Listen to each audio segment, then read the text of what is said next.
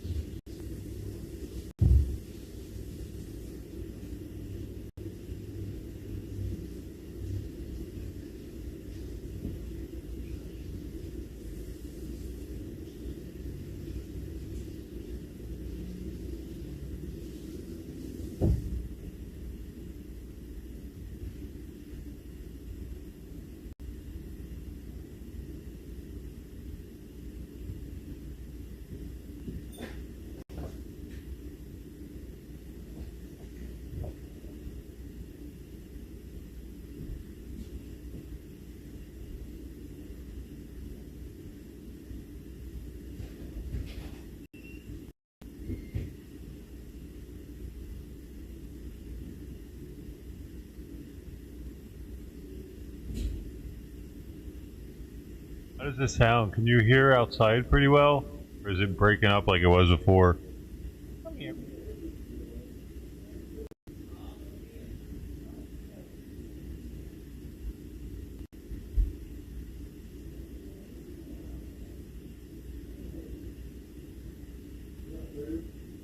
Why are you hissing?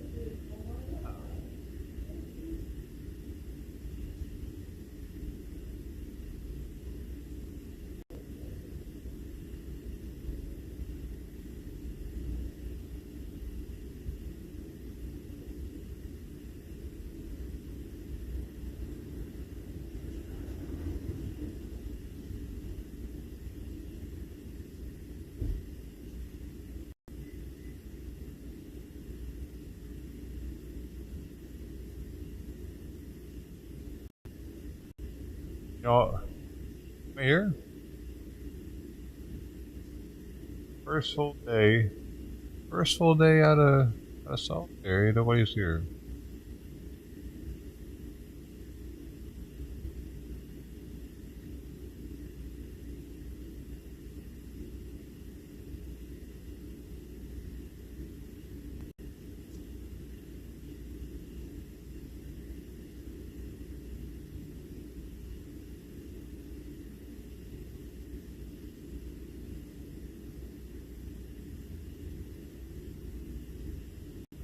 Yell at everything I can.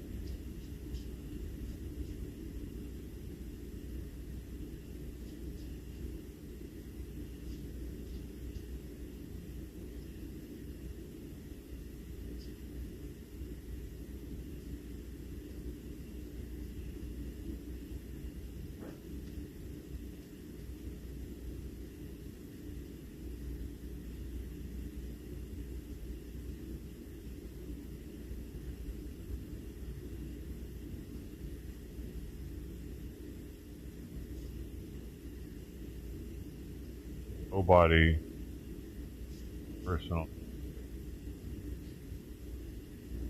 anywhere. Out.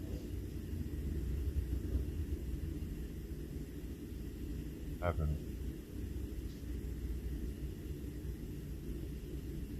I am fucking pathetic. I go live on 7 different platforms and nobody shows up.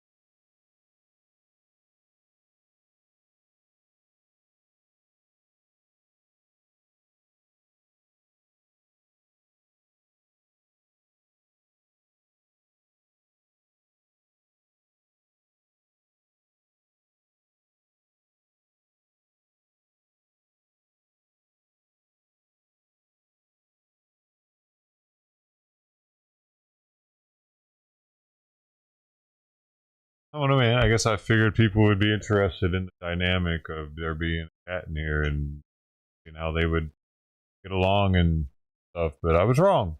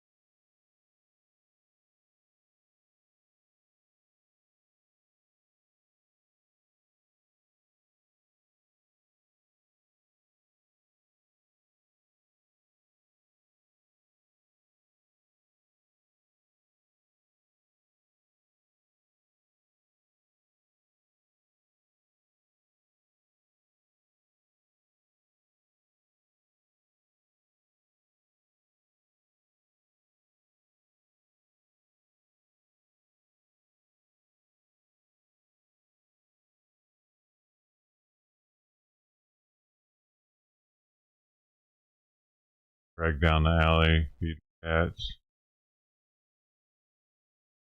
I right now.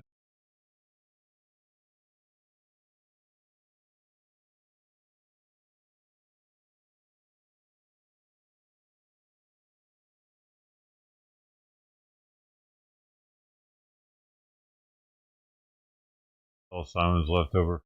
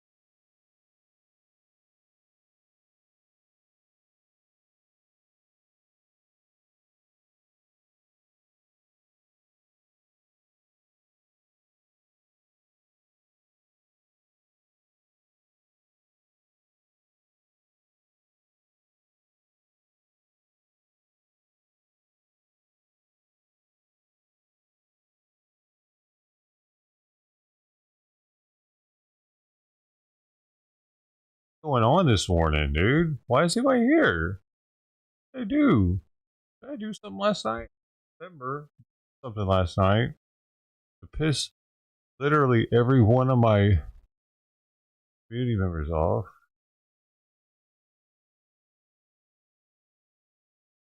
An hour and 15 minutes, not even a good morning? What's going on, man?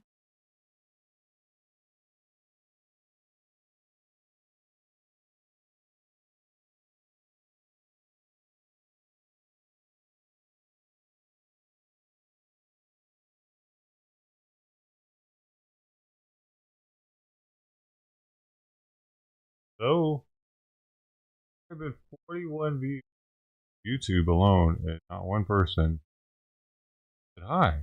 What have I done wrong?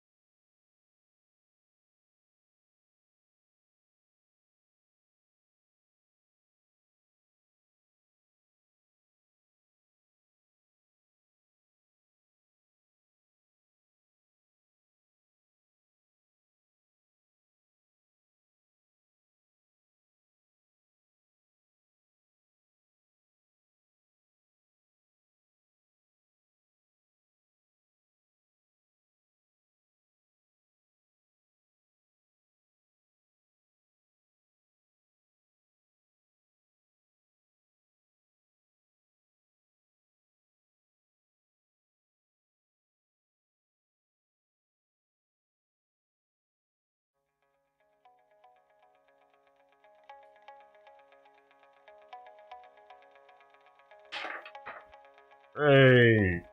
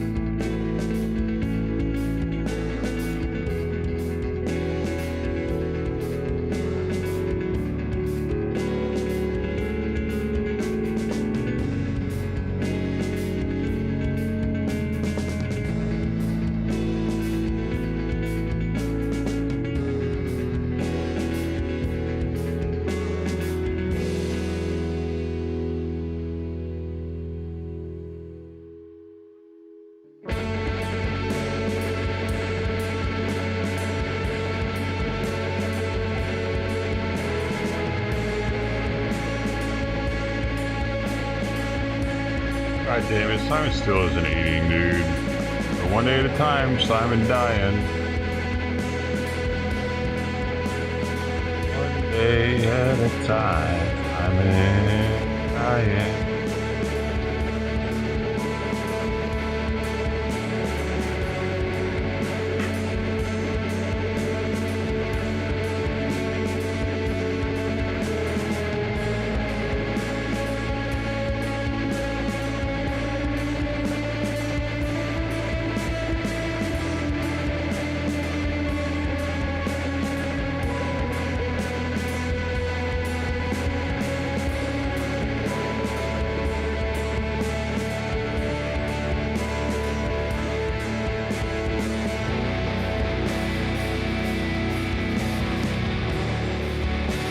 If I could just get somebody to say fucking hi, maybe this wouldn't be so weird.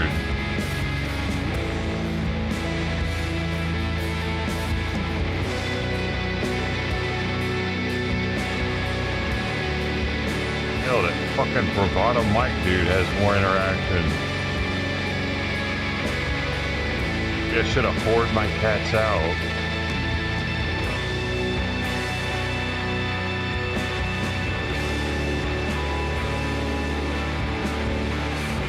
Brody. There.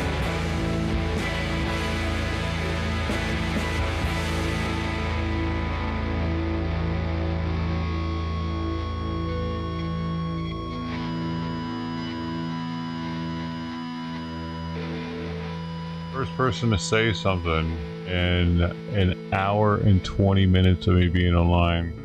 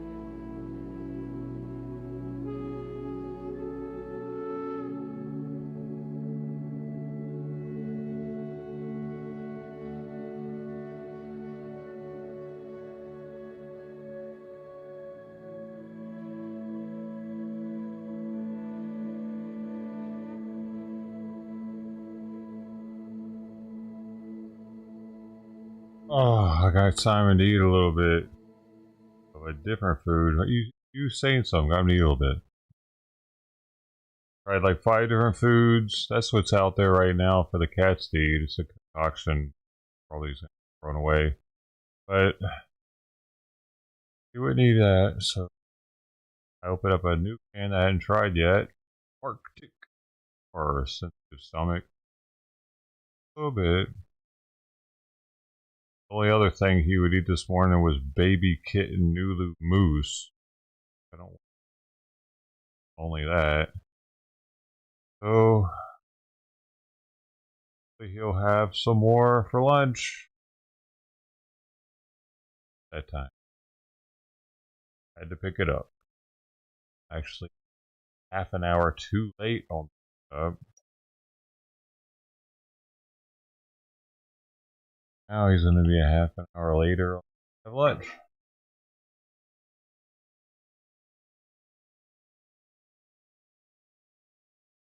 Still at 11.4 though on his, so really losing weight.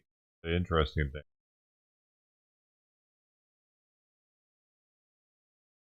He's not gaining water weight and losing as.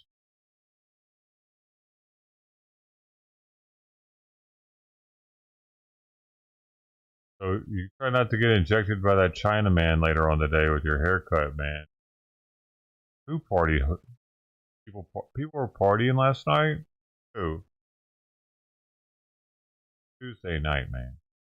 Parties on Tuesday.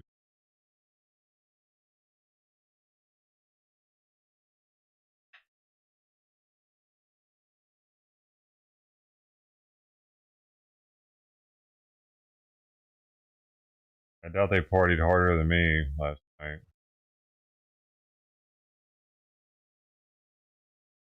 Oh, Crawlspec got released in some kind of farm program, but working farm thing where it's going to be like, oh, and but it's really hard for cats to get into. They fixed Cross tail. We're not going to see Cross anymore, but he's still alive somewhere.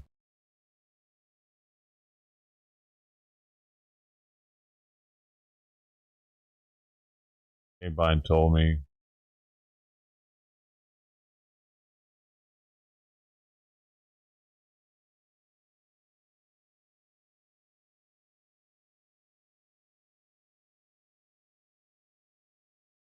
Weeks.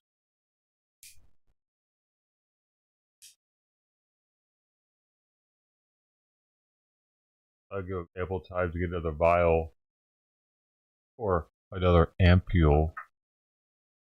Still time to get another ampule.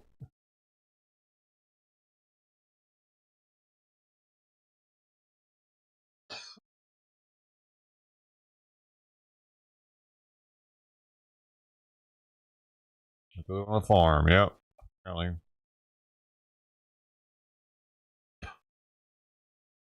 Play on words is being compared to Nazi propaganda with racial undertones. The pun, good genes, activates troubling historical associations for this country. The American eugenics movement in its prime between like 1900 and 1940 weaponized the idea of good genes just to justify white supremacism. MSNBC, an opinion writer there, writes Sydney Sweeney's ad showed an unbridled cultural shift toward whiteness. Liberal online magazine Slate explains, and I quote, one side declared that American Eagle's campaign carried racial undertones, promoted eugenics, and served as fascist propaganda. Here's the thing. It's funny they bring up eugenics. Show you how little they know about eugenics. Democrat Party, Planned Parenthood, pushed eugenics for 100 years. Woodrow Wilson, the great progressive president, supported eugenics. Eugenics was pushed and practiced in this country by the Democrat Party. I mean, Sydney Sweeney's success in this ad campaign has nothing to do with race. It has to do about returning to traditional standards of beauty. And I guarantee the same people who find Sydney Sweeney attractive also think Halle Berry is hot and attractive, also think Jessica Alba is as well. This is about rejecting the Orwellian way of life that was shoved down our throats for 4 years under Joe Biden. We were told for 4 years that like obesity is healthy, beautiful. That Harry Styles wearing a dress on the cover of Vogue magazine, that's masculinity, that, you know, the Doug Emhoff's daughter with hairy armpits, that's a model, that's attractive, right? So I think what is happening now is American society going back to what we traditionally see as beauty, which is just women looking like women. Marketing campaigns don't just sell products, they drive culture. And there's nothing more American than blue jeans. Most Americans don't see a problem with that ad. They like it. They just cannot get over their scolding. They will not give up their badges from the fun police. It's like we can't just watch an ad of this amazing young woman talk about jeans without a full meltdown. The premise of the ad is, I have good genes because they're blue jeans. I have good genes with a G because look at me, I'm hot, not because I'm white. We saw this ad and you know we saw? A hot chick in denim. What's not to like about that? And yet somehow leftists extrapolated neo-Nazism and white supremacy. And the same people who are today complaining that Sydney Sweeney and American Eagle could be Hitler are the same people who have been wringing their hands for months saying, how do we win back young men 18 to 29? Here's an idea. Stop ruining everything they like hot chicks in denim. And since the campaign dropped, American Eagle's stock is up 15%. But liberals saw a white woman with blonde hair and blue eyes and thought she was ushering in the Fourth Reich. Despite that backlash, American Eagle stock has been soaring. I mean, it hasn't just been, not just going up anymore. It's stagnant out now. I would say it's still soaring. Went up. It pumped.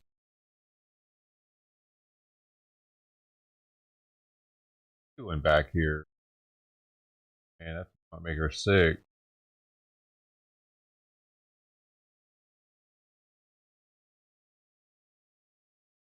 A bunch of food she doesn't eat. Oh well, whatever. Something needs to eat it. Gonna have the runs after that one. Oh, right. I'm gonna have the runs after this one.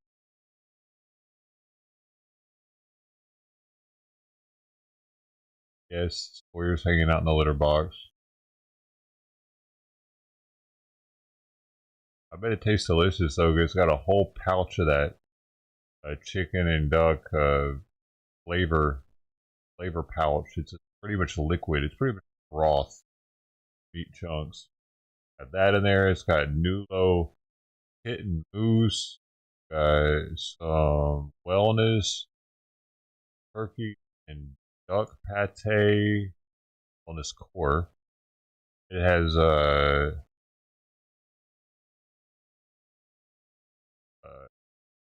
Purina Pro Beyond Canadian duck and sweet potato. That thing's got that many, actually.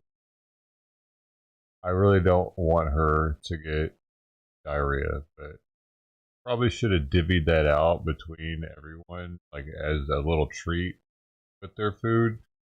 But I fucking got lazy this morning. Put it out there. Must have been able to smell it from across the street, dude. She normally doesn't come back, but finish her plate. I really make her sick.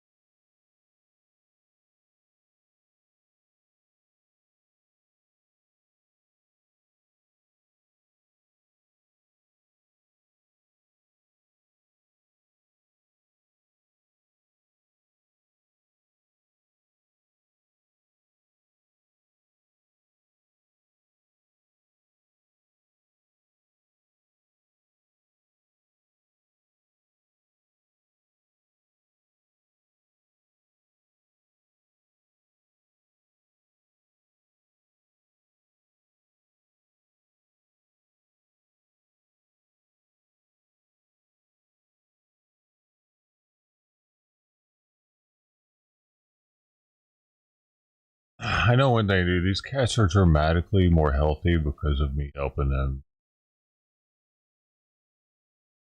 Pregnant would be pregnant right now.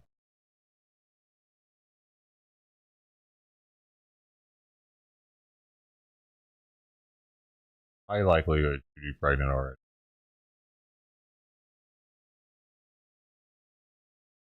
But she didn't eat all of it. I mean, that's probably better off.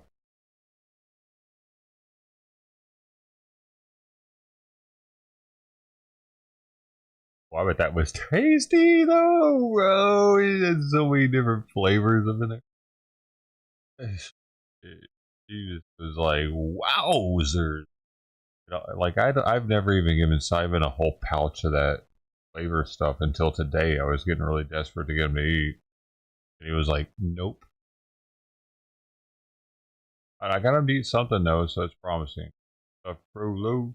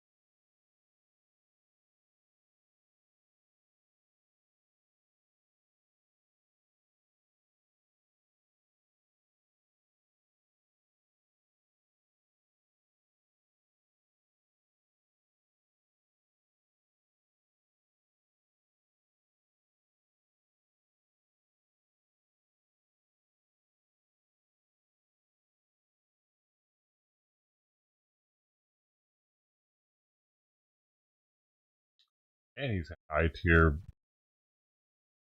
They're crusties at an early age, though. I didn't have that. Started getting those here every day already. Old man already.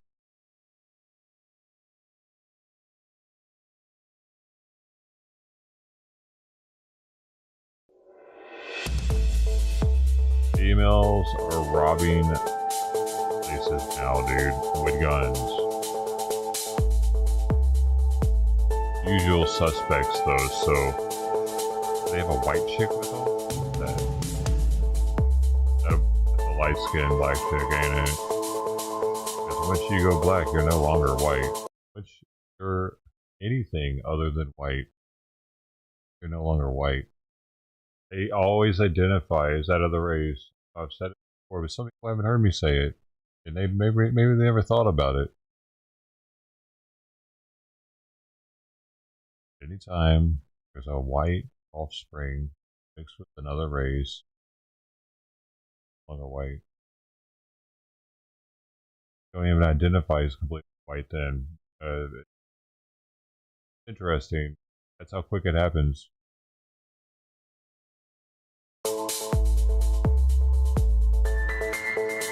But see, it doesn't work like that if you're black. If you're black, half white, you're black. That's how like it's seen. Right? Yeah, sure, you're a mixed race, but you're a light-skinned black person. You're not a dark-skinned white person. They said never even heard that term.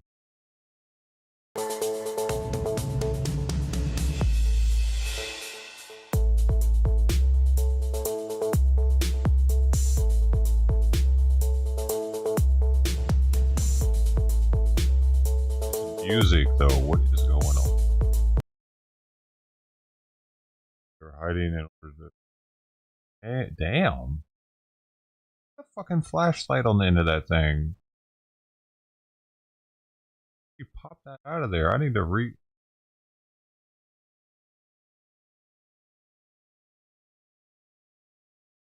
How? Look, would you... Is she a ninja? Are you seeing this? How the gun flips? Oh, we're putting that shit on ultra slow motion.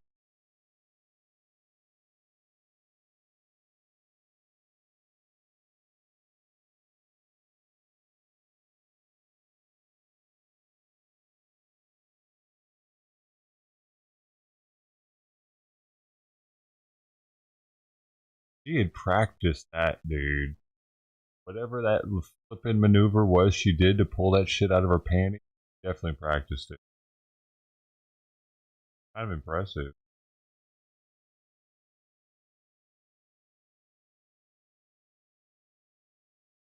Yeah, she got that flashlight sticking out there.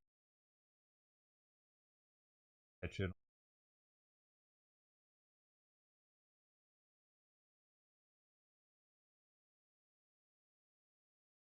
He's going ham down there on the scratching.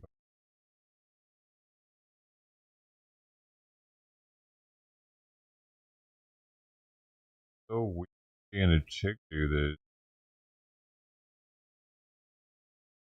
Bunch like a crew of only females. They didn't know there was a camera there. They didn't cover their faces. That is crazy, dude. None of them covered their faces, and we just got out of the BLM.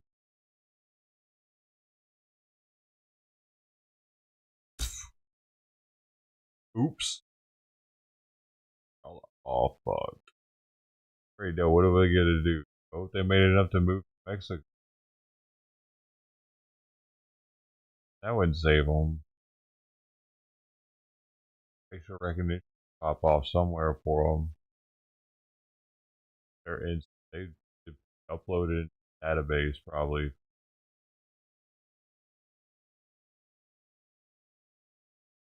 International organization.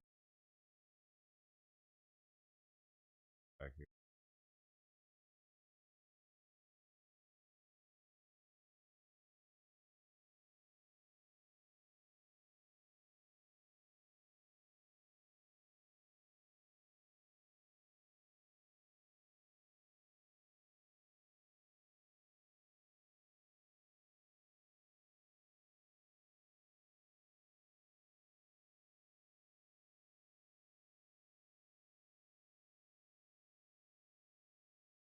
Time to warm up to the scratching.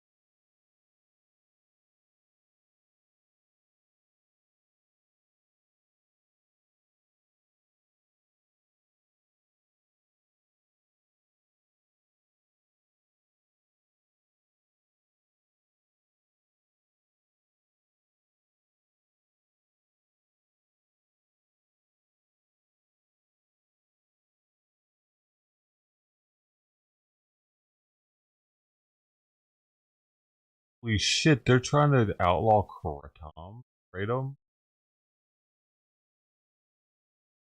Federal? It's great to be here. 7-OH is not just like an opioid. It does not just have opioid binding properties. 7-OH binds to the mu receptor, which means scientifically, by definition, it is an opioid. And yet it is sold in vape stores, in smoke shops, in convenience stores, and gas stations that are popping up all over the United States, and nobody knows what it is. It is a synthetic concentrated byproduct of kratom. Our focus is not on kratom. Our focus is on 7-OH, which, according to the Journal of Medical Chemistry, is 13 times more potent than morphine. We have a history in public health of being asleep at the wheel. How do they get? 30 years after cigarettes were widely used, then we started raising public health concerns. After heroin, crack, cocaine, and other street drugs became popular, about 10 years later, the medical establishment and public health community responded. 18 years after the approval of OxyContin by the FDA, we woke up to a terrible crisis that may have killed almost 1 million Americans. And then again, right afterwards, with fentanyl. We have a history of being asleep at the wheel. For the sake of our nation's children, let's not get caught flat-footed again. Public health is supposed to prevent disasters, not just clean them up after they killed thousands and thousands of people. Why do we get caught flat-footed time and time again? In my opinion, it's because of a disconnect between the ivory towers and the streets. Have experts been to the vape stores? It affects what we see in the operating room. I learned from living and working in inner city Baltimore that you have to be proximate to a problem to understand it. We can't just talk about it on panels at medical conferences and in the ivory towers of the medical establishment. I saw on the streets of Baltimore how some of my patients that I would bump into switched from the prescription opioid that I would prescribe to heroin because they couldn't afford the copay. I've been surprised going to these vape stores at what I'm seeing. First of all, roughly 85% of the vape products are illegal vape products. We know that because the FDA publishes a list of legal vape products, and no cutesy, fruity flavor designed to appeal to children or a video game vape product device is legal or approved by the FDA. I've been surprised at the candies and gummies and drinks and ice cream cones. Here's one drink with 7-OH in it. There are other products that get added to drinks. Do we understand what 7-OH is at public health scale? I definitely don't understand. Let's not get caught flat-footed again. We're not targeting the kratom leaf or ground up kratom. We are targeting the concentrated synthetic byproduct that is an opioid. The Trump administration is deeply committed to preventing another wave of the opioid Let's say epidemic. it's 10 times stronger than And morphine. this is deeply personal for many people.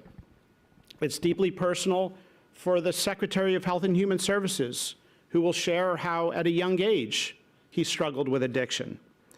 It's personal for a family friend, a good family with a good kid who is addicted, knows they're addicted, wants to stop their addiction, but can't stop. That story is going on all across the United States, and we don't have research or this is interesting because it says, this is why, dude. This isn't just an extract out of kratom or kratom. This is like that. It's not like DMT, which DMT is actually illegal, even though it's just a straight extraction out of a legal root bark.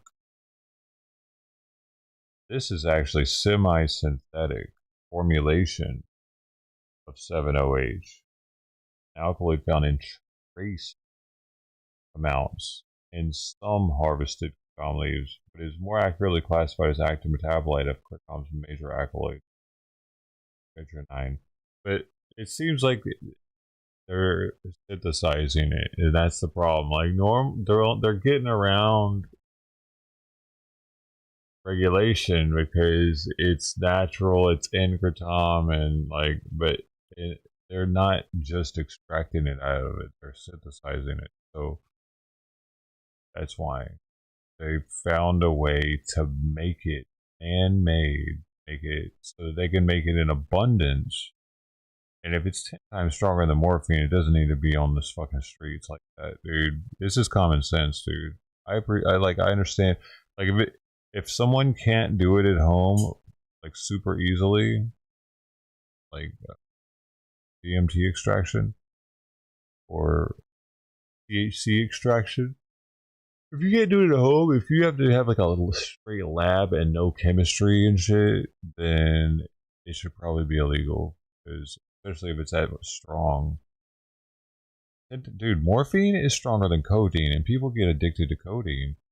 People use kratom to get off of that shit, but this stuff could actually cause people to get hooked on something all natural, right?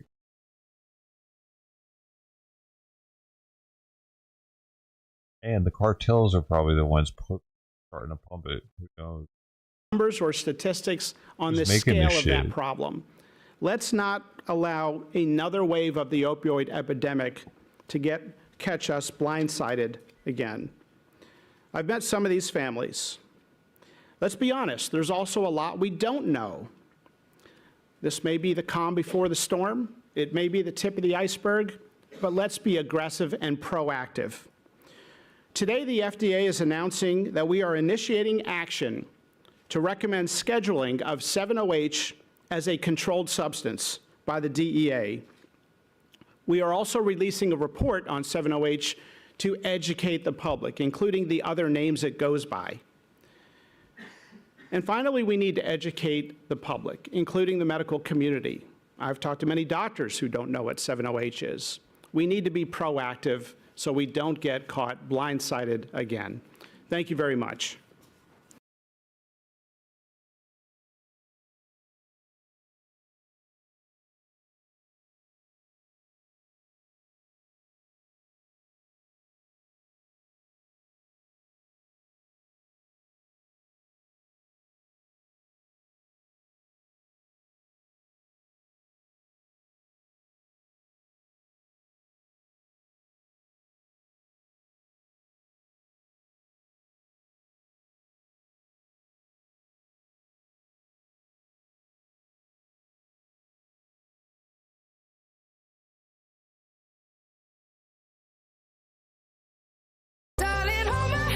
Nothing beats a Jet2 holiday.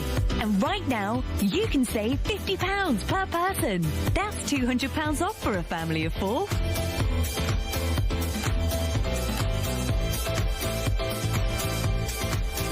Book now with Jet2 holidays.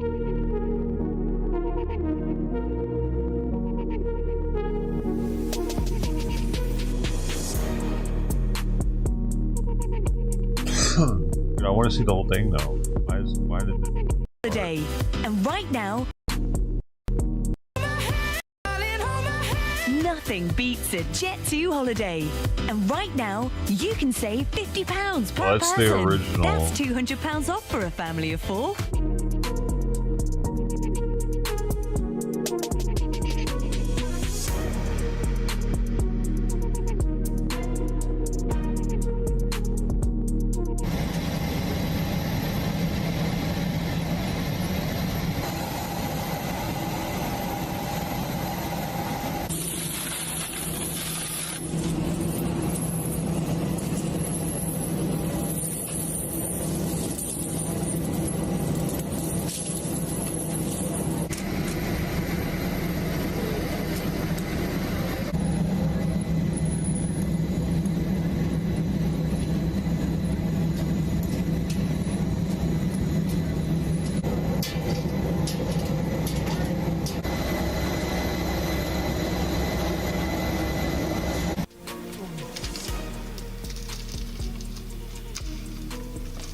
Why is this part of this?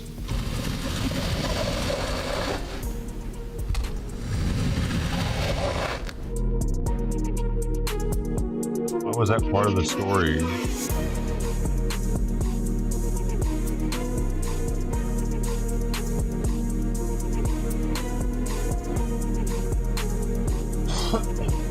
ASMR.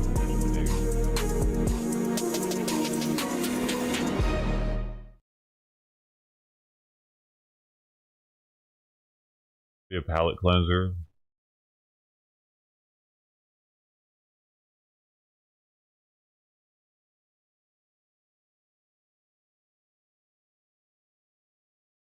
Этот трясет коагулятор. Смотри, он что.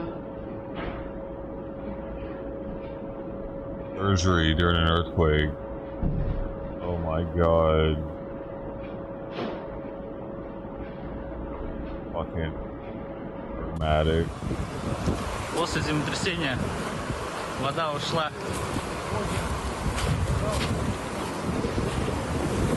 Макар, уйди. Сейчас захлынет. Йо!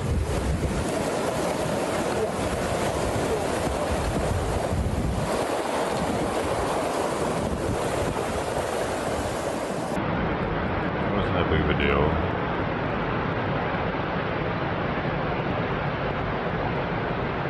Water coming off. Hard to see what that was.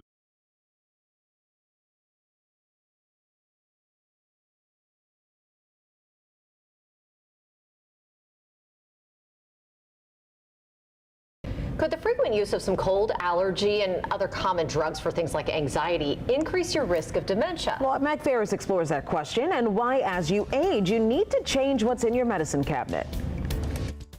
Doctors are aware of it, but most likely patients are not. Certain over-the-counter and prescription medications could increase your risk of dementia. We've known about the risks of memory and thinking disorders with these medications for decades. They fall into two classes. The first, anticholinergic drugs like some sleep aids and antihistamines like Benadryl, and prescriptions for overactive bladder, asthma, COPD, sleep aids, motion sickness. And the second, benzodiazepines like Xanax, Valium, and Ativan for anxiety, insomnia, and muscle spasms. They've been around for a long time. They are probably one of the more commonly prescribed medications. Studies show when you stop taking the benzos, memory issues tend to go back to normal. But strong anticholinergic drug use is consistently associated with an increased risk of dementia, even after you stop taking them. Sweet. So One of the reasons benzos why were good, age baby. makes a difference in what medication you take and how much of it you take is because as we get older, our systems slow down, so medications stay in your body longer. As we age, we have to reconsider. We have to look at the medicines and say, all right, well, does the does her benefit of brain this seem medicine slow? still outweigh the risks of that medicine? She's a And doctor. that balance I shifts thought as she was we a age. brain And don't injury. think over-the-counter means no risk. Anything that is marketed in the drugstore to help with sleep. You know, I tell my patients one of the things to look for is PM. If it says PM, we got to look closely. Ask the pharmacist. So Tulane neurologist Dr. Michelle Longo says bring a list of all your medications you take to your annual exam and let your doctor guide you. Meg Farris, WWL, Louisiana. Some doctors say non-drowsy antihistamines like Claritin or Zyrtec may be safer options for allergies, especially for older adults.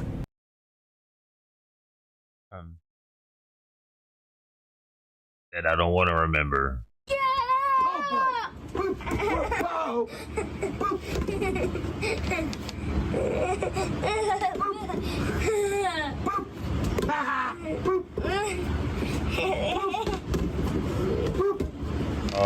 Is this good for the kid? Is this good for a special needs kid to throw balls at his head over and over? What does that teach him?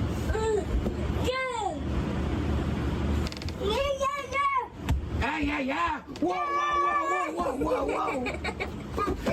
At his face? He uploaded this to the internet, dude.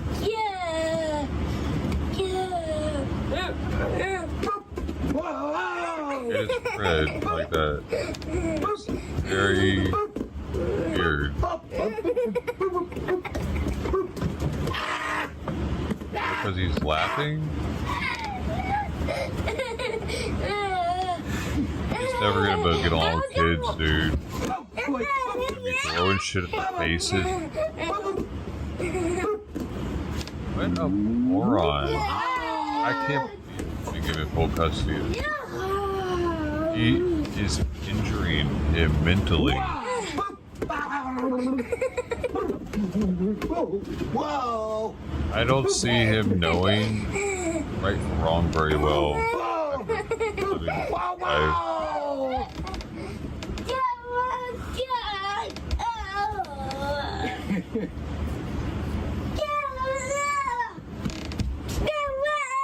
Oh boy!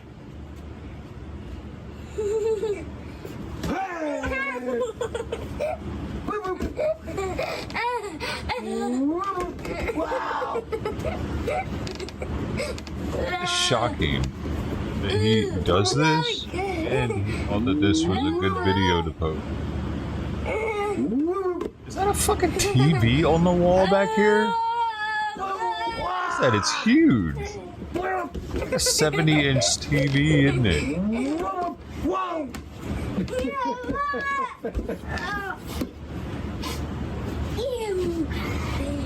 Yeah, because it says up next right here. It's like the next show that's coming on. Dude lives in a trailer park. No, not even a trailer park. It's not that high end. He lives in a field with some trailers and a bunch of shit. This isn't the church. Mama's house? Living back in with Mama. That TV is insane looking. If it's... That's our perspective is just off.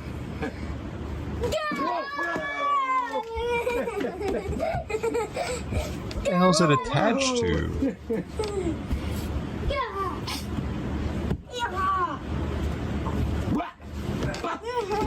Maybe it's a monitor that's closer. Went over there. We ran over there by the chair. Side of the chair. There it is. Is this how you would play with your... I wouldn't even play with a regular kid like this. It wasn't special needs. You throwing something at their face like this at his age?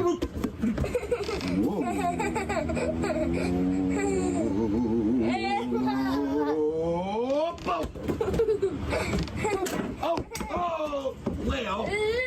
Did I break it? Yep, I broke my coffee cup. Oh, well. Just a coffee cup. Oops and doops. He's pissed though.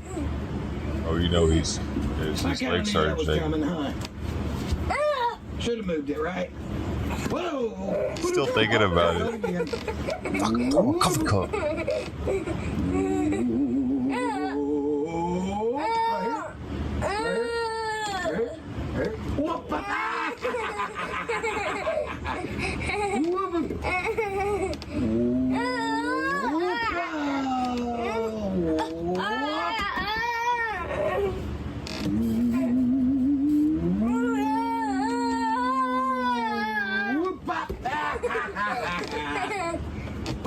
Uh-oh!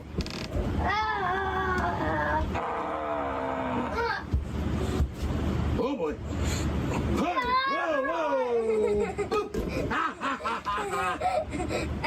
Boom! Boop! Whoa! Whoa! Whoa! Whoa!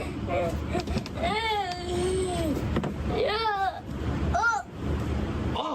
Oh! Oh boy! Hey! Whoa! Whoa! Whoa!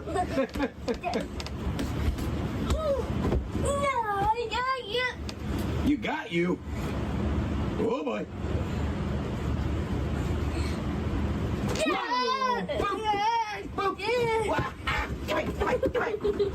Oh!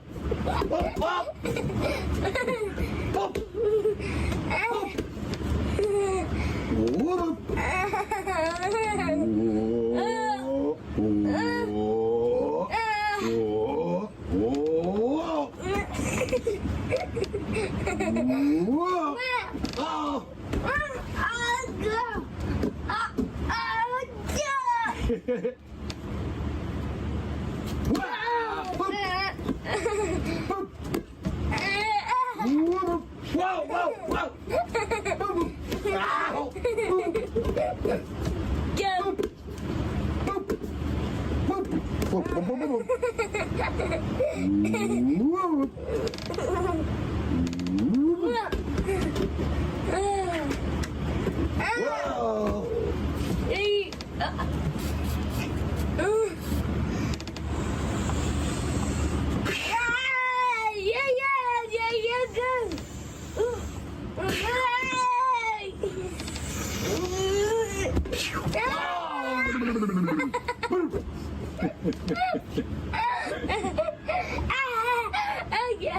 Are you laughing so hard it hurts?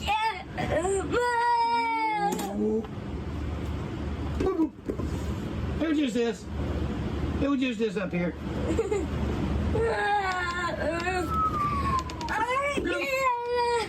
Ow, dude.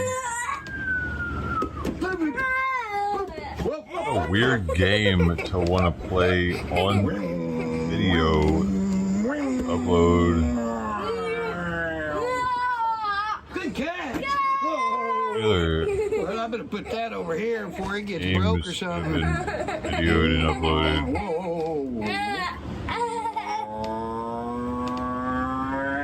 Hey, good catch. Yeah. You right there? He wanted to, he was trying to hit him in the face. The kid was.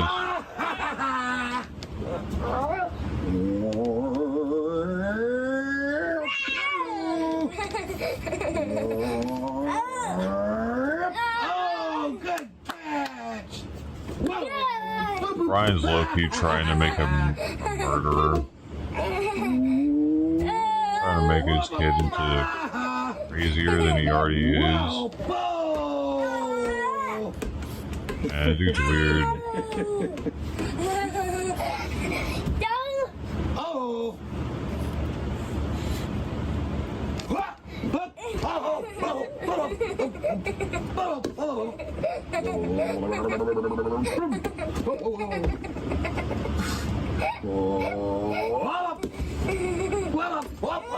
What is he gonna do? He's gonna do it until the kid starts crying, and then he knows it's no longer fun time? I don't get it.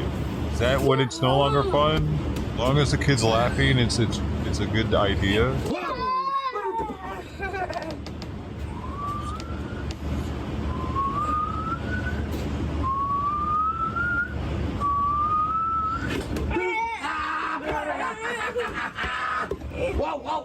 I get that it's just a balloon or whatever it is, but what's he gonna? Whose fault's it gonna be when this kid takes a stapler and chunks it at him?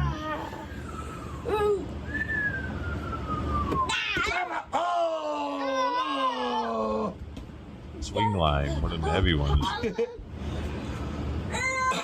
We'll grab it. It's okay. Think he'll take ownership for that one? I shouldn't have thrown that balloon at your face for an hour that day. Oh boy. Hey, that was my head. That was my head, Fred. Whoa, whoa, whoa, whoa, whoa.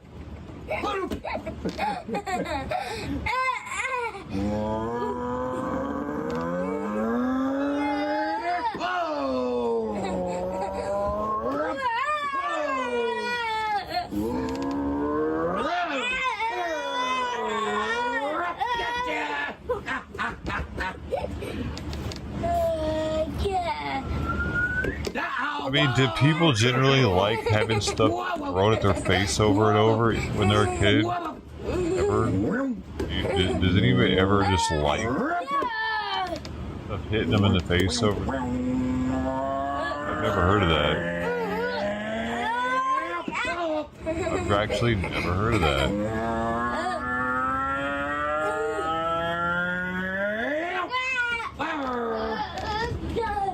I mean, just Ryan likes something getting thrown in his face over and over, even if it is just a balloon.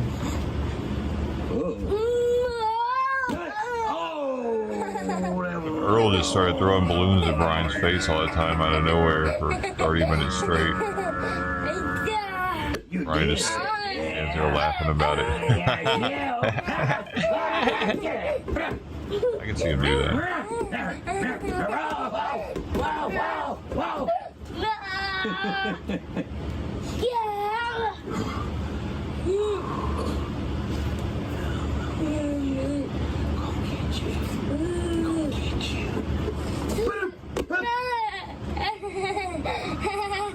Fucking weird, dude. Like, your kid's slow. Your kid's the definition of retarded. And you're trying to make him into an athlete or something?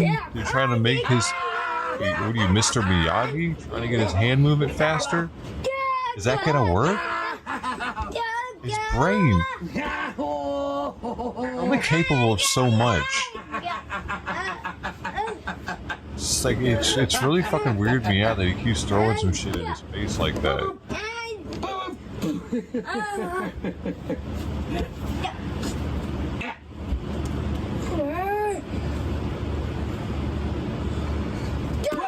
I wouldn't be surprised if he ended up getting jumped in this small town he lives in, dude, because they already don't like his ass, and they know about his channel.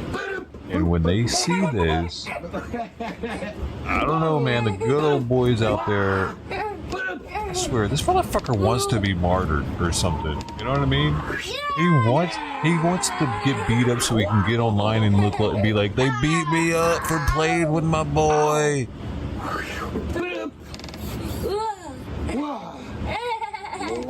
I was just playing with my boy. He's my boy. Look what they did to me. Lip hat hanging off. Look what they did to me. Praise the Lord. Let me keep it on, guys. Lord talked to me. He said, don't give up, Brian. Is that what you said? You said thank you, stop. Jesus. Stop? Okay, I'll stop. Come here, boy. Oh, is it stop time? Go? You want me to go? Stop or go? Stop or go? Oh, I assume because you're... It's like thinking a 5-year-old knows if he wants to cut his penis off or not. We go! We go! They don't understand.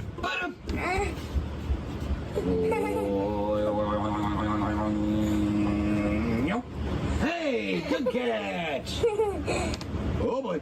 Whoa. Oh, boy.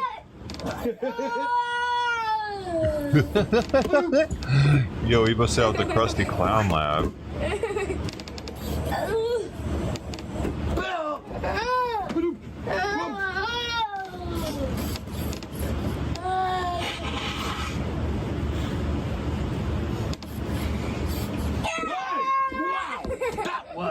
You caught me off guard. You caught me off guard. Whoa, there it went.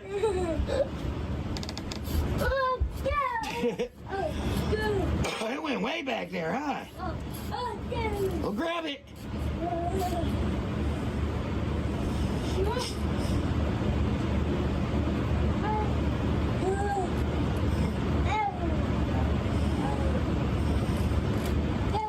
You get it?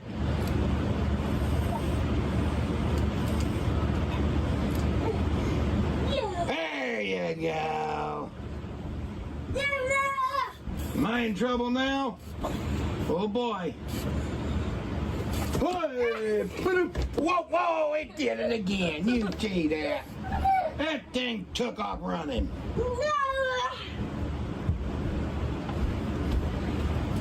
Oh boy. Oh boy.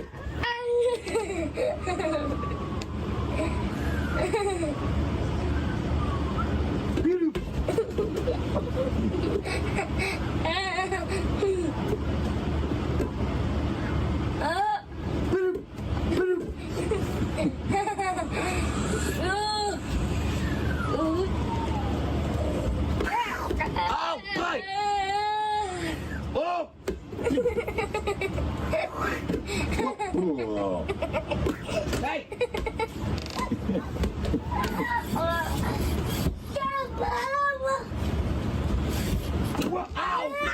There's an old boy a lot, doesn't he? But I got a papusa with a bunch of this guacamole shit on top of it. Breakfast. I live in I California. did that on purpose now.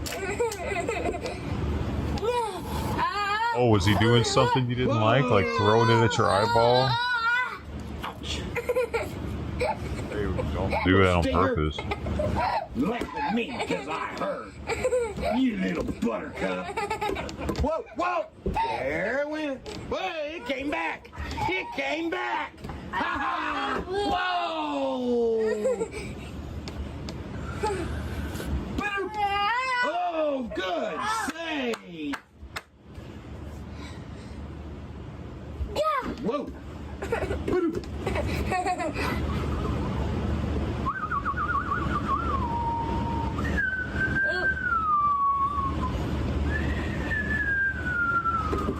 Oh, you took it from me.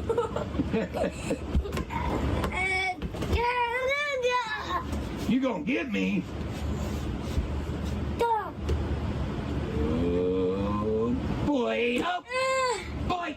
Oh, okay. Get back here. Oh, that thing just trying to run away on me. Oh, well, it came back. Ah, he's right here. Whoa, whoa, whoa.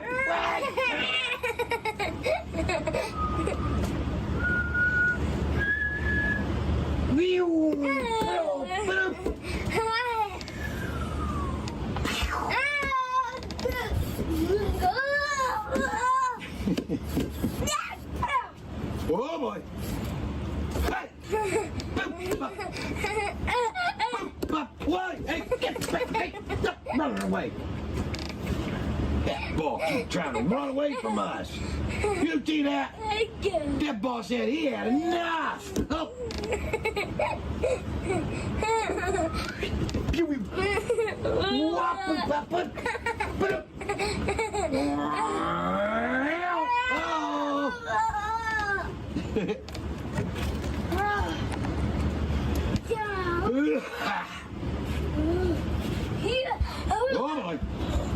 Oh boy. Hey! Oh.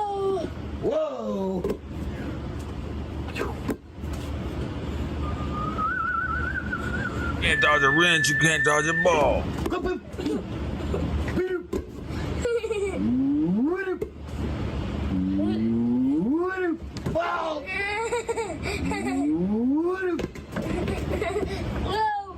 Whoa!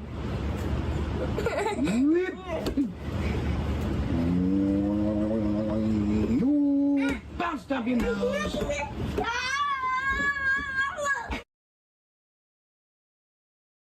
Oh, why did he end it there?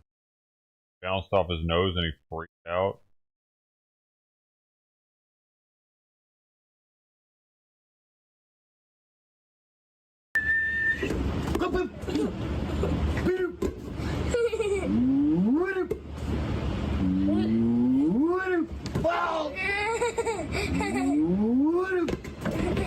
Just hit him in the nose over and over with it. It hurts right there, probably. Nope, it already hurt. It already hurt and he did it again. Yep. Doesn't pay attention. Doing. You don't care if it's just a balloon, man. You keep fucking hitting the nose with it over and over. Guess what? It's gonna start fucking.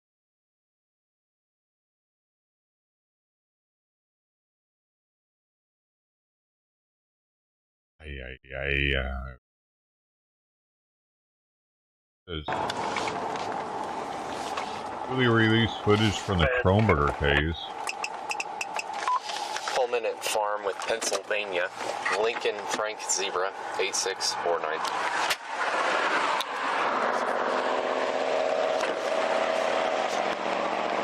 New? 1 hour ago.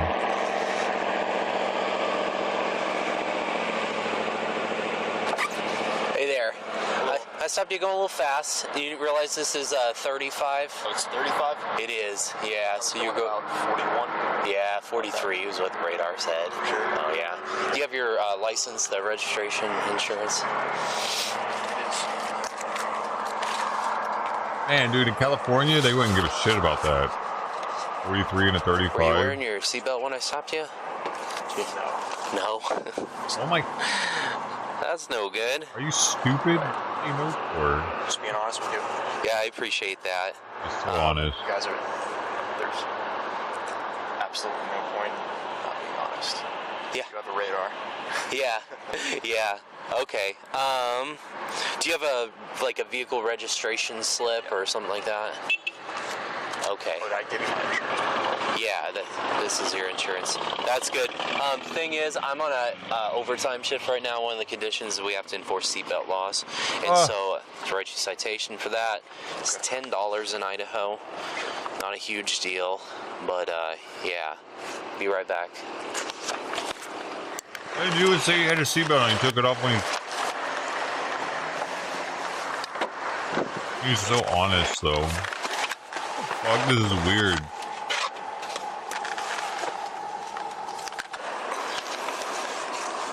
Alright, sir, here's your license back. It's here, just infraction citation. The only thing you're alleging failure to wear your seatbelt on the traffic stop. This is before the murders, though, isn't it? You do have the right to a hearing on this if you'd like one. If you'd like hearing, you need to request it before September 8th at 8:30. Otherwise, they'll automatically be entered against you. You'll lose the right to the hearing. I just wanted to pay it.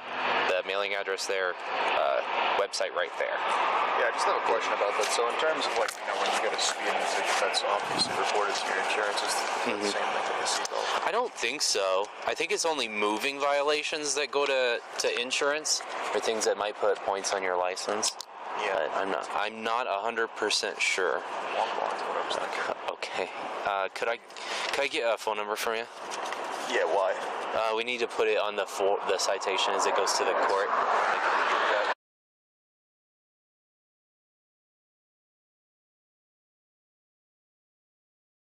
Just for future reference, I mean, I'm obviously an honest person, right? I told you I wasn't wearing my seatbelt.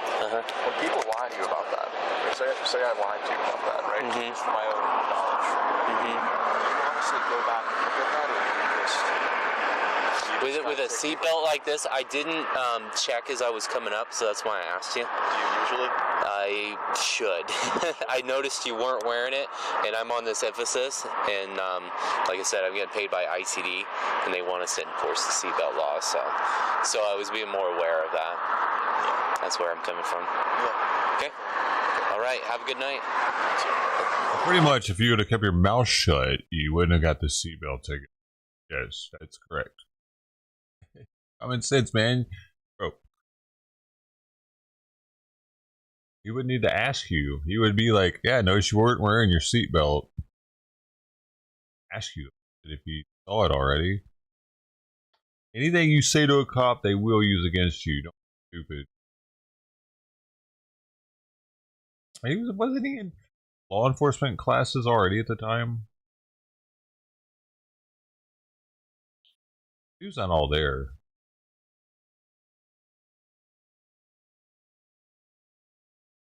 Just so honest. He's just so honest. Oh my god. He killed 5 people or some shit, y'all. So fuck his honesty. Out of here. I got pulled over for no belt once. He asked me. Oh. You're gonna get a ticket for it. They're not gonna ask you. They only do the do you know how fast you were driving thing to like try to get you to admit guilt, I think. So that they have a more solid case on you. Like you can't say their fucking radar gun wasn't busted or wasn't calibrated or like any of that type of shit. You admit to going however fast they say you were going before they even say it. They got you.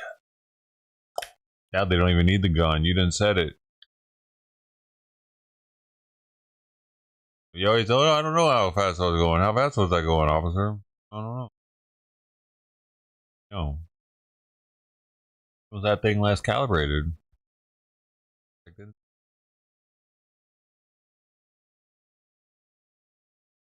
Man, my last speeding ticket though, I just fucking paid it. I was happy they didn't try to get me for running from them. Actually, I didn't go far, but I did try to get away. Motherfucker, shit, because it was an interstate and they were at a complete stop. So I'm thinking, man, I'm moving already. I might be able to make a couple skirt. I didn't break any laws while I was doing it though. You know what I mean? Like I stopped, I drew my blinker, I was as fast as fucking doing it, man. God, they caught me. All they gave me was a speeding ticket though.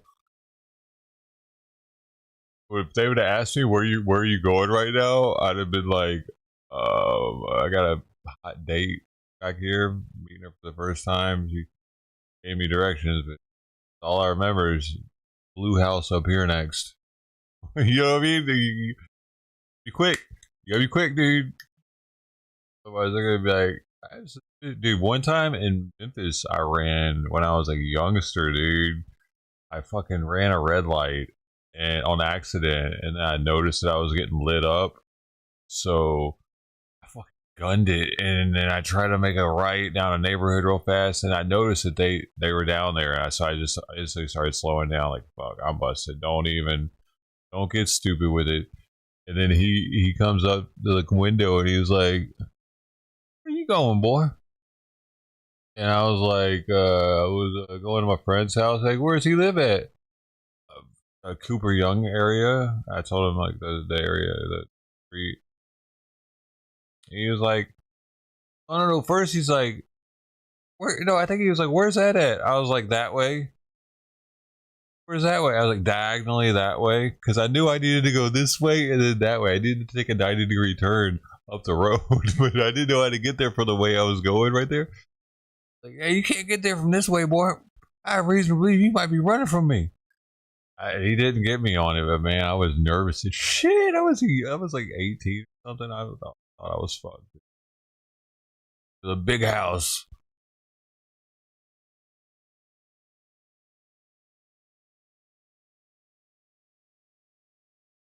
I actually got away once though. I think it was Iowa or some shit. somewhere up north.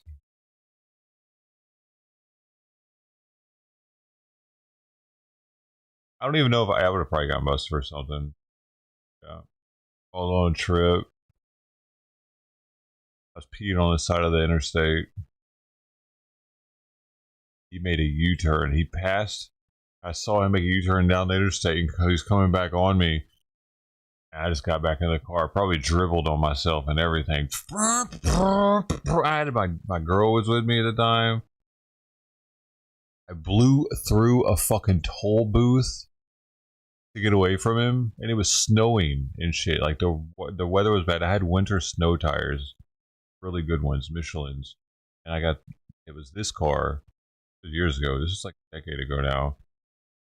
It was but I got the all-wheel drive STI on it, and so I had to go back through that fucking toll booth, dude, to get back on the interstate to go. So like, that was interesting. I told her I was just lost, so I was just trying to turn around, and like, she could have called that in, man, and then he would have been like, yeah, that's where he went. Dude, I ended up getting back. I think she let me back through or whatever because she knew that I wasn't on long. And before we even got to the next exit, there was a car pulled over. I don't know if he thought that was me or if he just pulled it. He probably thought that was me, dude. But we drove past him, and I'm just like, oh God. I'd been drinking, dude. That's why I had to take off. It was stupid. I know. I had a couple beers on a long road trip, you know, just chilling, man. He's going driving. That was stupid. That would have fucked me up hardcore. I wasn't drunk, but I just knew that we were in a good old boy, and I had California plates, dude. It wouldn't have been lenient. That was crazy though. My girl was freaking out too, dude. Tell me to slow down and shit. Survived. Oh, how you doing?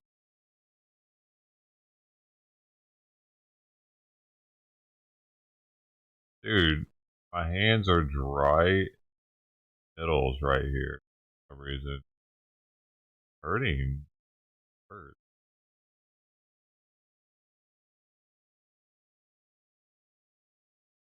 Fine.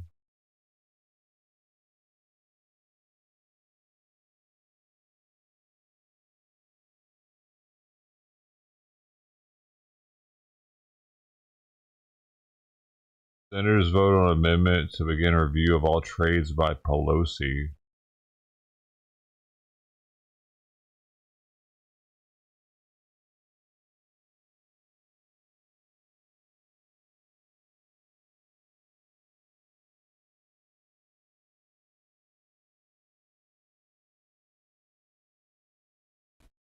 Everything changed in a second.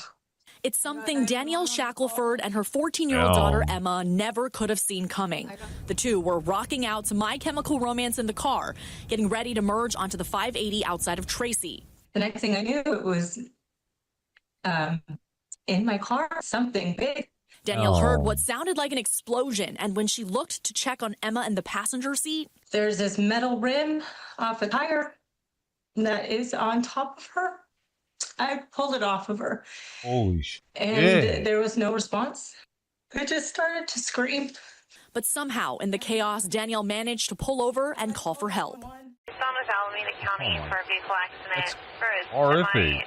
Wheel that hit the windshield of a black Infiniti. San Joaquin County Fire Authority responded along with Alameda County Fire. And the next 9 days spent between San Joaquin General and UC Davis medical hospitals felt like a blur. Like it wasn't real life. Or it's reliable. You know, like any moment I was going to wake up and it was just, one horrible nightmare. Emma suffered several injuries to her head, face, chest, and abdomen. But it's what you couldn't see: a fractured skull, liver laceration, internal bleeding. I don't think I slept for 40 hours straight, just by her bedside, just in case she needed something. And yeah. This special delivery from Tracy Fire boosted Emma's spirits. Now back home in Fresno, she takes in a moment of gratitude. Really happy that she was by my bed every night. So yeah, I'm just happy that that whole part of my life is just gone now. And someday, Emma even hopes to celebrate getting past this chapter. Humor. She wants to have like a survival party with like, you know, eyeballs on the cake with the scar down the middle. You know, just like silly things. And maybe, just maybe, Emma will finally make it to the show with the person who never left her side. Hopefully we'll make it to that concert at one point or another, right?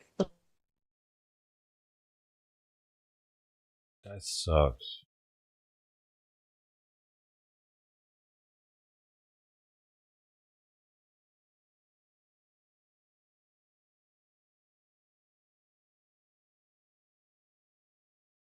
I bet Mom feels guilty as fuck for it too. I would if I were Mayor Johnson. I feel like I could have seen it and swerved or something, right? That distracted from singing. I don't know, like how far it rolled, whatever. Like just pop off. Like I feel like if it had just popped off, then why they would have known, been able to track it down more easy. How long it had been rolling.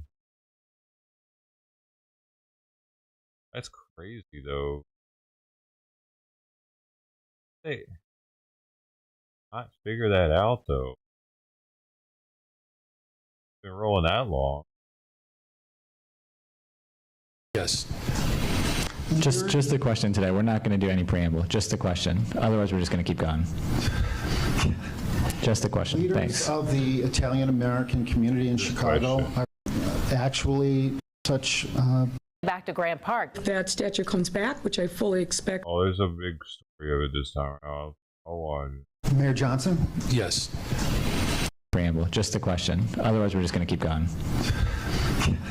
Just a question. Leaders Thanks. of the Italian American community in Chicago are very upset that you've decided to destroy the historic pedestal of the Christopher Columbus statue in Grant Park, one of the, I think, the only remaining historical landmarks from the 1933 World's Fair. Ron Onesti actually offered to remove the pedestal himself at his own expense. Why would you destroy that pedestal? And is there a reason why you are singling out the Italian American community for such disrespect? Let's catch you up on this saga real quick. We go back to the zaniness of the 2020 BLM riots. Protests erupted in Grant Park, prompting the temporary removal of 3 Columbus statues. About 1 o'clock in the morning, the crane showed up and the big statue was removed. Chicago aldermen. A lot of them are pretty angry, saying that essentially she caved to the demands of the rioters. She rewarded the rioters. But that was a temporary move, right? Mayor Lightfoot says the Columbus statue will soon make its way back to Grant Park. That statue comes back, which I fully expect that it will. The statue did not come back. This 70-plus page report recommends those monuments never be reinstalled, saying the image of Columbus has become a bitter reminder of centuries of exploitation, conquest, and genocide. There's no way this guy was going to bring them back. We do have to make sure that our presentation is depicting not just truth, but the best part of our existence, which is our collective humanity. I can only guess what kind of statues the mayor thinks would represent collective humanity. Anyway. Is there a reason why you are singling out the Italian American community for such disrespect? Nothing has been destroyed. Where is the pedestal? Well, your question was around what if it was destroyed, and it was not destroyed. And so we're going to continue to work with the Italian American community around what is best for this statue. And I know that there are a lot of people that are tethered, to that history, and nothing was destroyed. All right. Well, last week you said that you were going to use the full force of government to stop smoking on the CTA. Many people, hundreds of thousands of people, asked me why you wouldn't use the full force of government to remove illegal aliens like Jose Luis. Thank you for the question. Mendoza, Thank you for the question. We got it. Thank you. I appreciate the question. I mean, as far as the city Thanks. of Chicago is concerned, our local police department does not dub as federal ICE agents. It's just that simple. The Trump administration attempted to sue the city of Chicago, district court, rebuked that suit because as a welcoming city, in order for us to continue to build a safe, affordable city, the people of Chicago have to have trust in their local law enforcement. And that trust is being built, it's being restored, and I'm going to ensure that that trust moves in a direction that allows for us to continue to have the safest, most affordable big city in America. Thank you very much. Thank you. We'll go to the next one. Thanks. Good morning.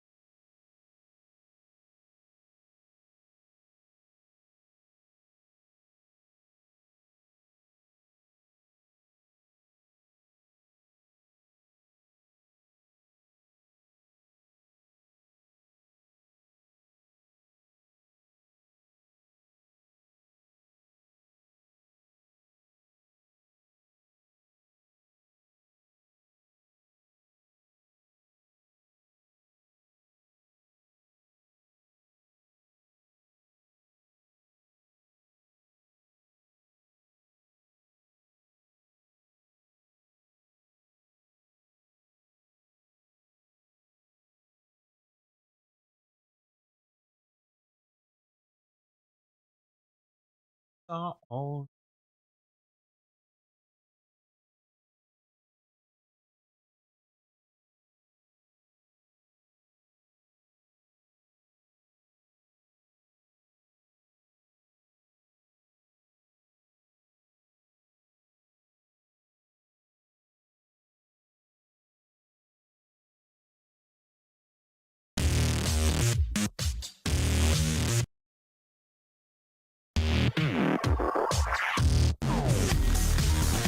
This music.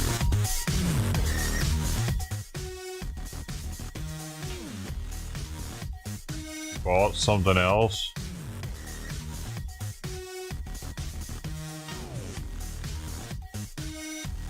Guacamole sandwich.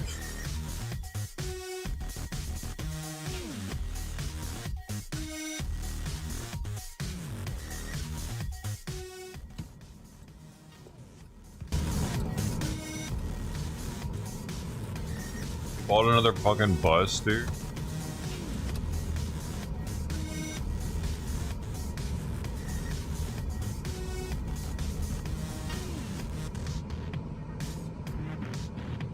Oklahoma.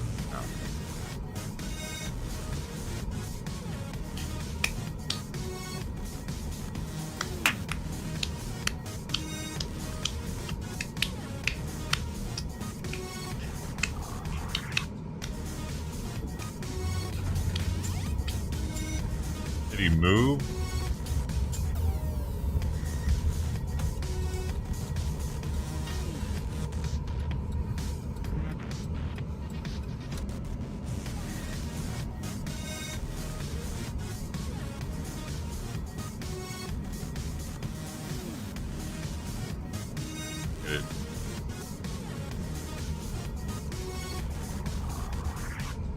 He's showing off that he's towing stuff.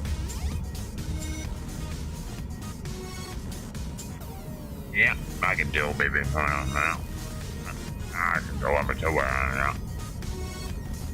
You need a tow, I'm your guy.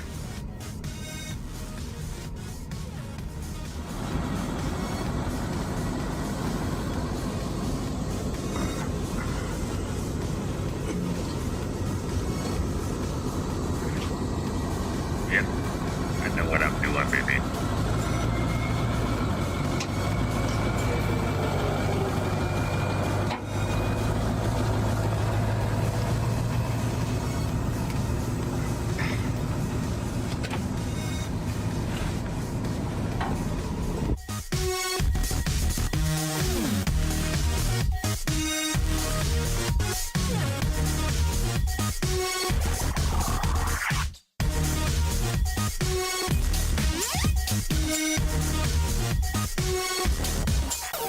They said my towing was impossible. I showed them, mama. KJV. There's no description.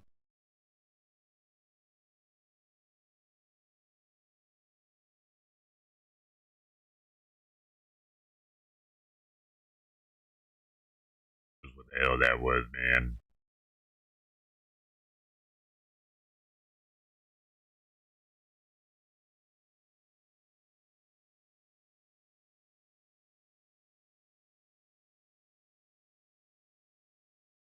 Tonight, a San Jose tattoo artist who's been very publicly battling deportation is now accused of going on a bizarre crime spree in Berkeley, landing him back in police custody. Guillermo Medina Reyes, who already has a criminal record, allegedly tried to steal at least 3 cars, including a car with a toddler inside. Our investigative reporter Jackson Vanderbecken has been on the story, a story you'll see only on NBC Bay Area. 2 weeks ago, Guillermo Reyes was at a rally outside Federal Immigration Court in San Francisco, where his attorneys argued the tattoo artist should remain out of ICE custody because he's lived in the U.S. since he was 6 years old. They contend Reyes is being unfairly targeted for deportation because of his activism, but he also has a criminal history, including a conviction for stabbing a rival gang member in 2013. To be honest, according to the conversations that I've had with immigration officers, we're all criminals to them just because we weren't born here. But you do have a record. Yeah, but just like I do have a record as a juvenile. The judge granted Reyes a temporary reprieve, but this past Sunday, he was back in custody, accused of several new crimes. Berkeley police say the bizarre string of incidents started called here again. when Guillermo Reyes called 911 to report a possible break-in. Officers arrived to find a broken window and found Reyes with a bloody hand. They took some information and left. 4 hours later, someone at this cafe called 911 for medical help. Initially, I called in as a medical for a male breathing heavily, but now possibly a fentanyl overdose. Braids, no shirt, tattooed. Police soon learned about a string of carjacking incidents. One happened here at this bakery, where the 3-year-old was in the backseat of a car, but Reyes was unable to get away because he didn't have the keys. And here at this gas station, where the 70-year-old victim was able to douse Reyes with gasoline before she was knocked down. And then down the block, where a big rig Reyes was driving stalled before he could get away. Well, we got one detained here, and Narcan deployed. In the end, Reyes was taken into custody and sent for mental evaluation. His attorney, who argues Reyes deserves a chance to make his case in federal court, has said Reyes had at least one prior mental health episode, but she did not respond to requests for comment today. Jackson Vanderbecken, NBC Bay Area News. Yo, this dude better brush up on his Spanish, man. He's going, they don't speak English.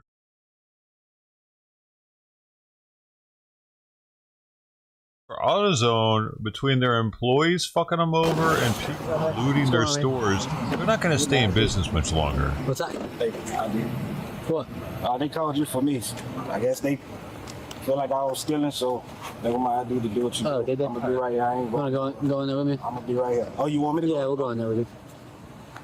They showed cameras of me putting it in my pocket on inside the store, but I'm like, well, what's the picture of me outside the store once I leave? Well, we can't show you that, or we don't have that. Yeah. So I'm like, well, that's on the one side of the puzzle. Yeah. But I told them, man, y'all doing their job. It's no hard feeling. That's why I'm not running nowhere. I'm not. It make myself look like a suspect. That's why when you pulled up, I gave you my ID. No, I appreciate that. Yeah. So, just let us talk to him real quick. You want me to stay with her? You want me to go in? Yeah, you stay here for a second. Her, by the way, lady's large and in charge. So yeah, I got caught up doing refunds with a damn customer. I should have been caught on to that shit, but like I told him, that was my. I was the fool for not peeping game because I'm way too smart for that shit. But anyway, the customer been coming for months and months and months. So when he would get refunds, instead of him waiting at the register to get the cash refund, he would always go out, come out here. Oh, it's definitely bullshitting, right? Whole story's made up fucking bullshit. Yeah, like he's installing his own battery. So they see me getting the money, putting it in my pocket, but they inside the store, but they don't show me on the same cameras out, whatever pictures they got. So I'm like, well, how you show me inside the store, but you don't show me when I come right here? What's going on? Yeah, sir, I'm the regional loss prevention manager. So the gentleman that's sitting outside, probably on his bench. Yeah. While he was working for us, he completed these fraudulent refunds of the parts. He returned them for that dollar amount. And then I called the customer. Customer said they didn't do a return. And he took the money. I have it all in color. I kept the money and put it in his pocket. Okay. This young lady, she's already gone. But I'd like to file charges, but I can do that, at a later date. Yeah. Because she split the money with him on that transaction. Okay. But I have multiple transactions where he did it. And that's his name, Haywood Jordan. So the person would come in for a refund, you give him the refund money, and you would just put it in his pocket instead of... So a customer would come in, like for example, a battery went out on their car, they came in and they thought they had the battery on the warranty. Yeah. So in reality, we're just supposed to give them a different battery. Yeah. So he would give them a different battery, but not run it through the system and only do a return. Okay. Like let's say if you came in and said, hey, I don't want your battery in my regular advance. Yeah. So just give me my money back. Yeah. So in reality, he should have given him the money back, Right. but what he did, he's let him take our battery and then pocket the money. Okay. He's fucking money for about that we can prove. What did he? Why would he think he was going to get away with this, dude? People are fucking stupid.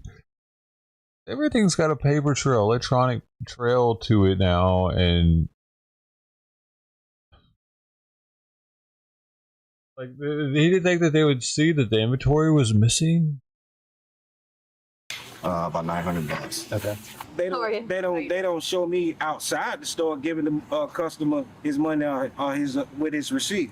Right. Then on top of that, every refund, regardless of what it is, if it can be a piece of candy, every refund that is done, a manager have to put their code in. A regular crew member, which what I am, I can't do no refunds regardless of what it is without a manager putting their code in and approving it.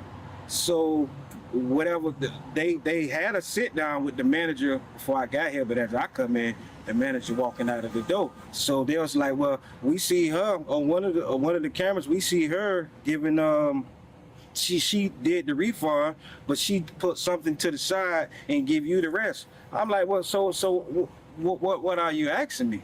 Everything can nothing be done in this store without a manager verifying it. She'll tell you, I damn sure ain't flossing no money around the damn house.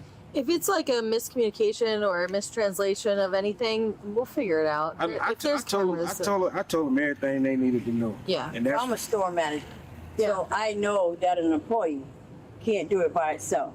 It's to the Did you tell the other deputy that as well? Yeah, okay. I gave him my ID when he pulled up. No, I mean, did you tell him that it takes two people to do a transaction for a refund? No. Okay. It just came out as we was talking. He's saying it takes a manager to do any returns.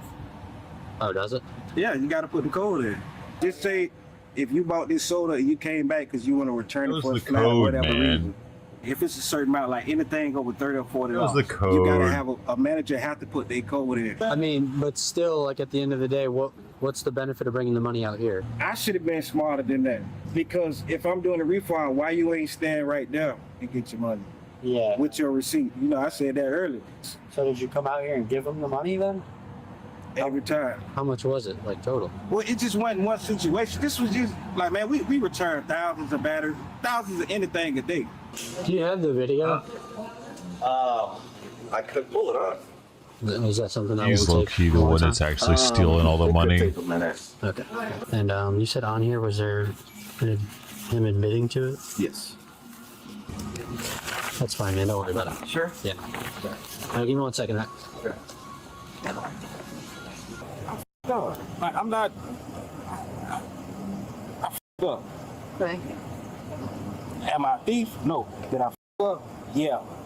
All this that's going on, it's the same person, same situation. Like, it's not this, that. It's always the same scenario, the same person. I don't know the person personally, and they even know that.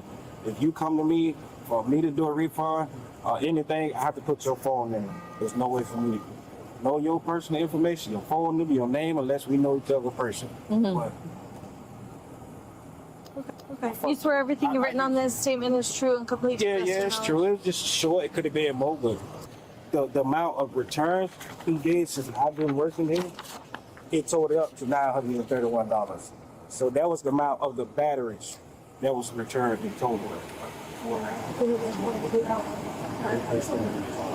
I mean, so look, man, like, you got to see from our point of view, right? Like, they're still missing $900-something. The manager says that each battery that was refunded, that money was in your pocket 5 separate times, which totals up to the $900. The surveillance that they have, and you admitted to it in your statement. Oh, yeah, well, yeah, that's what I told her.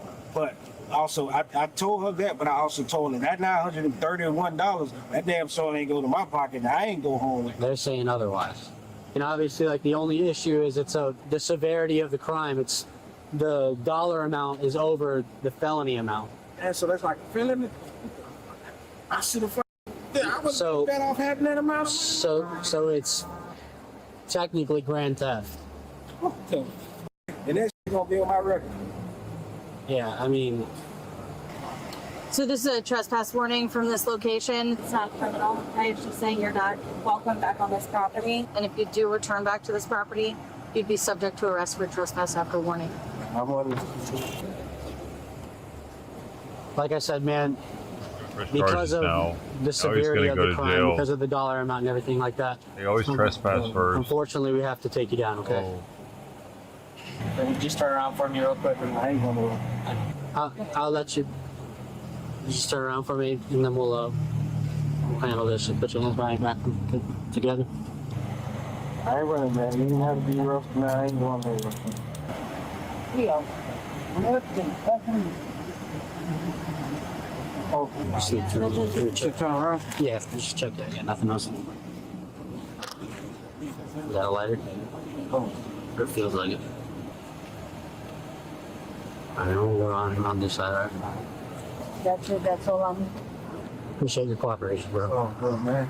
No, I should have been smarter than that. That's all, man. Yeah, just take it as a lesson. You know, it sucks, but take it as a lesson, right? I ain't read no benefits. No goddamn 900 and what, $31? Yeah. My hair. All the customers, We'll be down though. there if you're all right. You're good. So once he sees the judge in the morning, they'll set the bond. Okay. And then figure There out. we go from there. Okay. Yeah. Because I could at least pay. I could have paid him today if he wanted it, $900. Being honest with you. Yeah. I see such a coastliner.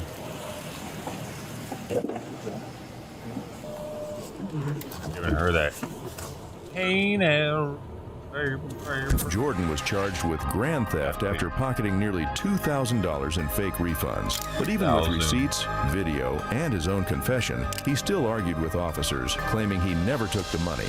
It didn't matter. He was arrested and booked into the Flagler County Jail. Baby.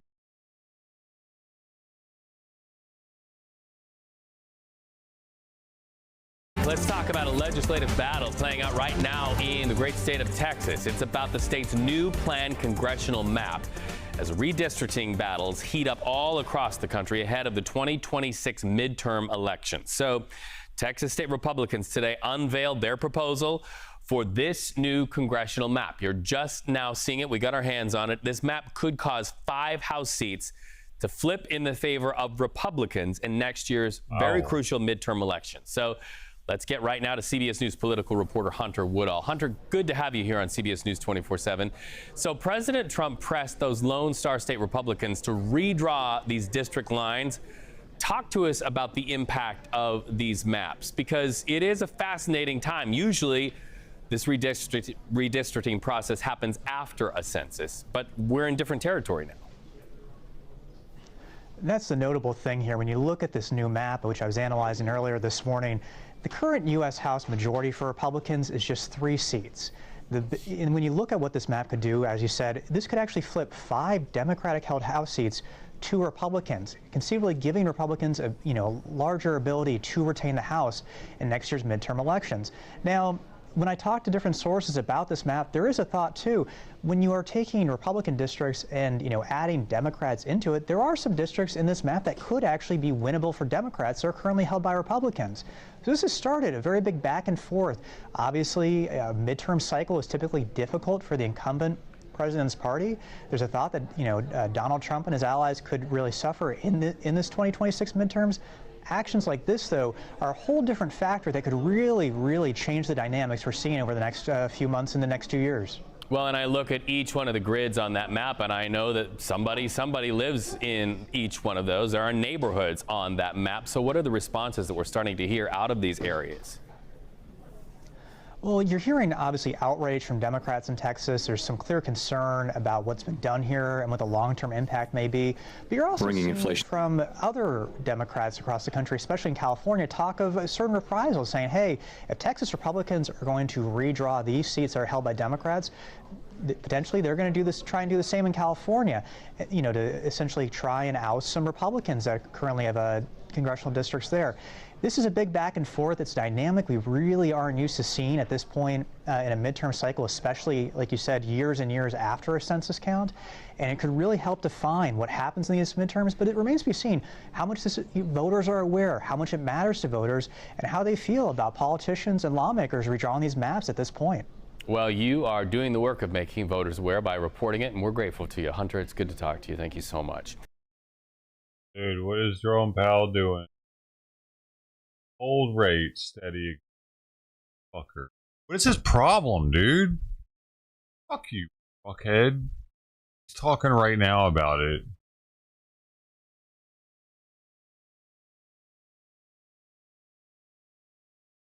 In the economy is not performing as though restrictive policy were holding it back inappropriately. So it seems to me and to almost the whole committee that the economy is not performing as though restrictive policy is holding it back inappropriately, and modestly restrictive policy seems appropriate. All that said, there's also downside risk to the labor market. In coming months, we'll receive a good amount of data that will help inform our assessment of the balance of risks and the appropriate setting of the federal funds rate. So just to follow up, by coming months, does that include the possibility you'll be getting essentially 2 rounds of jobs and inflation data between now and the September meeting? Is that potentially adequate to make a decision to lower rates at that point? So you're right. We do have, this is an intermeeting period when we'll get 2 full rounds of employment and inflation data before the time of the September meeting. We have made no decisions about September. We don't do that in advance. We'll be taking that information into consideration and all the other information we get as we make our decision at the September meeting. Steve. Thank you, Mr. Chairman. You took out the word or the notion that uncertainty has diminished from this statement. Does that mean uncertainty has increased? And I'm just wondering, the administration has struck several deals with large trading partners where it seems like we now know what the rate is going to be. Does knowing that rate add to your certainty to change policy, or do you need to wait to see the economic effects? So essentially, the statement in our statement about uncertainty reflects what's gone on since the last meeting. So at the time of the last meeting, uncertainty had moved down a little bit, but it was more or less even this time. So we took out, had diminished because it didn't diminish further. So there's not really much in that. And then your second question is, say again?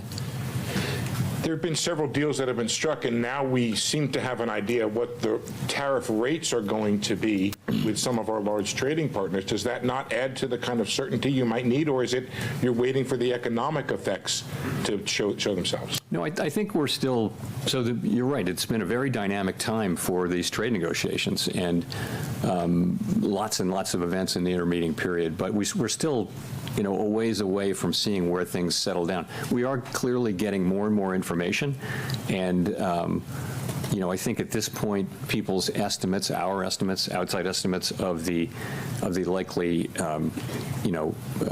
effective level of tariffs is not moving around that much at this point. But at the same time, there are many uncertainties left. Where does all this money? So, yes, we are learning more and more. It doesn't feel like we're very close to the end of that process, and that's not for us to judge. But it feels like there's much more to come. As well, looking ahead. Neil. Hi, Mr. Chairman. Neil Irwin with Axios. This morning we got a GDP report in which final domestic private purchases decelerated, slowest pace since 22. There was a weakness in the interest-sensitive sectors and residential investment, commercial structures. Are those not signs that monetary policy is a little too restrictive right now, given current economic conditions? So the GDP and PDFP numbers came in pretty much right where we expected them to come in. You got to look at the whole picture. So certainly, as I mentioned in my opening remarks, economic activity data, GDP, private domestic final purchases, which we think is a narrower but better signal for future, for where the economy is going, has come down to a little better than 1%, 1.2%, I think, in the case of GDP for the first half, whereas it was 2.5% last year. So that has certainly come down. But if you look at the labor market, what you see is, by many statistics, the labor market is kind of still in balance. It's things like quits, job openings, and let alone the unemployment rate. They're all by many measures, very similar to where they were a year ago. So you do not see weakening in the labor market. You do see a slowing in job creation, but also a slowing in the supply of workers. So you've got a labor market that's in balance, albeit partially because both demand and supply for workers is coming down at the same pace, and that's why the unemployment rate has remained roughly stable, which is why I said we do see downside risk in the labor market. I mean, our two mandate variables, right, are inflation and maximum employment, stable prices and maximum employment, not so much growth. So the labor market looks solid. Inflation is above target, and even if you look through the tariff effects, we think it's still a bit above target, and that's why our stance is where it is. But as I mentioned, downside risks to the labor market are certainly apparent. So on labor, given the fluid labor supply situation, is there a number for this jobs report we get on Friday that would look to you like equilibrium job growth? The main number you have to look at now is the unemployment rate, because it's true that the demand for workers in the form of, let's call it, just say payroll jobs, that number has come down, but so has the break-even number, kind of in tandem. So, as long as that puts the labor market in balance, the fact that it's getting into balance due to declines in both supply and demand, though, I think it is suggestive of downside risk. So we of course, will be watching that carefully. Thank you. Colby Smith with the New York Times.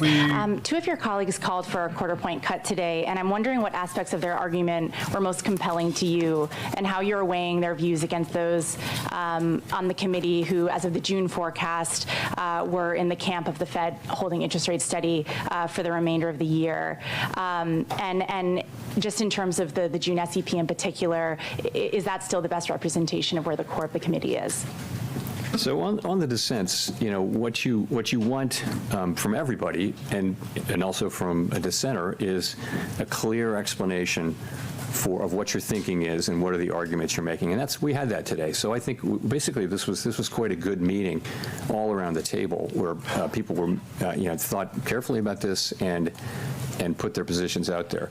As I mentioned, the sort of the majority of the committee was of the view that inflation's a bit above target, maximum employment is at target. That calls for modestly restrictive, in my way of thinking, modestly restrictive stance of policy for now.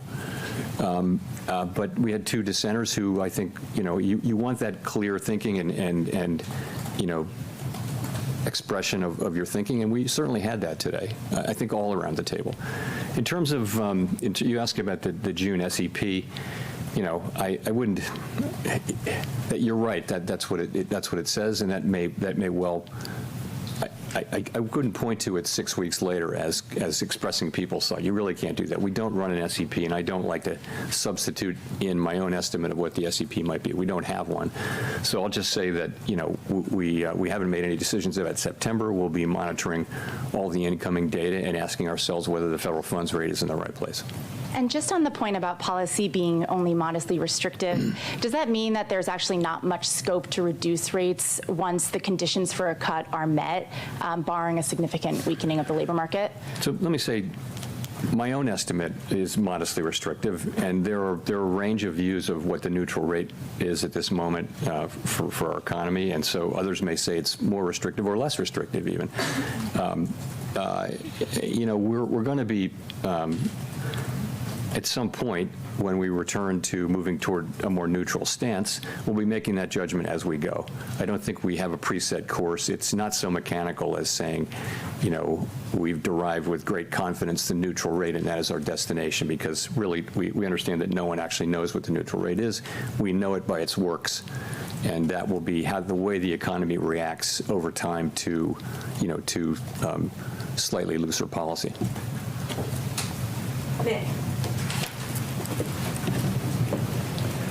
Nick Timmeros, The Wall Street Journal.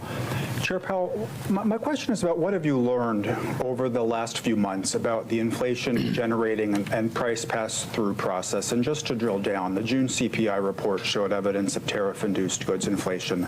Now, the tariff landscape is only starting to be settled with some of these more recent deals. Given the lags between when tariffs are announced and when they show up in goods prices, is 2 months a long enough horizon to evaluate the impact and be confident that tariffs aren't impacting the broader inflation process? I think you have to think of this as still quite early days. And so I think what we're seeing now is substantial amounts of tariff revenue being collected on the order of $30 billion a month, which is, substantially higher than before. And the evidence seems to be mostly not paid only to a small extent through exporters lowering their price, and companies or retailers, sort of people who are upstream, institutions that are upstream from the consumer, are paying most of this for now. It's starting to show up in consumer prices, as you know, in the June report. We expect to see more of that. And we know from surveys that companies feel that they have every intention of putting this through to the consumer, but the truth is they may not be able to in many cases. So I think we're just going to have to watch and learn empirically how much of this and over what period of time. I think we've learned that the process will probably be slower than expected at the beginning, but we never expected it to be fast. We think we have a long way to go to really understand exactly how it will be. So that's how we're thinking of it right now. So if I could follow up, is the reticence to look through core goods inflation being driven by the judgment that during the pandemic expectations proved more adaptive than anyone at the Fed expected? Is it being driven by uncertainty over how restrictive policy is? You could argue we are a bit looking through goods inflation by not raising rates. We haven't reacted to new inflation, but I mean, I wouldn't insist upon that. But I don't think. I think the base case. As I said, a reasonable base case is that these are one-time price effects. Of course, in the end, there will not be. This will not turn out to be inflation, because we'll make sure that it's not. We will, through our tools, make sure that this does not move from being a one-time price increase to serious inflation. We want to do that efficiently, though, and that means we want to do it. If you move too soon, you wind up maybe not getting inflation all the way fixed, and you have to come back. That's inefficient. If you move too late, you might do too unnecessary damage to the labor market. So there won't be, in the end, a big inflationary problem. What we're trying to do is accomplish that in a way that is efficient. But in the end, there should be no doubt that we will do what we need to do to keep inflation under control. Ideally, we do it efficiently.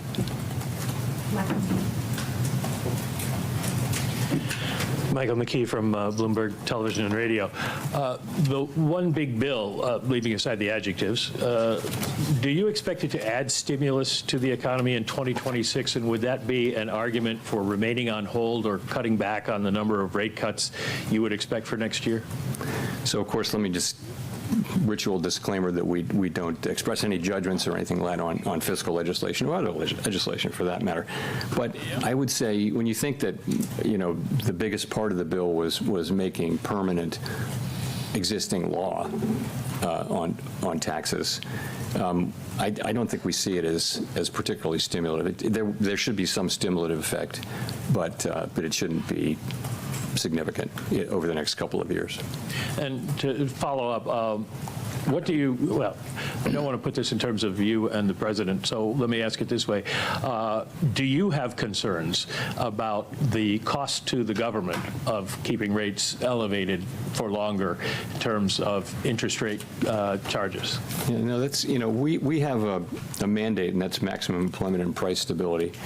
And it is, it's not something we do to consider the cost to the government of our rate changes. We have to be able to look at the goal variables Congress has given us, use the tools they've given us to achieve those goals, and that's what we do.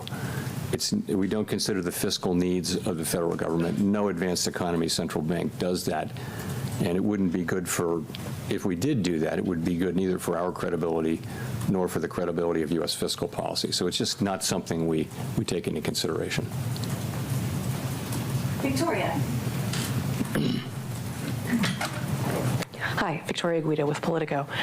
When it comes to the renovations of the Federal Reserve's headquarters that the administration has been looking into, do you see their interest in that issue as being directly tied to the president's push to get you to lower interest rates? Not for me to say. I will say we had a nice visit with the president. It was an honor to host him. It's not something that happens very often at the Federal Reserve to have the president come over, let alone to visit a building. But it was a good visit. Are there any aspects of the project that they've raised that you see as making you reconsider any aspects of the project?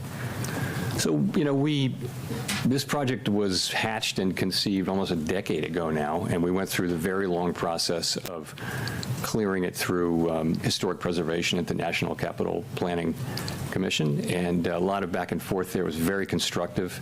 We started out to do the work, and we're very well along on that work, and I was quite pleased to have the president say multiple times that what he really wanted to see was us getting this construction completed as soon as possible. That is our focus, and that's what we're going to do.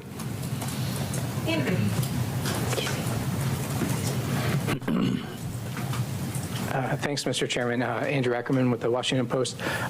What message do you take from the fact that inflation hit 2.1% last September and has bounced higher since? Why do you think financial conditions are restrictive and a neutral rate's below 4% when inflation has stopped falling for almost a year? So inflation, when you talk about these 12-month inflation measures, you're always battling residual seasonality. So we'll have, for example, 2 months of high inflation sometime early in the year, and then inflation turns lower, and a lot of that may just be an artifact. So that's why we look at the 12-month numbers. I think inflation is most of the way back to 2%. There are things like the catch-up inflation. So, for example, all the insurance costs that they're only now going through inflation, but they actually reflect inflationary pressures from 2-3 years ago. So that's got to go through. In addition, now we have 3 or 4 tenths of inflation in core inflation from tariffs. So, and we can't really separate that out. We're not going to have a separate kind of inflation that isn't the tariffs. We're always going to be dealing with all of inflation. But the composition, as I mentioned, has really changed. And if you go back to the last couple of years, it was all about services inflation, which was being very sticky. Now services inflation is coming down nicely. Goods inflation was well behaved before, and now goods inflation is going up. So the story has really changed. That's partially because of tariffs. It's also partially because we had restrictive policy in place, and we've seen that the result of that gradually work its way through the services economy. Okay, the other thing I wanted to ask is, are you comfortable that BLS can continue performing their mission effectively if they take an 8% reduction in headcount and authorized spending as the administration has proposed? I'm not going to comment on the administration's proposal. I do think, as I've said, I think that we're getting the data that we need to do our jobs, and I think it's really important that good data helps not just the Fed, it helps the government, but it also helps the private sector. People in the economy, they use this data a lot too, so it's quite important for our economy and certainly for the Fed's work and other government agencies' work that we continue to get better at data. That's what we've been doing for 100 years. We've been getting better and better and better. It's very hard to accurately capture in real time the output of a $20+ trillion economy, and the United States has been a leader in that for 100 years, and we really need to continue that, in my view. Edward. Thank you, Mr. Chairman. Edward Lawrence from Fox Business. How concerned are you with the data that we're coming in, showing no significant upward trend in inflation over the past 6 months, that the wait-and-see approach for inflation is actually giving companies cover to raise prices? How concerned am I that say that again? The wait-and-see approach is giving... The wait-and-see approach, what do you mean by that? For cutting rates. You're waiting to see if the tariffs will affect inflation. So it's a wait-and-see approach. Well, so that's where policy's restrictive. When we start cutting, it'll go toward neutral. Okay. This delay, though, where you're saying there's a one-time price increase for tariffs, which possibly could lead into bigger inflation or more inflation.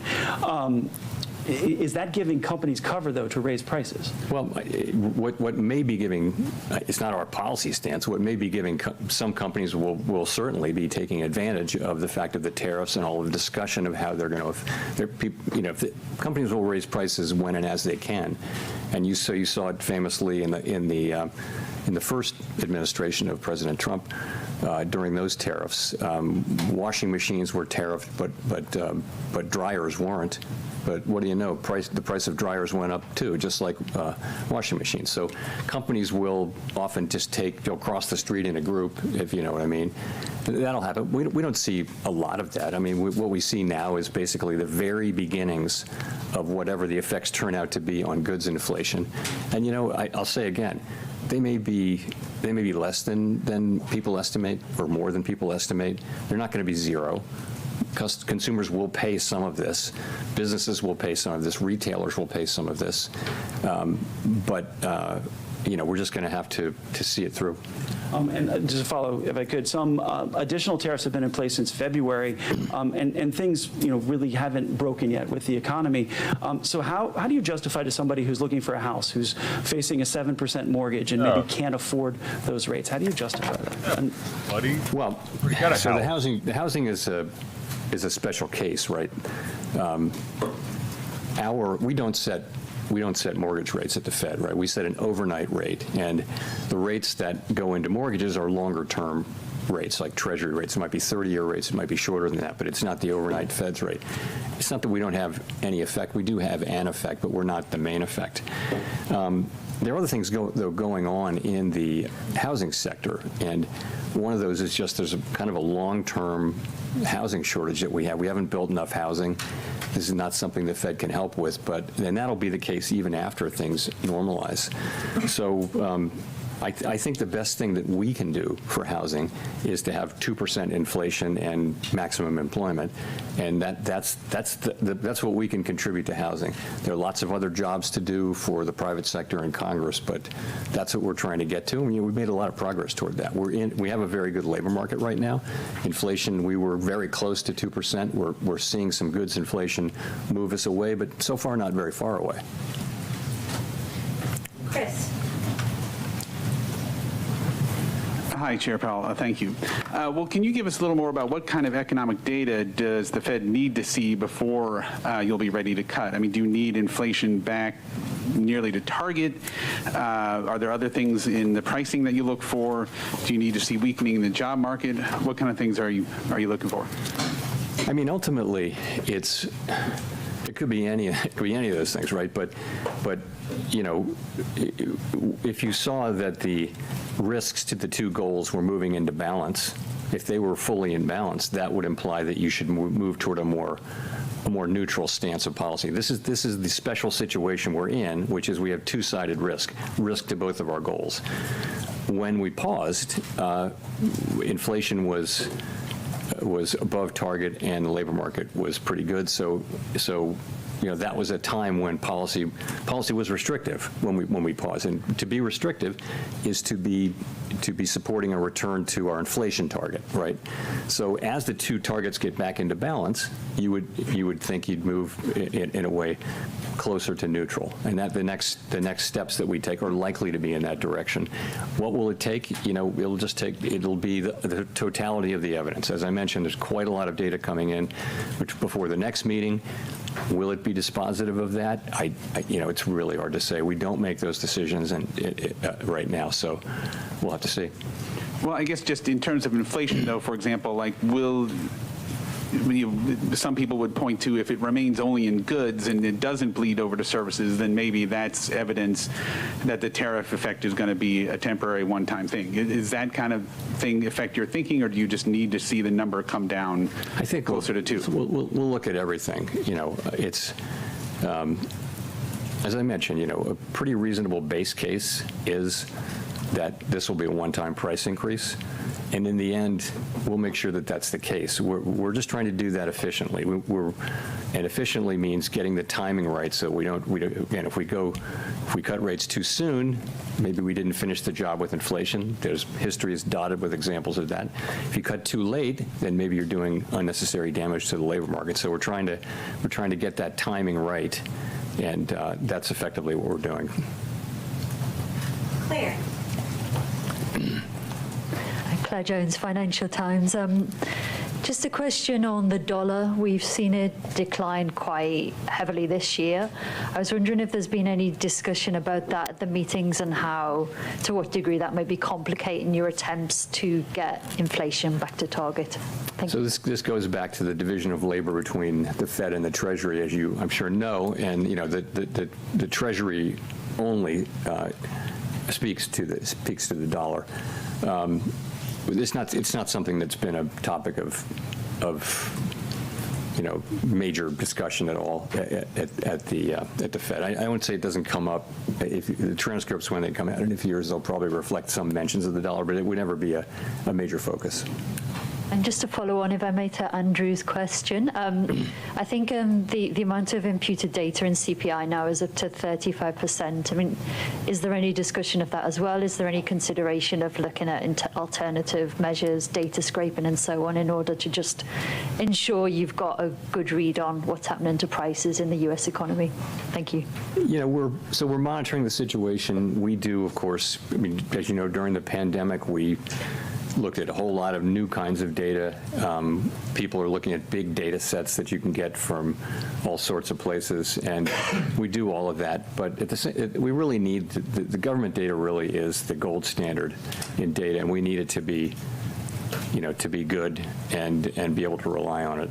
And we're not going to be able to substitute for that, but if we have to make do with what we have. But I certainly hope that we get what we need.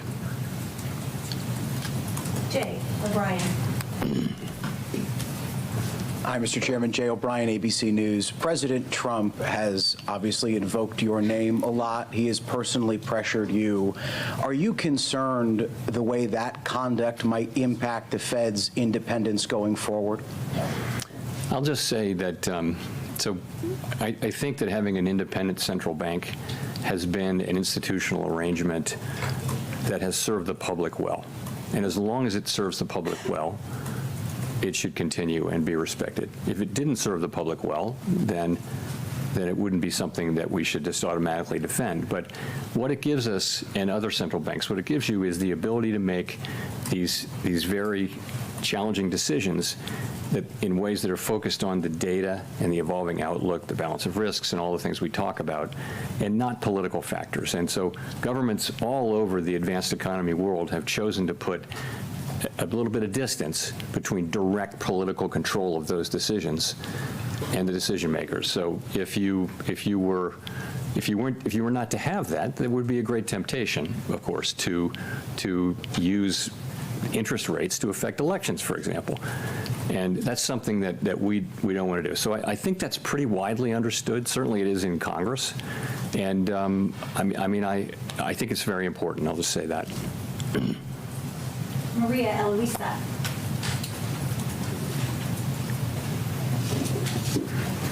Afternoon, Chair Powell. Maria Luisa Capurro from Bloomberg News.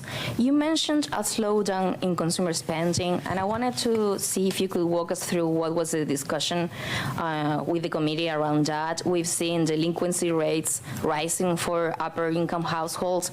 How do you see that evolving in the next few months, and how much of a vulnerability that is for the economy going forward? Consumer spending had been very, very strong for the last couple of years, and had repeatedly, forecasters, not just us, had been forecasting it would slow down, and now maybe it finally has. So I would say, if you talk to credit card companies, for example, they will tell you that the consumer's in solid shape and that spending is at a healthy level. It's not growing rapidly, but it's at a healthy level, and delinquencies are not a problem. You mentioned high-end delinquencies. I don't know what to make of that. I read the same thing. But so generally, and if you look at the banks, and when the banks talk about in their earnings calls, the performance of credit has been good. So essentially, you have a consumer that's in good shape and is spending, not at a rapid rate, but it's true, and it was, again, right in line with what we expected, the GDP data that we got this week. And I think it's still a little bit difficult to interpret because you have these massive swings in net exports, which which may also be affecting, some of that can be can affect consumer spending as well. Look, it's one of the data points that we pay most careful attention to, and there's no question that it's slowed. And we're watching it closely, but we also watch the labor market and the performance of inflation. Those are our two variables that we're assigned to maximize. And just to follow up on what my colleagues were asking about this stance, Governor Waller said that the labor market is on edge, and he was pointing to weaknesses on the private sector. I was wondering, you've said that the main number to look at is the unemployment number overall, but what was the discussion about the state of the private jobs market?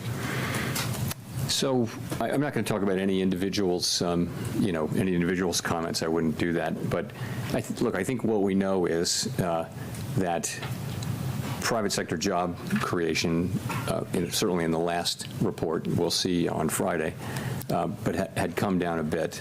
And if you take the QCEW adjustment seriously, it may be even low, maybe close to zero. But the unemployment rate was still low. So what that's telling you is that demand for workers is slowing, but so is the supply. So it's in balance. Oddly enough, you've got a very low unemployment rate, and it's kind of been there for a year as job creation has moved down, but also we know that, because of immigration policy, really, the flow into our labor force is just a great deal slower. And those two things have slowed more or less in tandem. If you look at things like I mentioned, quits, look at wages. Wages are gradually cooling.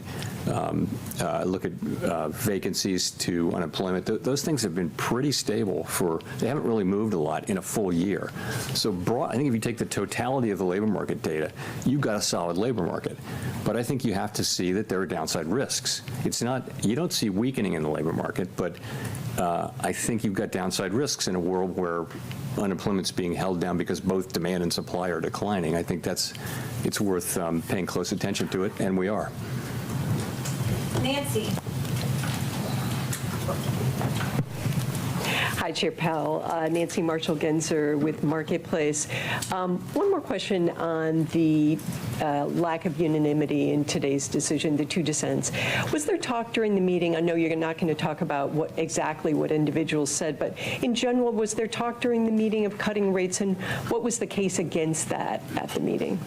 Sure. So, we have an economic go-around where people talk about the economy, and then that's yesterday, and then today we have a monetary policy go-around. All the way around the table, everyone gives their views. So the discussion around policy was... But the jobs being... Dude, I wanted to say something about that. The jobs being lost are equaling the jobs that are being created. You know what I mean? Or the people that are getting kicked out, they said that we would need those people to pick the vegetables, right? But what Jerome Powell's saying is we don't need those vegetables anymore because those people no longer are here to eat them, right? Like the people that were coming here to work illegally were fulfilling obligations to their own community more than they were to the rest of the country. Is that what was happening? I don't understand. He said, because there are a lot of jobs being lost, and he was talking about immigration. A lot of these jobs are getting lost by these immigrants, but we don't need them to be filled for some reason.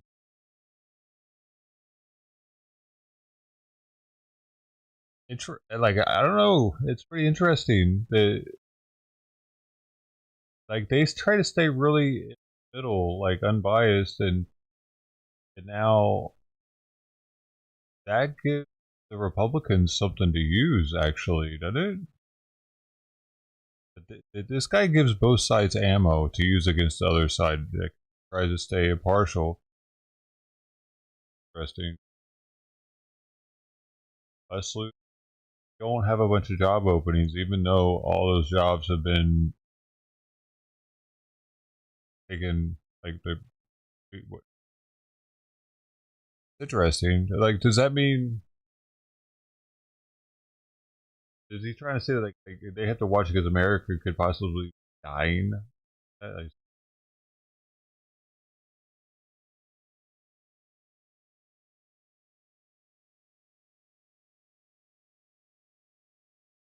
think we don't need them. I think we don't need them, dude. The majority view was still what it has been, which is that inflation's running above target, maximum employment is right at target. That means policy should be a little bit restrictive, somewhat restrictive, because we want inflation to move all the way back to its target. So that's where people have been and still are. Two of our members felt that the time had come to cut, and that they, for the reasons that they're going to express, I won't tell you the reasons. They'll issue some kind of a thing in the next day or so. So, but that's the story, and I would say, well argued, very thoughtfully argued all around the table, good arguments, and it's a situation where. Unusual situation. The economy is in good shape, but it's an unusual situation where you have risks to both your employment mandate and your inflation mandate. That's the nature of a supply shock, and it's probably not surprising that there would be differences and different perspectives on that, as well as different views of where the neutral rate is, so that different views of how tight policy is. So we have those. I will say what you hope is that people, explain their positions very thoughtfully and clearly, and we absolutely had that today, all the way around the table. I would call it one of the better meetings I can recall from that standpoint. And you've said you're waiting to be confident inflation is heading toward your 2% target before you start cutting rates. When you do get that confidence, would you be in favor of lowering rates right away? It's not quite the way I would put it. I said that's why we think policy should be restrictive, is because inflation is above target. When we have risks to both goals, one of them is farther away from goal than the other, and that's inflation. Maximum employment's at goal. So that means policy should be tight, because tight policy is what brings inflation down. If you came to the view that the risks to the two were more in balance, that would imply that policy shouldn't be restrictive. It should be more neutral, more a neutral stance, and that would be somewhat lower than where we are now. No one knows exactly where that is. So that's the framework I think I'd be taking, and we'll just have to see. We're going to be obviously looking at a lot of data in the next cycle. It is one of the cycles where we have 2 employment and 2 inflation reports, and we'll see where that takes us. Jeff Cox. Damn it, everybody wants to ask a question. Thank you, Mr. Chairman, for taking the question. Jeff Cox from CNBC.com. A metric that you like to cite a lot is the final sales to private domestic purchasers. That was down to a 1.2% gain in second quarter from 1.9% in Q1, suggesting that there's some softening in underlying demand. I just wondering if you look at that and you combine that with some of the housing numbers, the weakness that you acknowledged at the top of your remarks, that the housing market is in fact weak, and the inflation numbers from GDP today came down to 2.1% for headline, 2.5% for core. I'm wondering how much more movement you would need to see from these data points before you would be comfortable with cutting in, say, September. It's going to be the total. Hard to answer that specifically. PDFP, I think, for the first half, private domestic final purchases, or final sales, as people call it, was 1.6 on the first half. GDP, I believe, was 1.2%. That's the whole half. You mentioned the quarters. So those are slower, but GDP is bumpy quarter to quarter, half to half, and often gets revised, after the fact. The labor market data we still think continue to think is the best data we have on the economy, and that shows a 4.1% unemployment rate. It shows wages, still at a healthy level, but moving ever closer to what we would regard as long-run sustainable, consistent with longer-run productivity and 2% inflation. So the labor market is actually still quite solid. Inflation is above target, even ignoring tariffs. It's a little bit above target, and tariffs. So we're watching all of that, and again, trying to do the right thing in what is a challenging situation, because you're being pulled in 2 directions, and you have to decide which of those to go in. And actually, at some point, if they're sort of equally at risk, then you really want to be at a neutral policy stance, which we're not right now. So it'd be safe to say that if the data kind of stays in line with where it is right now, that you wouldn't be comfortable with cutting in September? I'm not going to say that. No, I just think we're going to need to see the data, and it can go in many different directions. The inflation data and the employment data, and we're going to make a judgment based on all of the data and based on that balance of risks analysis that I mentioned. Thank you. Greg, Rob, for the last question. Thanks, Chair Powell. Greg Robb from MarketWatch. The Treasury Secretary has said recently that it would be confusing for the markets if you stayed on as a governor after your term as chair ends. And I was wondering if you had any update for us on a decision on that front. Sorry, I do not have any update for you. Thanks very much, everyone.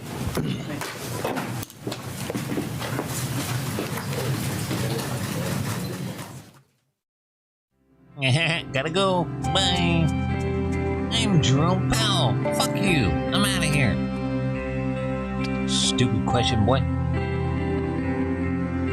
I do what I want because I'm a Jerome Powell. I don't give a fuck about you. I got a nice house and a pool.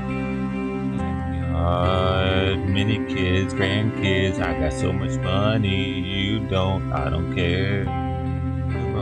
Powell, you. Allie's a great reporter. Hats off to her. I've been following her. She reports very, very well on the border and interior enforcement. She has multiple houses. President Trump's border czar there, Tom Homan, with praise for our very own Allie Bradley and News There's a Nation's coverage millionaire. of the border Gotta be. crisis while appearing on Morning in America. Homan today also applauding the administration's achievements in cracking down on illegal immigration, saying the Southern smuggling dope across the down here across the sector, Nicole. All right, so Allie, there is a lot of focus on interior sanctuary illegally. None of that's what I want. Title of that is Border Patrol Encounters Still High Across El Paso Sector. And they gave me what I wanted on that one quickly enough.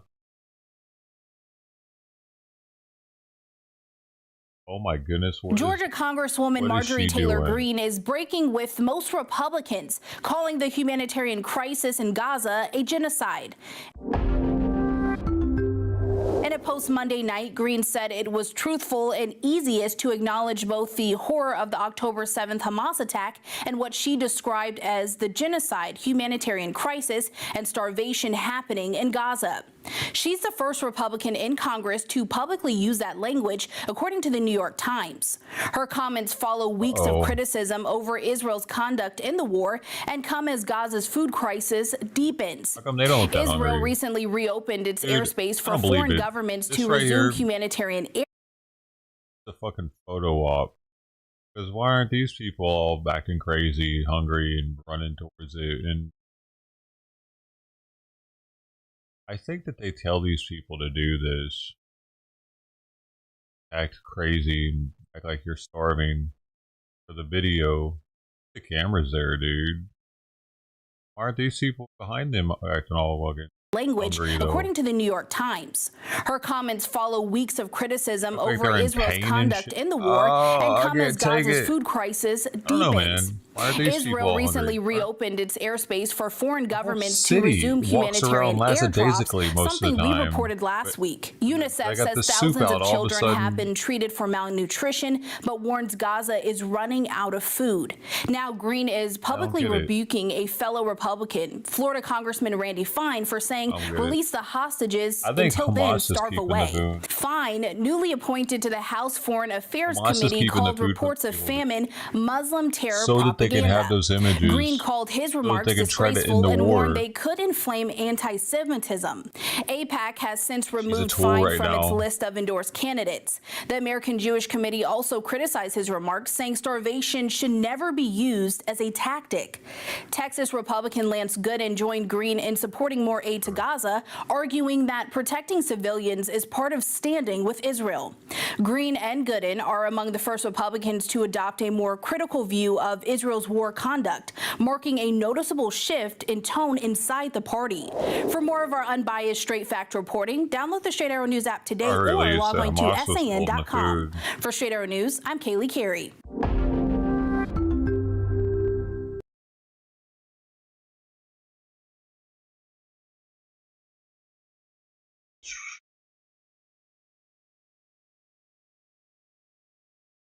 Jerome Powell. How many white people named Jerome do you know?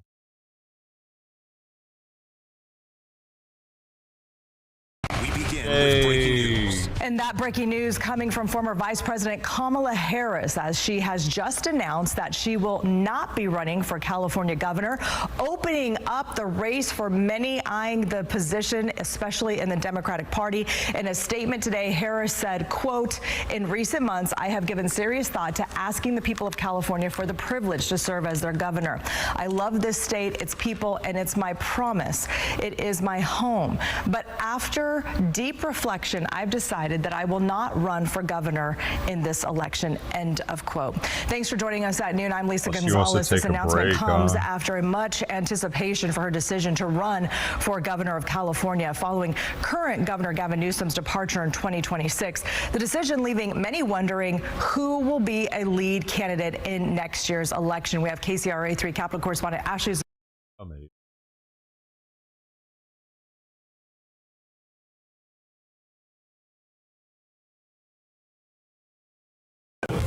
The three brothers. An Oceanside family says three brothers who worked as landscapers were all detained by ICE last week.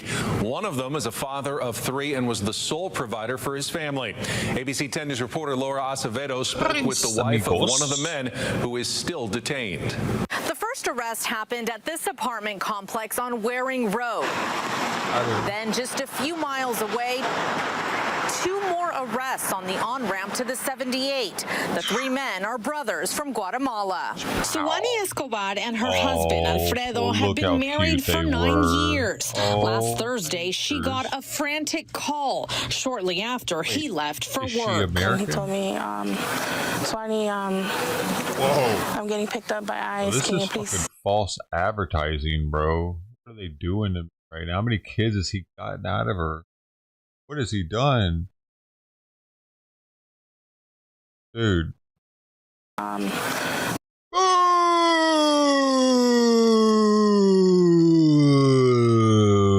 Growth hormone just went into everything. Her nose even got bigger.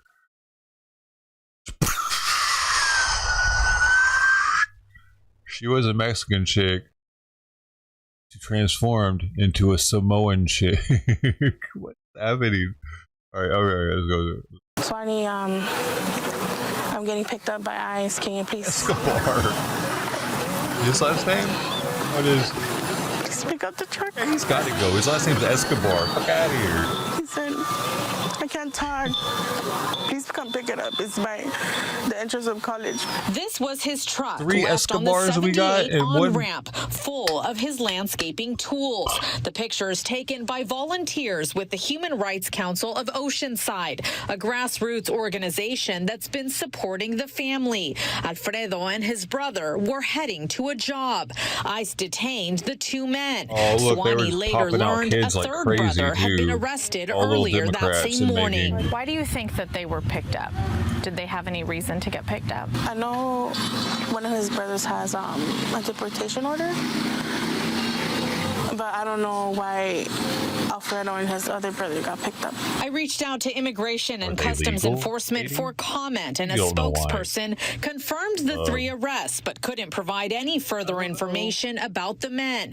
Suwani says her husband was in the process of gaining his legal status in the country. However, she tells me she didn't know the specifics. He was the family's sole provider. do you She's not now know the worried about how specifics of she'll your pay rent husband's and care for the couple's immigration children. She does status? admit Alfredo got a At a time DUI like several this, years at a ago. time like She says this, he paid for we that know- mistake, including a fine, completing No, no, AA no, no, no, classes, no, no, no, and no, no, even becoming Don't ever fucking pay for that if you're an illegal immigrant here, dude. Like I've said before, even if you're a citizen in the country, when you plead guilty to anything in the court, they read that shit to you and they're like, if you aren't a citizen, you might get deported for this shit.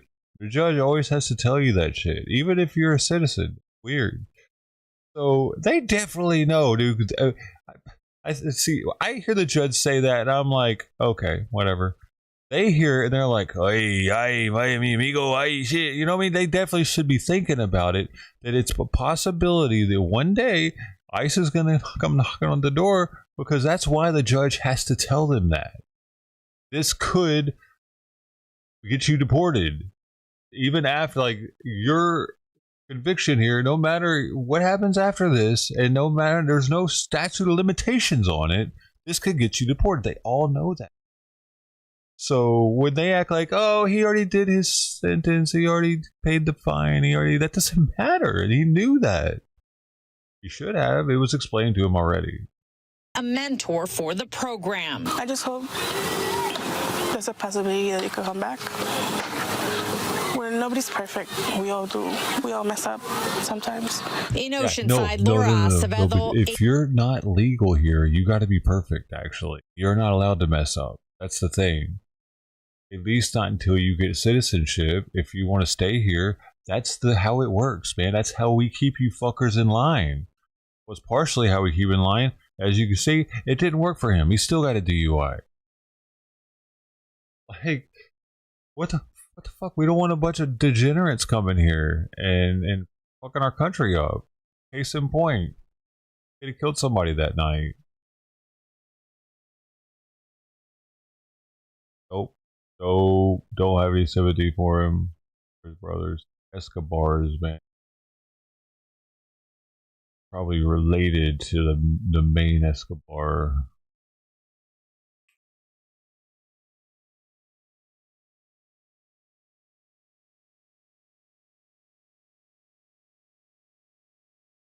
Escobar, my man. AI is now taking orders at fast food drive-thru. Of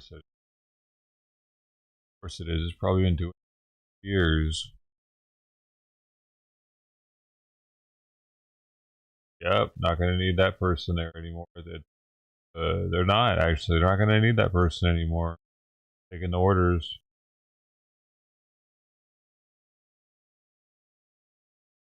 Everything's going to get automated. They're not going to need that migrant to ask people what they want on their burrito.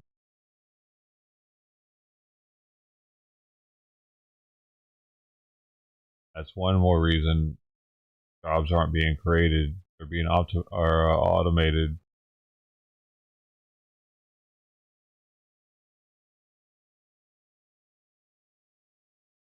People are losing their jobs to automation. Also, and people think that fruit can't be picked by automation. I give it time. We'll figure it out. Don't have people figure it out. Having after slavery ended. We figured it out, man.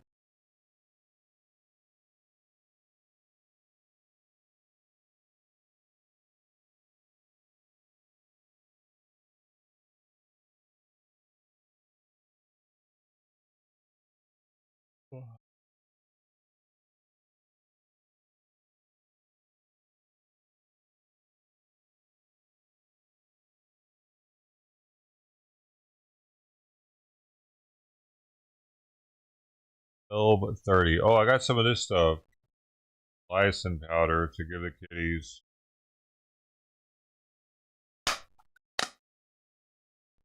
It's official. Made in Canada.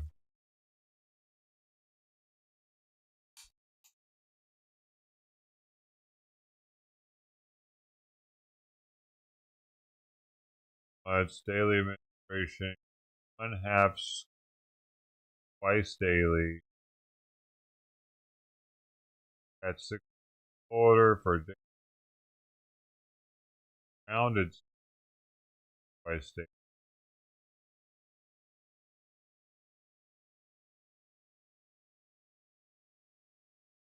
$500.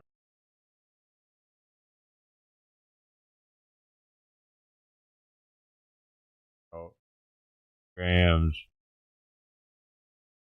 Lysine. Lysine. Lysine. Lysine. The sign.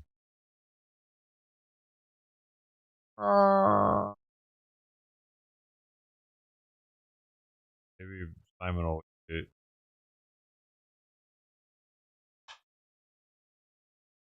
That is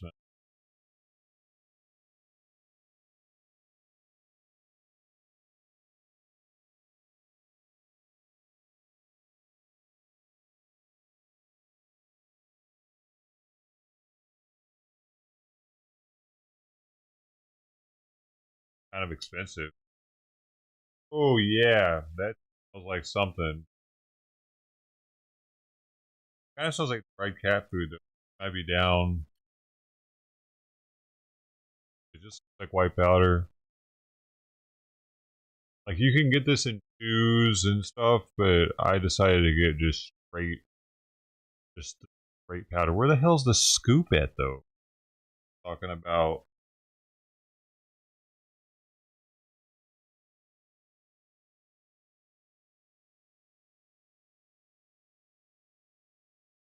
there it is.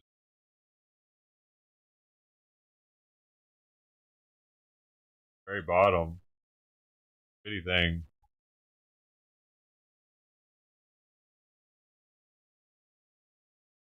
Kind of smells like cat food or something.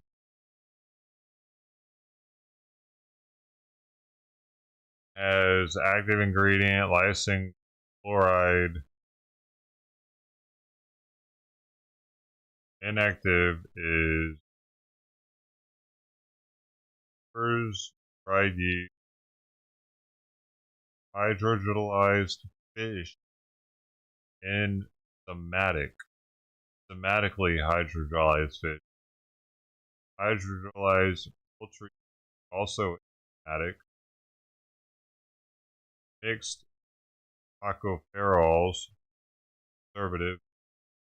Sodium acid pyrophosphate, sodium sulfate.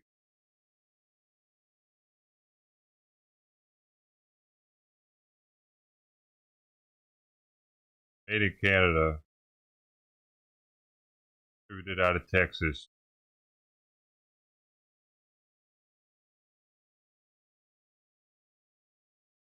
Expires 12/2027. Wow, that's a long time. That's that freshness right there. That's fresh right there. I got a fresh one. Licensed supplement to support healthy immune system for cats. Fish and poultry flavor.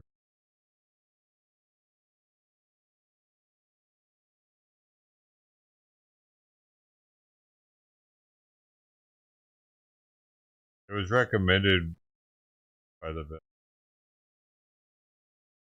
for his teary eyes. I'll try getting Simon a little bit at lunch. Look at Sweet Pea passed out up there, all sweet looking. And I do like seeing him on the hammock, all sprawled out like that, comfortable the way he is. Like, get a close up of him.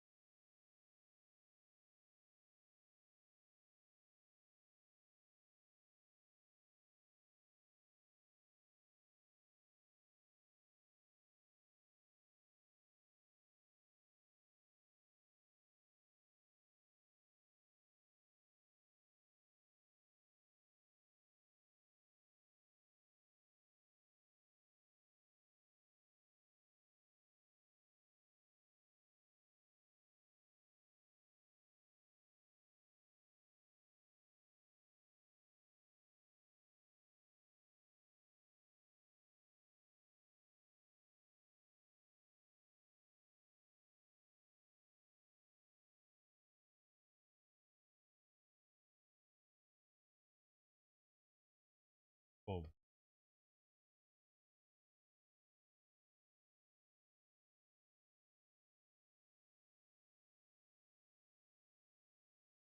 Lounge, dude.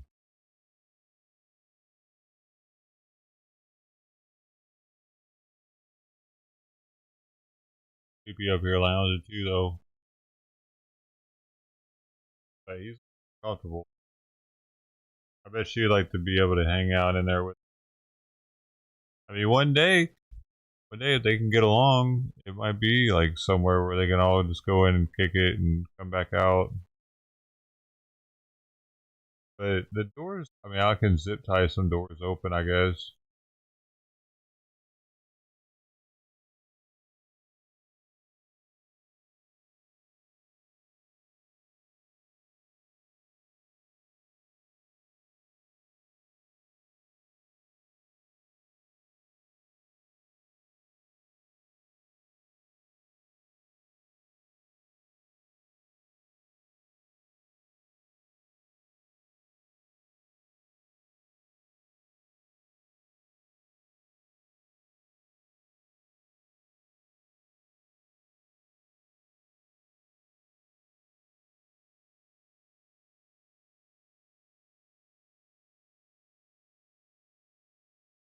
If all of them are sleeping, Simon's in there sleeping.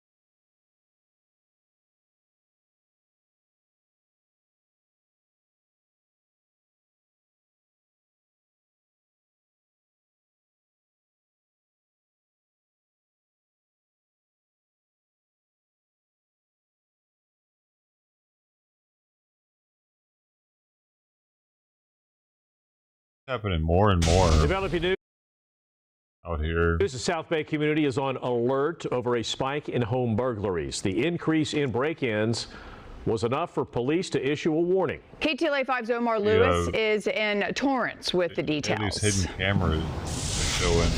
Lou, Glenn, good afternoon to you both. Police here in Torrance say they are seeing a spike in these calculated and coordinated home burglaries connected with organized criminal groups from South America. They say these criminals are installing equipment like cameras right onto people's lawns to track residents' routines to see when their homes are empty. And that's exactly when these thieves are making their move. We can show you the pictures here today and tell you that Torrance police are now releasing photos of the very tools being used by these organized crews. Surveillance cameras discreetly placed near homes powered by external battery packs are then aimed at tracking daily comings and goings of residents. This camera was found hidden in turf at a property. Investigators say these groups monitor for their moment to strike, often returning when residents are away. They're urging people to report any suspicious activity, unfamiliar cars, or anyone loitering in their communities. The warning comes just days after a break-in Saturday afternoon on the 2200 block of Torrance Avenue.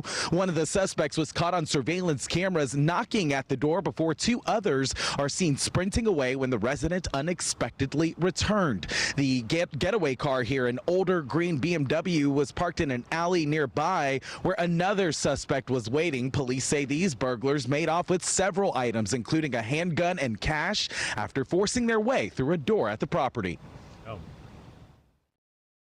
We just see them walking down the stairs with a piggy bank. So in order for them to get the piggy bank, they had to be inside the house. My mom asked them, "What are you guys doing?" And then we started following them. My mom started chasing them, so I started chasing right behind them. They ran away with the getaway car, a green BMW, but the license plate was fake. Damn. Right now, police have not officially linked this case to the organized groups from South America, but they are not ruling it out. If you saw anything suspicious this past weekend or recognized that green BMW, Torrance police say they would like to hear from you. Back out here live, police telling residents in this area to remain vigilant for any suspicious activity or suspicious equipment that now may be on your property. They're also recommending that residents here form neighborhood watch groups to increase security in their communities. That is the latest for now here live from Torrance this afternoon. I'm Omar Lewis. Glenn and Lou will send it back to you.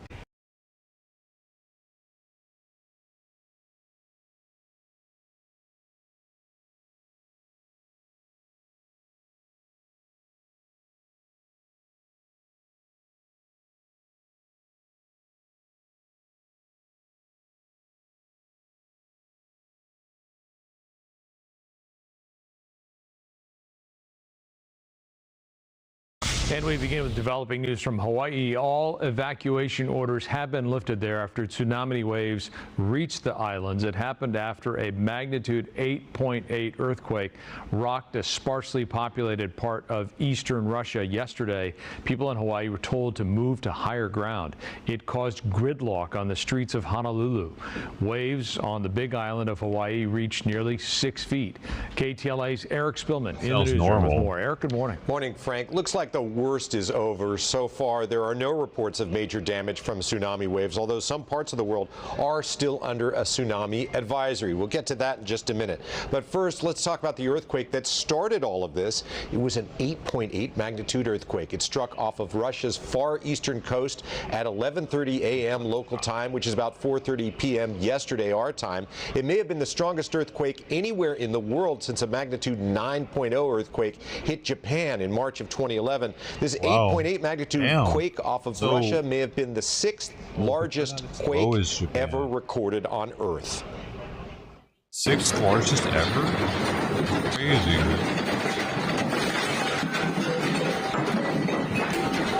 Talk about some violent shaking. Look what happened in this kitchen, and it seemed to go on for a long time, as long as 40 seconds. At one Russian hospital, doctors were in the middle of conducting surgery when the quake hit. They held the patient down and waited for it to be over. The quake did not cause severe damage because this part of Russia is so lightly populated, but it did cause some. The facade of a kindergarten building collapsed.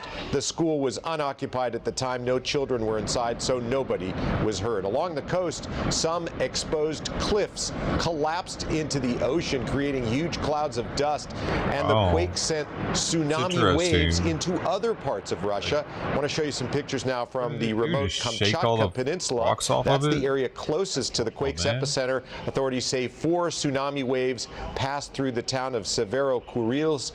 There was flooding and some damage to port infrastructure and ships. Some coastal buildings were inundated. Also, tsunami warnings and advisories were issued for Japan, Hawaii, and the U.S. West Coast.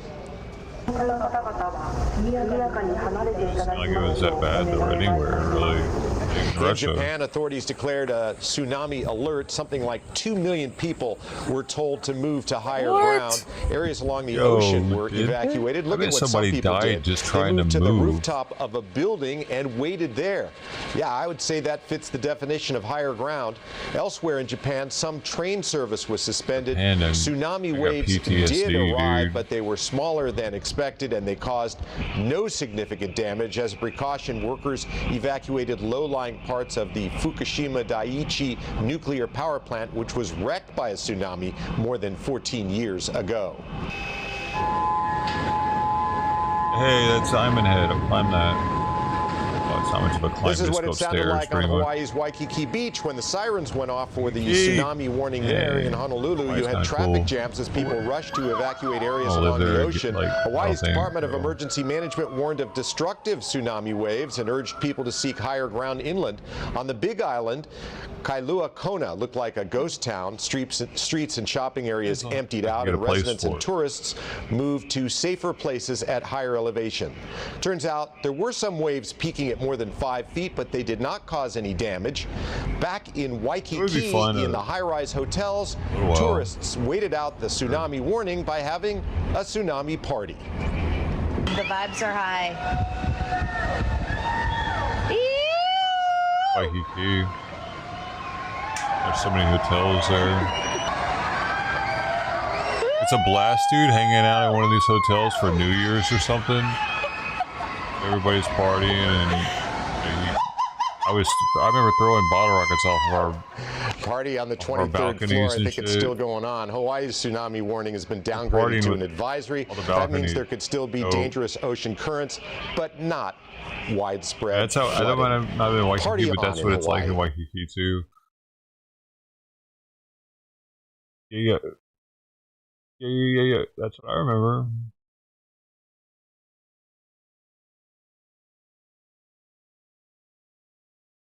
For a second, I thought Jay Leno had died. News article or news story about Jay Leno. Every time I see like an older actor, like on a thumbnail, my first thought is that they died before I even read the title.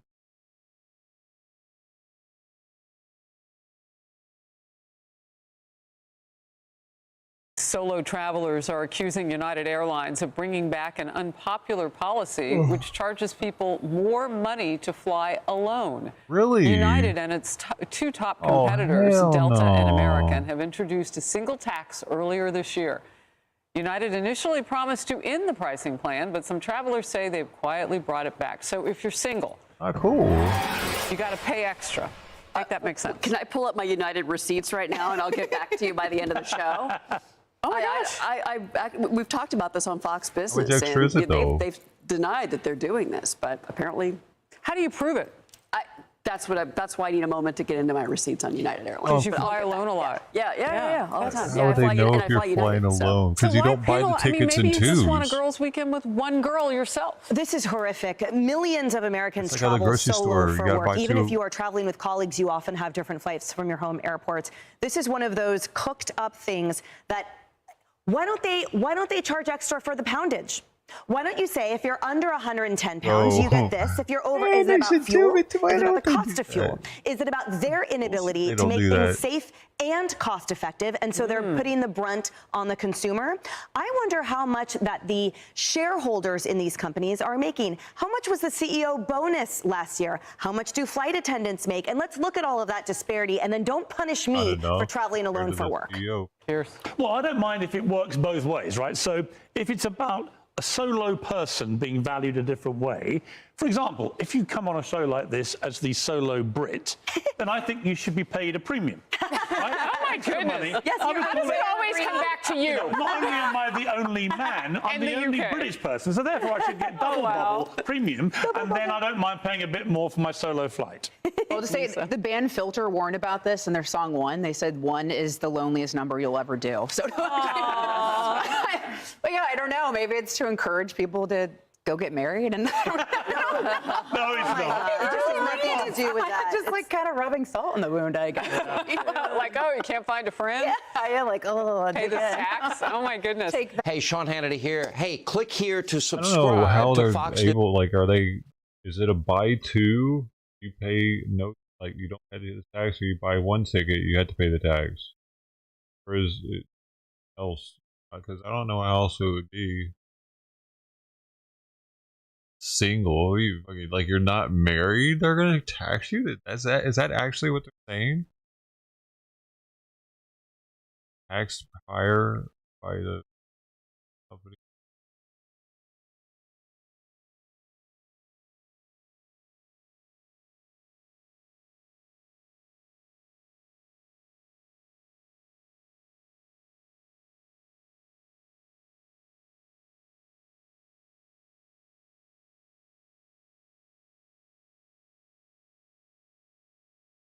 I don't know.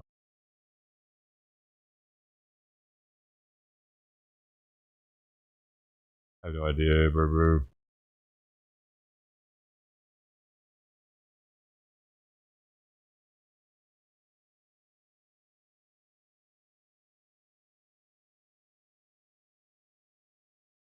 Harris will not run.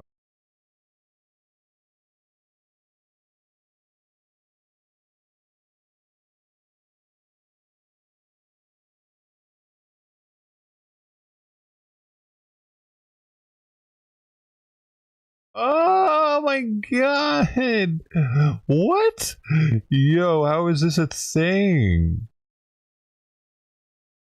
High Noon has voluntarily recalled some of its popular canned vodka seltzer drinks after some cans were inadvertently mislabeled as Celsius energy drinks, the company said this week. The company announced that some lots of its High Noon Beach variety packs have been mislabeled as Celsius Astro Vibe energy drink, sparkling blue Raz edition with a silver top, but were instead filled with High Noon vodka seltzer alcohol. Consumption of the liquid in these cans will result in unintentional alcohol ingestion. Recall warned. No illness or adverse events have been reported in connection with the recall to date. He said, dude, those fuckers would be worth money, man. You could sell those. Because, like, I don't know, man. That's kind of neat. You wouldn't know until you popped it if it was real or not.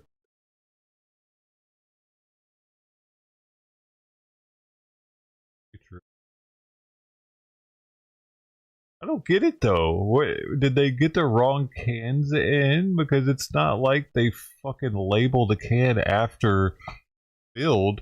They get the cans. They're already they got the wrong cans in, dude. Is what happened. And then the person that put the cans on didn't notice that they were filling up cans with a different label on them. I mean, no way they print that on the can after it's got liquid in it. That wouldn't make any sense.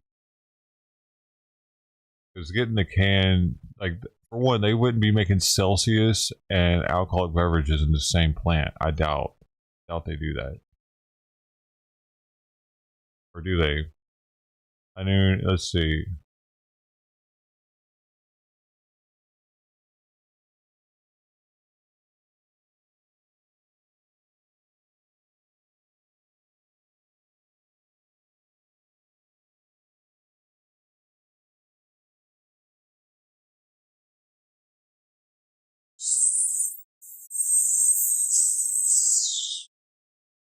All I'm getting is the news reports for this.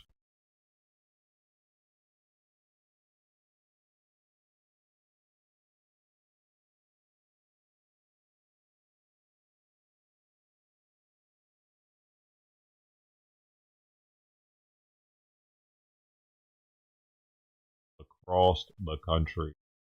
Many of them they did it to.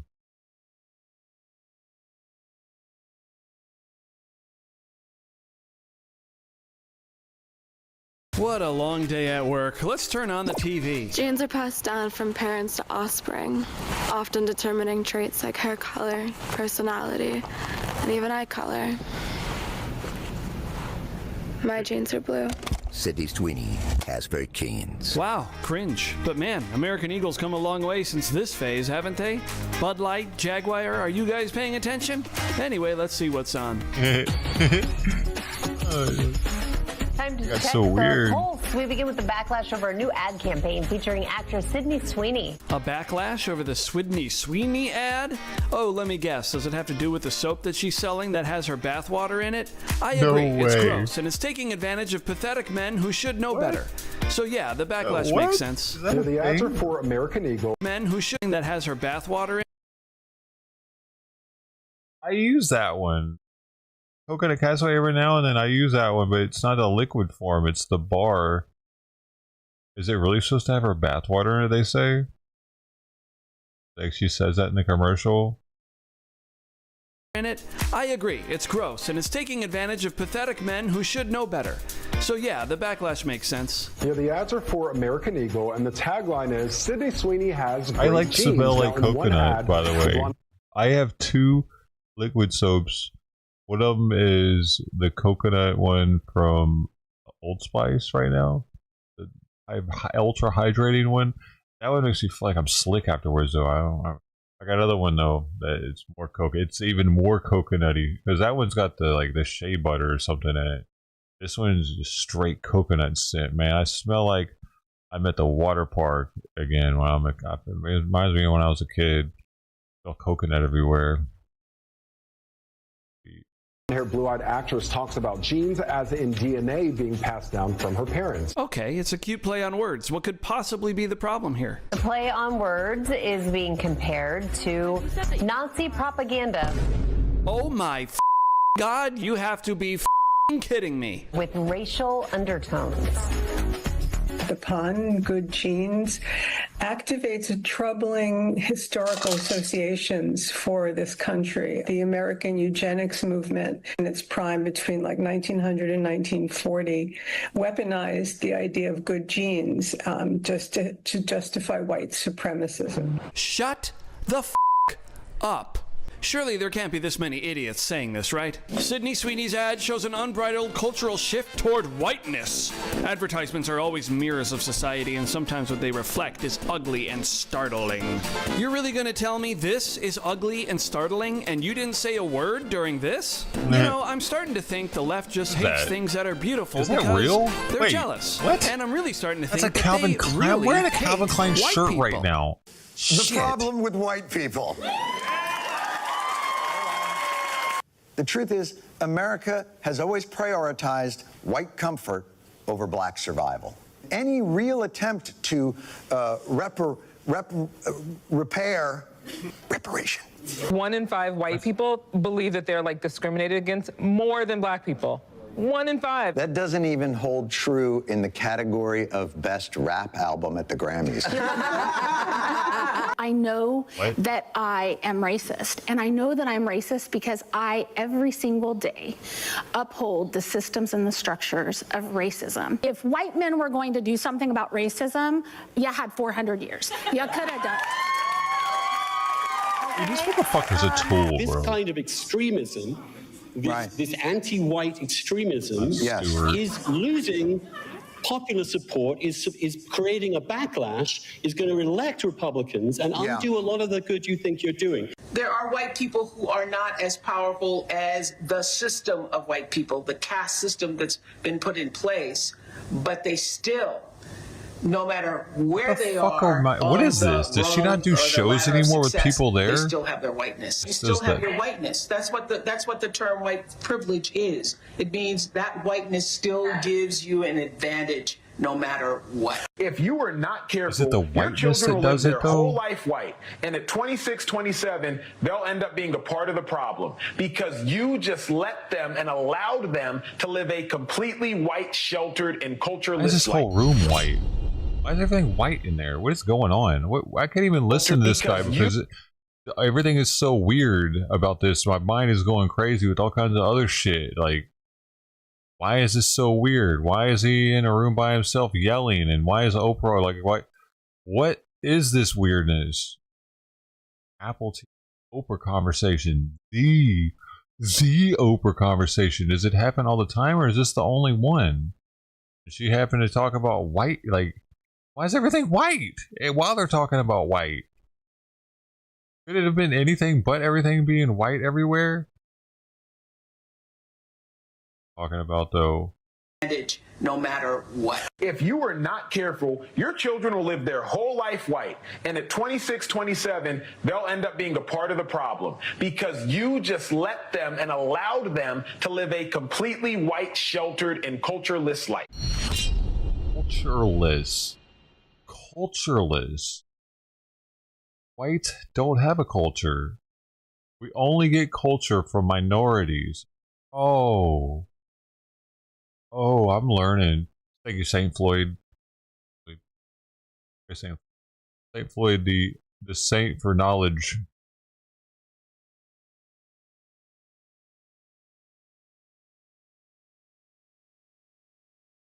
For civil rights knowledge. It's something.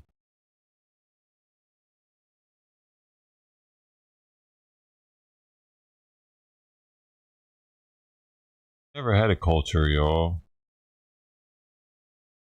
Culture. Damn.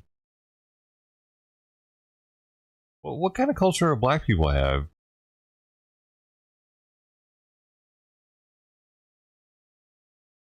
That we should be paying more attention to and trying to emulate in the white world.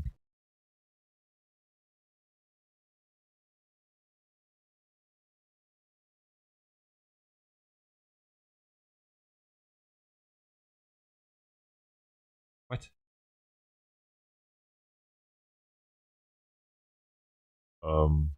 The parents of a Georgia man are suing funeral homes in Georgia and Philadelphia after his brain was delivered to the family along with his personal effects after his death. Timothy Garlington's parents were horrified to discover his brain matter, which were contained in a sealed, unmarked box.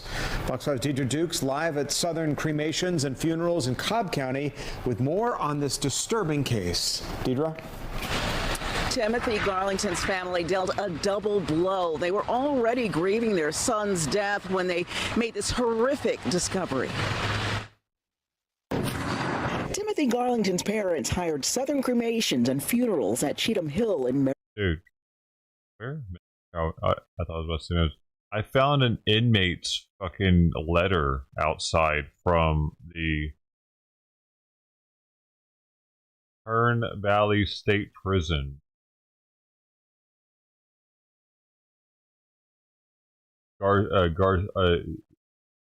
Guillermo Arturo Virgie Gonzalez. Do we read it?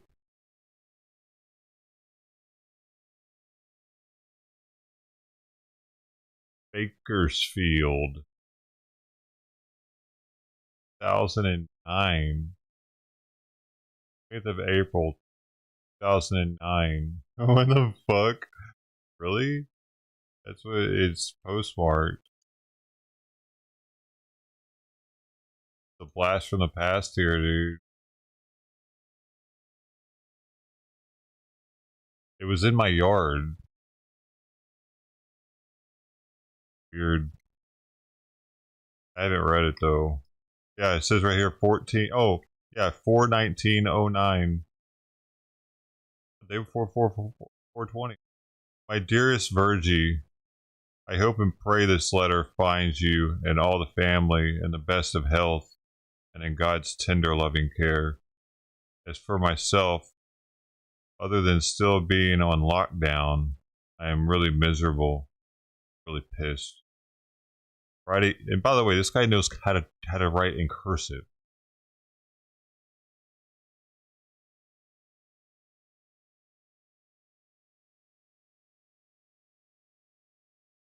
Whole letters written in cursive, kind of interesting. Do that very often. And luckily to you guys, I know how to read cursive because they were still teaching it back then. Kids today would probably be like, what the fuck is this? Hieroglyphics? Friday evening, I received a letter from my daughter, Dina, and one of her sons where I was told that, wait, like some things like that aren't actually a letter. Oh, that is. He's writing in Morse code all of a sudden. So where, I guess it's an I. It's a sideways I. Maybe does he write his eyes sideways or something? I think so. Yeah, he does some weird thing where he writes his eyes sideways and squiggly. I was told that that bastard Bobby put my mom in a nursing home. As for how long ago this happened, I wasn't told. But because I've been on lockdown this past month, I haven't been able to call home to find out what's been going on lately. Because of this news, I've just been emotionally screwed up. He literally does every eye like that, even the one on Ive. The eye sideways, apostrophe V. Now, where's that comma? Called apostrophe. Oh yeah, apostrophe. Now with my mom out of the way, that bastard is gonna have a field day with all her property, belongings, and money. Not only that, throwing her away into a home like that is only going to rush her death. All you hear on the news is the abuse and neglect that goes on in nursing homes, which that bastard didn't care and wanted to wash his hands of her. Bobby is lucky I can't get on the phone. What happened? By Bobby put my mom in that home, he's now prevented me from ever being able to call and talk with her, because the nursing home isn't going to accept any collect calls from me. Plus my visits with her are also in question. All of this I have pointed out to my daughter when I answered her letter, which I also told her to get a hold of my little brother Ruben and told him to get in touch with me right away. I hope we get off this lockdown real soon so I can get on the phone to get details and also work to get my mom out of that home. Not to mention get all of my mom's property and belongings away from Bobby so we can't sell them all away. I know that that is what he will do just as fast as he can do it. Plus, he's also in control of her Social Security checks and disability checks. Right now, I don't even have a phone. That's all. That's all I have. I wonder what happened to him. This is from 2009. He's back in there. Should we look him up? Canceled 30 now, dude. I don't want to touch anything.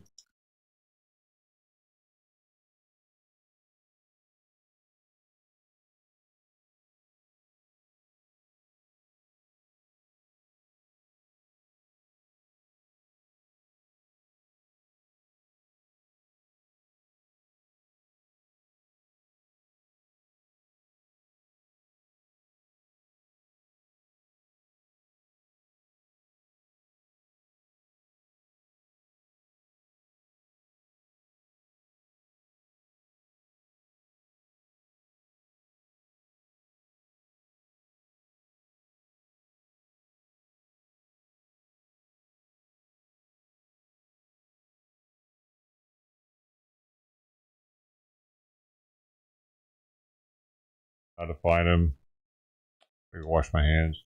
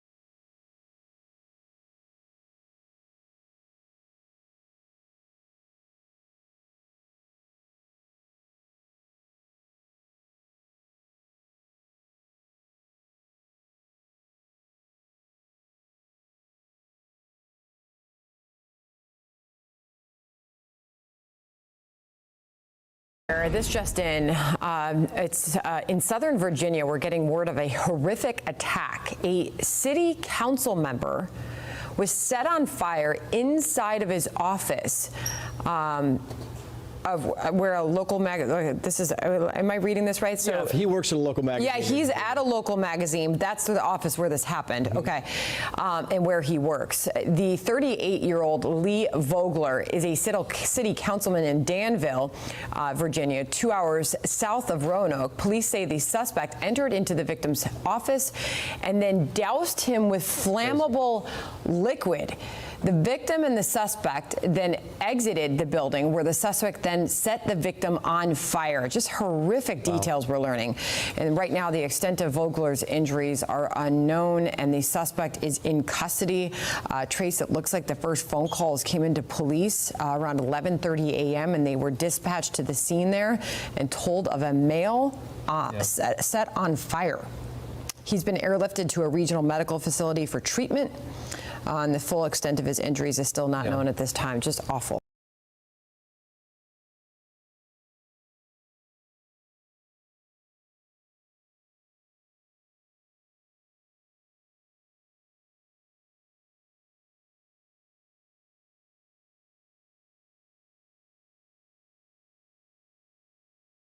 The Navy's silent service just got a little louder. Another nuclear-powered submarine was spotted off the coast of Australia, and it's sending a clear message. On July 27th, the USS Ohio surfaced near Brisbane, Australia for a scheduled visit. The port served as a major U.S. submarine hub during World War II, but the Ohio's visit marked the first time a submarine of that class ever pulled into Brisbane's waters. The submarine's arrival in Brisbane also coincides with the upcoming 80th anniversary of Victory in the Pacific Day, which of course marks the end of hostilities in the Pacific Theater during World War II. While in port, the Ohio will host tours for distinguished visitors and local leaders. Navy calls it a historic visit, one only made possible with the support of the Frank cable, a U.S. submarine tender that helps resupply subs when they're forward deployed. And here's where the story gets pretty interesting, because the Navy is usually pretty tight-lipped about announcing the whereabouts of its guided missile submarines. There are only 4 of them in existence, so the fact the service put out a press release about the occasion is somewhat notable. The USS Ohio wasn't just the first of the Ohio-class ballistic missile submarines to be built, it was also the first of 4 to be converted into a guided missile submarine. Instead of carrying the nuclear-armed Trident ballistic missiles in its 22 launch tubes, those tubes were converted to carry up to 7 Tomahawks apiece, or be used for other things like lockout chambers for Navy SEALs leaving for or returning from covert missions. Put it all together, and the Ohio-class guided missile subs can carry more than 12 dozen Tomahawk cruise missiles and still have room left over for special operation forces, along with their weapons and equipment. It's why the Navy says even with 30 years of service under its belt, the USS Ohio is just as relevant today to national defense as it ever was, especially given current events in the Indo-Pacific, where the People's Republic of China and its Communist Party want to assert more dominance in the region, often at the expense of U.S. allies. Because of that increase in Chinese aggression, we're seeing a more robust U.S. submarine presence in the Pacific. At Straight Arrow News, we just reported on the Navy redeploying a second fast attack sub to the region in just under a month. And now we have this story about one of 4 guided missile submarines making a historic stop in Brisbane. And this is all in addition to the AUKUS agreement, which will see the US and UK helping Australia get its own nuclear-powered submarine program up and running. It's all layers of the same message to America's adversaries, which is the U.S. Navy's silent service can sail pretty much wherever it wants, whenever it wants. Those boats have multiple ways of dealing freedom to oppressive regimes, and the U.S. has plenty of friends in the region ready to give a hand if needed. For more reporting like this, download the Straight Arrow News app today. Freedom. Give them the freedom, yes. Freedom. My message is Elon and all billionaires. You're the fascist because you want them out, so you like to have dictatorship. You're working for the devil. What is going on, everyone? James Klug here. Today we are at the newly announced Tesla Diner, where protesters have arrived to protest food. We're going to go talk to protesters for a bit, and we also have to go inside to check the place out because it does look pretty sweet. Stay tuned until the end for an honest food review. Let's go talk to some people. Let's check it out. Are you going in the diner? We're working on a video trying to see how the food is. Oh, I ain't no money. I'm going there to get his ass shut down. Oh, okay. There are, I don't know if you guys can hear, there are some protesters here. What are your thoughts about that? What's going on there? I don't know, they're fired up about something there. No diner or no Elon, or what do you think? I don't know. They just don't like food? Yeah, maybe they don't like smash burgers. What are you going to order? A burger with the french fries. Obviously, there's a massive line. You guys showed up here to counter-protest. Yeah. What are you out here protesting? We're out here protesting the fact that Elon is in Los Angeles. The fact that he thinks he can plop down a diner in the middle of LA, the town that's kind of leading the resistance right now. It's just ridiculous. We don't want him here. I live in Hollywood. Nice. So I think this is overdue for Hollywood. I don't know if you've seen the map of the superchargers, but there's not any superchargers in Hollywood. So really? No. I just live next door, and it's actually not my favorite. I'm just coming to see what all this noise is right now, and it's a little bit loud. It's a nuisance. What's your message for the audience? My message is Elon and all billionaires. You want some? Yeah. Oh, good time, man. Come on, let's play. There's a Dragon Ball Z Cybertruck. You don't see that every day. You've been here since 11:40. Okay, so it is for 2 hours and 3:25 right now. It was good though. The burgers are good. If it's like a 2-hour wait, are you gonna do that? I'm already in for like an hour and a half. All right. Yeah. So you're committing. Yeah. No, we did car order. It took over an hour. It took over an hour just for car order? We're slammed right now. We stood in the line, but it's about 3 hours long. They got The Office playing. That's pretty cool. Food quality though, how was it? Wasn't that great. Okay, no. so not worth waiting. Nah, I didn't think so. Would you guys come back or no? You would? Okay. I'll come with him. Okay, I got like a lot of opinions. I think it looks a really cool design. I'm not a fan of Elon at all, though. So it's kind of. What are you not a fan of? His companies, his work with Donald Trump? What are you not a fan of? It's basically the Donald Trump and then his association with a lot of right-wing groups, especially with Germany. He likes Elon a lot. He's an Elon fanboy. But I don't have strong opinions. You don't have strong opinions? Yeah. I see both sides, I guess. Okay. But you're still going to go try the food? I respect what Elon's done. Yeah. I guess I would say so, yeah. Like if Biden opened up a diner, would you probably go check it out in LA maybe? No. No, you wouldn't? I would. You would, really? Yeah. Yes. No, you wouldn't. No one would. The diner part is nice because you do have to kind of wait about a half hour to charge up your thing. So a little snack is fine. I think Elon is pushing it by charging $13 for a hot dog. I've actually heard it's supposed to be like organically sourced, like locally farmed ingredients. You can have your organic hot dog for $13, but give a guy like me who doesn't care a $3 hot dog. I gotta ask for the audience, what do you think Elon Musk has to do with ICE? Nothing. Okay. Absolutely nothing. He's an immigrant. This stuff is just delusional, in my opinion. Did you just get out of the Tesla right there? Yep, that's me. Wait, somebody was saying something to you when you were coming in? He wants me to trade my Tesla for a Chevy. This guy right here, did he say that to you? Yeah. Okay, and did he say why? I guess because he didn't like Teslas or something about Elon Musk. What brings you out here today? My hatred for Elon Musk. Tell me about your sign. What does it say? Okay, so it says, do you not see, spelled as Nazi and not see, we don't want you here. I think we are going to make that loud and clear. F you and Donald Trump too. I'm not a protester, no. Oh, geez, what is going on here? That is really kind of the dumbest thing I've ever seen. What that guy just did? Well, yeah. He's a fascist. He doesn't belong in Los Angeles. We want him out of here. We want him out of here. Sir, anybody who's associated with Musk does not belong in California either. You can't do that. Sir, what's your traitors to America? Sir, why'd you do that to the guy's vehicle? You do. You can find a better job. Get a better job. Excuse me? You need to working. That is really kind of the dumbest thing I've ever seen.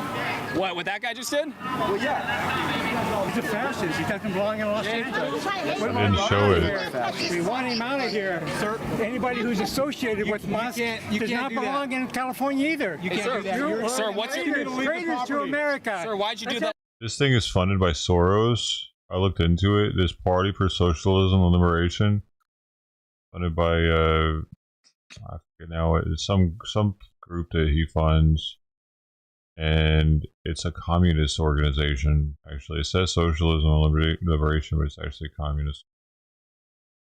To the guy's vehicle. You can find a better job. Get a better job. Excuse me? You need You're working for the devil. Well, you guys, I highly recommend Googling yourself and seeing just how much personal information of yours is publicly available. It's actually insane. Maybe it's an old address, your phone number, or other details you aren't expecting to find. I know many of you guys are like me and want your information to be private. It's You can find a Party better for job. Socialism Get and a better Liberation. job. Check this out. Here are data broker websites trying to share my private information and failing miserably. This is because of today's sponsor, Aura's data broker monitoring and opt-out features. Legally, these data brokers have to remove your information if you ask them to, but they make it extremely hard to do. Aura will help remove your personal information from data brokers and people search sites that can sell your information to identity thieves, scammers, and more. They have identity theft protection, a VPN, financial fraud protection, where you can get alerted in minutes when your credit file has been compromised. Like if somebody tries to open credit cards and loans in your name, you instantly lock your Experian file with a tap for fast security. With Aura, your data is safeguarded using the same security standards as banks and the military. Plus, Aura will never sell your information to a third party, which is obviously crucial. And I get this all in one app at one affordable price, which is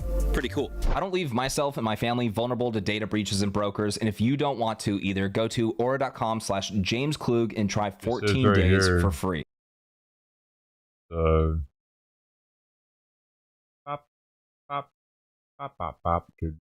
This is it right here.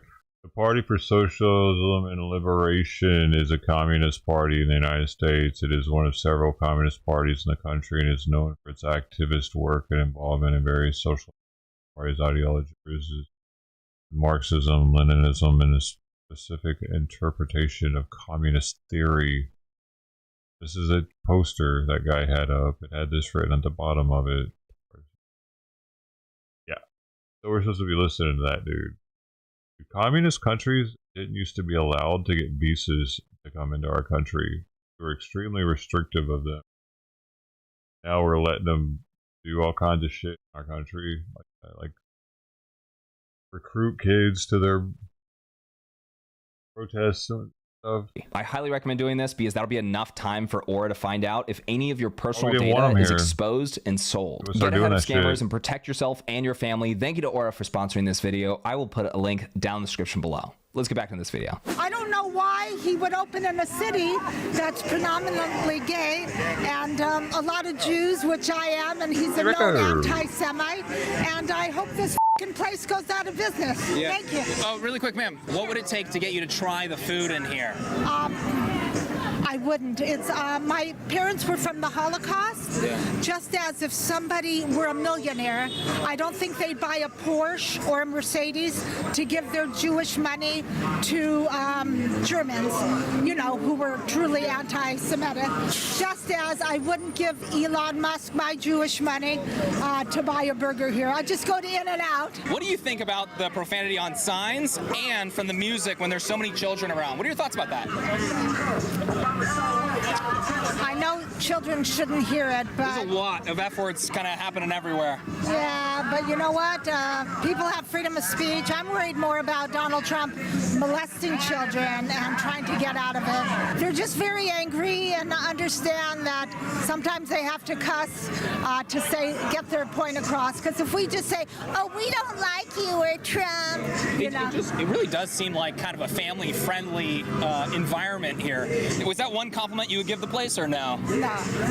What are your thoughts about the Tesla Diner? I honestly think it's one of the best things that happened to Hollywood in the last 15 to 20 years. Okay. And the number one thing, honestly, is to bring people together. We had a tough time 5, 6, 7 years ago, right? And the social aspect of everything went downhill. What has happened to Hollywood? Where are all the movie stars? Where are the producers putting some kind of like wholesomeness together? There's nothing actively being done. Over here, we have something that came back as a drive-in, bringing kids together, bringing families together. People complain over here about that the food is too expensive. Well, there's no processed food over here. Where are the people actually, instead of like just throwing rocks, talking about the positive? It's about wholesomeness coming back together. And then they had that thing where his hands were all bruised. I don't think it was from shaking too many hands. I think it was from too many, and some of them were probably from his orange. Thank you. Thank you very much, ma'am. Very well put. That's my thumbs down, mother. I understand why people are protesting. Elon's a controversial figure, but do you think that's gaining steam or losing steam since he stepped away from the Trump administration? I think he did more than step away. He called him a pedo. So sorry, yeah, stepped away and blew up the relationship. Yeah, really blew it up. Do you think their protest is gaining steam or losing steam since that? I really don't know. I actually want to talk to those guys and find out. But I think Elon is a pretty controversial guy, and that's good and bad. I love that car. I'm definitely not a Trump supporter at all. And so people who are so anti-Trump ask me, how can you drive this car if you don't? You're able to separate it, is what you're saying. 100%. I just think it's part of him being a part of the, loving Trump and being an asshole from the beginning.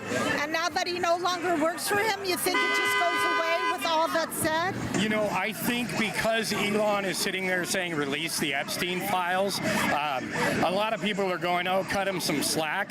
But what we have to look at is the fact that this guy has everybody's information. He's got our Social Security, he's got our 401ks, he's got our retirement, he knows everybody's address. So there's no reason he doesn't have the Epstein files. So the fact that he's out there saying release the Epstein files when, 90% of us know the guy's got them. Release him yourself. Quit bullshitting everybody. Are you less about Donald Trump at this point, especially after he's kind of bullshitting about the Epstein list, which he's 100,000% on? He's definitely on the files. We don't know if the list is a real thing. Right. We don't know. We don't need to know that's a real thing. We know that he was best friends with a pedophile for 15 years, and we knew everything that he did. And we know this video. We know he went to go meet with Maxwell to try to get a deal to protect him. So that is fact. 1,000%. There's fact that he went to Maxwell to get a deal to protect him. Where can you show me that? Yeah, he actually went the other day. He sent the second in command, Steve Blash, to the prison where Maxwell was at. So it's just fact. You can watch the video.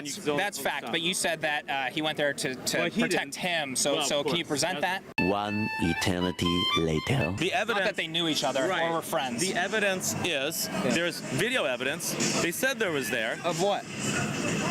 So Jeffrey Epstein videotaped every single person around. That's why there's boxes of videotapes. You feel me? Yeah. But video evidence of Donald Trump is what you're saying. Is that correct? There's videotape of every single person. He was at the party. Epstein was at Donald Trump's wedding. Yeah. He was best friends with Epstein, Maxwell. They introduced them. They introduced Melania. I know it's not gonna change your opinion, and I'm sure your audience is supporting your side. So I know no one in the audience is gonna believe this because Donald Trump is leading a cult. I'm not asking for that much. I was just asking for you said there's video evidence. Can we pull it up? And then I'll totally agree with you, obviously. You know what I mean? I mean, obviously, I don't have the video evidence. You think I have it in my hand? Well, no, we can look it up, though, right? If there's video evidence. No, I don't have... There's boxes and boxes that he taped. Okay, so you're assuming and then saying that's fact. Is that right? No, the fact is his best friend is a pedophile. I'm really not asking for too much. I know, but... Just like evidence, you know? But how am I going to get the evidence from that is locked away? How can I get the evidence? Well, then then it's okay to say I don't... Then it's okay to say I don't know instead of saying it's not. Yes, this happened when you don't have the evidence, right? Right. Keep believing the bullshit. This is what a lot of people forget, right? There's actually massive precedent for them lying about Donald Trump for years. But hey, the next thing is going to be truthful, right? You'll stop at nothing to evict Elon Musk from... Well, we want him out of here, yeah. We want him out of here. Well, he's already left California. What are you doing, dude? Yeah? What are you doing? What are you doing? I saw you from my balcony over here just slamming yourself in the car. No, the car came up to me. I saw you. I recorded you. You're lying. We are promoting the elimination of us. Discrimination. Discrimination. What discrimination? What discrimination? Explain it to me. Because this happens to be owned by a fascist. What fascist? Do you know what fascism is? Yeah, where are you from? Where are you from? Really? You're born here? You're born here? Yes, I was. I'm an immigrant. Yeah, I'm from the Netherlands and I'm part German. I know what fascism you know is. what? You know what? No, wait. I explain it to you. What's the car dealership? What's the car dealership decline in Europe with Musk? If you are ignorant about what Elon Musk, I know the other side because half my family is also Eastern European and know what happened. You don't know a thing about fascism. His car sales have gone plummeted. You're a spoiled, entitled guy. Exactly, because you have no comment against that. We're going to be out here every day until he So does. you're the dictator now. Yeah, You're the dictator. So you're the fascist over here. You're the fascist because you want them out. So you would like to have dictatorship over here. You're the dictator. You are the enemy as well. I'm not the enemy. Yes, you are. I came over here. I have companies. I employ people. I put bread on people. So what? He's creating jobs. He's creating magic. He's creating smiles for people. Do you have kids? Do you own a company? Tell me the answer. Tell me. This is the generation next to us. Zoomers showing up. We got Zoomers showing up. Or it might be Gen Alpha. I love Elon Musk. He loves Elon. MAGA Elon. I love Elon. Go Elon. All right, you guys, I think that was enough protesters for today. Let me know your thoughts about what they had to say. Eric, should we go in and try some food? Let's do it.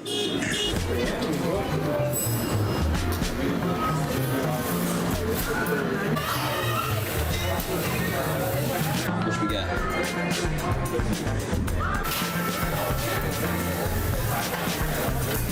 All right. We got the food. Thanks, man. Appreciate it. Thank you. Looks pretty good. I don't know. Egg sandwiches, bacon that everybody's been talking about, smash burger. It looks pretty good, you guys. Honestly, like first impression, yeah, looks great. I mean, maybe it's not worth like spending an hour and a half in line for, but as for a good spot to eat, just what I'm seeing right now, super fun environment, super unique, and food looks good. Let's see if it tastes good.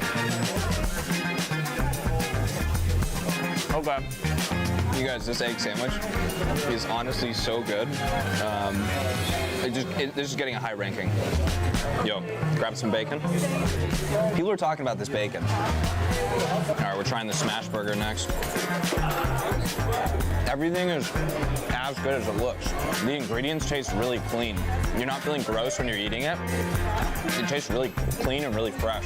Who knew a Tesla burger would be so good? It's great. You know, it's not like the best burger I've ever had probably, but it's definitely up there. I mean, it's really good. You guys, this bacon, it's actually so good. What is that, maple? I did want to show this thing really quick.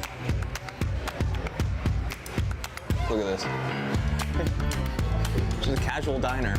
All right, we're going upstairs because there's a second floor to this diner.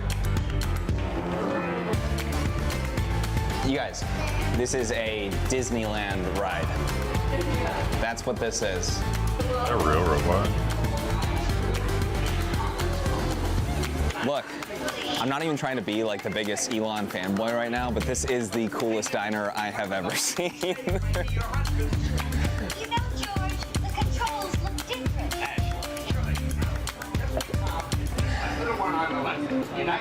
There it is. All right, you got a robot just waving to people. I mean, it's kind of creepy. Pretty cool. Pretty cool. All right, you guys, that is it for today. So on a scale from 1 to 10, Eric, you want to go first? What would you give that meal that we just had? I would say first experience, the food and everything was probably like a solid 9. Solid 9? Yeah, that's high, man. I was gonna go like 8.8, so I was right around there. You guys, it's definitely worth checking out. Great food. Had a great time here today. Let me know your guys' thoughts about these conversations. What you think about the Tesla Diner down in the comment section below. And if you enjoyed this video, please make sure to hit that like button. Make sure to subscribe for more videos and hit that bell notification button so you are notified next time I post. I'll catch you all in the next one. In time to give our founder tier members a massive shout out. Get their names up on the screen. There's still only 2 of us. Continued support. Really appreciate you guys supporting the channel, helping to make these videos possible. And thank you to all of our members as well. If you'd like to sign up and become a member today, hit that link down in the description below. You guys are the best. We'll see you next time. He seems pretty friendly. What's this? Right now. You don't want to make him mad. Yeah. Hey.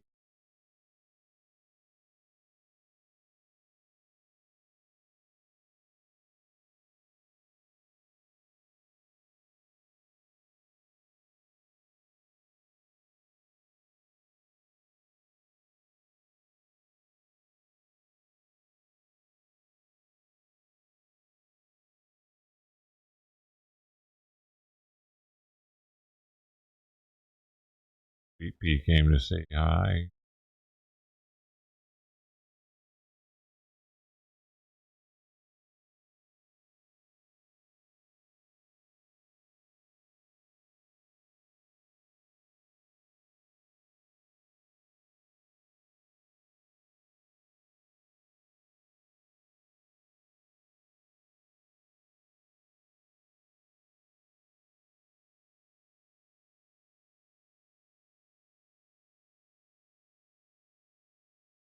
Whoa.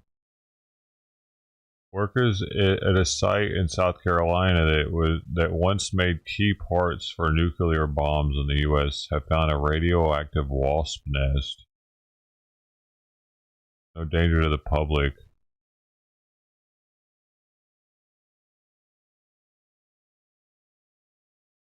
A nest has a radiation 10 times what is allowed by federal regulations. Workers sprayed the nest with insect killer, removed it, and disposed of it as radioactive waste. No wasps were found. Interesting. No wasps were found.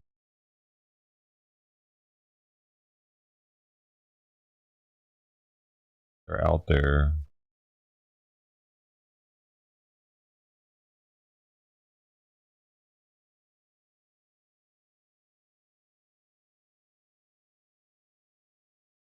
Yo, that Virginia councilman, they said that they put a 5-gallon bucket of gas on him before setting him on fire. How is he still alive? Our coworker Lee Vogler was attacked in our office. An individual forced his way into our office carrying a 5-gallon bucket of gasoline and poured the gasoline on Lee. The individual followed him and set him on fire. This type of senseless act of violence has to stop. You do not have the right as a human being to get upset with someone enough to lash out and attempt to harm them in any way, much less this way.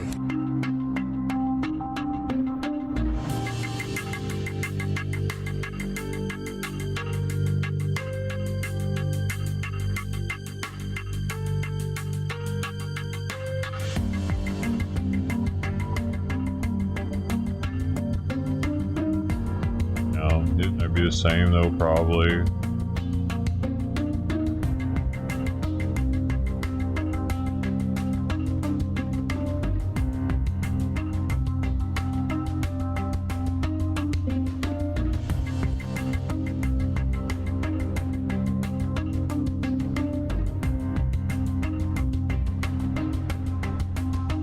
Oh, it's not affiliated with with politics at all. They knew each other personally.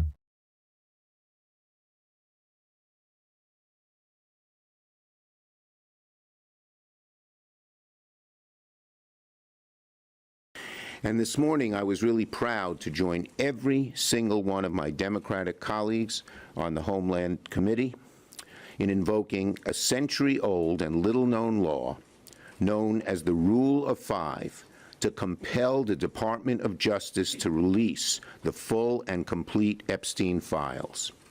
Under federal law, when any 5 senators on the Homeland Security Committee call on the executive branch must comply. Our request covers all documents, files, evidence, and other materials in possession of the DOJ, the FBI, related to the case of the United States versus Jeffrey Epstein.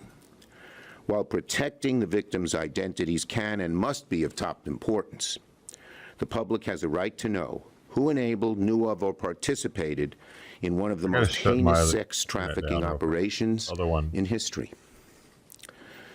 Let me remind everyone of what's happened in recent months. Donald Trump campaigned on releasing the Epstein files. He broke that promise. Trump should stop hiding from the truth. He should stop hiding from the American people. So today, Senate Democrats took action. We're invoking federal law and using our authority as a check on the executive to compel transparency.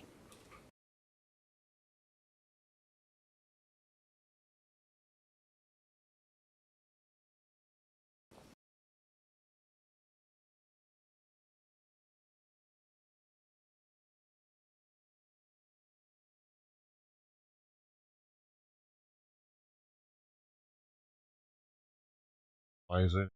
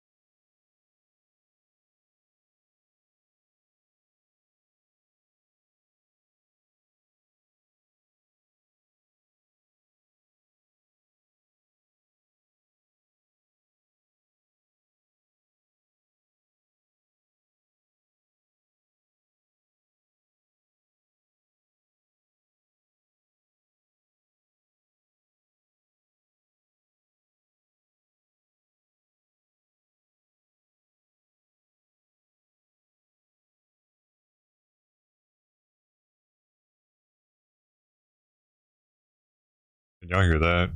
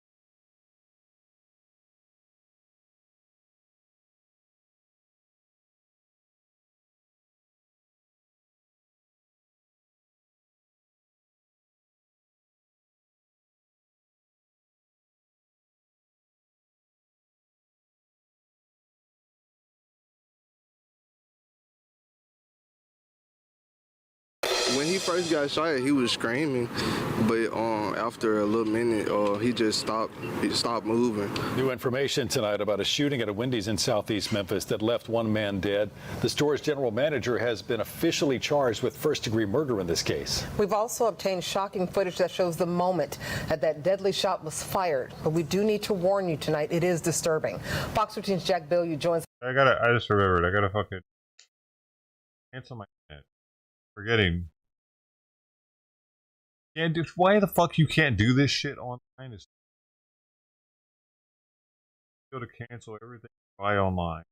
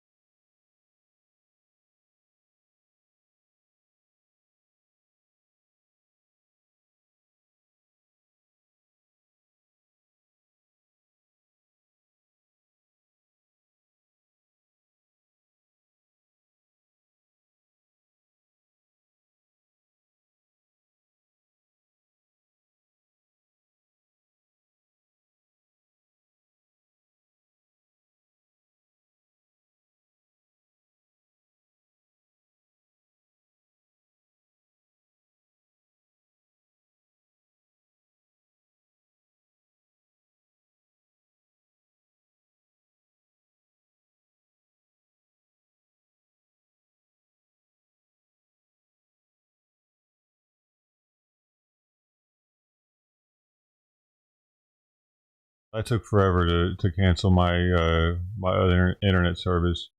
But so now I have an appointment to go to. You guys will be able to see the kitty. But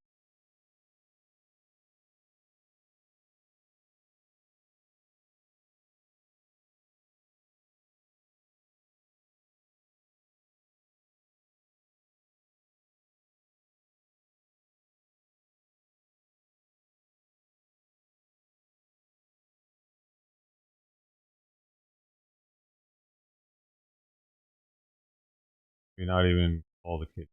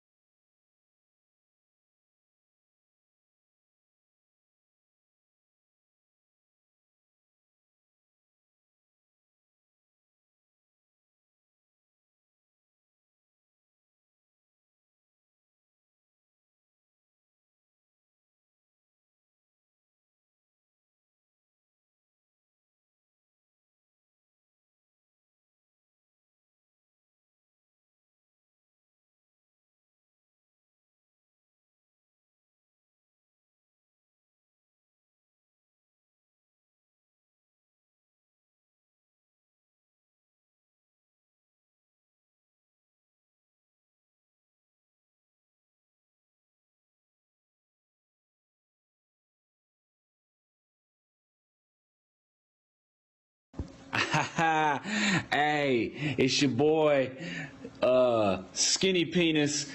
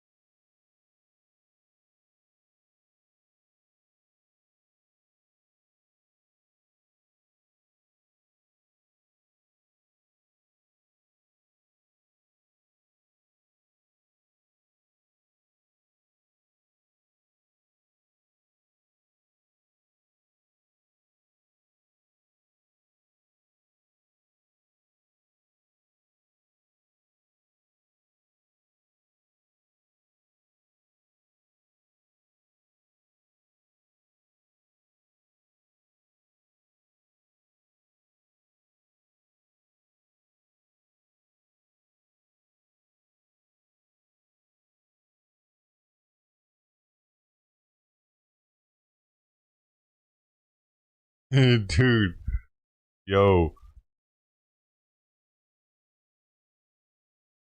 hey, dude, my psychiatrist just told me I look like I live in the mountains. That's what I was just saying yesterday, dude. I told her that my Appalachian ancestry is coming out.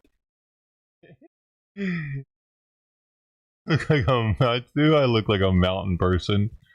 I said I could say, "Come here, boy." Might have fine with that mouth, boy. Got mouths like that around here. You brush your teeth a lot, don't you? Yeah.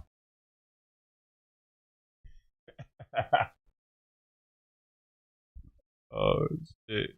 Dude, I was his 13th patient. He's got 3 more to talk to. That's actually kind of crazy. 16 people in one day? Caseload is insane.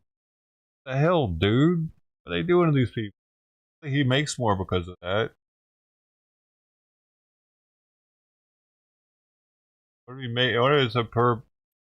Asked him. You pay by the patient or by the hour? I'll have to ask him that next time if I remember. Damn, I wish I'd asked him now. He said it looks good on me though, even though it definitely needs to be trimmed up a little bit. I got it in my genes. Some people can grow a beard. My dad's a beard haver. Always had a beard all my life. So I think it's just in my genes. Be bearded out of my mind. I'm just gonna never cut it now. The only thing that's gonna cut my mustache is eating.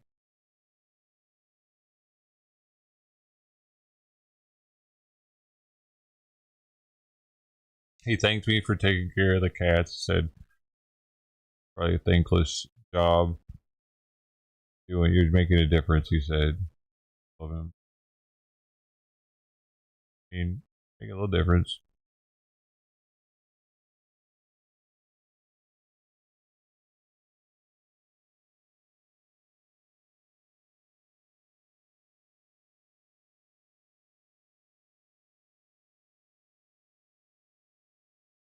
Compliment on my professional setup. You got the cage, you got the gate. Man, that ain't getting out, is it?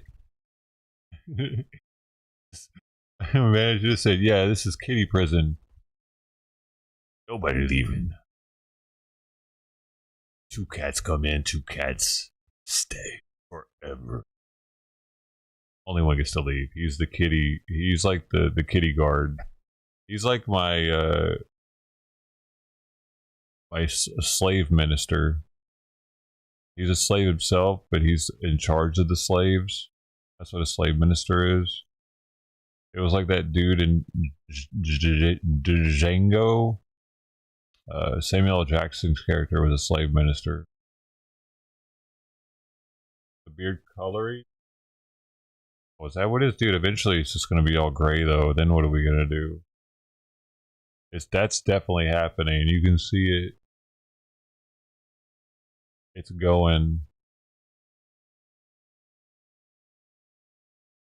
Losing my color, man. It's because the cats.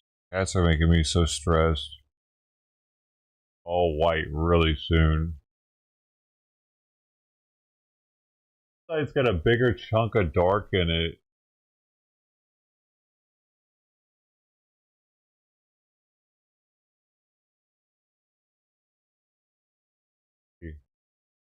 Lighting.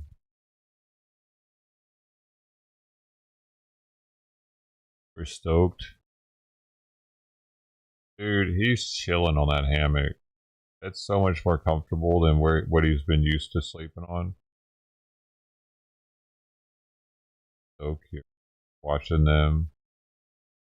I know people want him to come out of there, but I need him to get used to being in there. I put it back. He's not going to go crazy at night about being in there.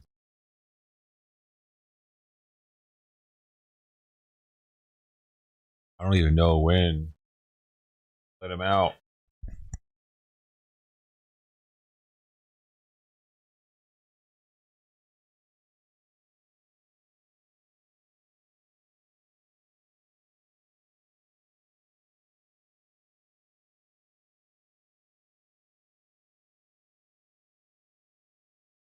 Now that we got that out of the way.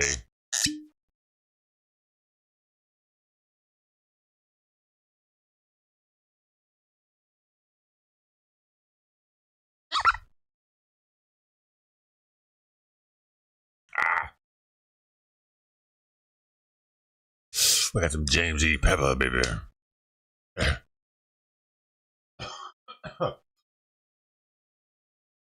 Dude.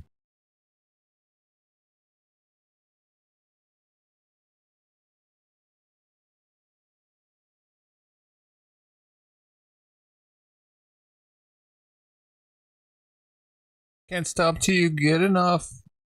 What are we doing, man? What are we even doing here? I had that appointment. Now it's over with. Dude, I'm always nerve-wracked whenever I have a psych appointment. I feel like he's going to try to change my medication up on me. And he did bring it up again. Damn it. Don't you love that? Yeah. I gotta be like, yeah, I know, bad for me. And he's like, well, just so you know, all of a sudden you have a new doctor that's like, I'm not doing this. It happened. I'm like, okay. I'm thinking to myself, is that why they keep giving me new doctors every fucking 6 months? They were for a while there. It's like, okay, your turn to try to get them off of them. Go get in there, boy. And they can't do it. And they're like, okay, well, I tried. You're next. Come on, get in there. You can do it. This time I have an actual veteran as a psych. So they're like, even has an anchor tattoo on his finger. They pulling out the big guns now. I just expected it eventually. They're gonna be like, yeah, okay, it's time, buddy. You're going off now. I don't think they'll do it completely, though. I think they'll always give me like an emergency ration because I've never showed to be abusive of them. Like ever, the entire time I've been on them. I've never been like, the only time I've ever ran out early is because they didn't get delivered. They got stolen by the post office. 3 times that's happened.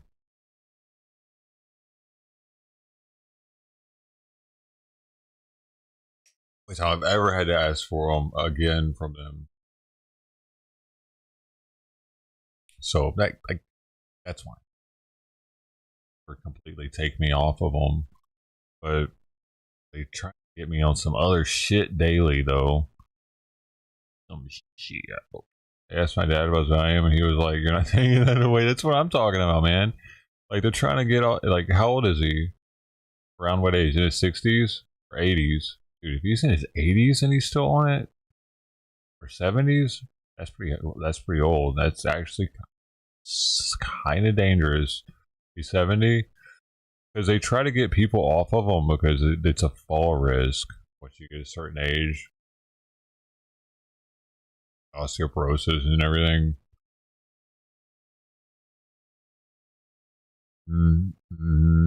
They try to tie it to dementia, but we just watched that thing earlier today and they were saying that once you stop, the dementia side effects go away. They said that today on the news. And supposedly they cause cancer, actually. There have been studies done, and it's kind of a significant increase in cancer susceptibility,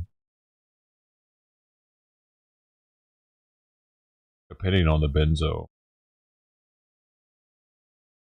But he will works. He will works.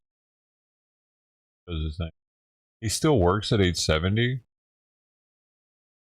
Bro, I'm drinking a beer to celebrate being done with my appointment. Woo! God, I always feel so good to be done with what you got to do for the day. I was like, God, I got to do that today. Shit. It's like, I'm not. Does anybody like having to talk to a doctor?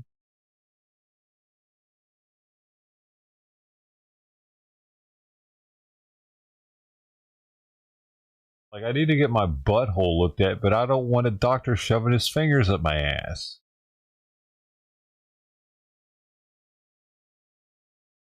Maybe just take my word for it.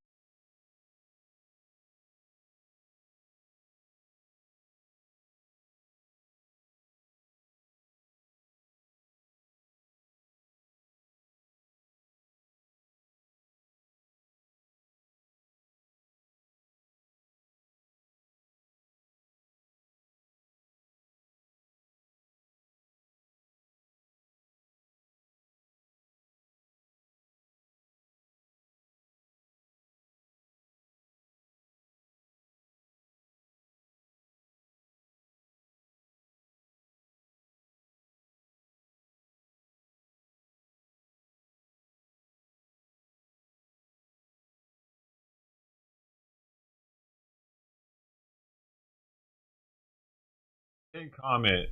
Yeah, with a farm, yeah. Crossback was deemed a good fit to go to a work program for cats. Where it's going to be, like, I guess out on a farm or something. Instead of coming back to the city environment it's in. Apparently it'll be safer for you. They figure they have so much money in it that they don't want to risk it dying in the city, apparently. I talked to him this morning. He came by. He actually came by and knocked on the door and let me know what's going on.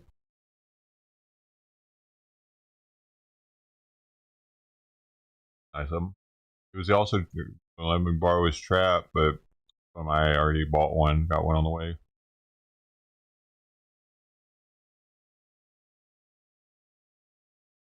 So that's neat. It's unfortunate we won't get this crossback ever again, but I want proof of it, kinda. I would like to see. They have pictures of the community. I would like to see. Sure. That'd be really sweet if he could contact somebody and get them to take pictures of crossback, like there, have it when they're live.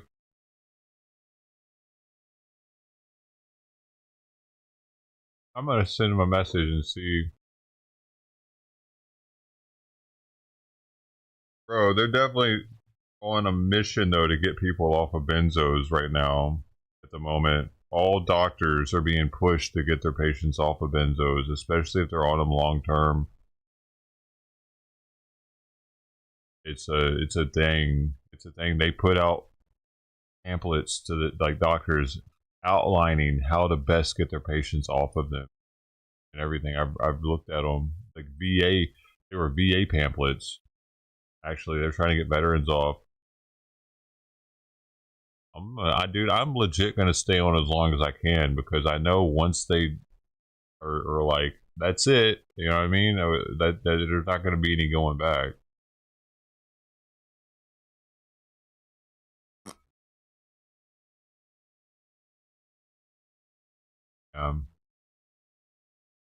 Yeah, I don't know, man. And they're one of the most prescribed drugs in the world. So wild about it. Be on antidepressants and shit instead. They want us to be on stuff that can't get you high ever. Bummer, you know what I mean? At least, like, I don't get high off them at all because I've been on them for so long. And I don't take them when I drink. So it's like I'm not, because that if I did that, there would be a huge problem. If I were to drink on those things, they would start. I would be, dude. I would definitely have hangovers. I can tell you that much. Unless I took them and more of them the next day, I would have hangovers. I would know if I was abusing that shit. I think you would know. I would know if you were, and you were the streamer. My speech would get super slurred while I was drinking, probably too. I definitely wouldn't be playing video games. I mean, maybe if I was drinking energy drinks with them.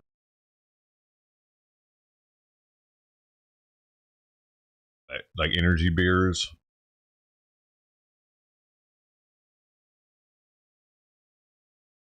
I'm really careful with those things, man. I had I am where I abused and got stupid. It's probably one of the reasons why I need them now. Yeah.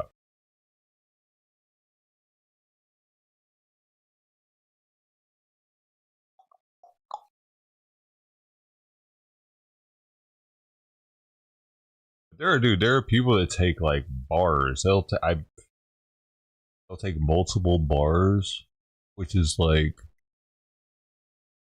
4 milligrams, and then they'll drink on top of that. They black out. I think 1 bar in drinking would black me out, actually.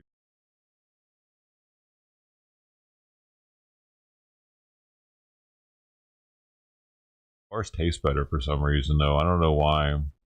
They have a creaminess to them.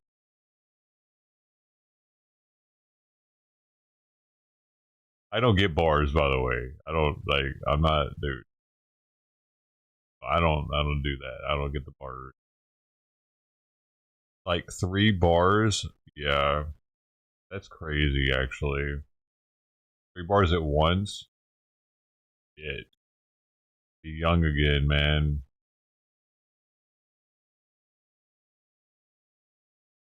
That's a definite, you're gonna feel like shit the next day situation right there.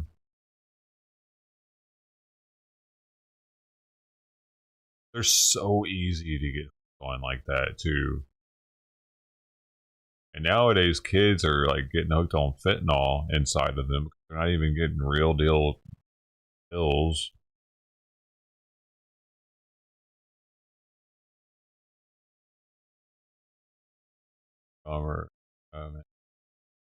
Dude, I've blacked out so hard before on bars that I didn't know how the hell I got home. I didn't remember driving me and my friend around the entire day. Like I went. It's thinking back on it. I'm like, no wonder my parents thought I was going to be dead by now or in jail. Prison. Like, I don't know, man. I feel like my parents are still judging me on my past self. Not cool, man. I'm a lot older now. Still don't want to talk on the phone with me.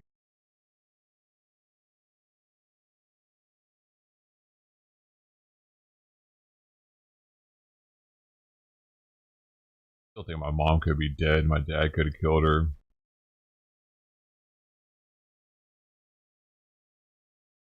Even though my brother went over there recently, not her son.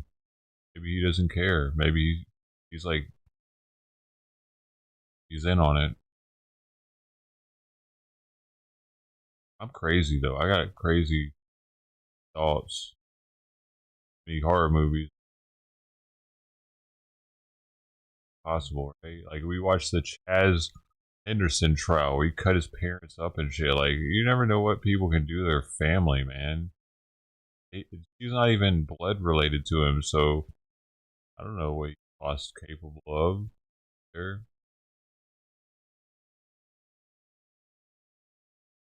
Maybe he told my brother that my mom went on a vacation or something. She's done that before. She's went on a trip for months out with her friend. I don't know what the fuck.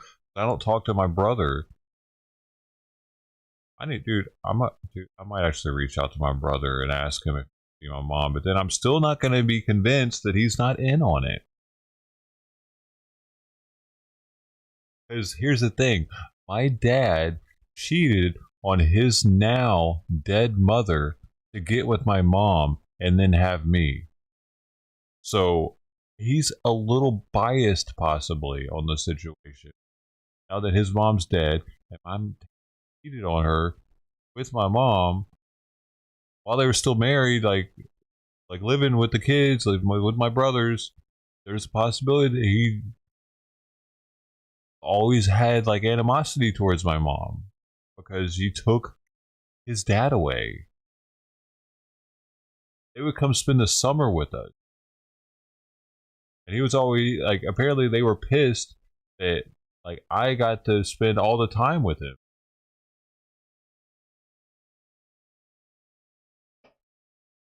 And they had to move down to Florida with her. But I was always jealous that they lived in Florida.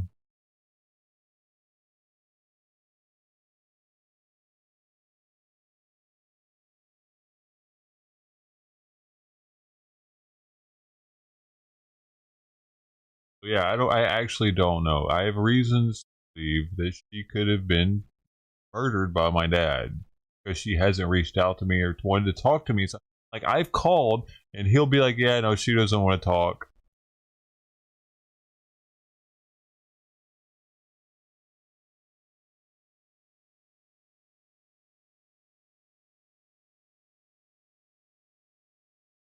I even threatened to have the cops come out there and do a welfare check to make sure she's still alive, and she was like, "Maybe I should have the cops do a welfare check on you." I'm like, "Are you?" I'm thinking, "Dad, is that you? Who am I really talking to?" I don't know. It's a Facebook message. Maybe he's got her account open.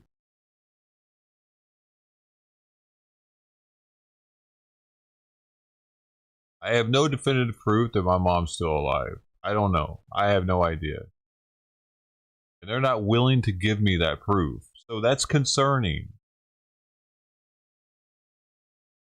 Like, why wouldn't they want me to know for sure that my mom's still alive? Why would, like, she want me to know? What? Doesn't make sense, dude.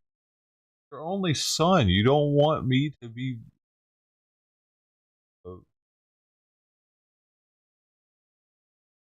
to give me the assurance alive?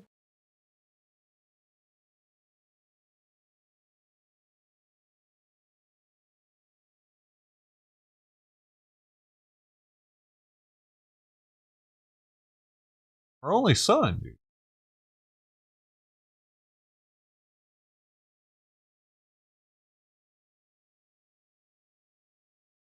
Her only kid, period. No daughters.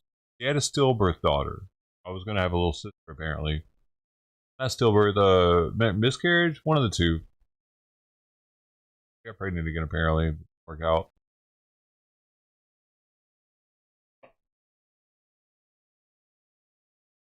It came out too soon or something. Bathroom. Or exactly the story. We're gonna get older. Yeah.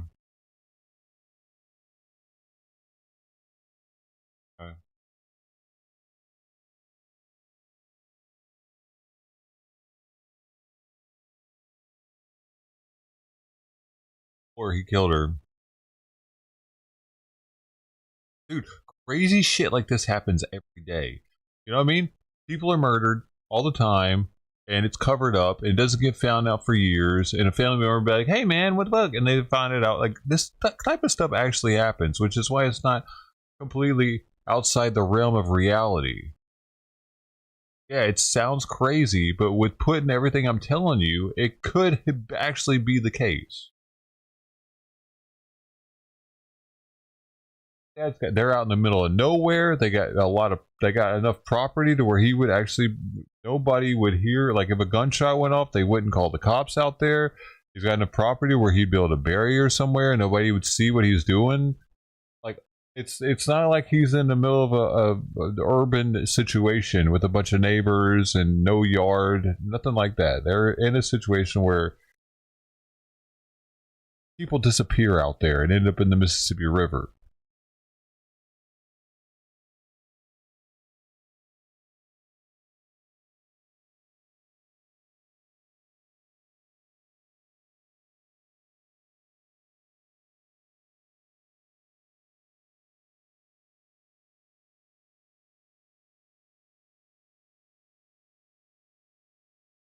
There was a time when I was getting affiliated with people. They were worried that I was going to end up one of those people. They were actually worried that I might end up getting killed and put in the river. They said something about it once because of what I was getting involved in, talking about ratting people out and shit. Because that's a whole nother long story. They did me dirty, dude.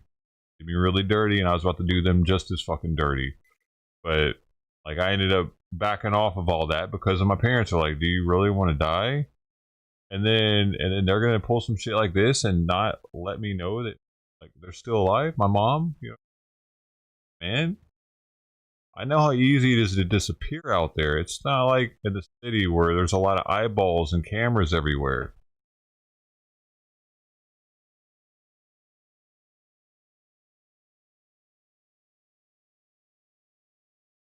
My paranoia is um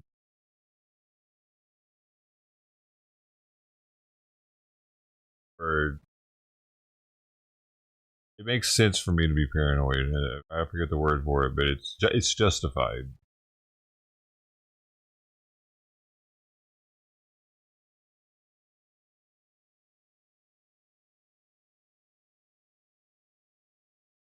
I got something to eat on a lighter.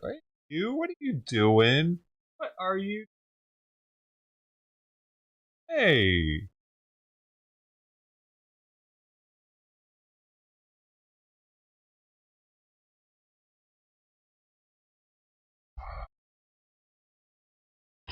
sorry.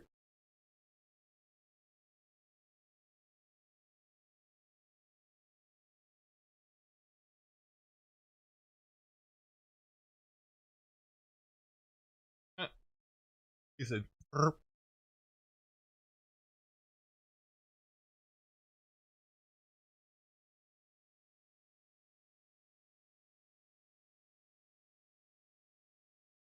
I tried a new food today, Alaskan, some kind of fish food, but it's the Purina sensitive skin and stomach, but it's the fish version of it. I might have to go get some more cans of it though eventually. I only got the one.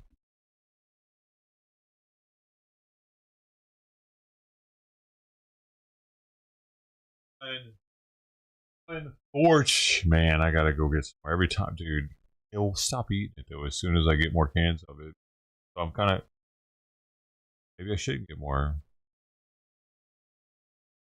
Try to get more of it.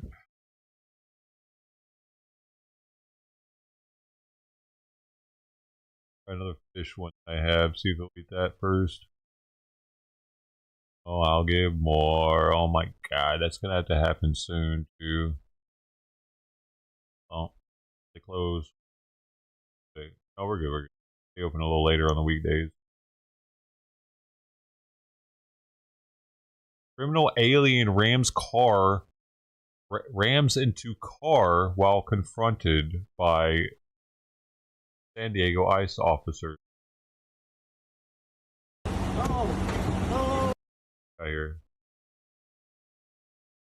I didn't even trash can. Oh. Oh, wait a second.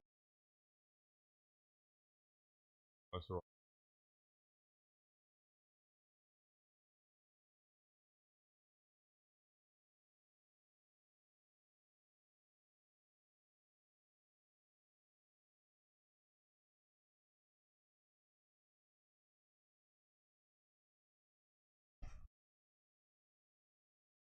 Oh, sorry. Come here.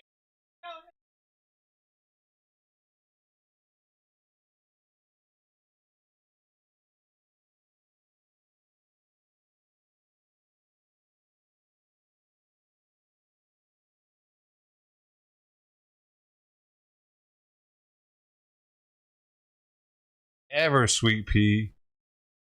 You. Yo.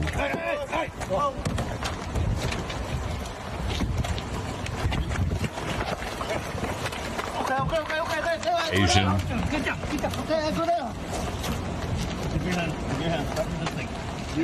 We got a lot of Asian ones here, dude.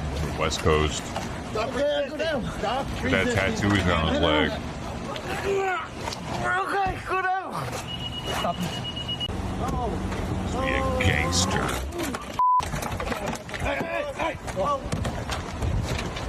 What the fuck was he thinking, dude? He ran into the car. He doesn't even have a driver's license. Like, he's got a fake one. Ho has convictions for drug possession, larceny, and burglary. Suck Ho is his name. Flooring his vehicle in reverse, it says. I know that.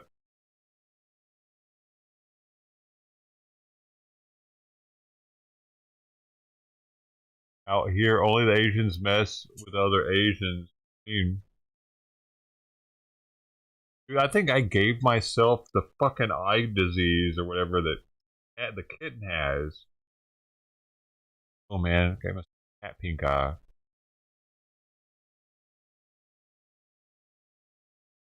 Crazy cat, how are you? Hey, this guy's talking. Is he?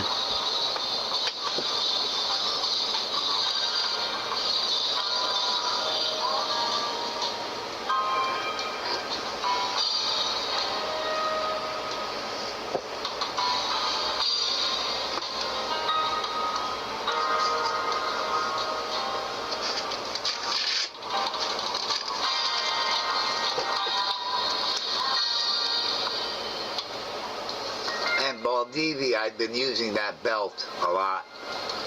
Even now when I'm sitting down. I'm banned? Oh, I am banned. I just don't keep it on. Oh man, I'm banned in here. They say take it off every once in a while. Hey, somebody go in this guy's chat and say Kitty Kim was right. Come on. My friend recently got diagnosed and she can monitor her Kitty Kim is right. With a patch he says. on her arm and the cell phone. Alright. Sure beats sticking your finger. Like at Kitty Kim was right. My finger was getting sore. I'm gonna get There's a link. I can't type it. Don't worry about getting banned. You don't care, do you? Fly in here and I will get you. You can see it'll be entertaining for at least 10 minutes, y'all. If you just say that in the chat. I bet it looks beautiful. He's mic'd up. He's not always mic'd up. Do this. You don't watch him. Yeah. So click on it and just say that in there. He'll go on a fucking tirade, probably.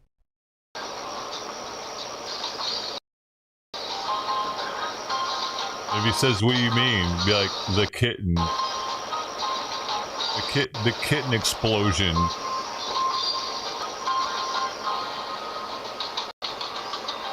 Oh, come on, Fly. I'm gonna get him. What are we waiting for over here? Yeah, I'm gonna get where's him. Sister T at when I need her? He's bugging me. Get it?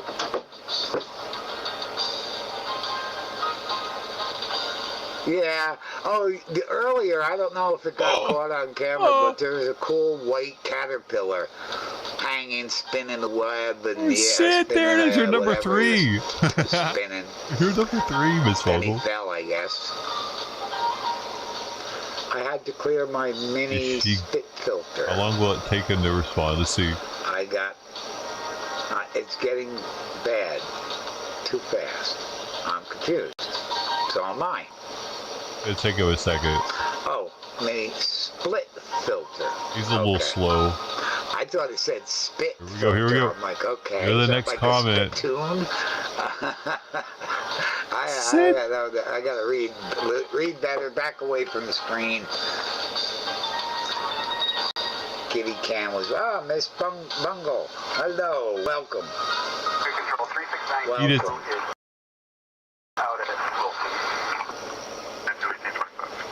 He doesn't understand what the hell that meant.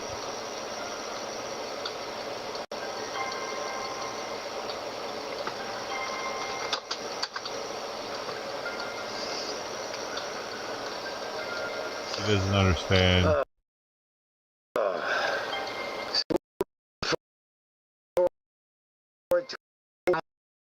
Can't come out for something to eat. Damn it. They'll all come out. He's too old to understand. He doesn't remember who Kitty Cam is, apparently.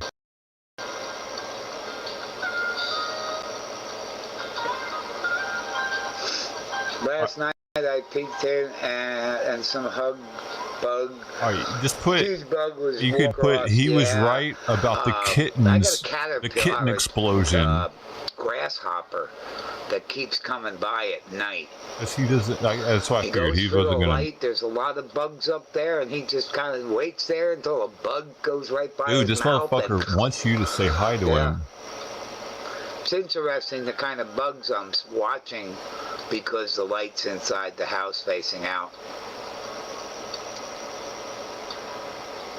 Methany. Oh. But without that light shining, I need to hear what he has to say about this kitten explosion, you don't see anything dude. until the solar lights kick on. Because we were telling him he was going to have way too many kittens to deal with if he didn't get these cats taken care of ASAP. I haven't seen Boris the spider in a while.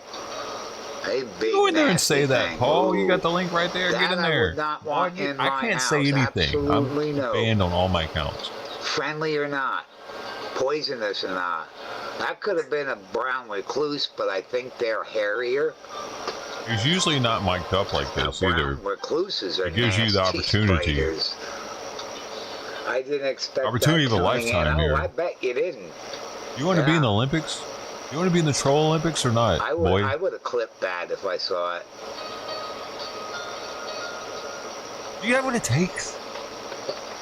I'm watching you, man. You know, this is the time to show me what you got. God, what do you got? Are you 4chan? Are you up to the 4chan level? Trolling? Do you have what it takes to make it to the top? I take it next week is going to be a very busy week. Make it busy for this guy. Come on, man. Get in there. Butt pat. Hard butt pat. Stern. Why does he still have the heating pad out there? We could start capturing some kitties again. Maybe before then. I don't want to push it. Definitely don't want to push it. No. I could go to the water and go fill up for the house. Once my What do you mean? Oh, because he does that? No, I don't think he's drinking that water. What do you... You gave him a positive fucking response, dude. That's not trolling, you fucking idiot. Are you trolling me now? Ooh.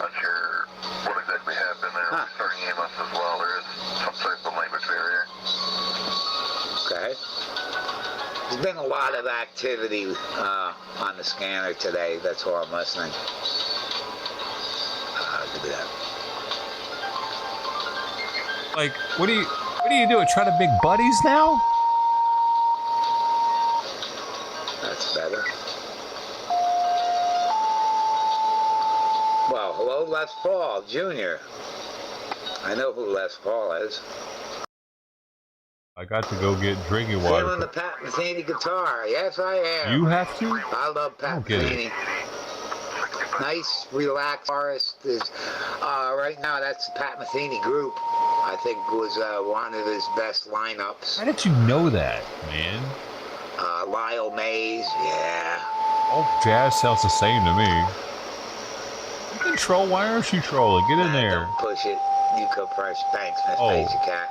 You had to go get drinking water right now. Why? Just drink beer, man. Here. I'm trying to keep it low because of YouTube.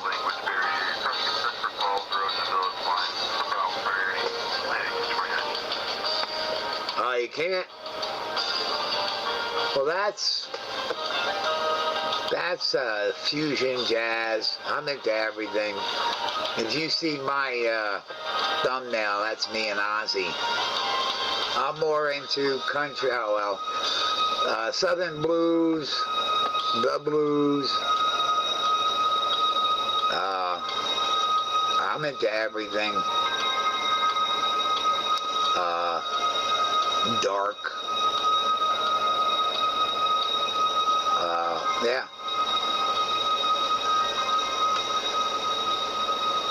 Lower,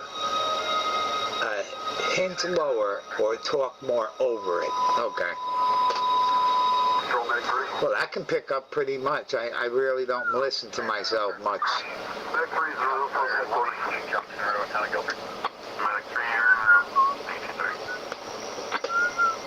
That's all right. Most of what I'm saying isn't important anyway. I just rant and ramble.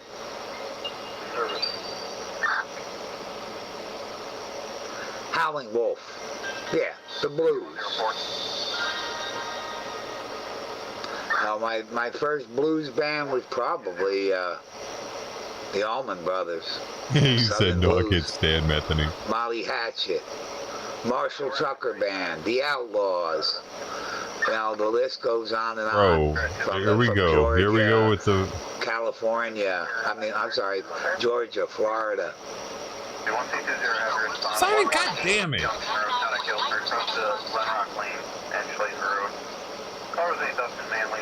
Driving down Junction Road, had a Frank Lanana suspect shoot at him with a firearm. Ooh, really? The caller is still driving back to his home at 118 Junction Road. Stated that male did initially follow him in a vehicle. He is no longer following him. Well, shot at him. Yeah, boy, they're getting busy today. Okay. I heard shot at him. That's 1,000 points, baby. Give me my points. Give me my points. Give me my points. Yeah, you know what I do find interesting, Les Paul, if you're still here, is that you knew who Pat Metheny was. Yeah, Son House, that old black blues. When I was growing up, I was into, I have albums that say Negro Spirituals. Yeah. I was into every kind of music. Opera, unless it's Porgy and Bess, Carmen, I'm not much into opera. Classical, I can listen to if I'm forced to. I do like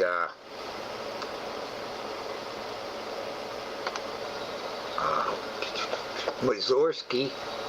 Mussorgsky's kind of interesting.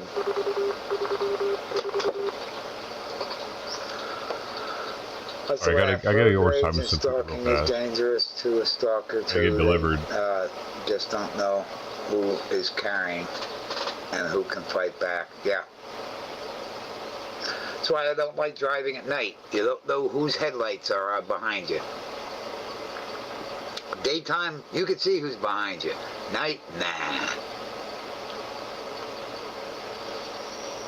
That's why I don't drive at night much, but the roads I take, yeah, I don't see anybody in the daytime, let alone at night.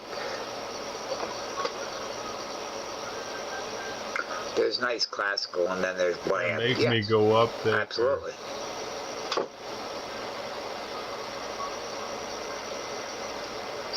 Not. Hey-o. I like instruments. I like people that play instruments. I don't like AI-generated music. Some techno pop, or whatever they want to call it.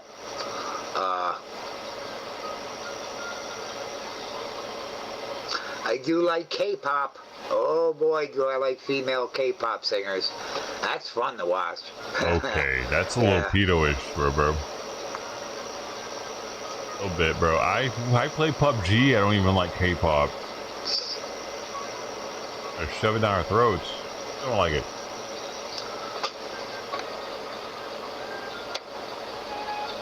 I'm sorry, I got to back that up a bit. You tried? Did you say something else in there? I think you got banned. Nothing else is popping up that you're saying. I think they banned you for saying that, actually. Just watching this guy play guitar. Is that all you said? 5 variants of dives, and Lazarus is also lovely being. I just lost that. K-pop singers are fun and seem to enjoy themselves. Yes, they do. I thought you said. Come on, you got to get back in there and tell them. What? Say hi real quick. Okay, that's enough. You're in over your head, bub. All these kittens. Oh, did you hear that? Oh. Not getting them spayed and neutered fast enough. Lay down. I'm not playing. We play. It's gonna get worse and worse and worse and worse and worse. I'll just hide over here with my flock. He's having fucking 8 kittens and getting 2 of them spayed and neutered. That kind of thing. 5 steps forward, 5 steps forward, 7 steps back.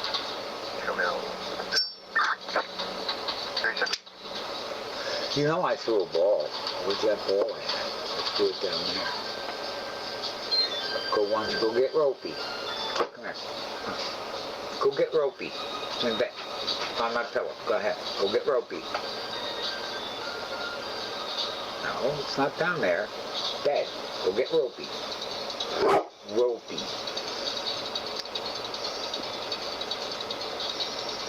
Have to duck off, be right back. Okay, no problem. I'm here. I'm going to mute this for a bit. Oh. Why? Because that one person's leaving? Forgotten this Maisie cat was still here. I would never mute on this Maisie cat. We got another hot day. Tomorrow we're going to be getting a relief. I think it's going to be in the upper 60s. And I think that'll also be easier on me.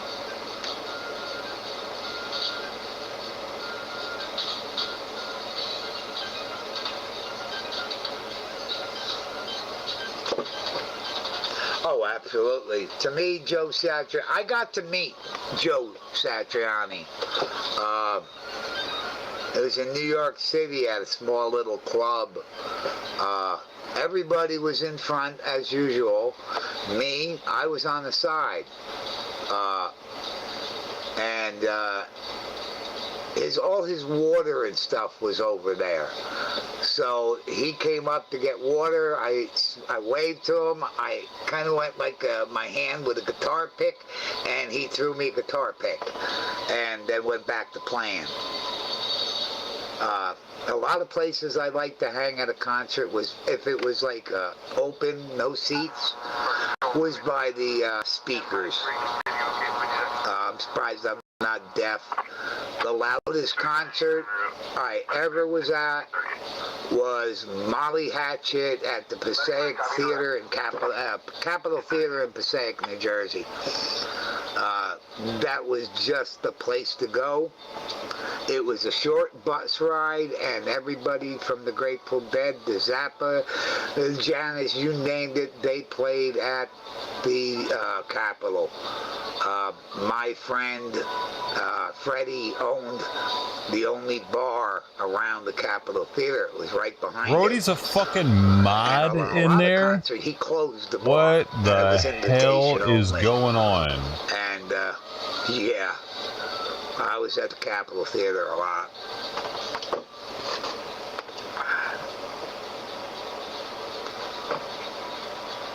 You took my mind away. Brody. Hey, Brody. How you doing? Who's that homo K-pop? Okay. Let's see. Got him humming, Brody. There you are. Bye, Les Paul. Have a nice day. Why did you get deleted? Yeah, I kind of thought he was an asshole. What did you... But he knew who Pat Metheny was, so... What did you say? Now, Les Paul... The only people in there are mods now. His guitars were great. The people that played the guitars were great. But as far as him, nah.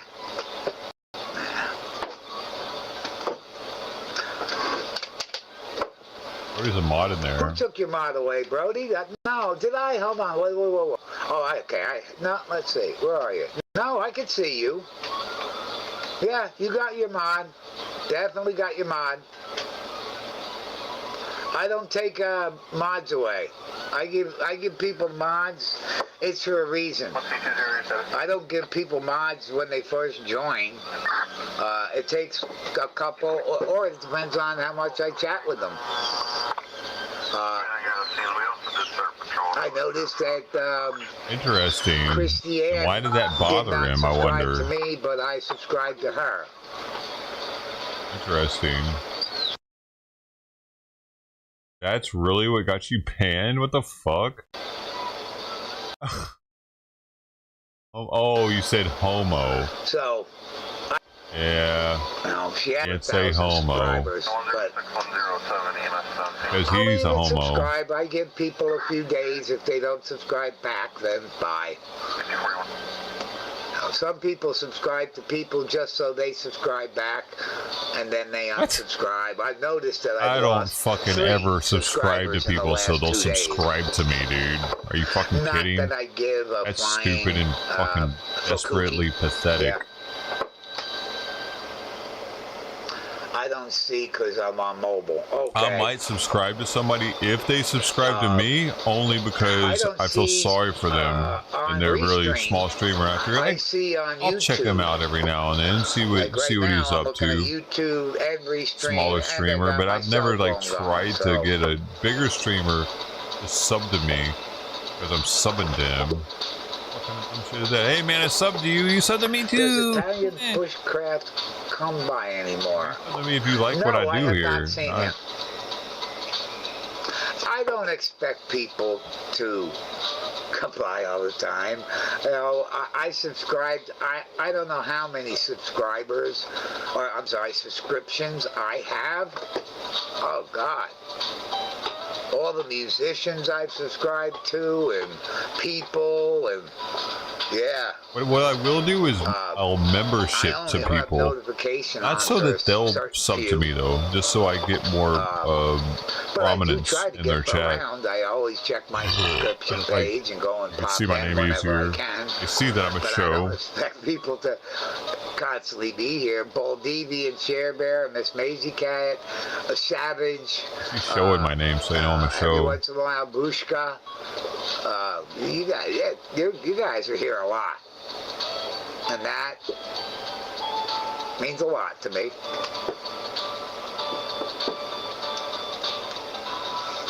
Is it really?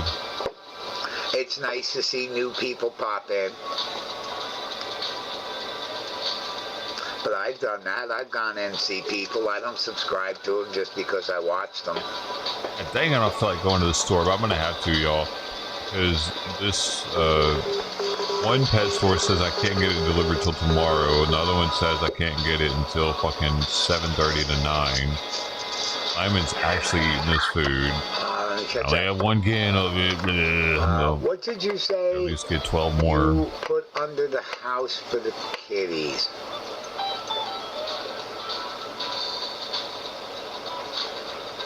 I didn't put anything under the house. Nothing goes underneath the house. Everything is outside. I've put it, I don't know if you know, Brody, but 11, 12 days ago, I was cutting the grass and I nearly collapsed. I had to crawl from my backyard to my front door. What happened was, yesterday I went to the hospital. I could not take the pain anymore. What is all this happening for? Why is he telling us about this? My leg, and a couple of other little things. Hey, what's this have to do with what you I'm put right now recuperating. under the house? I can't move around. My mobility is very limited. Nothing to do with it. Has to do with what you I've might got a friend that comes by. put under the house eventually. He's been helping me out. Today?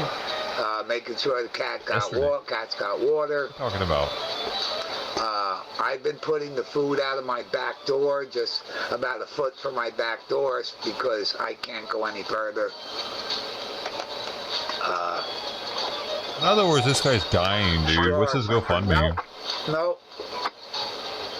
Now, there's insulation, there's tie-back insulation and other stuff protecting the entrance to going underneath. But no, there are stuff stored underneath. He didn't put shit there's under the house then. Christmas tree, there's a old basket full of blankets and throw pillows and anything.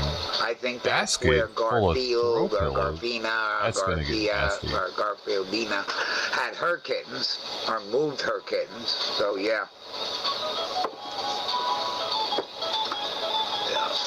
I wonder if he gives any of these cats flea or parasite treatment. He also, he is the sole provider to like 20 cats or some shit.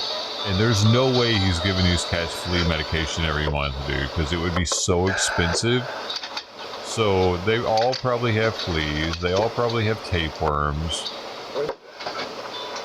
Probably other types of worms also. Round, heart. There's so many ear mites that they're not getting treated for anything. They're lucky to get TNR'd, possibly. Some of them are getting TNR'd.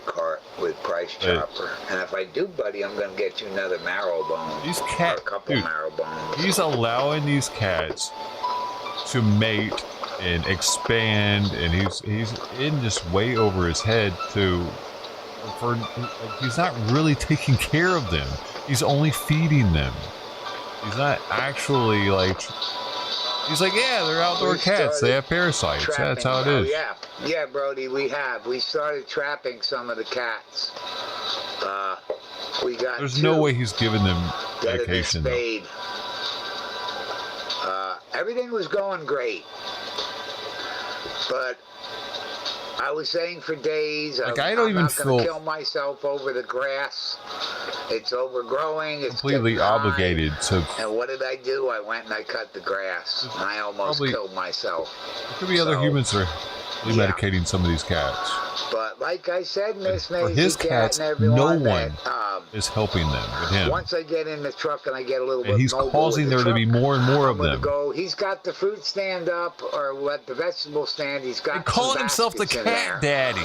So one of these times, whether he's there or not, I'll hit the horn. I'm sure. As if he's proud of creating more of them that he's not taking care of properly. I'll hire him. I'll pay him $30 just to come by, cut the grass, and that should be it for the season. I don't believe I would cut the grass anymore with winter coming. There's 60 days. He laughs like Outlaw. Yeah. Did you hear that? Just like Outlaw laughs. Well, that's one of Outlaw's laughs. I gotta put my pride aside. You know, I gotta be humble. I gotta go and,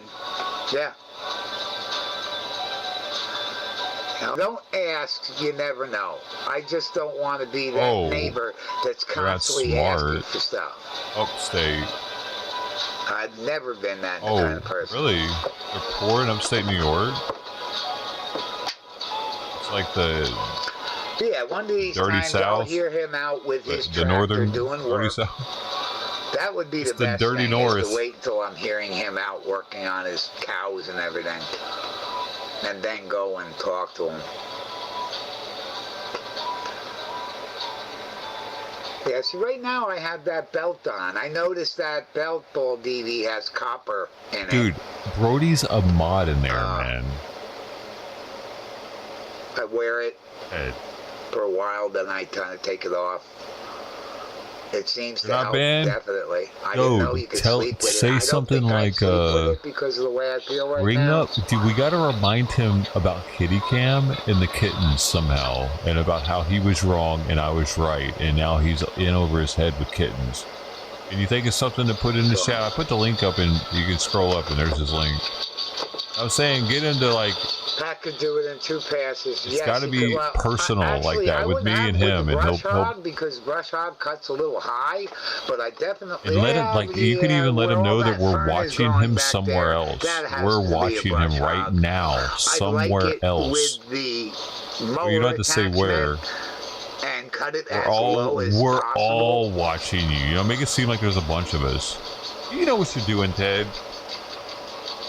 You know he's gonna go on a fucking tangent, man. If he thinks we're watching him right now, well, last time he was trying to get me banned and shit. But he's got to feel like he fucked up. You know what I mean? Like he actually did mess up, and I was right, and he was wrong, and we're watching him right now, listening. And then I think he'll go off.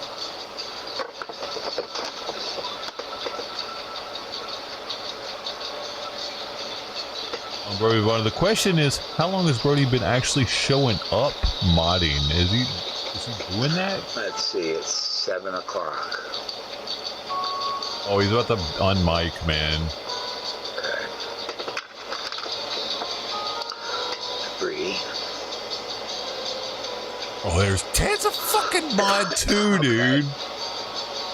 You said hello. See, this one I gotta keep up on. It's take by mouth, one caplet every 4. Oh, now Ted ain't gonna talk shit. He's not gonna want to lose his mod shit. Yeah, I gotta take one of these. Damn it.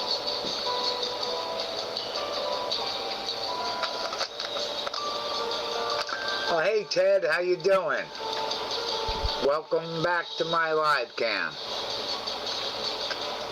It's down to 78 now. That's nice.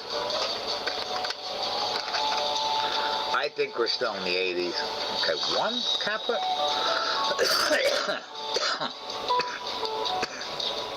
1. Okay.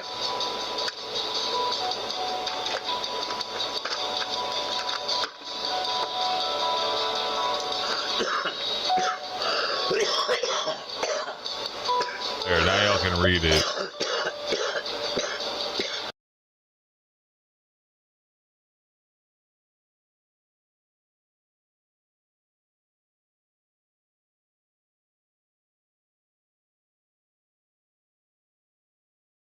What happened? He muted it.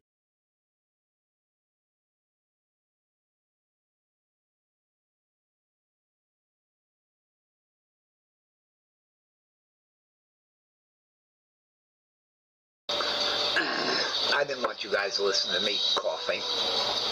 But yeah, it's been a while.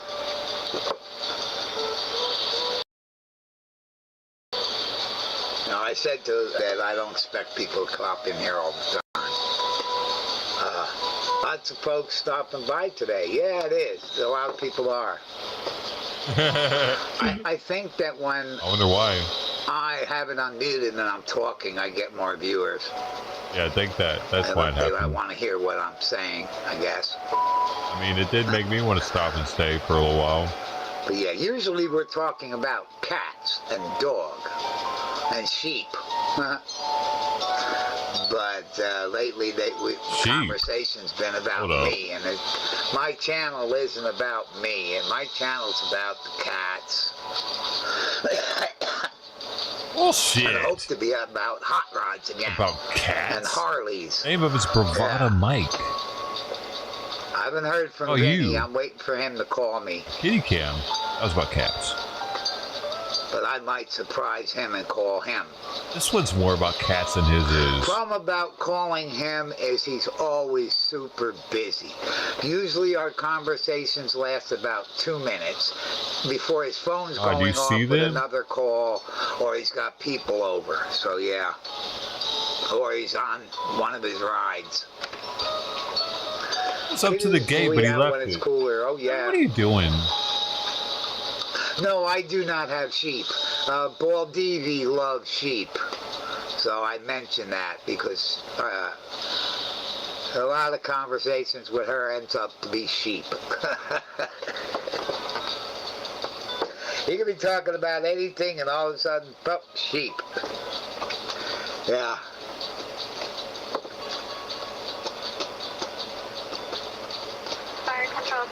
I wouldn't mind having some sheep. They cut my grass for me. There are some people up here that have goats that are only there to cut their grass on the hillside. Very smart. Can't do it with a mower, can't do it with a tractor, you'll tip it. We get some goats. Wow. Yeah. Oh no, Ted. Ted's going in on it. Another channel that has kitties. Oh no. I was watching some of them. Ted. Of course, there's what's her name? I haven't seen her in 2 weeks. Going in on it. Oh well. Peppa Cat. Peppa Cat. Is this proven? Is this like a statistic for the area or something? They gun. Well, let's see what the weather gun the numbers. They see if Restream decides to buff me. He's using Restream? Or what? Why is he using? Where else is he streaming? I use Restream. That's why I'm able to stream to 7 different platforms. But he's Restream. And cool temperatures ahead. Feels like 84. Ooh. Okay, dew points at 62. Where else does he stream to? They're calling for showers around 5 a.m. So I'm sure I'll be up by then to change to the day camp. The goats are way better at using the lawnmower. Yeah. Yeah, there's a guy on one of the roads I take, and he's got goats. Usually he's got like structures, and they're always on top of the structures and stuff. And of course, Steve Gray has goats. I asked him, do you make butter? You do anything? Nope, I just have goats. I just have sheep. I just have this, yeah. They had goat milk candy at Costco. I almost bought it. Takes for meat. I was like, what am I doing? And sells, buys and sells.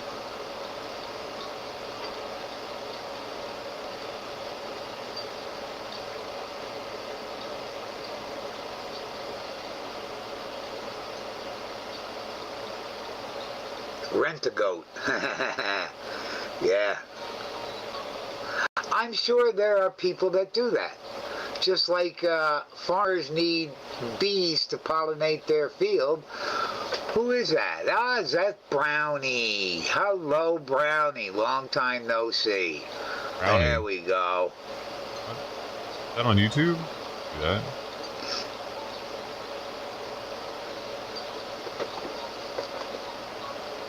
Live chat. Oops, Brownie. She looks thin. She looks a lot thinner. Still haven't verified that. The name of the cat, maybe. A female. Oh, but before, you're never fucking sure. Almost the same. Brownie's a little bigger. But Brownie has that brown in her. Her. Both have that spot right in the middle of the head.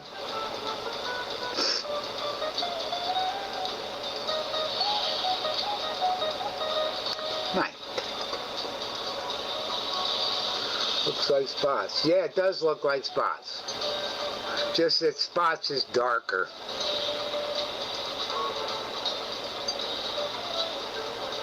I have not. I haven't named any of the new kittens. I haven't named any of the surprise kittens that are appearing everywhere. They weren't a surprise, dude. Be like, all I know is Kitty Cam knew those kittens were gonna happen. Kittens soon. I'm getting them. I want the new ones. What did he just say? All I know is we're gonna be catching some kittens soon. I'm getting them. Now he cares. Now he cares all of a sudden. But then it was like, yeah, no, there's only like one female, man. We're good. Homes. I want the ones that Ozzy's been carrying around. I don't believe him, dude, that he's gonna catch them and do something. No, I catch them and I'm good. I'm gonna taking them right to the SPCA. I'm not playing around.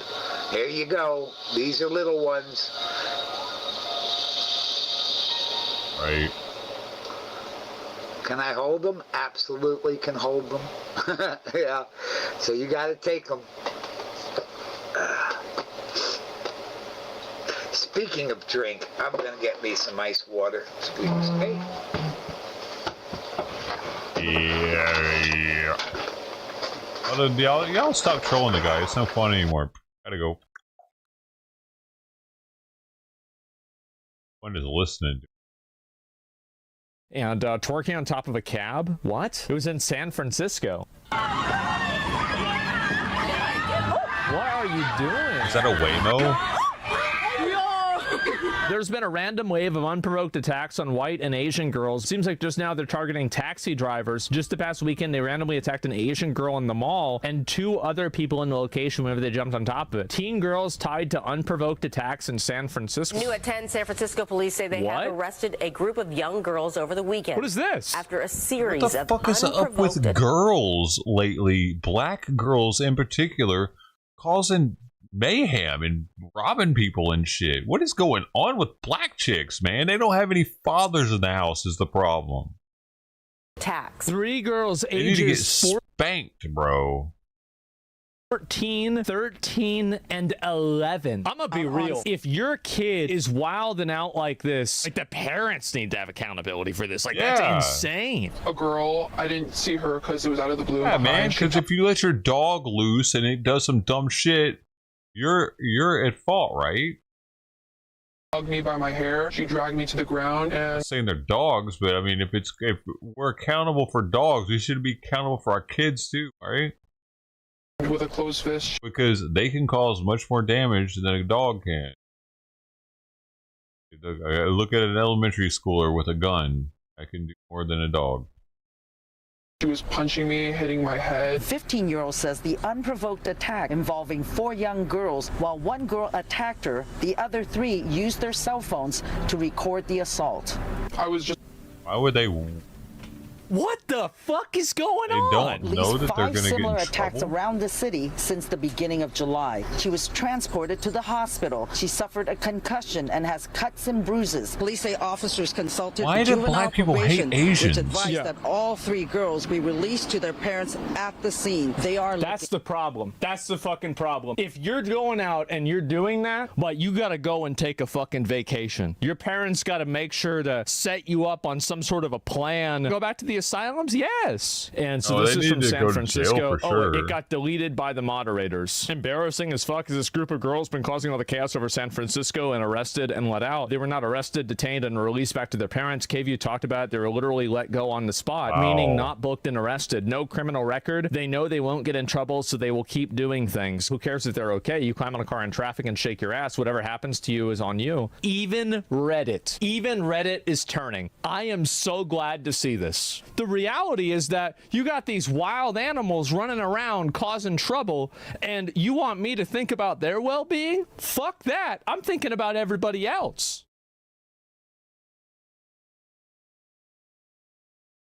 Gonna give, never gonna give. Give you up, never down. Why didn't that sound command? Oh, it was something.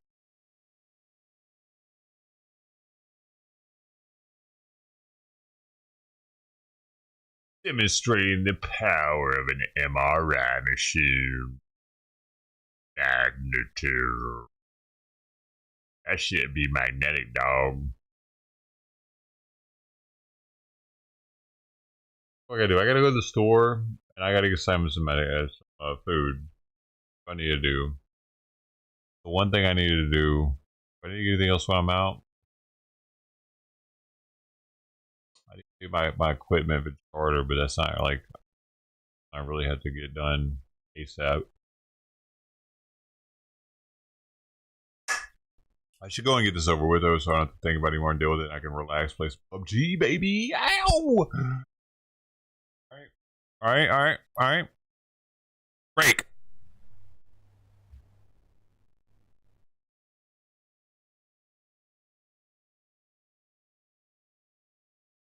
Yeah, it was neat how the camera did that. Alright. Got him in focus. I got him in frame. I mean, I'm gonna go in and change. I got a pistol. Okay.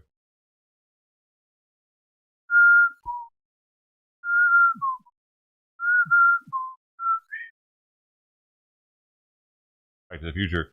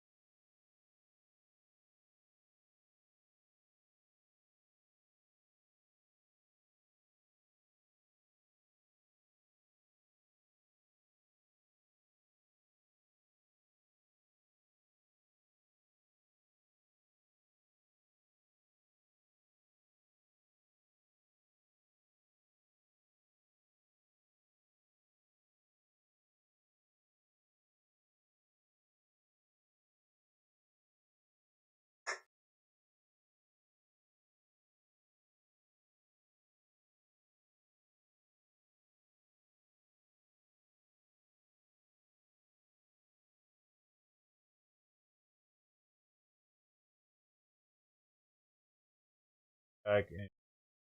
Much quicker. I'm not going to Costco. I'm just going to the pet store. Boys. I can get this dangly maybe that put in there for him.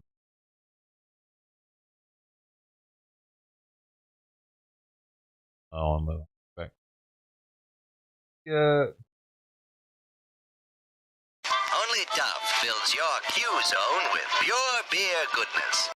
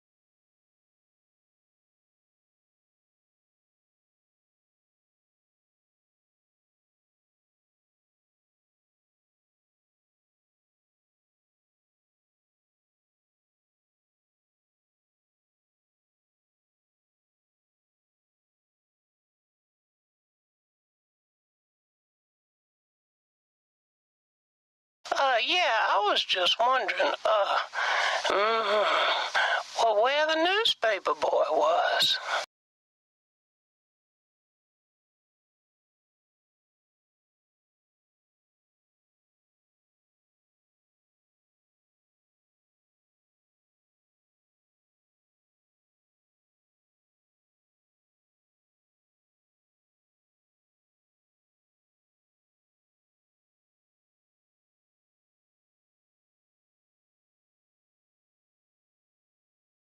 Okay.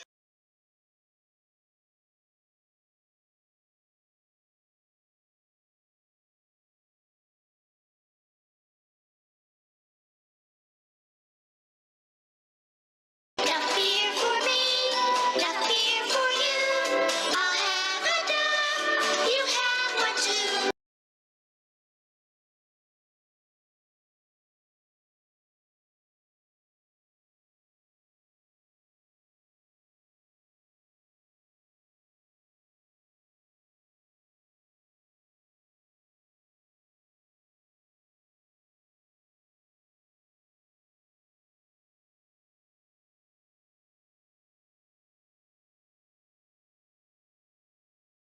Hey, Barney, I think you've had enough.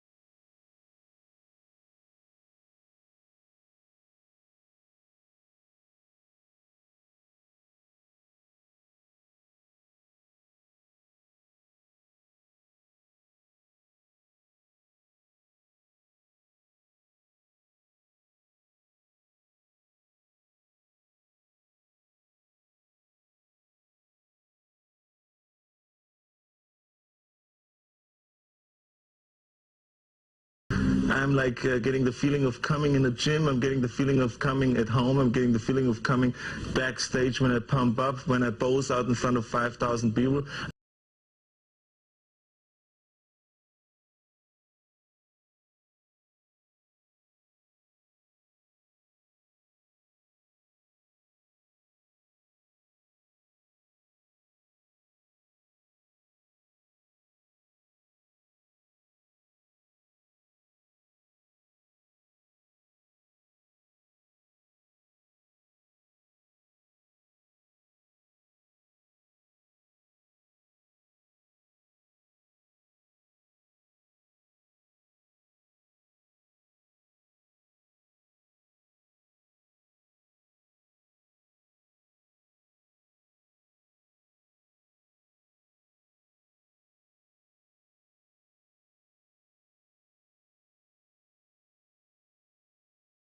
You think you could just come in here and film police officers?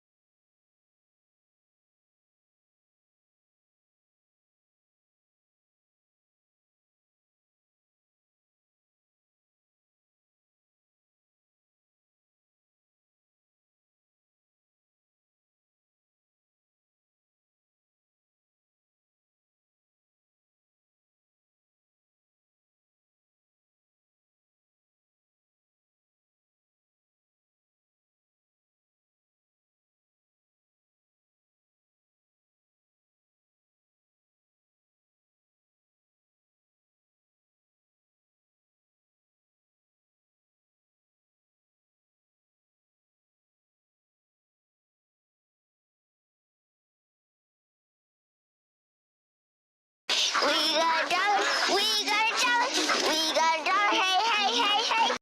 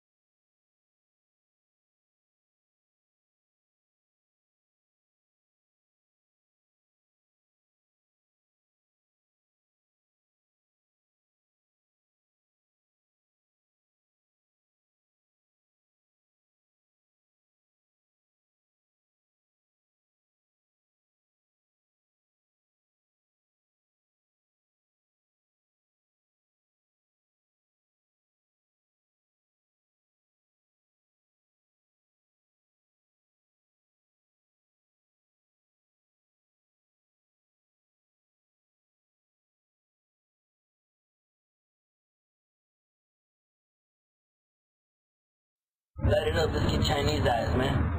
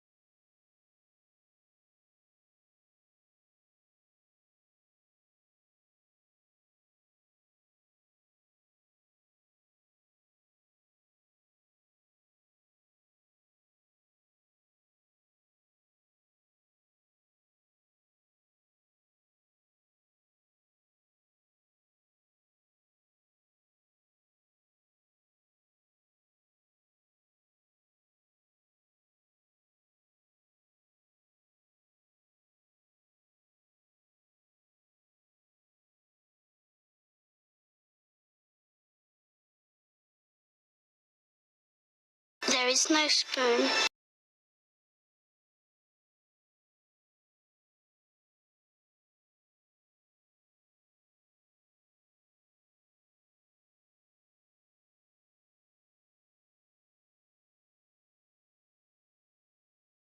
This one shot me in the vagina.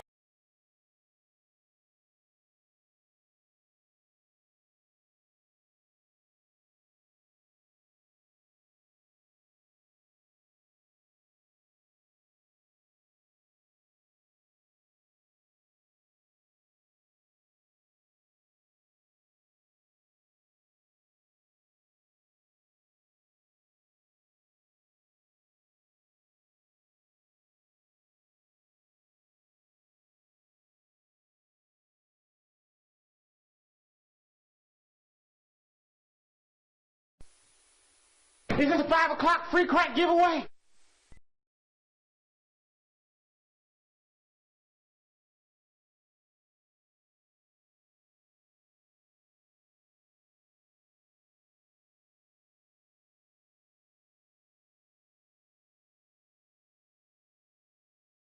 I'm sorry, winning.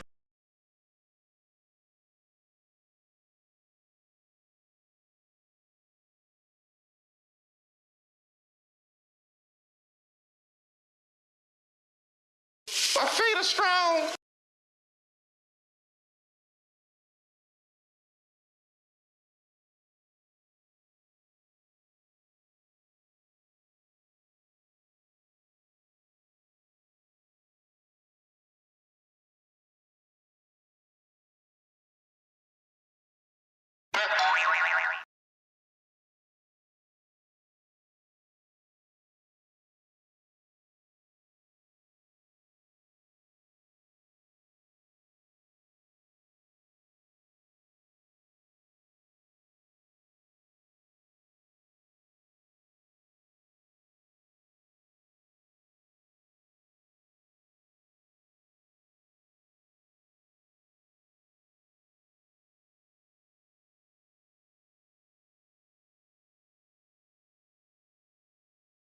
Another one.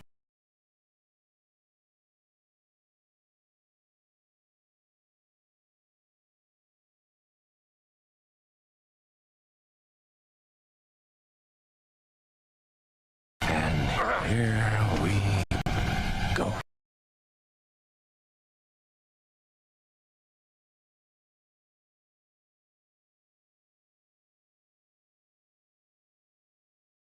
Here we go!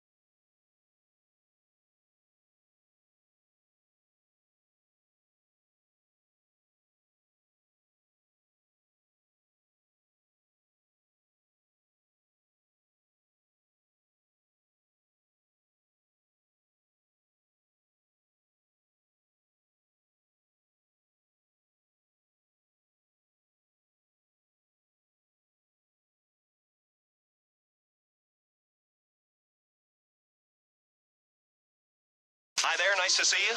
Bumblebee tuna? Bumblebee tuna!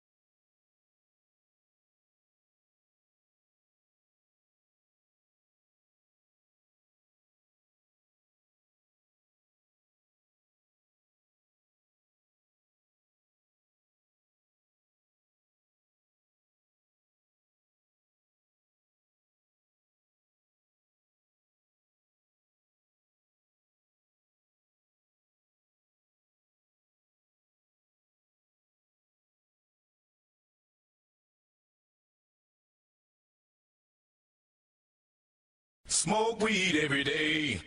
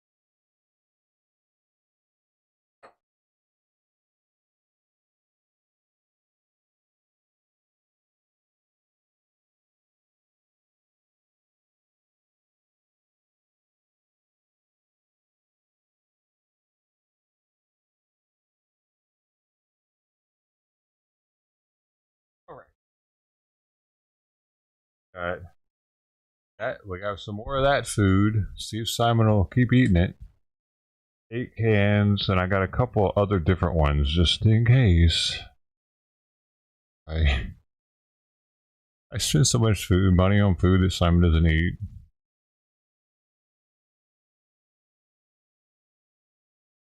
And I brought the trash cans in.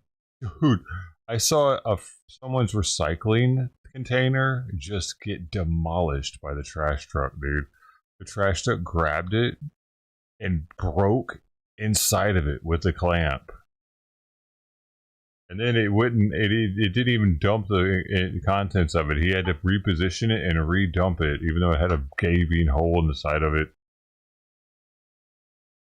I think that clamp might be a little too strong.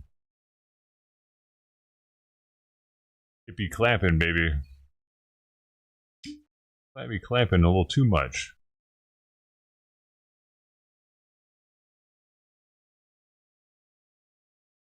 Hey Ted, welcome back to you, man.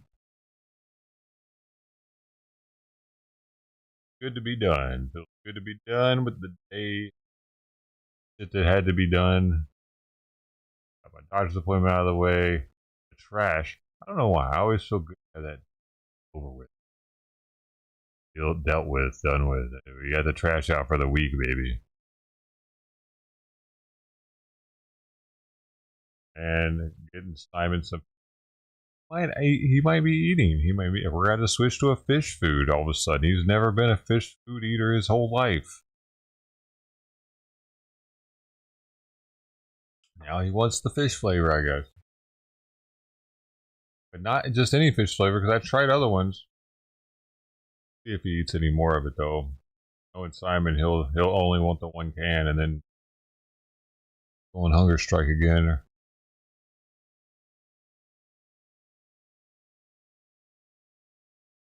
It's okay because I have credit cards. I'm ready to swipe them, baby.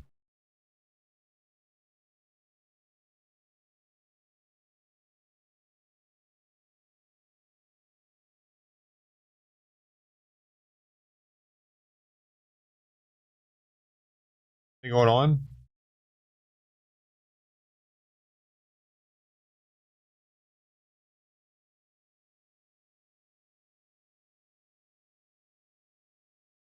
I did cancel my cable for my other internet today. I got to take back their equipment soon. Oh, probably, maybe. But at least I got that over with. God, that's just a pain in the ass canceling that shit. You know, they try to figure out ways to keep it. No, dude, didn't they get a full refund? They, check this crazy. They wanted to send another tech out. A 4th tech to show that it was like my internet's messed up. Like the 3 wasn't enough. Really.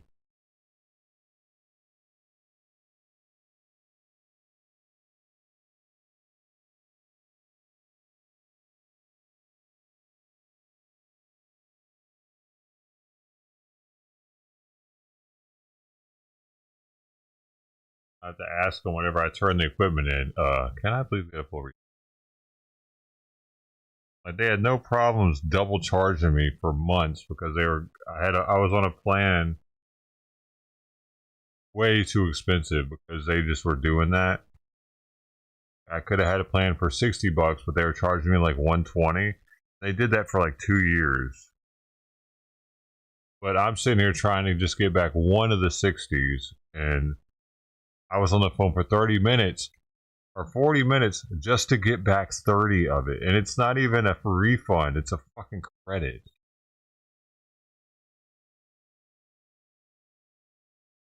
Might not get back, I might not even get back. Might just get credit. I continue service.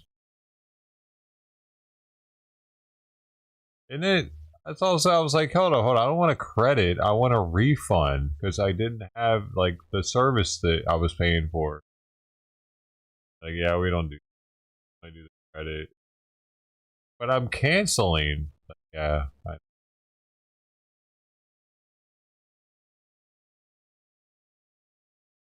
Fuck them. Fuck Charter, dude. Spectrum, whatever the hell it is, fuck them. They suck. Spectrum sucks. I think they changed the Spectrum. I don't.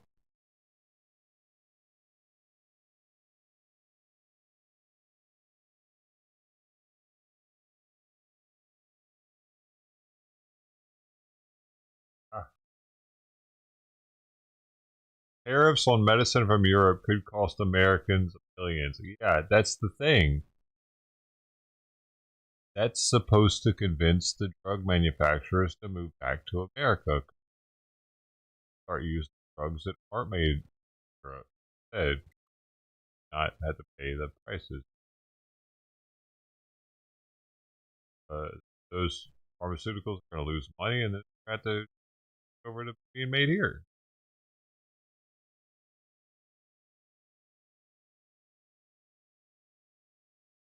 Whoa. Today, a Delta pilot arrested. Yo, remember that Delta pilot that was arrested for pedo shit? His girlfriend was arrested too. In a plane's cockpit at SFO was set to be arraigned on 24 felony charges of child sex abuse. We're also learning that authorities have also arrested the pilot's ex-girlfriend, Jennifer Powell. Investigators say the 45-year-old is the mother of the alleged victim. Authorities say her ex-boyfriend, 34-year-old Rutstrom Bugwagar, is being held on $15 million bail. Coming up, we are getting closer to harvest season in wine country next. That sucks. Mom was letting it happen to her.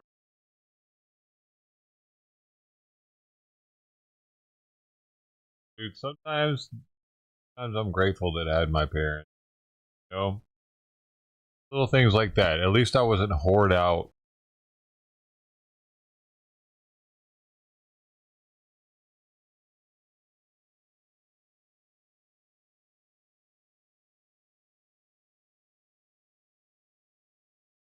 California's already strict gun laws may soon get even more stringent. The state's legislature is poised to pass a ban on new Glocks next month. California would be the first state to ban the sale of one of the most popular brands of handguns. So popular that California's own Kamala Harris previously said she's the owner of one. While Democrats are likely to pass it, it's unclear if Governor Gavin Newsom will sign it, as he just became a gun owner himself. Governor Gavin Newsom just accepted a gun as a gift from conservative podcaster Sean Ryan. According to reports, it'll be Newsom's first registered gun. So everybody gets a gift. Oh, geez, what do you got, man? Here we go. You ready for this? Look, oh, Jesus. Ready for this? This is an accident. I got to report this gift, man. You know what? Last thing people would expect is that I respect this gift. Really? I appreciate, yeah, man. I'm not anti-gun at all. Newsom left the gun behind in Tennessee, at least for the time being, because to bring it to California, he'll have to abide by his state's gun laws. According to a California Gun Owners Association, to legally own it, Newsom will need to ship it from a Tennessee gun dealer to a registered firearms dealer in California. Damn. He'll need to pass a background check, be fingerprinted, take a handgun safety test, sign an affidavit, and provide proof of address documents in person. He'll also have to pay California fees and taxes on the gun. Newsom told Sean Ryan that he's not anti-gun and respects the rights of gun owners. Is that only if it's a brand new gun? For just some gun safe common sense that I think vast majority of folks to the right and the left agree. And I think we've lost a little touch. But otherwise, man, people have the right to bear arms, and I got no ideological opposition to that at all. Do you think... I was going to, by the way. You're welcome. That's crazy. Last damn thing I expected. I expected a hat. So the question then becomes, does Newsom believe Californians should be able to buy a new Glock in the state? Would he give the okay for the bill banning the sale to become law? Supporters of the bill say its purpose is to prevent bad actors from modifying Glocks into fully automatic weapons with a simple converter installation. Before even hearing the More story. than 2 dozen states, including California, have banned those Glock switches, but never an outright ban on Glock Glocks themselves. The author of the bill, Assemblymember I don't think Jesse it'll work. Gabriel, says this bill will force gun manufacturers to change its designs if they want to continue to sell in California. Well, I mean, most maybe handgun it designs should. don't have this issue, and this legislation is no narrowly other design focused on has a the limited number issue? of designs that are exceptionally easy to modify. There you go. Sadly, certain actors in It the might gun actually industry have known pass. about this issue for decades and have refused to do anything meaningful to address it. Might actually pass, AB dude. 27 is a common sense solution to this problem and will help keep Maybe it dangerous should automatic pass. weapons off our streets, save lives, and make California safer for all of our children. Critics of the proposed legislation, like gunsmith Alex Lopez at Western Firearms, call it a slippery slope. Lopez wrote, though? if a Why? firearm can be banned simply because it could be illegally modified, what's next? Using that logic, just about any firearm could be restricted. This bill is another example of legislation that targets tools instead of behavior. The legislation doesn't But they're require not- current Glock owners in the state to surrender can't their get a firearms. switch for it other would guns. ban That's the gun thing. shops from selling them going forward. If the bill does pass the California legislature they could next say month, other- and if Newsom signs it into law, legal challenges are expected to follow, making it not as unclear when lethal gun stores changes could would have also- to take Glocks off their shelves in the Golden State. Thanks for Like, what- watching our news update. For more who stories that matter stipulates to you, be sure the to download the lethality of SAN the mobile app today. alteration? You know, that's, I can see where they're coming from with that. Like, who's to say a switch isn't just as lethal as a foldable stock? So yeah, I can see how it's a slippery slope. To ban that, ban a gun because it can be modified. They could ban another gun because it can be modified in a different way.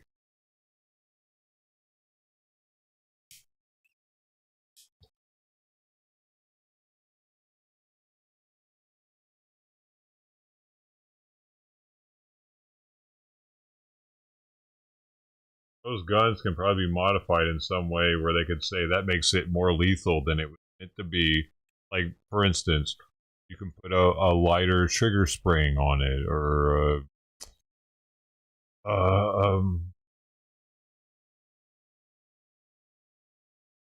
red dot versus having iron sights on it. It does make it more lethal, more accurate, possibly more quickly accurate.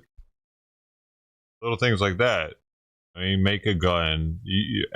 Most aftermarket parts make a gun more lethal. That's why they exist. Otherwise, the only reason you buy an aftermarket part for a gun is to make it more lethal. Definitely a slippery slope if they ban that. It's like they're on the track to just banning all guns. But probably, I mean, maybe it won't pass. Be interesting to see what happens, huh? Because if California does it, well, you know how that works. So popular, be like us.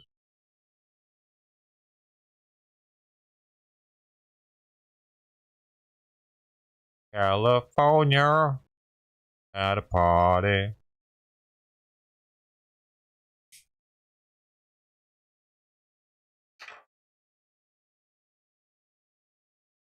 The only thing you can modify is your body.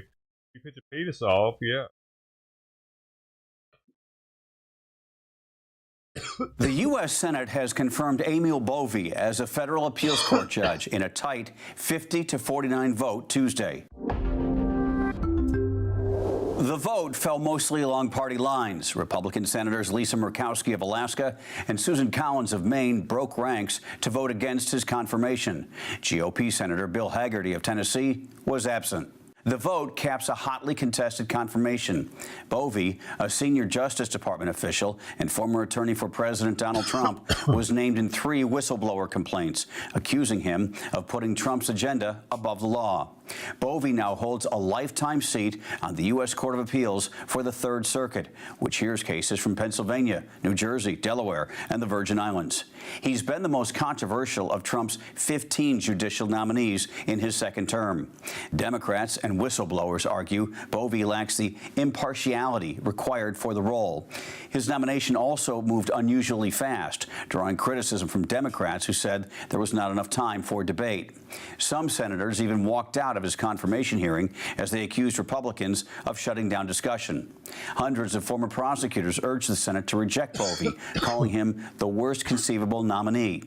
Before his nomination in June, Bovee represented Donald Trump in 3 criminal cases and played a key role in firing longtime prosecutors, as well as shaped immigration policy for the Trump administration. A third whistleblower alleged Bovee misled lawmakers during his confirmation hearing last month about his role in the public corruption case involving New York Mayor Eric Adams. Charges were dismissed, and prosecutors from the Southern District of New York and DOJ's Public Integrity Section were later fired. Senator Susan Collins said she voted no because of Bovee's, quote, personal profile and some of the actions he has taken in his leadership roles at the Department of Justice. Other Republicans disagreed. Republican Senator Tom Tillis, who previously opposed Trump's nominee for U.S. Attorney in D.C. over January 6th ties, voted yes. He said the third whistleblower's delay and lack of evidence at the time weighed into his decision to support Bovee. For more on the story, download the Straight Arrow News app or go to SAN.com. Do it. Don't let your dreams be dreams. Just do it. Just do it. Thanks to all the people out there who we're supporting during this time. Thank you. See you soon. See you soon. Thank you. Just do it. Come on, do it. So we are live. There's still some news media over here. I don't know. I just put "just do it" in quotes in his chat for no reason. Well, I'm gonna stick around there for a bit because I'm not too far from there, but I'll probably gonna see you over there. Okay. You'll get down there on the. Oh, so any points? Am I fucking banned? You can take a picture. Is anyone Instagram? No. Instagram or no? She said she doesn't have Instagram, but YouTube. Yeah, it's YouTube. Is anyone YouTube? Yeah, es mi amigo. He's good. Sí, mucho gusto. Yeah. He's at the federal building or aquí or we've been down Paramount. This is SoCal Sports. You want to take a picture? Take a picture with your phone so you remember. Yeah. A lot of people watch YouTube on their TV. If you ever necesitas ojos at la building, the federal, like he's always on it. This guy's always on it. Him, his homegirl Sharon. So I got shot. Quiero saber cómo se llama su Un balazo. Okay. Yeah. YouTube deleted me saying "just do it" for some reason. So I told him that in a comment. You deleted me saying "just do it" in quotes, and I was able to say that, but I couldn't say "just do it." Weird. Y'all try saying "just do it" right now. Capital just do it regular with an exclamation point at the end, and see if it deletes it. Hey Alex, how you been, man? Can I what? Can you do that for me? I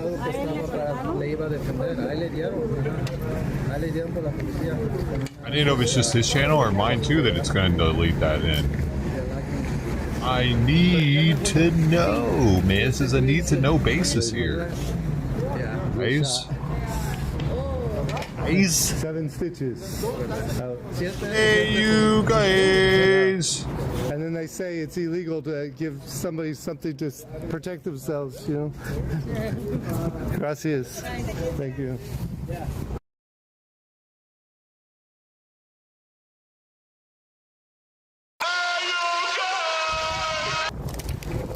It deleted yours too. Isn't that wild? You can't say "just do it" on YouTube. What the hell? Yo, what the hell, man? Beat you. I win. How many points do I get? I'm the captain.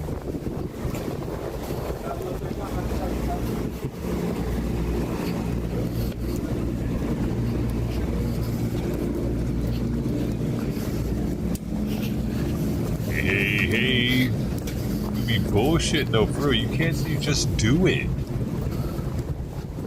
You can't say just do it. I'm telling his chat that.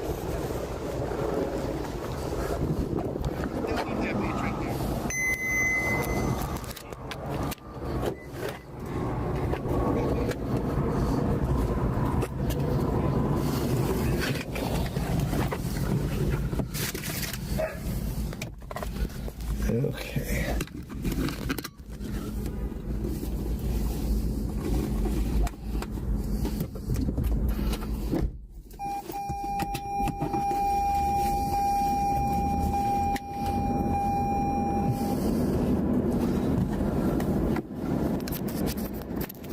That is crazy.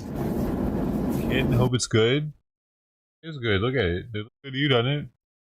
Look at you here. Let me. Okay.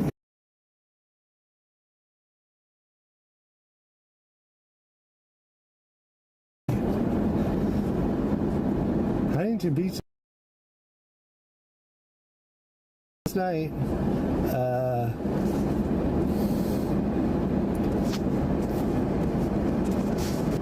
Getting the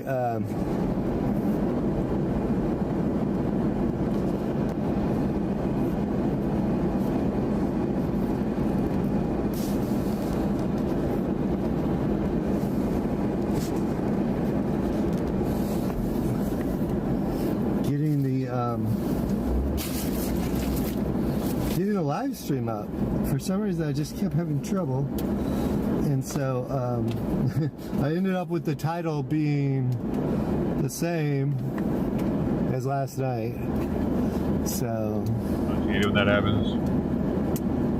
I know what that's like. For that. And starting the stream in normal mode, as opposed to low latency. Causes more of a delay between communication. Always a bummer.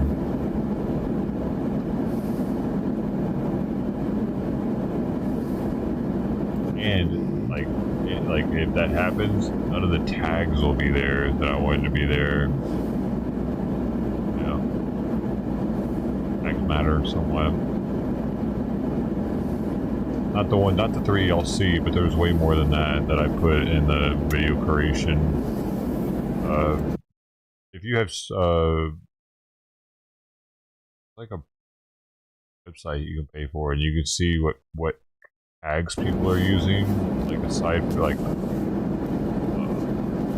from those 3, like in addition to those 3. What's called now though?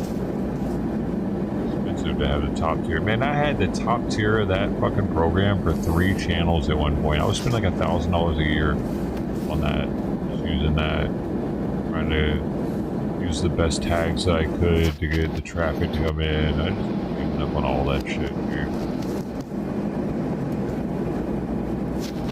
What's that shit called though? Do I remember?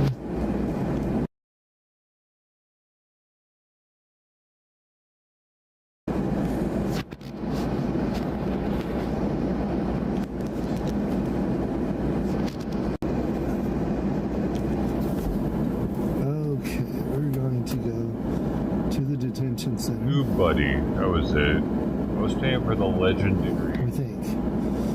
Buddy for each channel. However much that was. It was like $1,000 though. Maybe more actually. Let me see. Sign in and check it out.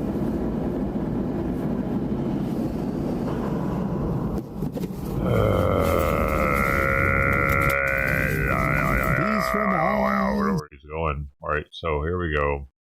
If I wanted to upgrade this channel to legendary right now for the one channel for the year, and we will.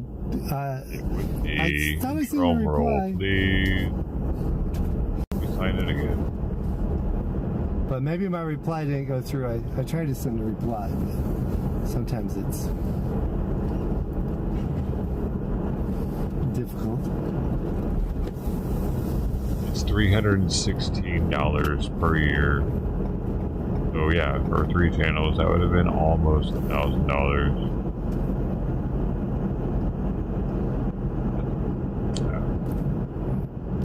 Yeah, man. I didn't need legendary. What do I need to be able to see keywords? What's let me see. I just want to see. I kind of want to see keyword ranking. Again, that was nice. Thing is, you don't need for every channel to have that.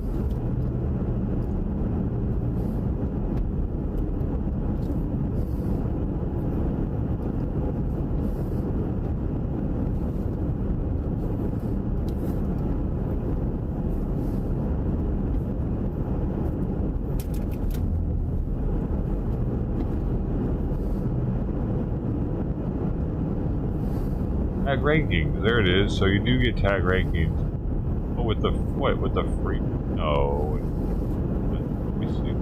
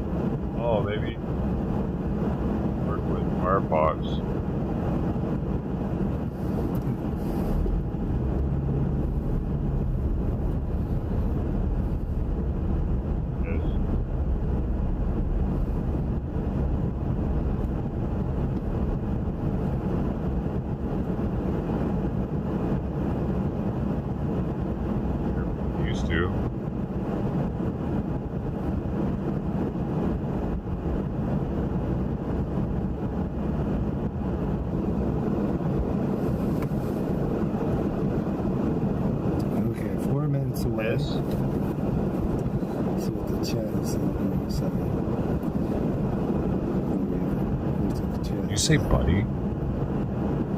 Where'd the cat go? Dude. I just talked to my psych today with this beard. I keep telling y'all I think I look like I'm fucking crazy as shit when I'm shopping at Costco with it. And I was like, I went full on, I'm going to my psych appointment with the beard. He's gonna... Hey, this guy could have me committed, man.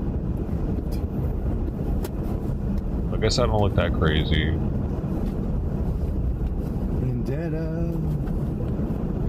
Committed me on it. I look like I live in the mountains. I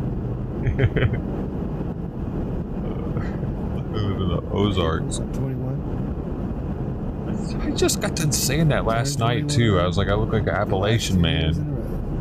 And you just happened to say it. Same thing, pretty much. Freaked me out a little bit.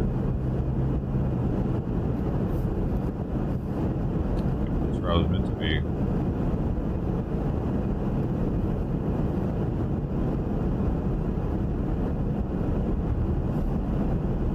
In a bunker.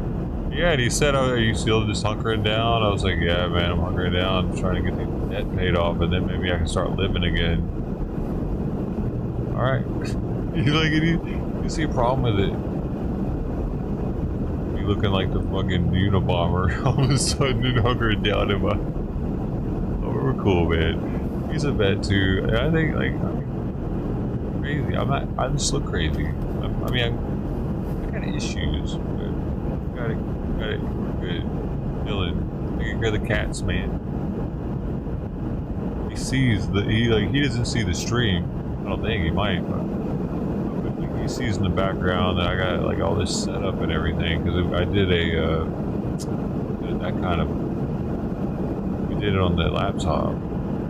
I had headphones, so I did my doctor's appointment sitting right here. The stream could see that I never left. I just had it with this filter on top of me. So I could see that I was here talking on the phone.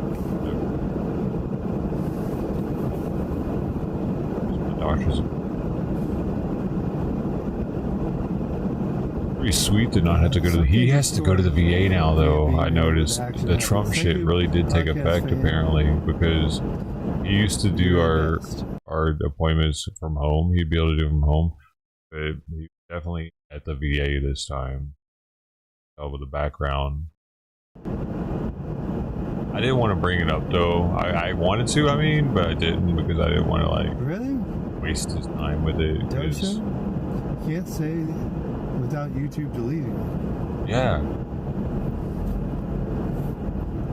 I'd be interested to know more about that. I'm a little confused on that one.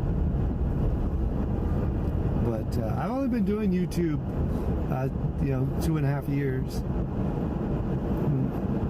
I'm not the old school for sure. I am old school, but not when it comes to how many years I've actually been doing it. But appreciate you, the Doe Show. I think you've got a couple of extra years under your belt. Maybe not too many extra, but a couple. Maybe. I've been doing this for 8 years. 7.5 or 8. Like 7.5. Talking to me, man.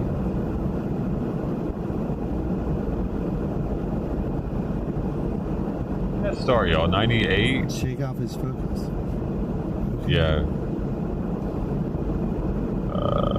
98. I'm not sure if Silverstar said that, but if he did, that's good. So, we got a little bit of encampment over there. Or we should call it encampment. We got our friend that likes to record people over there. There's not a lot of people here yet, but we will show up and check it out. Started in 2018, right? 98? I didn't say 98, did I? 2018. Just briefly right now and come back a little later. It was my first year. Mainly, I wanted to get down here for YouTube. That press conference. 19, 20, I missed it. 2, 3, 4, 5, 7.5. That's been 7.5 years. To teach me Python via mobile phone. Just kidding. I intended to take Python, but I have never taken. Yeah, I streamed Python. before that on other platforms. We're talking about YouTube right now. I took C++. I did not take any Python. And you don't have to take C++. I don't believe for an aerospace engineering degree. But I was actually going to do. Used to computer science. Curry battle. Before I decided continue that I could teach myself computer science, and that I yes, because that was August of 2019. I started in December of 2018. Aerospace, but I'm going to. I'm curious how I never leave you guys here for just 1 second. Ready to go. Because here, let me put on the police blotter. First video. So you have something to listen to while we're waiting. Live. I'm going to change. Okay, a couple things ready. 2018. Rush down here without doing. Yeah. December 2018. Hoping to get to the press conference on time. Which on the unfortunately on the we DOE did. channel. It was good. We got to interview. December 2018. 7.5 years. 832, Roger. For doing it consistently, yeah, consistently that long. I did Tiny Chat back in 2013. 2013, I was doing Tiny Chat streaming to multiple people. So it was streaming to. It wasn't just to one person or 2 people. It was to hundreds of people. But there was a group of us. It wasn't just me. It was like 8 of us all talking to each other. people watching us. Tiny chat. Anybody know what I'm talking about? But not everybody got to go live in front of that many. Like I even got laid by one of the chicks that was on there with me. She just lived in Long Beach. And here's the crazy part. She ended up telling me about one of the other guys that was on there who I'm still friends with on Instagram. I see some of his shit he posted. She told me about how she met another one of them. But he was like a total dick to her and like treated her like I don't know, like he was just pussy. Pretty much. She's telling me shit. Like they got domestic almost situations. It got weird. And then when I originally moved, this gets so weird. When I originally moved to Colorado, then I had tickets to the Cannabis Cup there because they had just legalized marijuana. I was with my friend from Memphis. He helped me move up to Colorado back in 2014. When I went into the store real fast to go get a drink, this motherfucker was in there. He was getting a drink too. It was so crazy. A tiny chat, dude. Like I said, I was still friends with him on Instagram because it was so weird, but like she talked mad shit about homie. Apparently she fucked him too though. But she lived really close to me though, dude.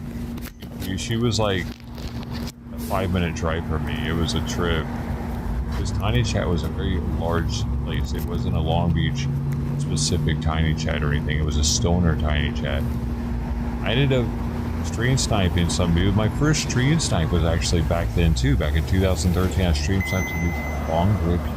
Still find him. He's kind of famous. He was in a limousine in Huntington Beach, so it was really easy to find because he was parked up next to the coastline right there where you could see the beach and shit. He was streaming from inside the limo. And I parked behind him while he was live, and I was like, "Yo, what's going on?" But he wouldn't get out of the fucking car, dude. Fucking pussy. Whatever. I was an old school stream sniper, bro. It was just before YouTube existed like that. They didn't have streaming on YouTube yet. This was like him doing that was IRL streaming like back in the day before it was a thing. I stream sniped him, but he wouldn't come out of the fucking car. I was scared. It's a Jewish dude with curly hair called Long Ripio. He lived with his parents at the time and everything, but he was like a grown man. Like I said, he's kind of famous though. Weird. Okay. $3.75 for gas. Today. What am I talking about? Parking today. I've been doing this for a while. That's right. That's what we're talking about. You want to know where your tax dollars go? Okay, it's not tax dollars. You want to know where was the thing, kind of? Dollars go? We're the 2018. Oh, I forgot I was talking to him though. Right, I need to respond. But started. I'll just say started YouTube streaming. Other parking tickets. Okay, wow.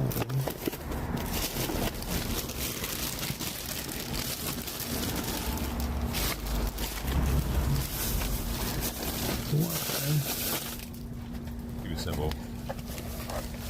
What's another 5 years? Why? I also did PlayStation streaming. PlayStation had Upstream or Ustream. It no longer exists. I went live on there a few times from my place. Not just game streaming, like just apartment streaming. They could see me and this chick hanging out, and I wasn't playing a game. It was just IRL streaming of my living room while they talked shit about the fat chick and how skinny I was.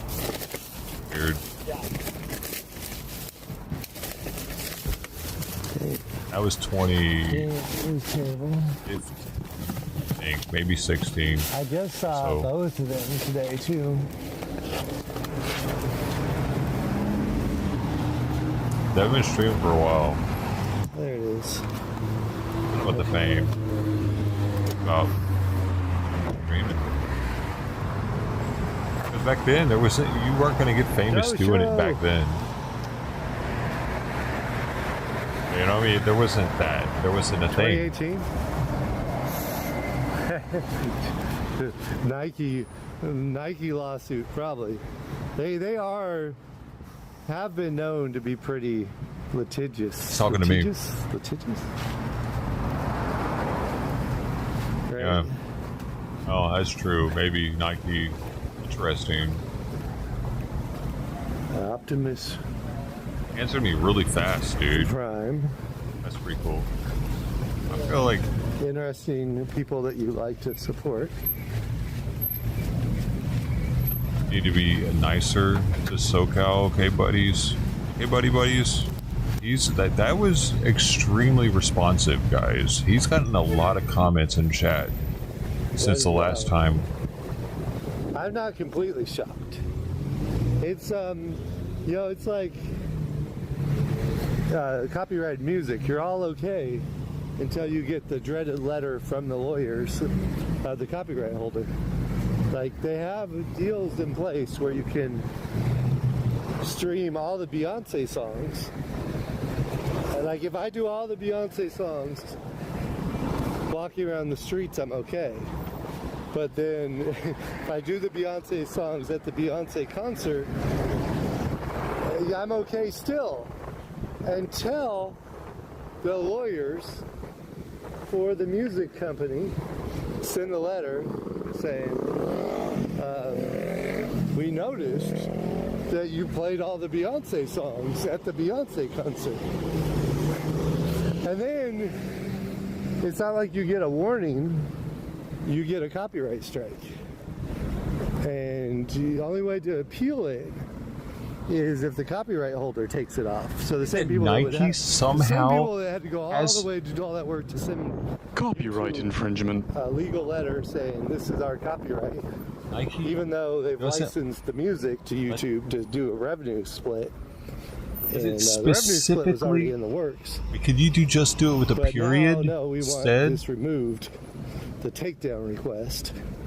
But I sent Beyonce's legal team, I think it's A&E Music or whatever it is, I sent them a nice letter and said, I'm really sorry. That one said Geo Group. Did you see that on it? Geo Group is the privately traded prison company that incarcerates most, or a good chunk of immigration detainees.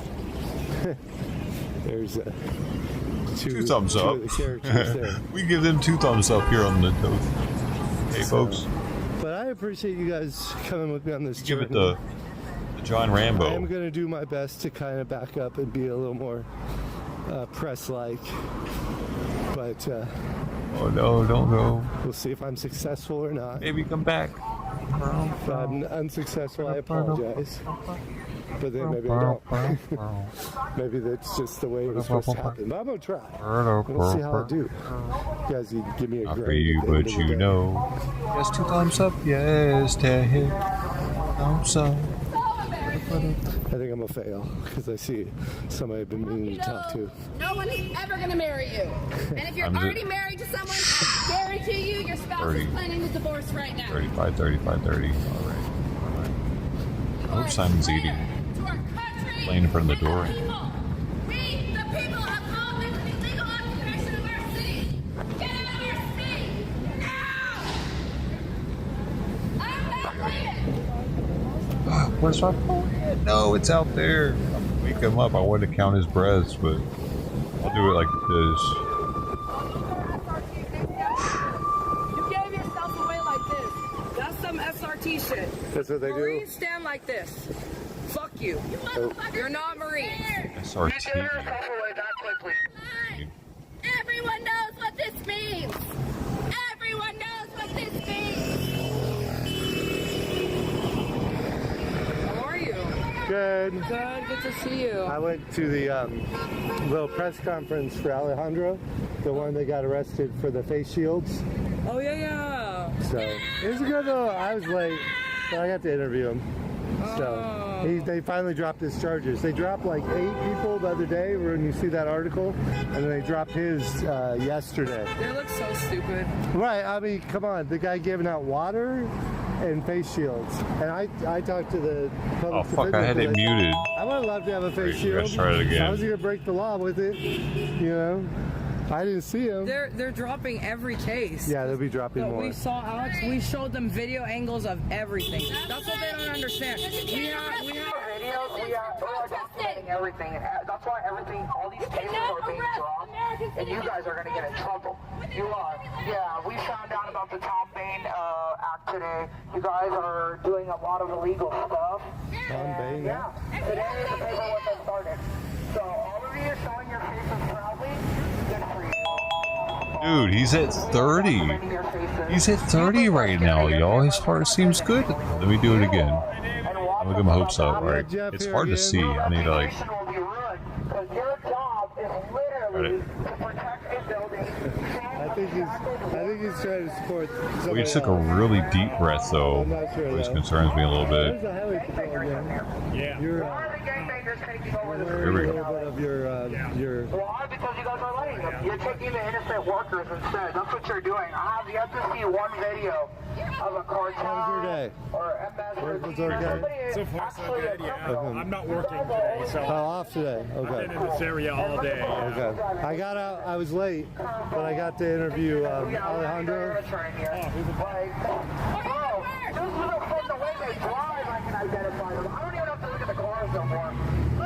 I got the guy with the face shields that got the charges dropped. They just dropped his charges yesterday. Who's?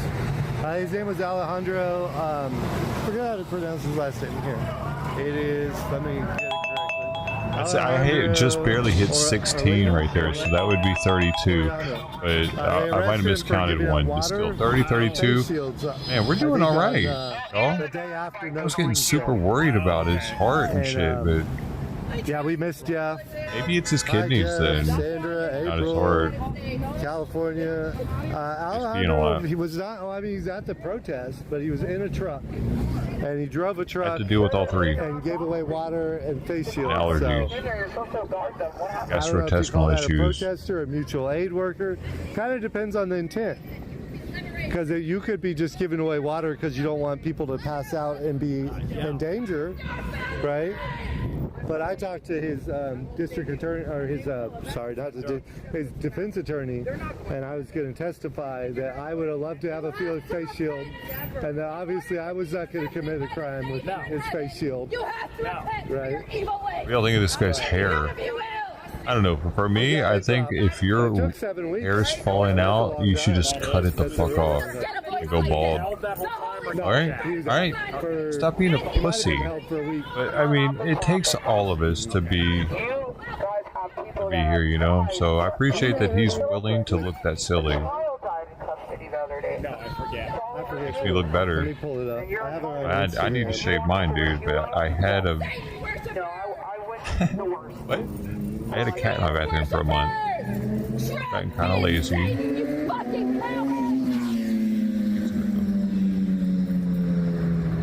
Soon. I'm just kind of equalizing the new life with age and everything.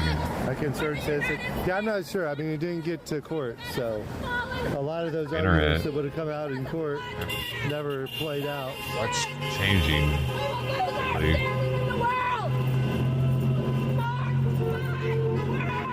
I'm in food change also kind of threw me off. If I gotta figure out a new food for Simon, my whole world gets turned upside down.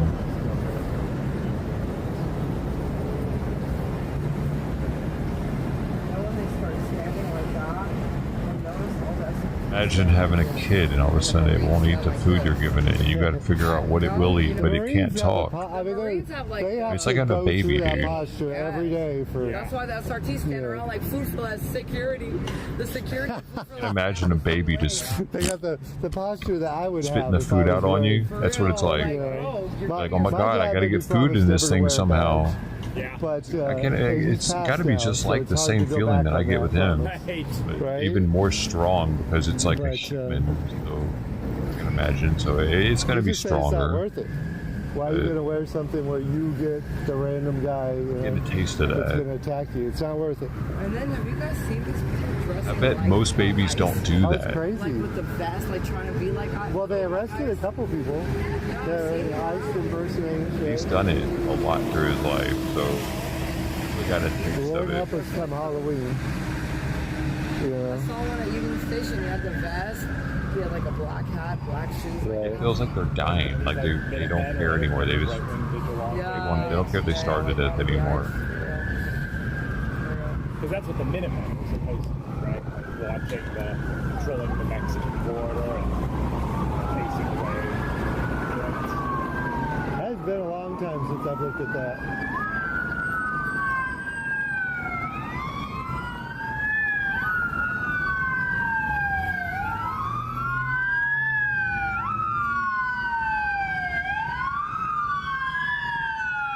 Oh. Hey, should I give this guy $5 for being so responsive towards me?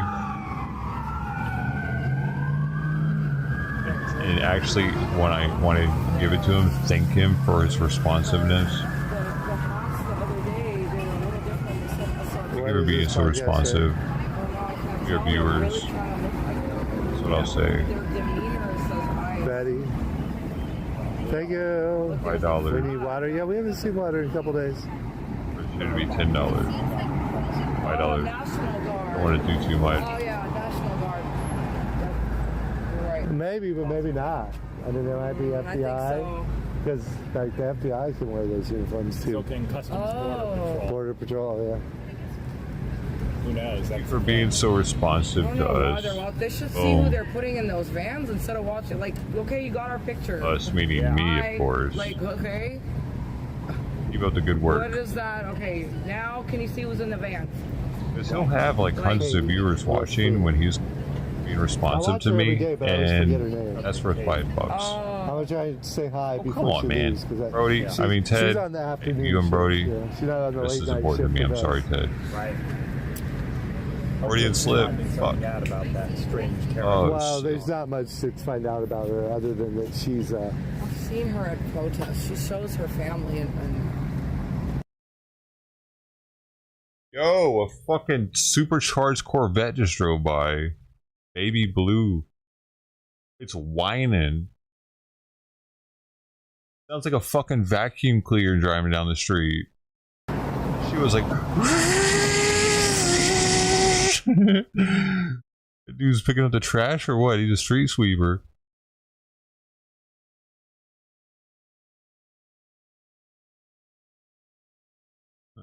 I've never seen that car before.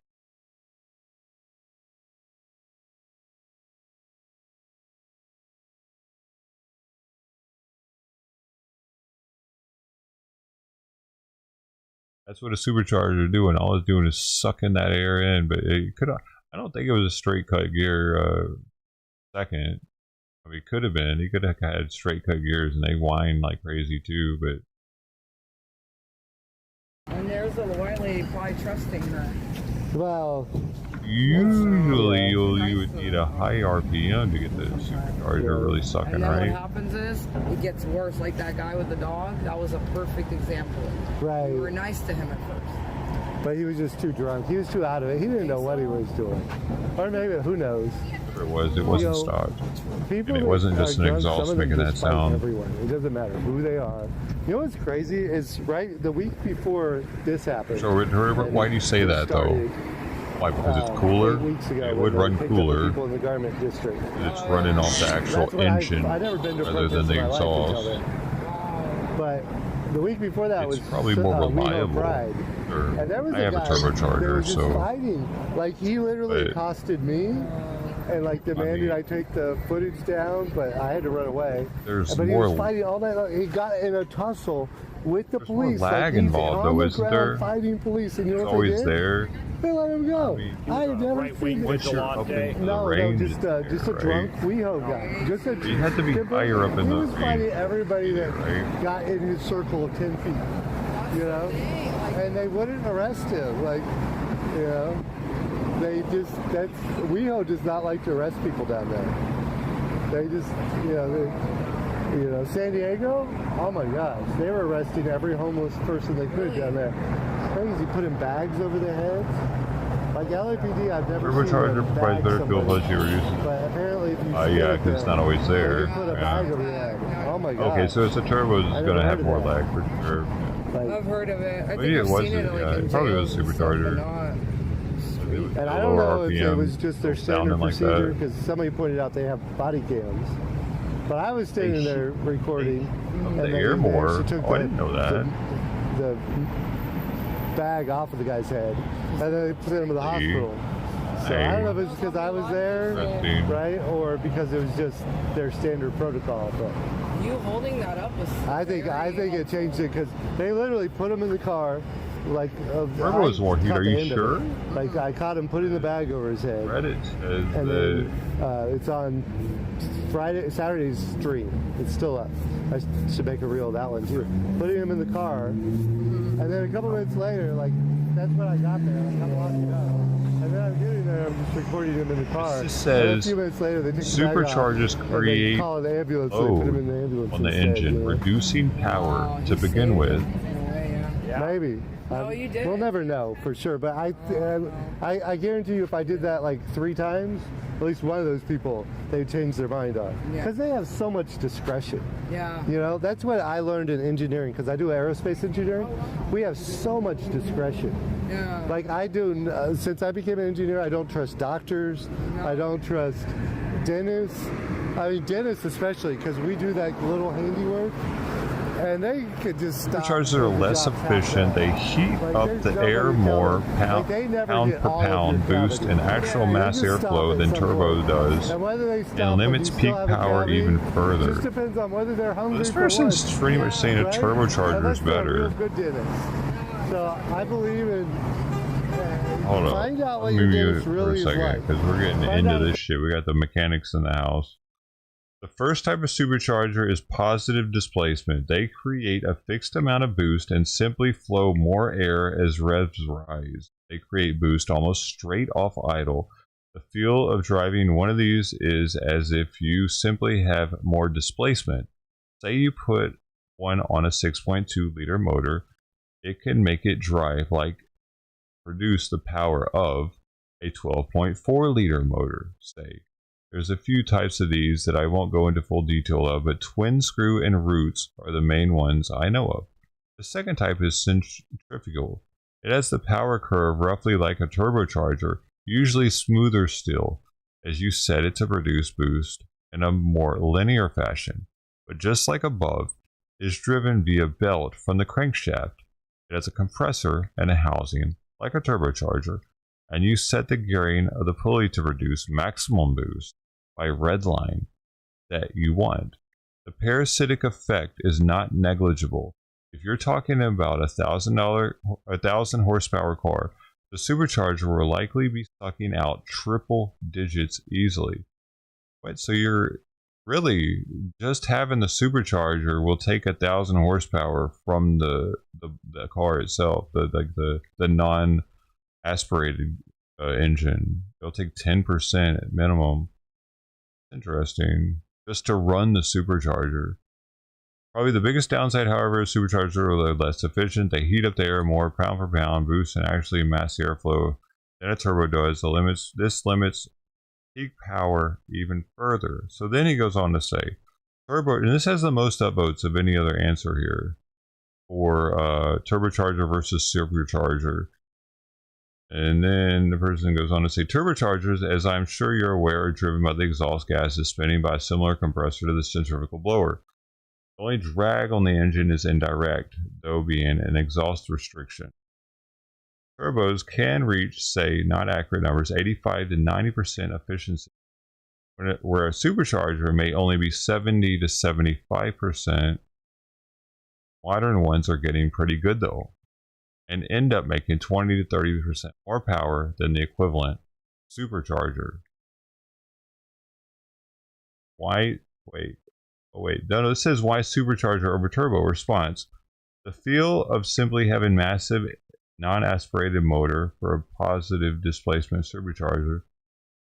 So this person's saying, so this is why you would want a supercharger over turbo, to have the feel of a massive non-aspirated motor. Packaging: you can generally fit everything you need for the supercharger in a smaller space than a turbo, even PD ones being integrated into the manifold. The manifold, a PD one. PD, dude, I swear this cat done give me some eye shit. Where is she? Where's PD, man? Anyway. Okay, so costs. You do not need an aftermarket exhaust manifold, etc. And quite often they're installed entirely on the top side of the motor, or mostly. Why a turbo over a supercharger? Efficiency, both fuel and production power. More potential power for a given size. Something I didn't mention before though, superchargers usually put a lot of load on the lower RPM when oil pressure can't handle it as well, especially positive displacement ones, called PD, positive displacement. Turbos tend to be gentler on the bottom end and than an equivalent horsepower supercharged car. Interesting. Okay. Yeah, it makes sense though, because the bottom end isn't having to support the added strain of that mechanism that is the supercharger. It's all off exhaust. So, and that's why I don't go into boost until I'm at like 3,500 RPM ever. I make it a point never to go into boost unless, and I don't even shift until I'm at 3,500 RPM. Actually, I wind it up so that I don't bog it down and make my bottom end have like too much strain on it trying to work that turbo. I've made it a point to do that since I've owned the car, because a lot of people are idiots with turbocharger. My first car was a turbocharged car, automatic, and I was a moron with it. Actually, I've also owned 3 red cars. That's kind of crazy. I was thinking about that this morning because Gary has a red car. The cat guy out here, he's got the red Mercedes. I was thinking about how, like, man, I was thinking a certain kind of person has a red car. I wouldn't want one now. And I started thinking, well, shit, I have had 3 of them. So I guess I'm that certain person. Oh, God. Domo. Both systems can be various levels of modular. Quite often with a supercharger kit, you can get a stage 1, which is literally just a blower, maybe manifold, associated gear with a lower boost, lower power tune. The stage 2 include or add an intercooler, allows you to add a smaller pulley to add more boost, and add headers, exhaust as you please, and add more boost, etc. Turbos tend to be a little more mandatory edit, as in it's cheaper, easier to do it in the first place. Running an intercooler, different exhaust manifold is to freer flowing exhaust from a turbo back pressure after the and break the turbo itself. You can, however, often change upsize, downsize turbos relatively easily depending on the size. Use T4 T-band flange type.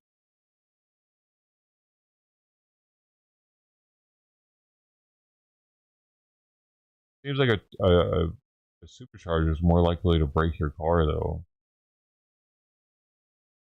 and waste gas. Because I can oftentimes not get in a boost at all if I don't want to, and on an entire trip, because I'll put my car in intelligent mode. It has 3 modes. It's like how back in the day you had the fast mode button on the car, like you had efficiency, where you could not turn efficiency on and have a little more power. It didn't really do shit, it seemed like. I had an Acura that had that. Acura Legend. I bought that shit from the Lemon lot, Pearl Harbor, on base. You're buying from a fellow service member, bought from that. Had issues later on, but it's okay. I didn't know the fucking heater core wasn't hooked up, man. Of course it wasn't. It was Hawaii. I thought my heater was broken. It wasn't hooked up. Brand new. Heyo.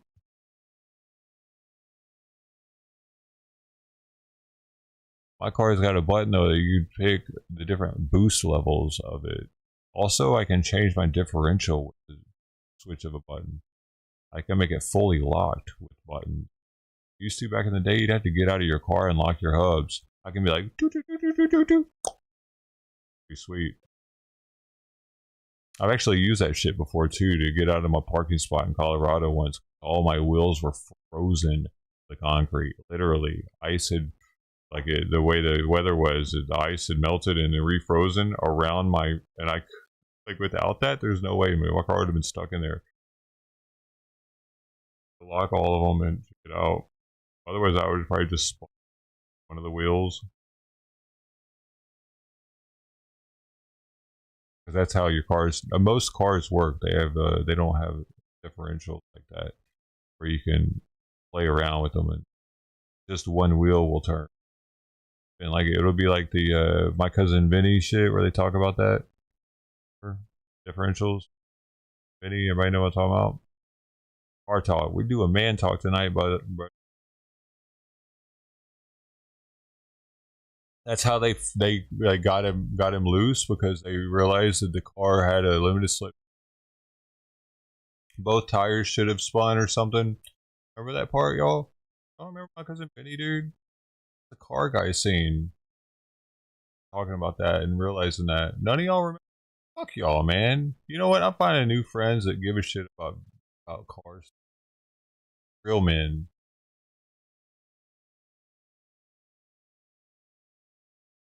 That's how he busted the case open. That was the main buster opener, was a differential in the tire tracks. It was actually really brilliant, like writing, like it too. The attention to detail type writing, something you know in Hollywood nowadays in a comedy like that.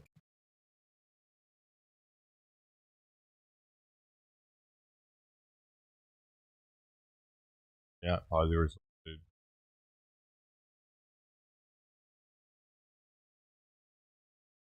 Yeah, the limited slip would have slipped, so Posy was like, it would have been both of them would have spun, right?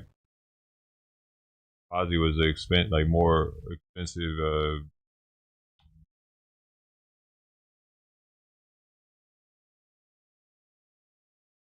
There's a really good video on YouTube for anybody here. I'll watch it real quick.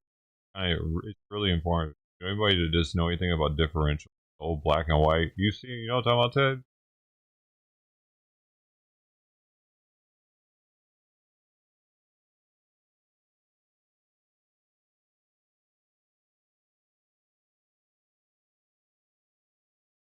Right here, it explains differentials. This one. Oh, let's do it.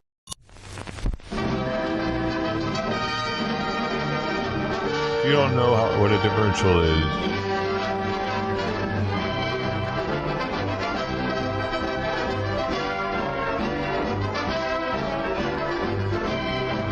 Music's gonna get me though, ain't it? I gotta be careful.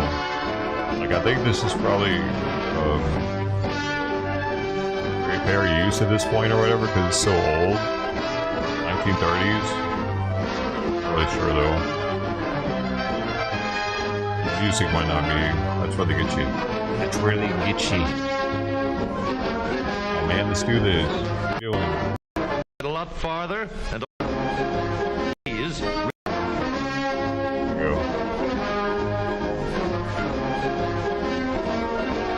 Let's go, fellas. Talk about it. Formations like these require long hours of intensive drilling and careful judgment.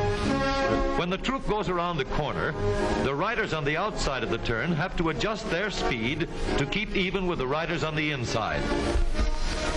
The man on the outside has to ride a lot farther and a lot faster in order to keep up with the parade. The outside wheels must spin faster than the wheels on the inside because they have a greater distance to travel in the same length of time. When a wagon turns a corner, the wheels can travel at different speeds because each one can turn freely on the axles. And in the early automobiles, that was a Cadillac the rear driving by. wheels turned Like separately and only one wheel was connected to the engine.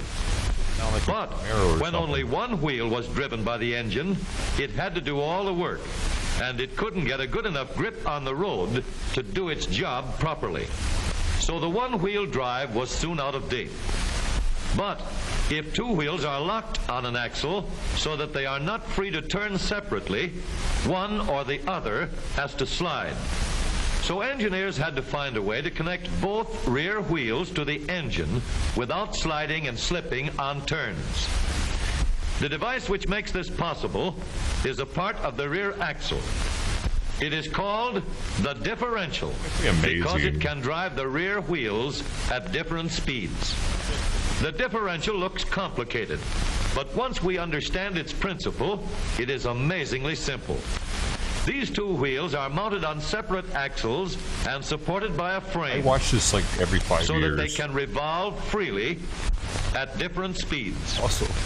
Let's fasten a spoke on the inner end of each axle so that by turning the spokes, we can turn each wheel separately. With a bar or crosspiece, we can turn both wheels in the same direction at the same rate of speed.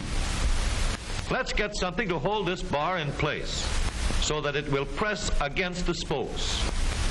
Notice that this support is not locked to the axle. It turns freely. Now we can spin the wheels by rotating the support.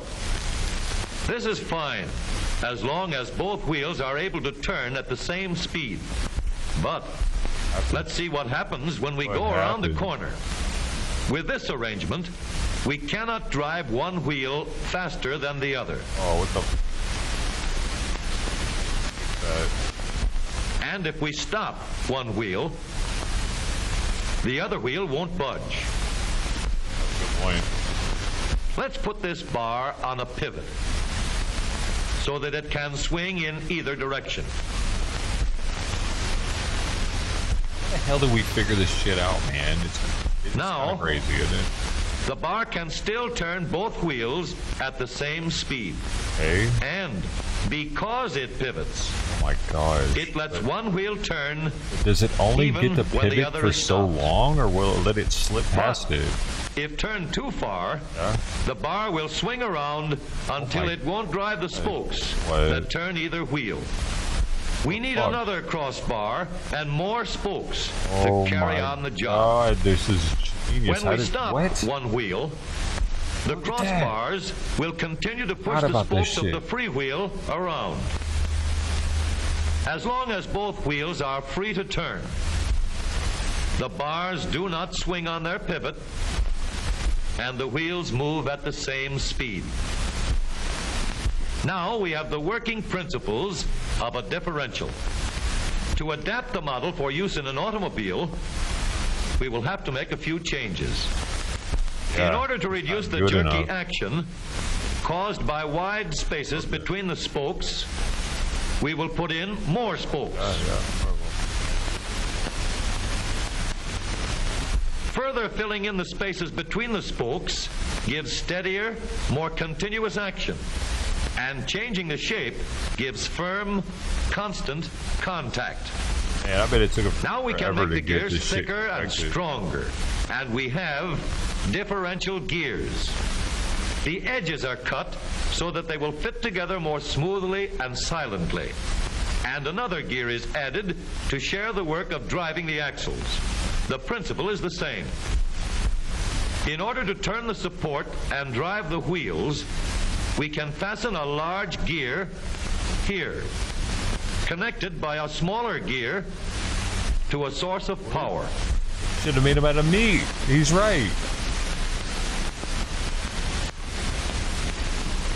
Notice that the power is connected to the differential at the center line.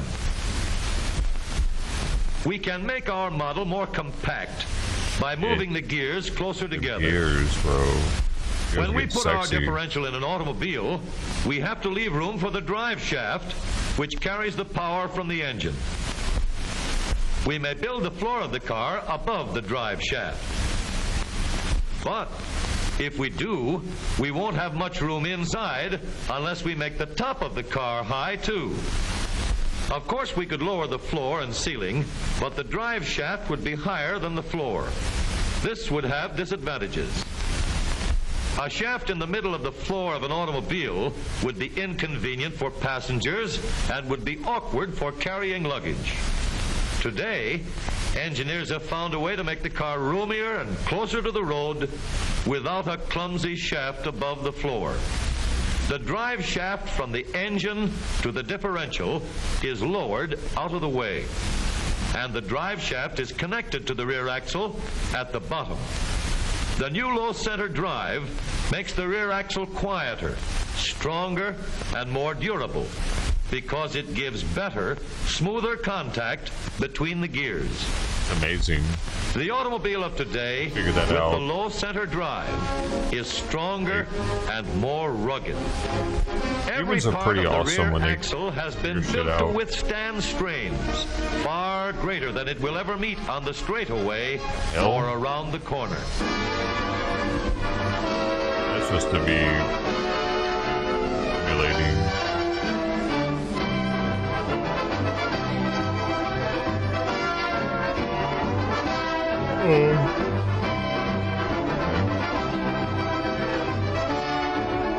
Oh, he's showing how fast they're having to walk in comparison. One's much slower.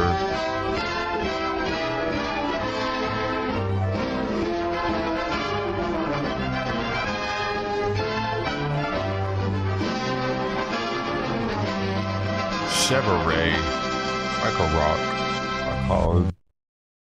With Chewy, get their mealtime.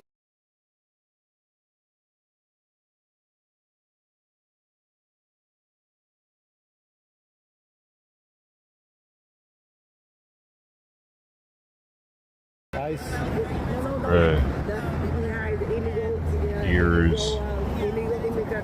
Anyway, Lordy. Rack and Pinion. And I think yesterday He's from Asia. he was hit by some guy with the mask and asked him to give money at 8 in the morning. I said, what? They must know him very carefully. Don't forget about because they know others.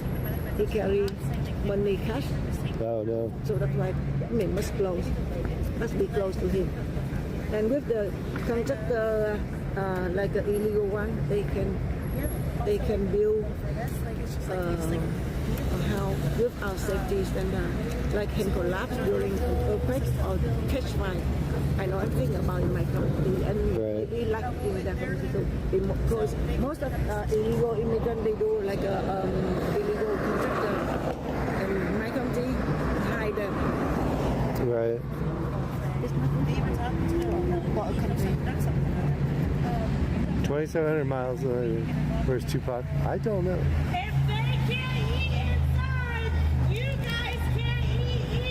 I forgot I donated. I wonder if you ever responded. Be ashamed of yourself. There are hungry people inside that jail. Taken from their families. They could be eating like the They get in trouble.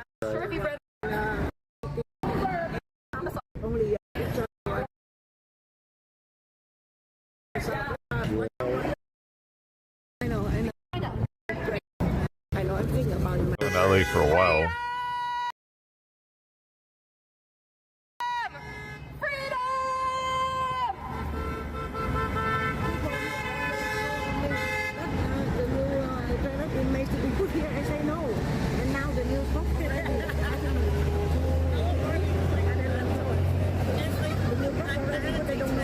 They let go.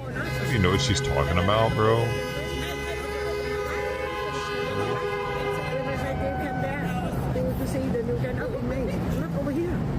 Yeah.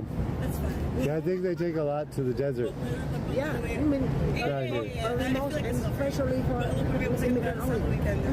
Lancaster, and then go to all of them all answer me like I don't know anything.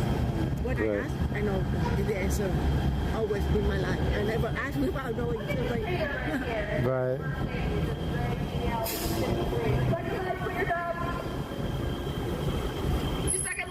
Quit your job.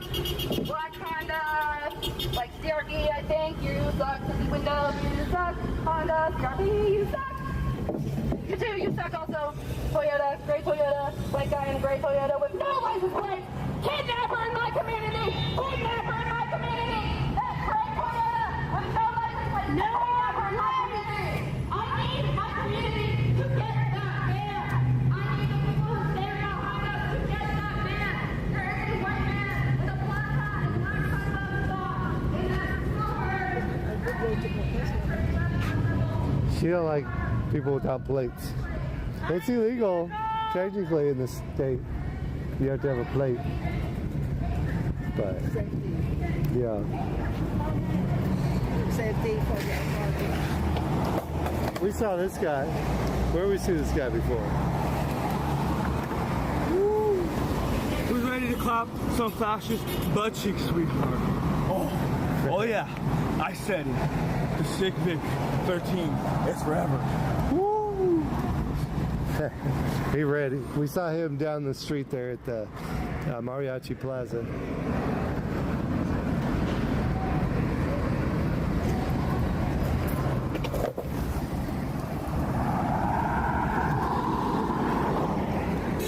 I may go scope if they have any donuts. I think I'm gonna go look for a donut. Sometimes they have donuts over here. You don't eat donuts? You eat healthy? You look skinny. You probably eat healthy. My mom eats real healthy. She won't let me give me no sugar. When I was telling you something about cholesterol, something like that, cholesterol, sugar, something like that, when I was in my country, only a book, and I right.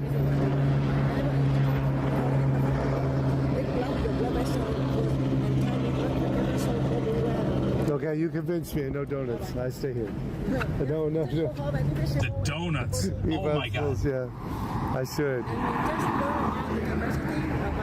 Said we gotta eat vegetables. You spoke already, and a donut over here. I told you only important information. Right. But they still, maybe they know because how come they can know because yeah. You spoke, but they still. I think it's still up. It's not a good for this. Right.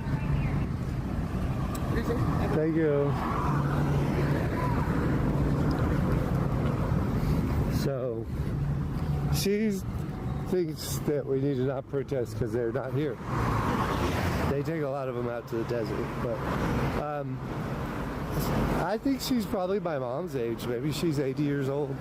And she didn't remember talking to me. This is the second time I talked to her. So I would call upon anybody that listens to my message that, leave her alone. She's an older lady. I don't think,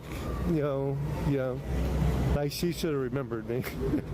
So, she's doing what she does, Let her be. Forgive, and if you don't want to just hear her go on about things, probably don't spend too much time, because, she kind of locked in. I don't, the brain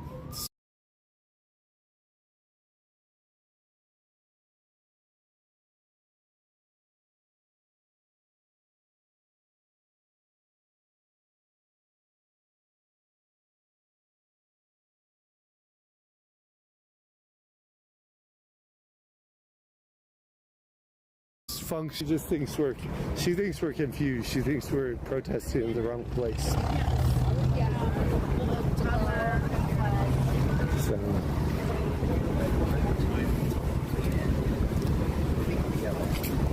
free Congo, free Sudan, free Palestine. Chingalamigra. I'll be right back.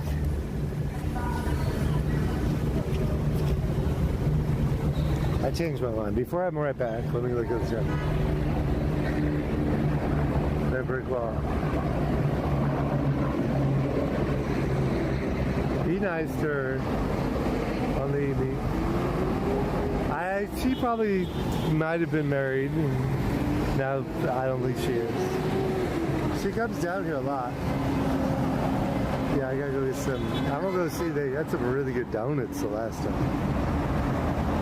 Yeah, she's too friendly with her camera, taking pictures of people that don't want to be taken pictures of. So, I'll be back.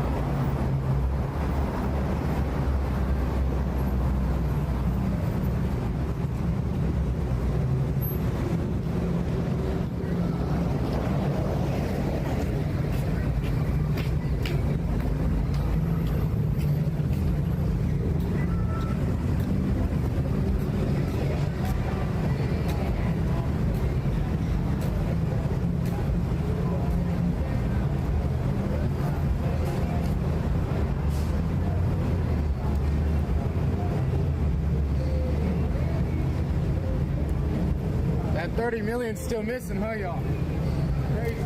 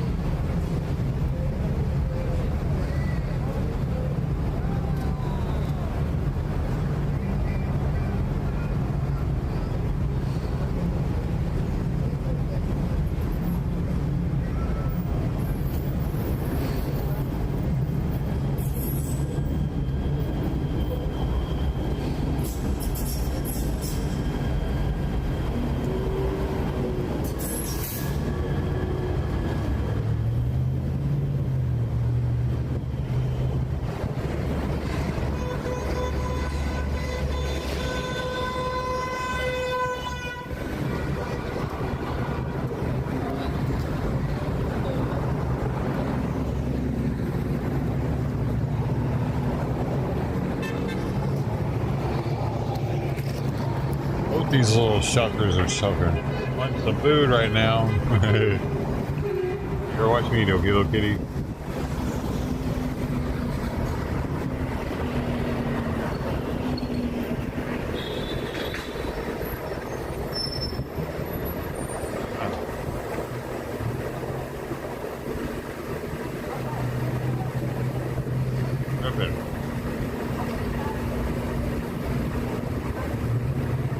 Man.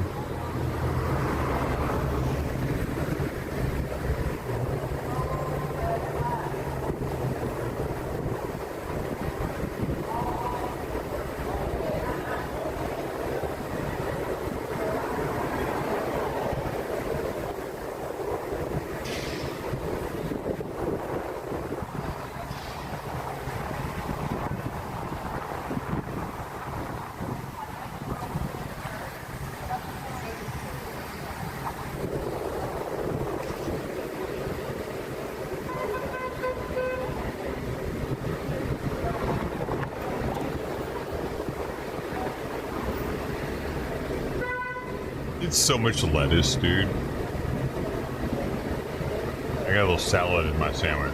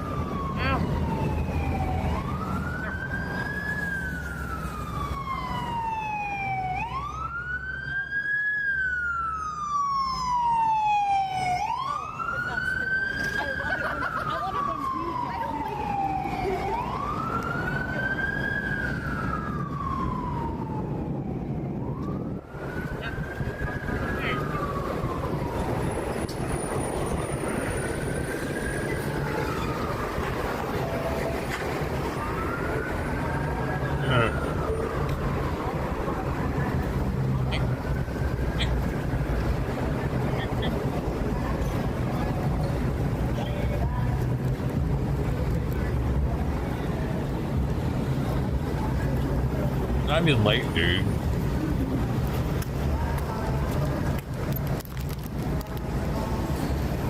Hold on. We're back. With the redistricting, because Texas Republicans earlier today unveiled their highly anticipated map of how they would redraw districts in their state to basically flip 5 Democratic House seats, make them Republican. Under this map, for example, Democratic Congressman Greg Cesar's seat is completely eliminated. Congressman Henry Cuellar, Congressman Vicente Gonzalez's districts will be made more Trump-leaning. Now, Democratic governors, as I don't need to tell you, in places such as California, are vowing to fight this tit for tat. Do you support that? Should California respond with their own redistricted map to give Democrats more seats? Yes, but before I go into that, let me just say that what you just described was the elimination of many minority seats in Texas. And that's unfortunate because the gerrymandering that they're doing is also undermining the diversity that we need to have in the Congress. Why do we need As far it? as California is concerned, we would go to a commission. We have a commission-based redistricting. Instead of the gerrymandering that they're doing in Texas, we've had a commission that has drawn the lines in California. We would alter that a bit in order to pick up the seats that we need. It's not necessary if Texas doesn't do this, but the Texas redistricting and what the president has talked about in other parts in the country is indicative of the poverty of ideas that the Republicans have, and they have to resort to this kind of gimmickry in order to try to hold the House. But we will hold the House, and we will participate in California if Texas decides to go forward. Your governor, Gavin Newsom, said that the 2026 election is being rigged by the Republicans. Is that how you see it? Absolutely, absolutely. But it's who they are. But again, so much is at stake in this election. We fully intend to take back the House. We only need about 3 seats. I want 30, of course. They are. And they know that. That's why they have to go into this rigging process. But we will, again, we have the capacity to have more seats in California. We can win them in the election, or we can ensure them in the change in the commission. Now, with the caveat that the commission would, in the next redistricting, go back to drawing the lines. This afternoon, President Trump mentioned you, and he made an allegation about your investments. I want to roll that clip and then give you a chance to respond.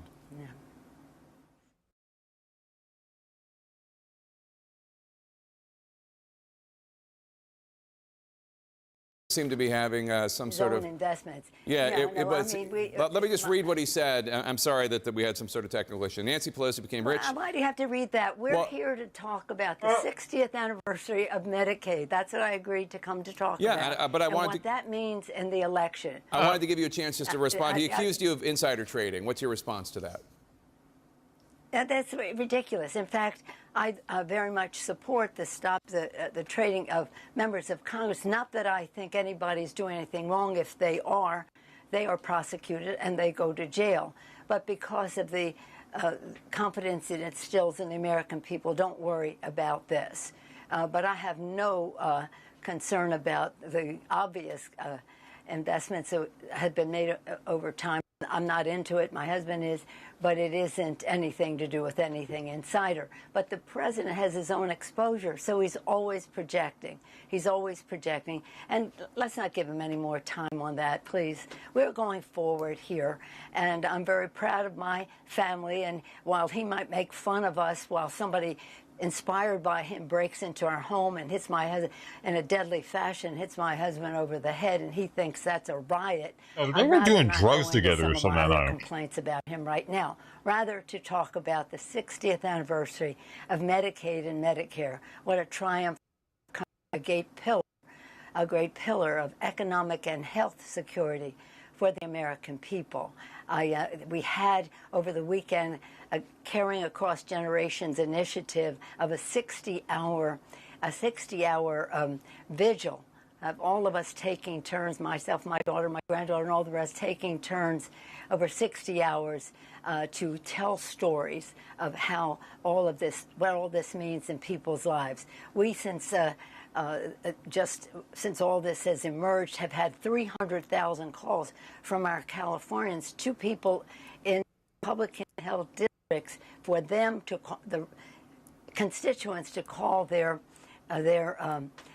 Republican members of Congress who have voted for this shameful, dirty, filthy, stinking, lousy, rotten, anything but beautiful act. And now we are engaged in the Save Medicaid Summer. So today is the 60th anniversary.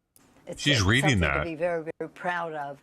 And instead of what the Republicans are doing to deprive people of access to health care who need it so badly, people with disabilities who need it so badly, for the children let me ask who you, need it so badly. Polling over the weekend from the Wall Street Journal showed a Democratic approval rating for the party as a whole at an all-time low, with only 33% of voters having a favorable impression of the party. Do you think the changes to Medicaid that are going to be made because of the One Big Beautiful Bill Act do you think that is going to help Democrats significantly in the midterms next year? Well, I think we were always going to win. As I said, we only need 3 seats, and Hakeem Jeffries, we're very proud of him, will be the Speaker of the House. But again, certainly the vote that these people took to throw people off of Medicare, to close rural hospitals to the hundreds, and in terms of the hundreds, in terms of hospitals and rural clinics and the rest, and to what it does for our veterans and people with disabilities who need help, yeah, it should be helpful. But the fact is, we wish they would just change their vote. We'd rather have Medicaid and not have it as an issue in the campaign. But if it is, we certainly make sure people know how their member of Congress voted. You know, I always repeat Lincoln. Lincoln said public sentiment is everything. With it, you can accomplish almost anything. Without it, practically nothing. But for that to prevail, people have to know. So that's what we're making sure, that people know what the difference is in this election when it comes to their well-being, and people are telling their stories. And last 18, when we won, before winning 40 seats, 31 of them in Trump districts, 10,000 events around the country, people telling their stories. You'll see a lot of this now, and we fully intend to win. And we'll know even more by September and October, when people start filing for election, when you see the A-team that the Democrats put forth, and having to, the Republicans trying to defend what they are doing to the American people by voting to cut. Now, our summer is about cancel the cuts. Cancel the Trump Medicaid cuts. So we just got some news a couple hours ago from your home state of California. We're learning that your former senator and vice president, Kamala Harris, is not going to run for governor in California. This obviously opens the door for her to run for president again in 2028. Is that something you'd like to see? Well, I'm sure that I support any decision that she made in terms of running for governor in California. And now we're off to a gubernatorial race where we have many great candidates, one in particular, Lenny Sakopoulos, whom I support. But unless if Kamala was not running, whatever she decides to do in the future, that election's 3 years off. I'm focused on this one right now, and then the gubernatorial, the governor's race now, as well as the first and foremost for me, winning the House to save our democracy and to save health care for our children and for the American people. Yeah. Democratic Congressman Jerry Nadler from New York is now facing a Democratic primary challenger in his race in the midterms. 26-year-old Liam Elkind says he's running against Nadler because he no longer thinks Nadler has the energy or the mindset to respond to the threat posed by Donald Trump. What's your response? Are you going to back Nadler? Well, has Nadler decided that he's going to run? If he does, of course, I will support him. I've always supported the incumbents. And again, that isn't without any encouragement for other people to express their own enthusiasm about the future. But let me say that I have had my disappointments in New York elections in the past. Let's hope that whatever happens there ends up on the very plus side of Democrats taking back the House. I've never not had an opponent. I've never not had an opponent. I don't remember anybody endorsing me from the Congress, but I've never not had an opponent. That's politics. All right, Speaker Emerita Nancy Pelosi, thanks so much. Appreciate your time. She's on now, though, right? Cancel the Medicare cuts. Always on message. Speaker Mike Johnson's also coming up.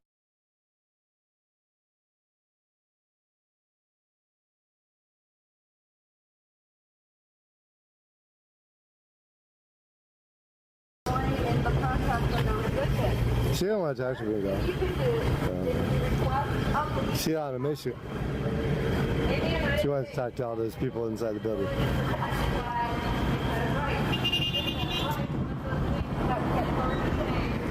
Are free whenever we want to take it. We just have to request it in advance. Sometimes you can get a doctor to write you leave, like if you need it for health reasons, but you can also just take mental leave of health. What did the guy tell us? But he said that he works for HUD. And he's like, not all of the people who work inside of here are bad people, and not everybody can. That is true. There are people that are trying to get people out of here and rehabilitated. Yes. And there are definitely departments inside, and so there's people who want to do their job. Right. But when you have a dictator running the federal government, and you have people running around with masks on like that lady right there because she doesn't want me to know who she is, and her little friend over there.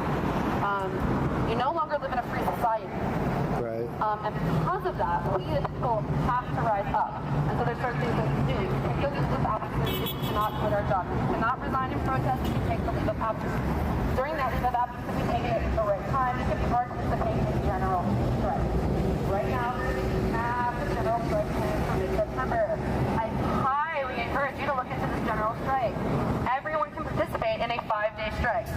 I didn't see it. Person. Yeah, well, any details you can give us on that meeting would be super informative. Thank you for mentioning it. You can take that sick leave for mental health. You do not need a doctor's note.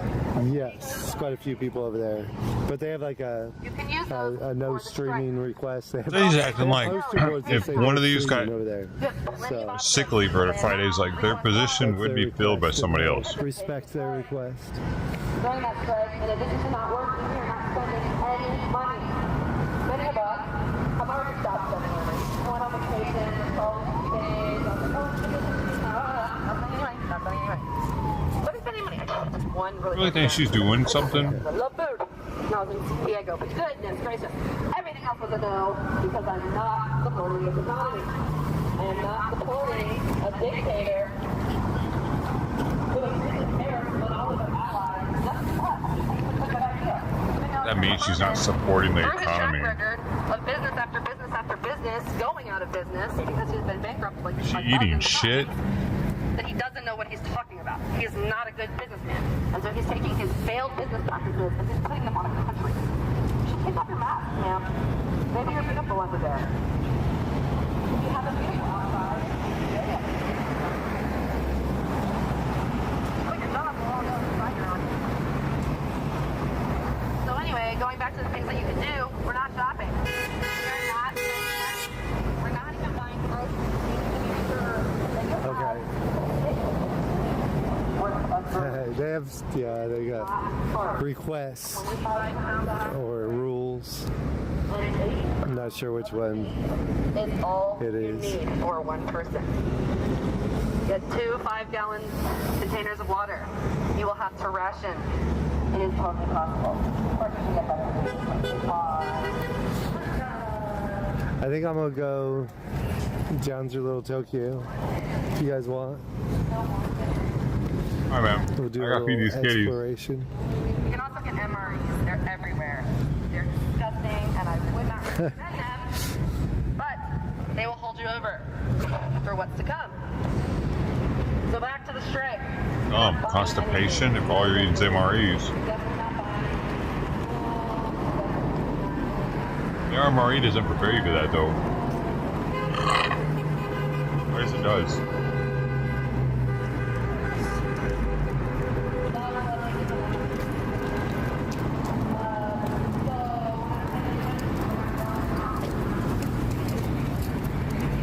I'm going.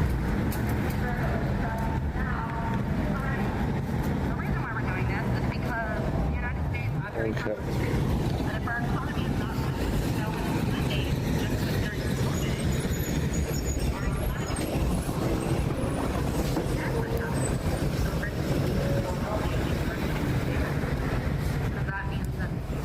Look at the modified lights on that thing. It's got like little exterior lights. That is a weird looking car. So it's got front grille lights added. Got little extra lights added up here. It's got some kind of rack and stuff.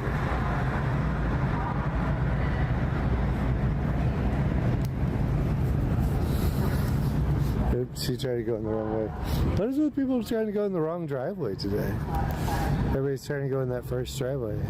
I think that all of you should be ashamed of yourself because you're participating in one of the worst falls ever. Like, this is the worst thing that's going on. Little Tokyo, here we go. Yeah. Little Tokyo town. Maybe, let's see what they're doing here.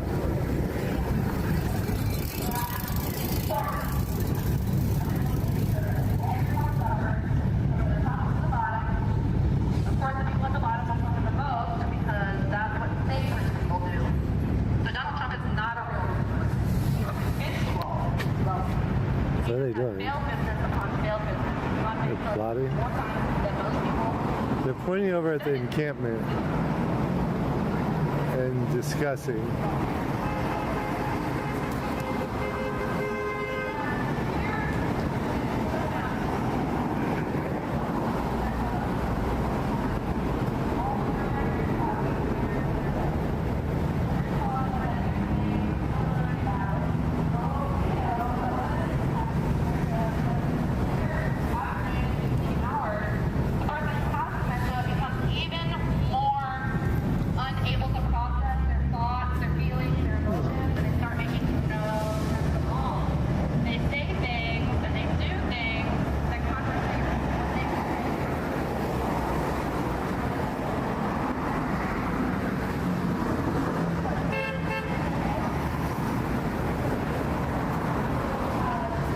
Jump that way, yeah, maybe.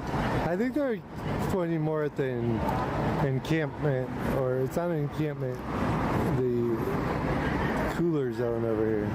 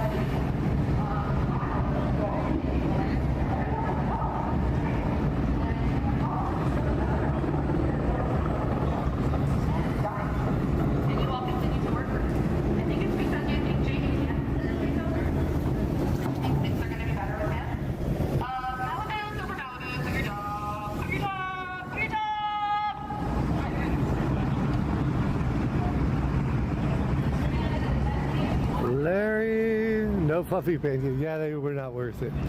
What's the Subway? Well, no, they're gonna bring food over here.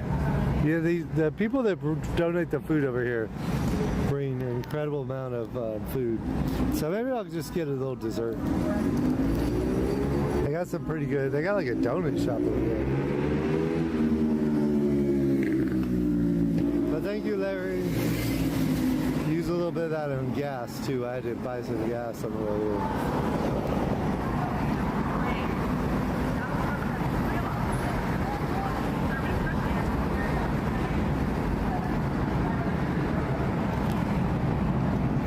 I've seen it go the other way too, Gray American. As soon as the guards leave, the protesters leave. That I have seen happen. But this particular location, that may not be true. But a lot of locations, like the front of the detention center, if they put armed Marines out there at the front of the Marine detention center, they'll get protesters. If they don't put any, same thing with City Hall. If they put the LAPD in front of City Hall, they'll get protesters. If they don't, they hide inside the building, they don't get any protesters. This location's probably a little different. They probably get protesters here even without them, but majority of the locations, as soon as the police leave, the protesters leave too. Yeah, they got a big meeting of some sort.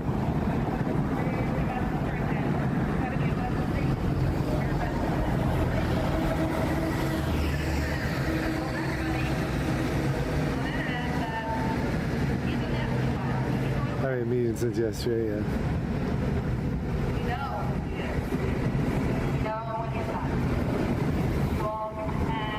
They're definitely discussing where everybody's sitting on the corner over there. Davey, 1072.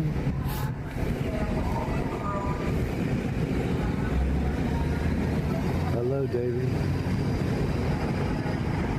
Here comes a van.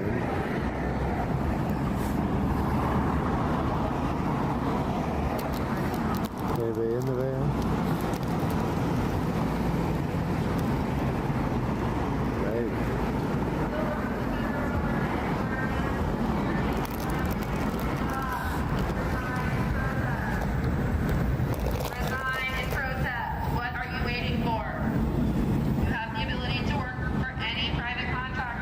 shift change.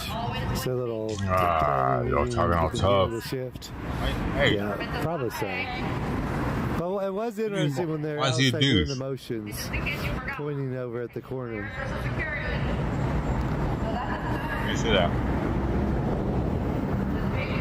He hurt you?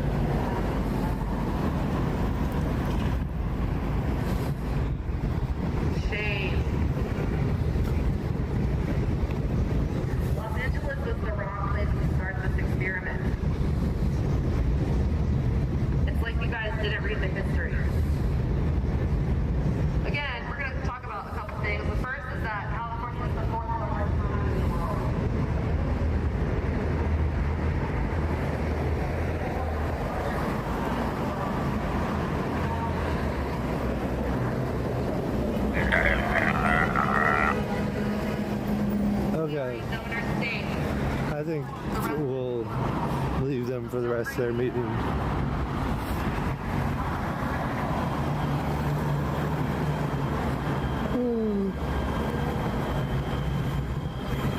It was Sweet Pea back there.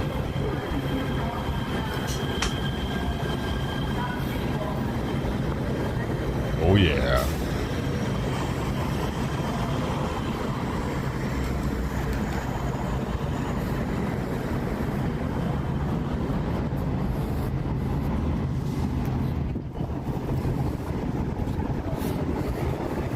Here. Hey girl, yeah.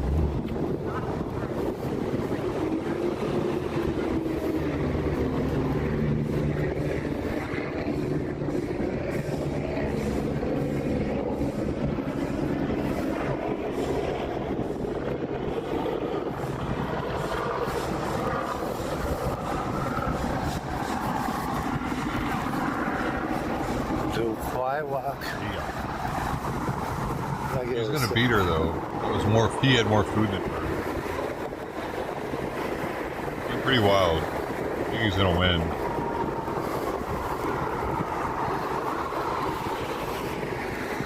He had 63 grams versus her like her 40 something.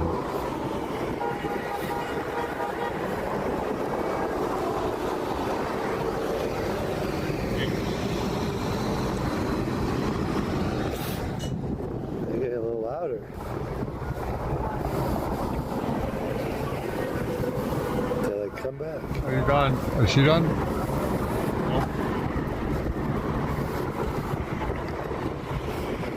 Move it! Are you an ICE agent? No. Okay, just checking. My badge? I mean, that's the last time I got told move it. It was an ICE agent. That's your badge. He's done. You guys need anything? I'm going to 7-Eleven. The winner with over 20 grams more food. The winner. Red Bull? What flavor? He's gonna be a big cat, bro. Thank you. I'm giving him more than the can says to. Way more than I fed Sweet Pea back in the day. One Red Bull coming.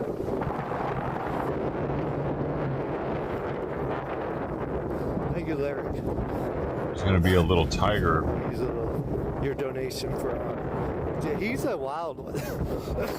He's almost as big as Sweet Pea is. Man, that's crazy.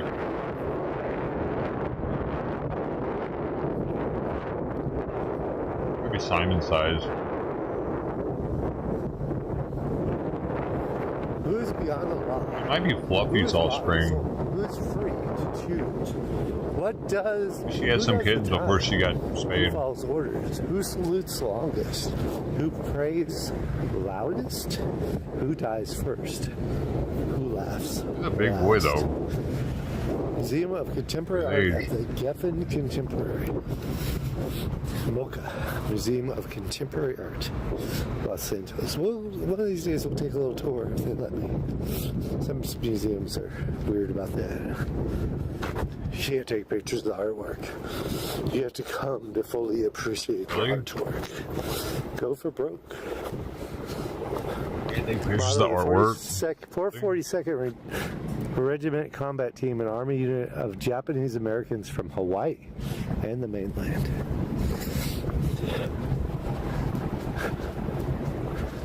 America First. What is up, America First? 7-Eleven run, yeah.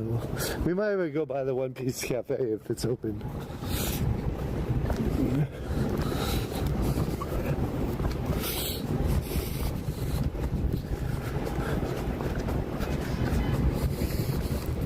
This is how we do it. It's Friday night. Mama, I'm coming home. Ozzy has made it home.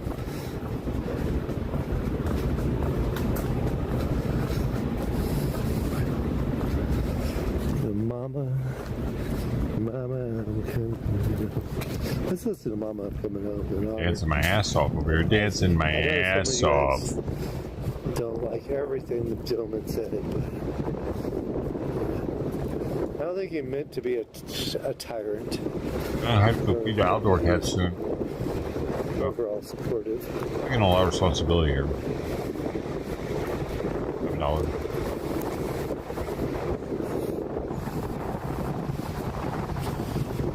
So, his burial day, give him the benefit of the doubt. Benefit of forgiveness.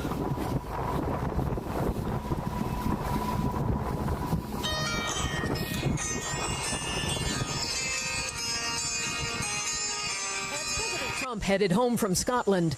He identified a prominent sexual abuse accuser of Jeffrey Epstein, Virginia Giuffre, as a former Mar-a-Lago employee who had been recruited by Epstein to work for him instead, causing a falling out with Mr. Trump.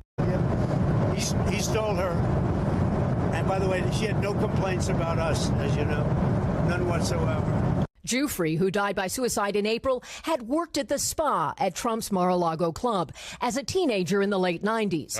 Reporters asked the president whether any young women were among those hired away by Epstein. Yeah, people that work in the spa. I have a great spa, one of the best spas in the world at Mar-a-Lago. And people were taken out of the spa, hired by him.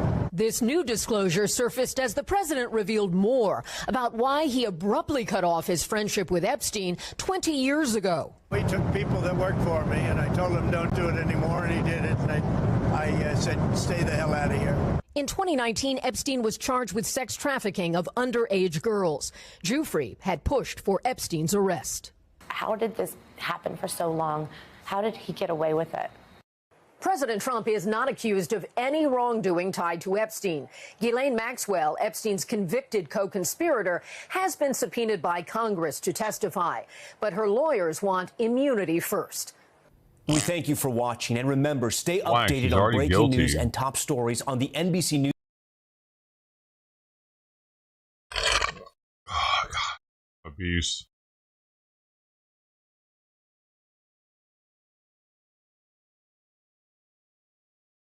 Beast. A viral clip posted by the account only in Florida. What the fuck? That's a 10. Dude, this lady fell off of the fucking pool on a cruise ship. A viral clip posted by the account only in Florida captured the eyebrow-raising moment a guest fell over the edge of an infinity pool on the Icon of the Seas cruise ship. To make matters worse, this was the very same cruise ship where a stabbing took place on July 24th, before another crew member jumped to his death. What is going on with the Royal Caribbean's brand new Icon of the Seas ship? Here's what you need to know. According to cruise officials, the passenger seen in the video falling over the infinity pool's glass railing was attempting. She's slapping her own ass.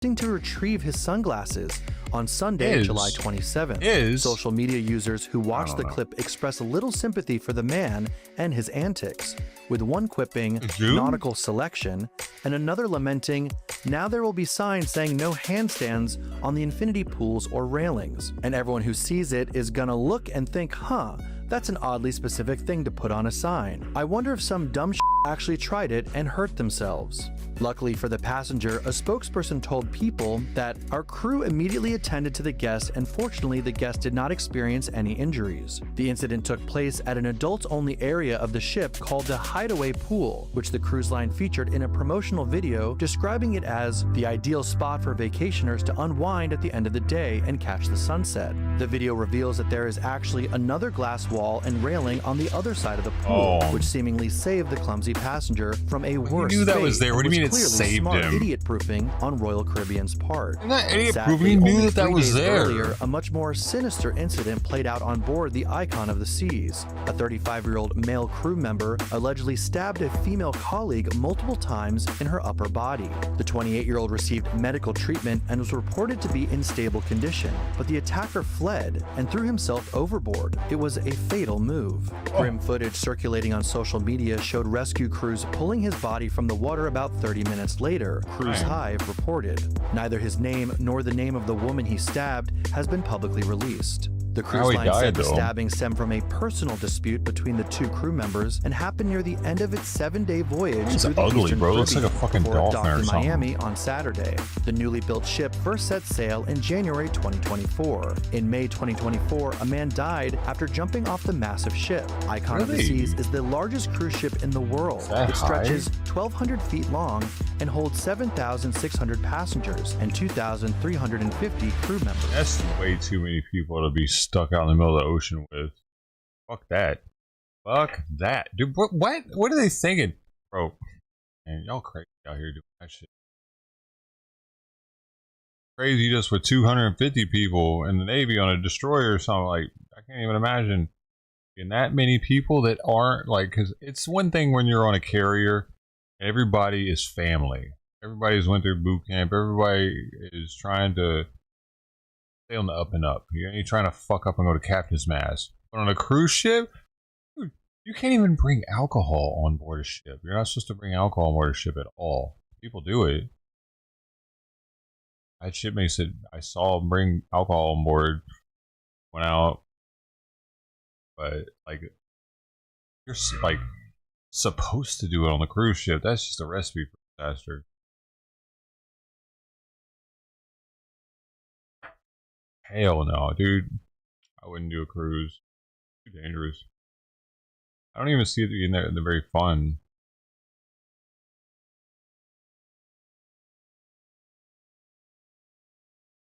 Cruise ship appearances. Oh, really? I do. Like if you get thrown over at night, nobody's looking.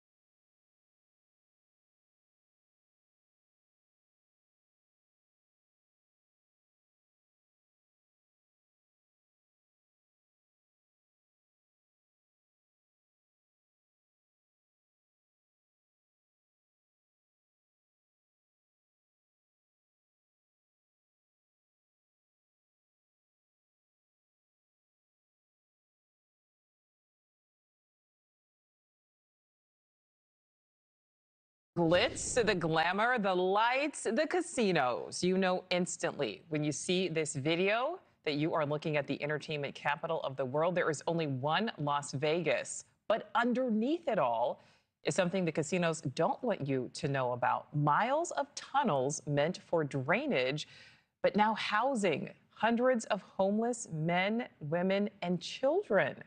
News Nation's Alex Capriello got a firsthand look at those tunnels and the people living inside, and it is live now in Las Vegas. Alex, talk about what you saw. Yeah, Nicole, it's good to be with you. Right here behind me is the world-famous Las Vegas Strip. We all know about it, right? Some of the most impressive hotels, the Bellagio right there, Caesar's Palace, the Cosmopolitan, we all know it. Many of us have actually been here. Millions of Americans and people worldwide actually stop in this city, spending billions of dollars. But what they may not know about is this vast underground network of tunnels, like you can see right here behind me. This is the mouth of the Rio tunnels. And really, when you walk about a mile that direction, all of a sudden you can be underneath the ground, but right standing underneath Caesar's Palace. And that's exactly what News Nation did yesterday. We explored this idea of this underground hidden secret underneath the Las Vegas Strip. Not and new, what's really no, but fascinating about it is I that just want to see what it looks like down there now. 1,500 or so homeless men, women, and children who have just decided that this is going to be their home. It's fascinating. There's been a documentary about this years ago. It's actually rather clean. They keep it up rather well. I saw mattresses, but also brooms. In New York too. Well, they cleared that one out. Proud of where they belong. There's a movie about it called Dark Days. DJ Shadow does the soundtrack. For the people that actually stop by Las Vegas, who made it, want to come, gamble, like all the film donated and everything. That's why it's in black and white. About all these people that are literally black and white much cheaper below them. So it was a chance for us to really explore this topic, creepy documentary, learn about what these people are going to, as well as some of the efforts that homeless advocacy groups are trying to accomplish in order to get them out of the shadows, bring them into the light towards detox, sobriety, and more stable housing. At least like 5 years ago. Give us an idea of some of the people you met when you went inside those tunnels. Yeah, so we spent around 3 or 4 hours within these tunnels, walking through the system, shooting video, and speaking to the people. Examples of some of the characters I met down there. There was a guy named Dave. He actually specializes, he says, in drawing anime artwork. He tries to sell his artwork out here on the Strip, but he got pushed off and into the tunnels by the police officers who recognized he didn't have a license to sell, and so they kicked him off the Strip. There's also another woman, Beverly, 46 years old. She came from Alabama. She lives in a tent down there with her cats. She was explaining some of the fears that she has day in and day out, actually living among this society, not knowing what's around the corner, or potentially somebody that's trying to take advantage of her, someone who might have bad intentions. But really, it's all thanks to the Shine a Light Foundation. That's the homeless advocacy group that brought us into those tunnels. They come in there daily, weekly, just try to make contact with the people that live down there, make sure they're okay, try to convince them that, you know, there is a better path forward, that there is options out here on the other side. They can actually help you get a license if you need one. They can take you to rehab or detox if you need so. But really, speaking to the Shine a Light Foundation, they recognize that it's not on them to actually go out there and pull people out. It really has to be on the people who live here to make that conscious decision for themselves. Take a listen. I understand, and as an organization, we understand no one's coming out until they're ready. We're not going to force them out. But if I build that bond, when the moment comes, they know we're here, we're there, and they're going to come. We have our full investigation airing tonight on Elizabeth Vargas Reports. That should be around 7:30 p.m. Eastern Time. All right, Alex Capriello, live there in Vegas. Thank you. Thank you for watching. Subscribe below and download our News Nation app right now on your phone, and you will get fact-based, unbiased news for all Americans.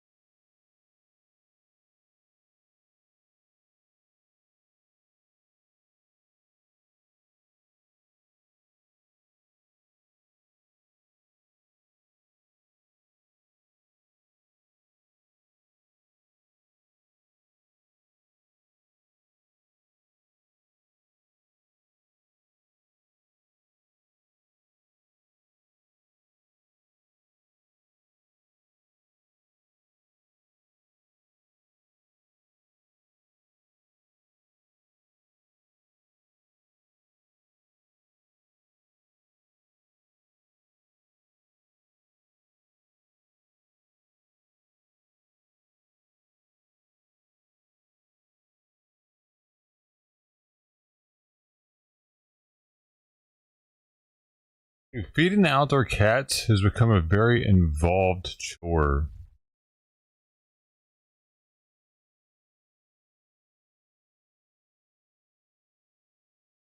Fuck, I've been gone for like 30 minutes.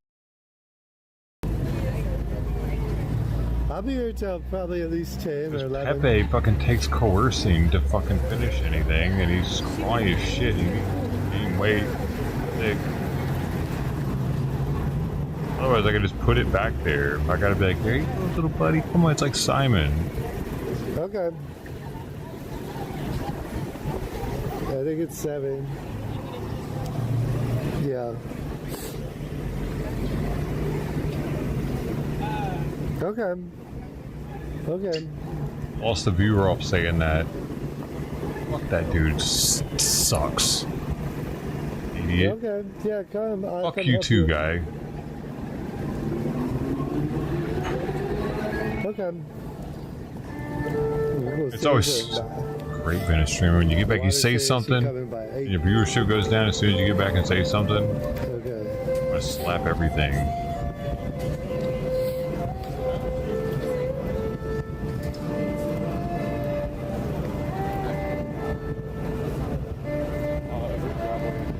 Gives me gas instantly. Hold it, hold it, hold it, hold. Nice.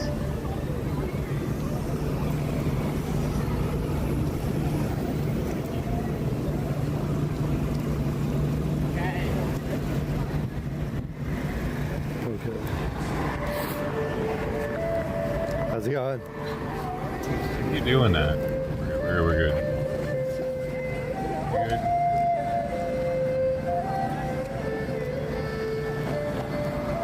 Tertiary, be nice. This guy's boring right now. Maybe I should go somewhere else. Less boring.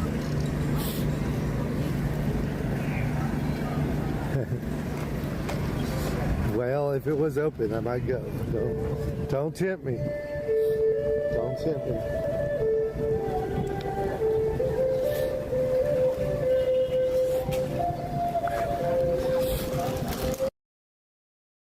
What is this?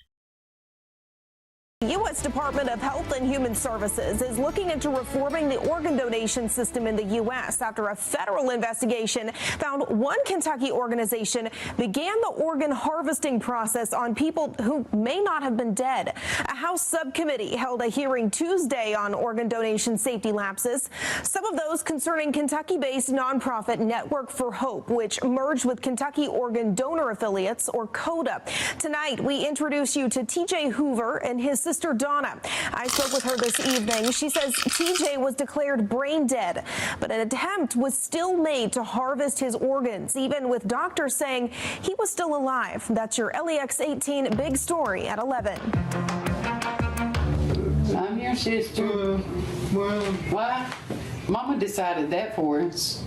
This is TJ Hoover. He has a traumatic brain injury and lives with his sister, Donna. He suffered an overdose in October of 2021. You don't know about that? Well, we just have to deal with it, bud.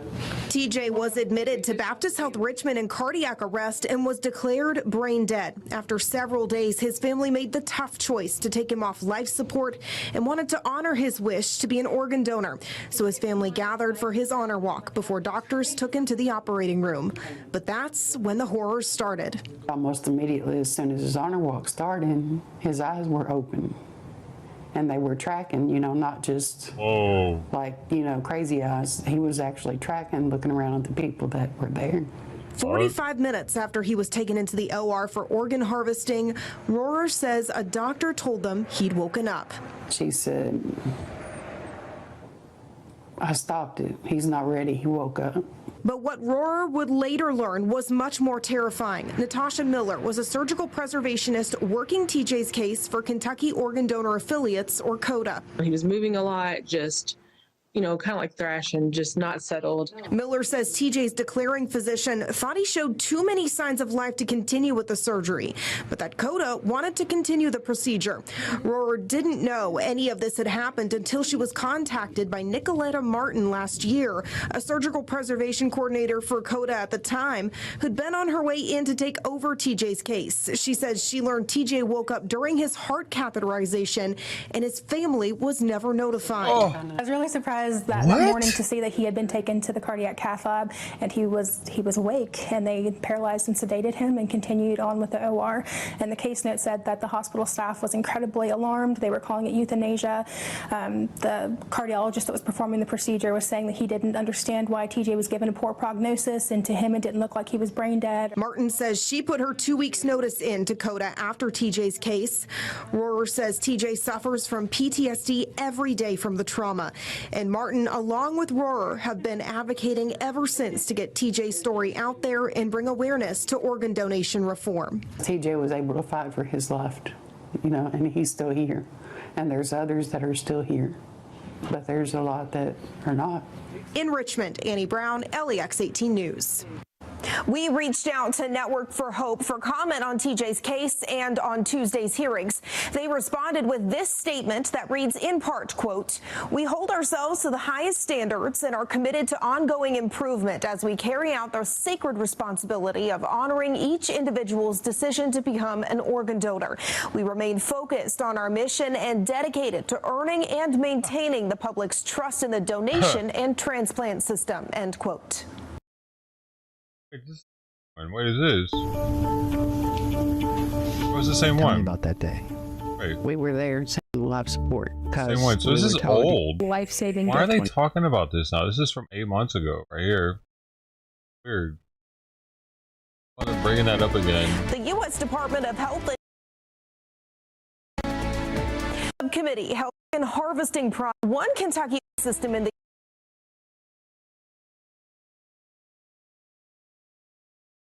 Oh, I guess now the Department of Health and Human Services is finally investigating it.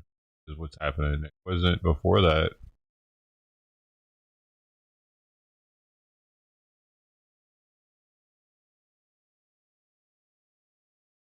New at 10 tonight. Dude. Beech Grove man shot and killed cat in self-defense. A Beech Grove family is heartbroken after they say their pet's life was violently taken from them by their own neighbor. The suspect now facing a felony charge, accused of shooting their pet cat. Fox 59's Scarlett O'Hara explains why he says he did it and why other neighbors don't necessarily buy his story. This small memorial honors a life lost in a shooting the suspect claimed was in self-defense. The victim, a beloved cat named Oreo.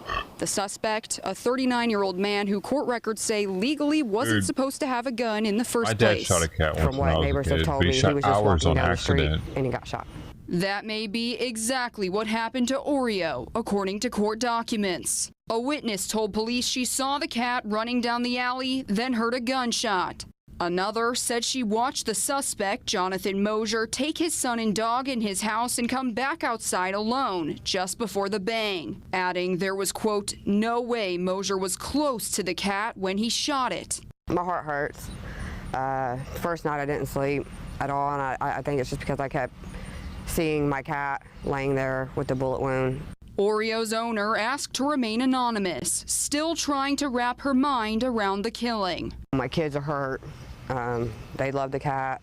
It was like family to us, so it's very unsettling. Even neutered. The probable cause affidavit for Mosier's arrest says he claimed Oreo attacked him, so he shot him with a pellet gun in self-defense. But he, quote, failed to explain to officers how his life was in danger from the cat. Mosier later changed his story and admitted he shot Oreo with a Glock semi-automatic pistol. You'd hate to hear anything like that happen to an animal, especially if that cat seemed really sweet. The shooting happened right in front of Adam Crosley's backyard. He doubts the claim that Oreo posed any threat, remembering him as a friendly cat who'd play with his kids. It's not a stray cat. It had The a collar, Tuxes are always clearly friendly. owned by somebody around here, and it's just upsetting to know that one of my neighbors would do something like that. In a statement, Marion County Prosecutor Ryan Mears said while some may dismiss pets as just animals, the truth is they're often the most beloved members of our families. This family just experienced a senseless loss, and we are committed to seeking justice on their behalf. Stop shooting animals.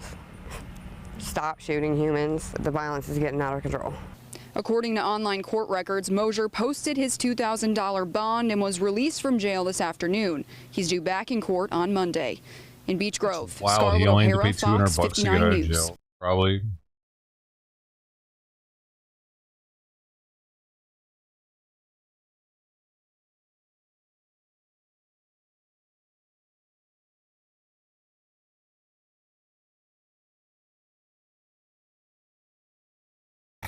As we keep the immigration operations in focus, we're hearing from the families of two mothers swept up in the immigration raid at a cannabis farm in Camarillo. They are asking for help from the community. McCullough Medina tells us those mothers left 3 children with their fathers, and they say it is a struggle to make ends meet.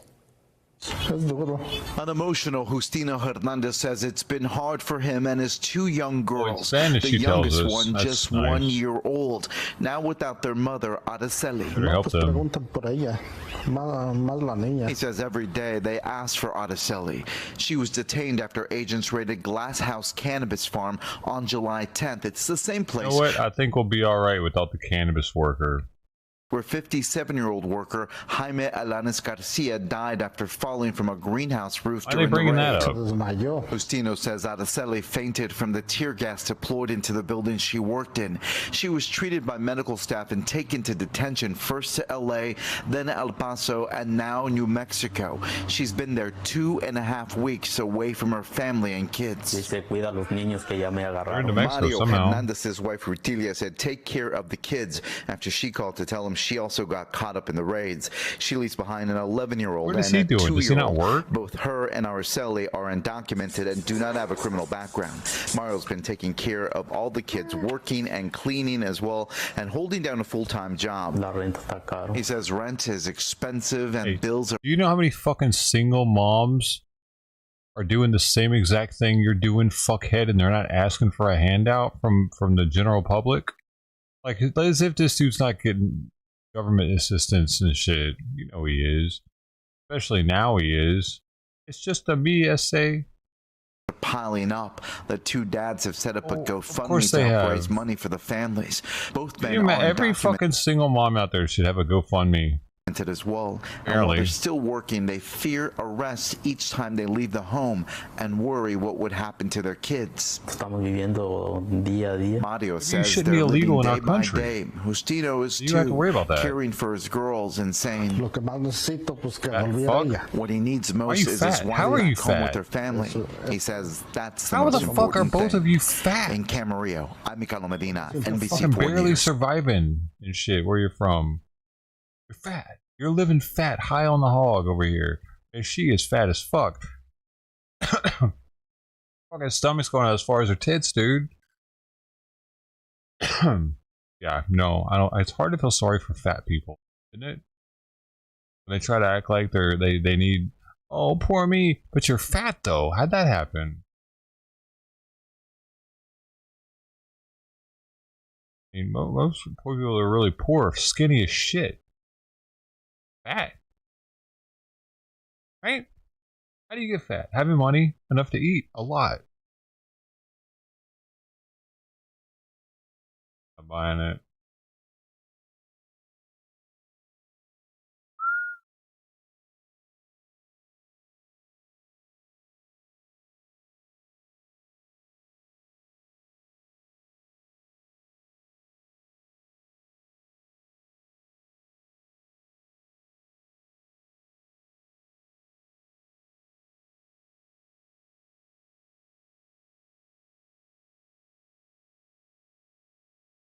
dozen teens, all under the care of the state, are found living in a Clayton County church basement. This is 11 Alive Sky Tracker video over Now Faith Apostolic. Excuse this me? discovery made by the Clayton County Fire Department, and they say those teens lived at that church in violation of county fire code. 11 Alive's Gilad Malamed is live outside of the church on Rex Road. Dude, this dude's like Outlaw Reform Ministries on steroids. This was going on here. The Clayton County Fire Chief says at least one of the teens lived here since December. The chief says that when he called county DFAC's offices, they seemed surprised that the teens were living here. This church basement is where 12 teens under Georgia's Division of Family and Children's Services lived. But Clayton County Fire Chief Tim Sweat says that's not allowed. We made a determination to safely relocate those youths last night. Sweat says his team first realized the teens might be living at Now Faith Apostolic Church while out on a call early Tuesday morning. The department called in the fire marshal. Well, they weren't deplorable conditions as we sometimes see. Clayton County Fire Marshal Chris Cameron says the teens had beds, clothing, and food, but the church lacked key safety features like sprinklers and a fire alarm with audio and visual notifications, a violation of county fire codes for group living facilities. And then you had additional life safety components such as egress. You have 12 youths in a facility with locked doors, locked points of egress. Obviously, you can imagine the danger that can occur from something of that nature. Sweat says the teens came from this facility about 10 miles away on Highway 138. He says employees told him they moved the teens due to plumbing issues. They said at the direction of the State Fire Marshal's office, which we have confirmed that is not true. We tried to ask the officials at the facility ourselves, but it appears closed. Closed. I reached out to the state DFAC's office to see if they knew the teens were living at the church and that it wasn't up to code, and if not, why. The spokesperson tells me they can't comment due to privacy. Live in Clayton County, Gilad Malamed, 11 Alive News. A lot of unanswered questions there, Gilad. Gilad. 11 Alive News. Did you just speak normal, bitch? Fuck you. These people suck, dude. Actually, if I would want to punch one in the nose if I was on a date with the one talking. If they talk to me like that, I would want to fucking shut the fuck up. Talk to me normal, bitch. You're not on the news right now. There you go. That's better. Yeah, that's better. Thanks. If they start talking like that again, every time, don't do that. You got to teach them. You know what I'm saying? You can't. Let them do it for a little bit, and then they'll think it's okay all the time.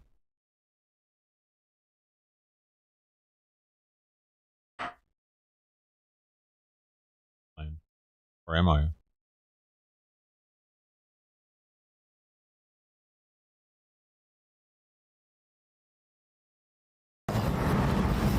You could drive for. Now we go to PUBG then. Sucks. But they're gonna make it where it's like $20 an hour, you know, and you know something for wear and tear on your vehicle. Special enforcement zone. Yep. Cause everything's up, ain't nothing going on. Hot in here. Gonna make it even hotter too.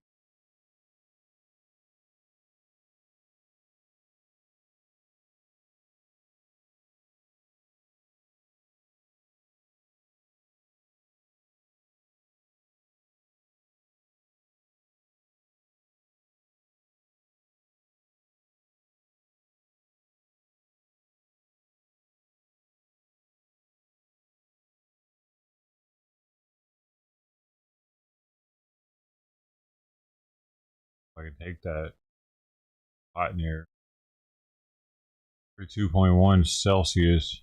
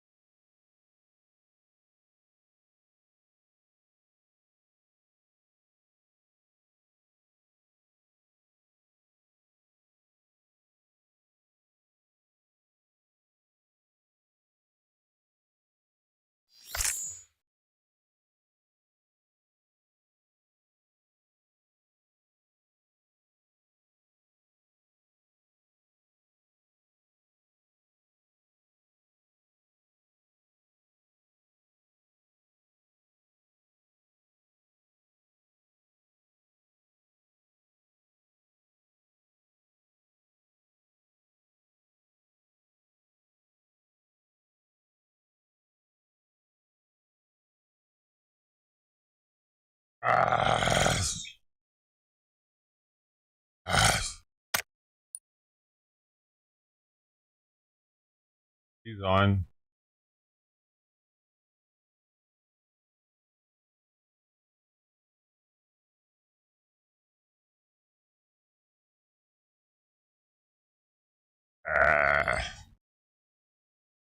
I'm saying.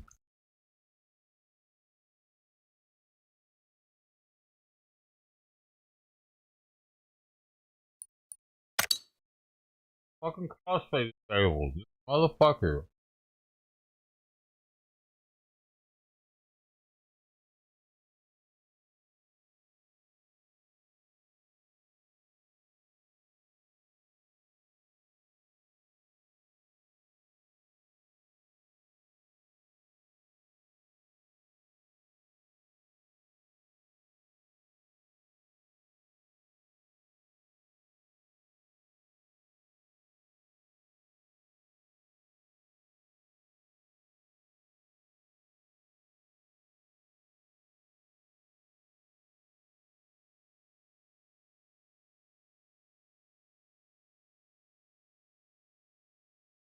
Listen at him.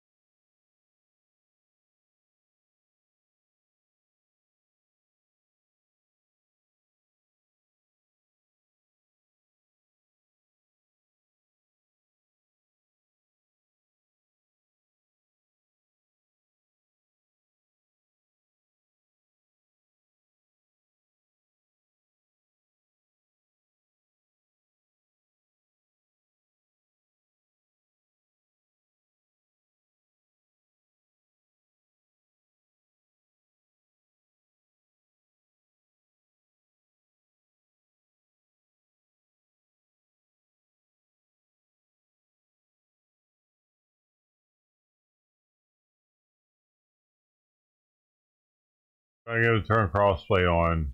Play.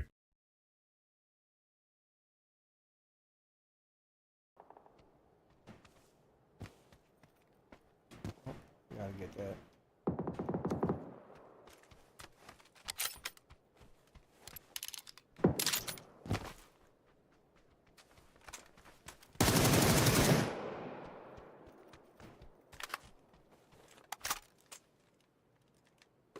Really?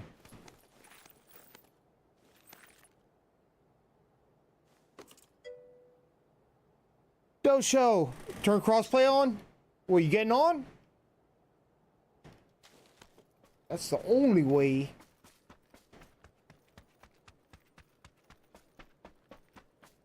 Oh, look at this shit.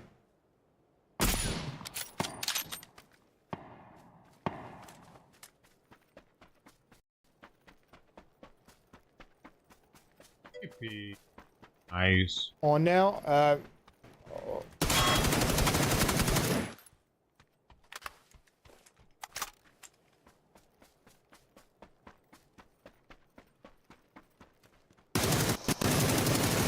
Crossford. 24 left. Shoot. What zone is this? Oh, wow. Well, I'll try to make it quick as possible. I think there's only 2 real players in here. I don't know who player 2 is. Might be somebody that backed out.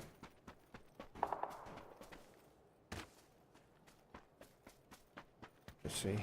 Oh, that ain't what I meant to do. Match log. So gassy. 02.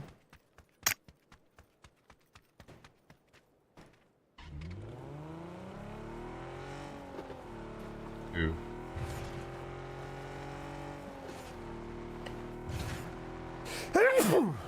Ugh. Simon's checking it out. Simon's over there checking it out. See ya.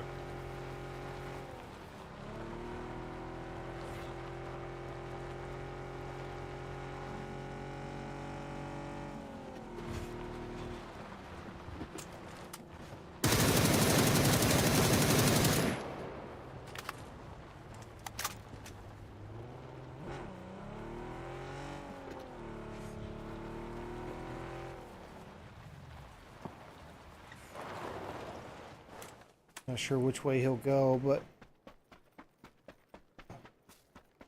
let me see. He is more over there. Right. Where is he? He was over there. He might go for that bridge. Good chance he might go for that bridge.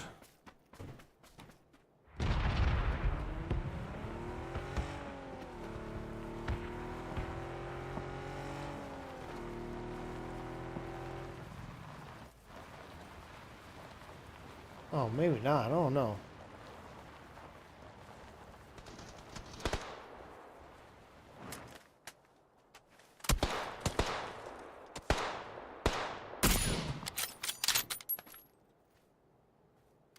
Kitty. Wow, I hate when it does that stupid shit.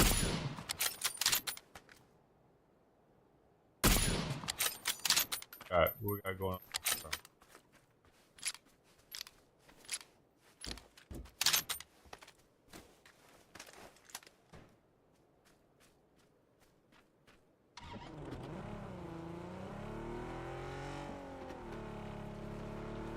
Watch this motherfucker die to zone. I swear, you get some players, they're that bad. They will literally just die to the zone. Oh, I see you. I see you.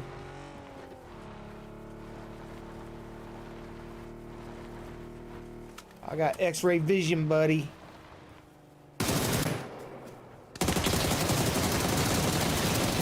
Ooh. Oh, that was him. He rode a bike in. I had to do him dirty. He even parked it? He must be a schoolboy. That motherfucker parked his fucking gun. Get that shit out of here. This motherfucker parked his bike. Stood it up. Like he was gonna get back on it.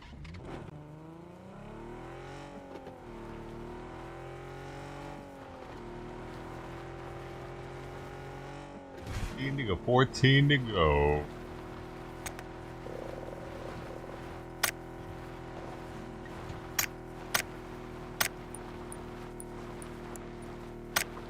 A new check-in.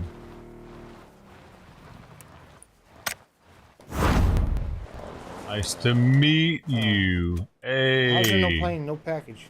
Awesome. Where the fuck this thing go?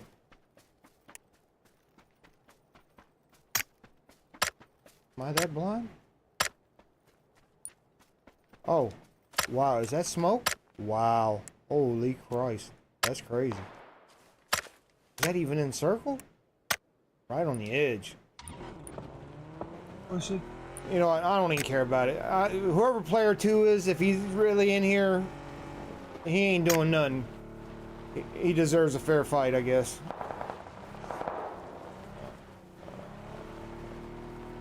Unless I run into him at in-game and the motherfucker's level 3'd out. Like fucking, oh, I see. God damn, turn already.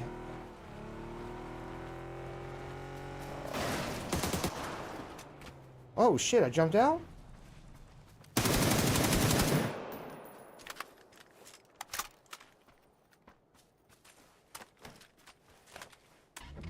Yeah, I don't even think there is a player 2. He must have backed out. Roadkill.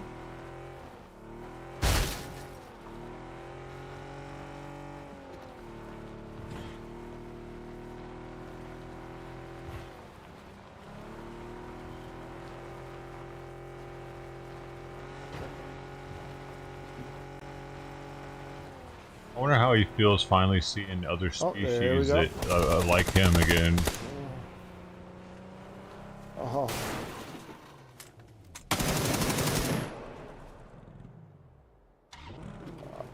Like what is the delay?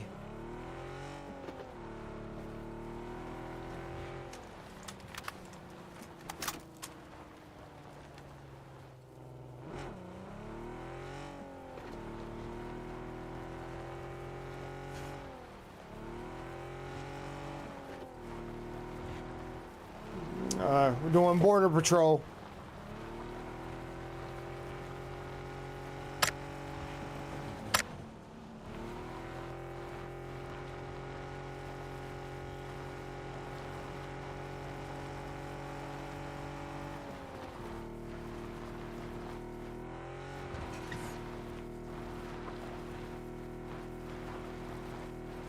Ooh!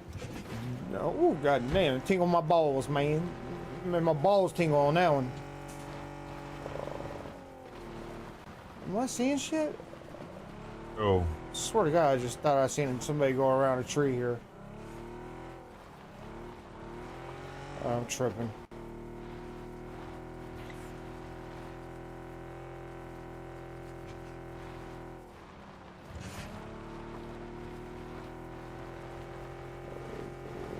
I don't know, man. These cars is fucking be turning like shit.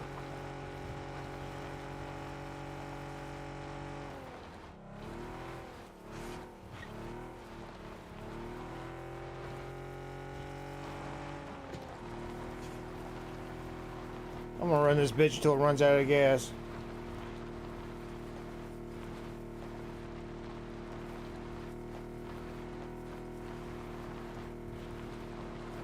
Yo, show if you're there. I'm trying, man. I'm trying to speed this up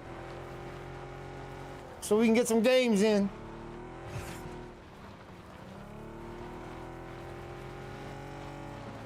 Oh, there you are. Oh, don't you do this bullshit.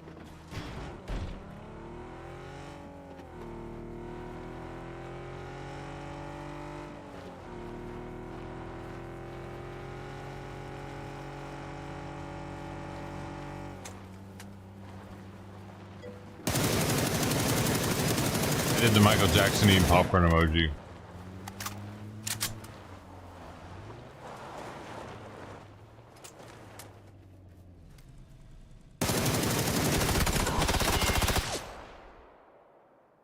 What? I'm recording this shit. I swear to God. With it 2 times? This is the way the game's been treating me today, man. I swear to God. And it's always SMGs, man. They made SMGs like fucking the God guns. Yo, get the fuck out of here.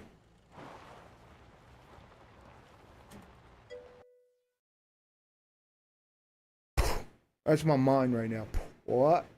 I just got dumber over that shit. I swear to God, I just got dumber over that shit. Like, That's the way I feel right now. Yeah. I can't. I swear to God.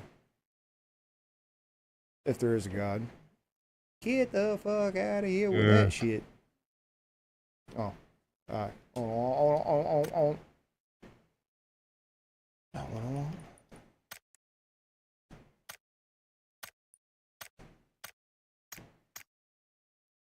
Do I have you on? Oregon.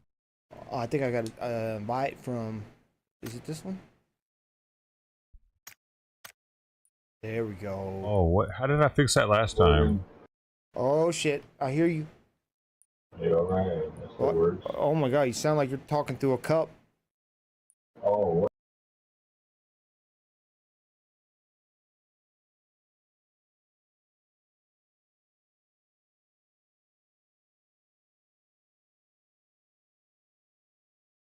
Crossway.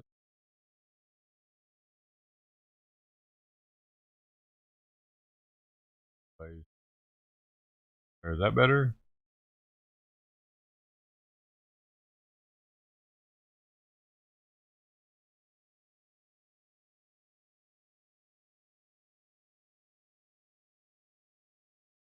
Yeah.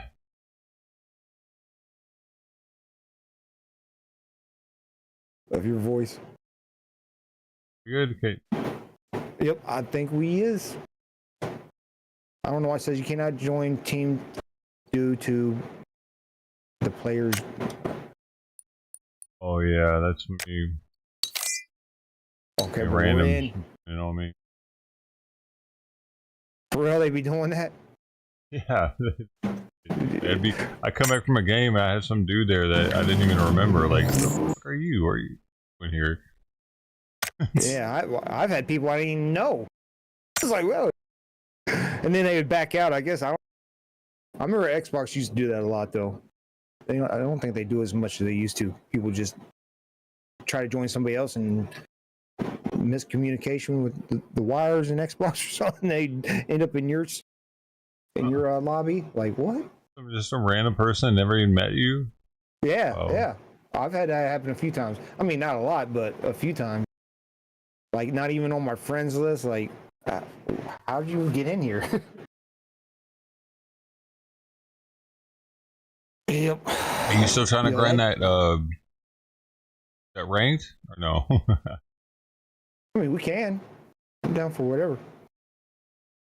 I don't know if we can get it to. I need to get one more level and I got gold. Wait a minute, cancel it. Alright, we're going in. There we go. As much as I hate third person. Let's do it.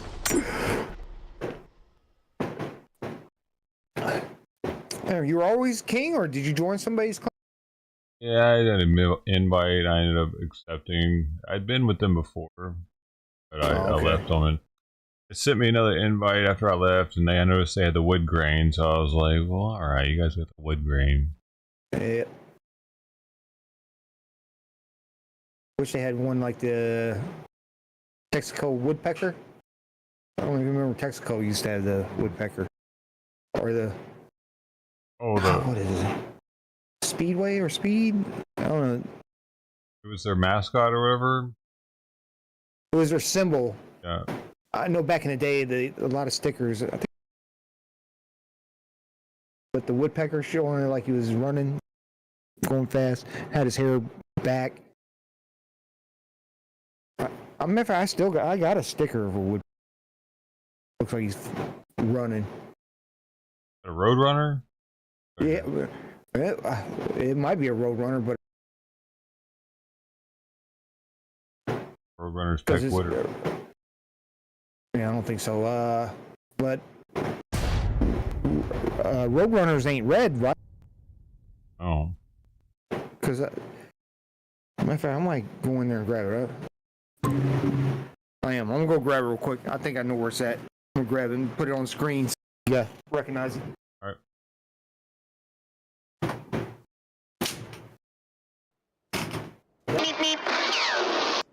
Volume levels are right for everything, for passing or not.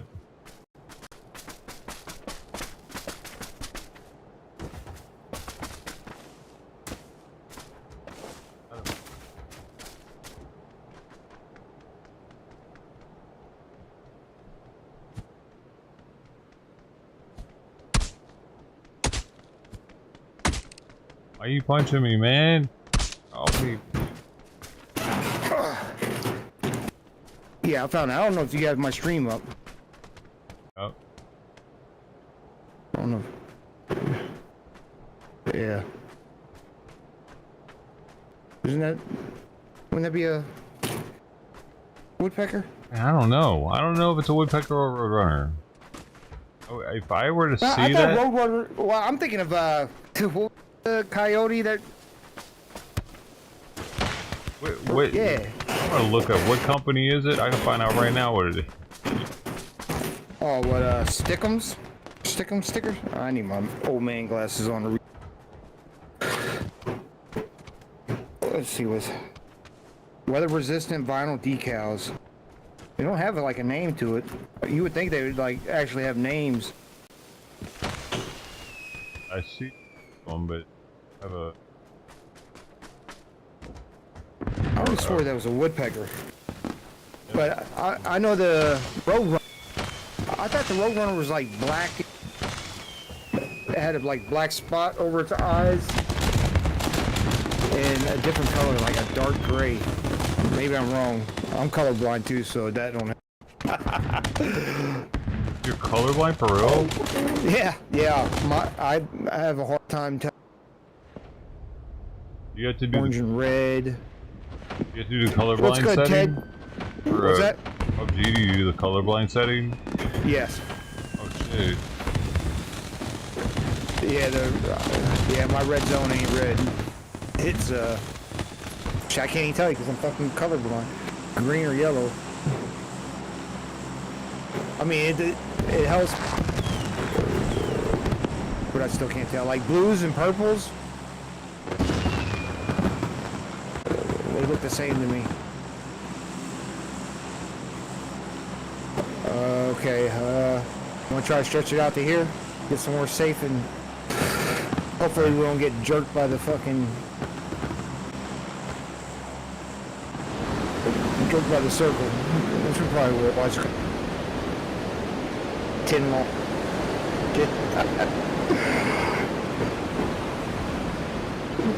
Representing Donut Squad.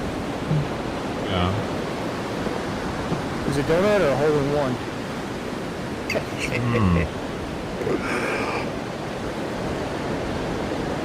Eat them wholest donuts.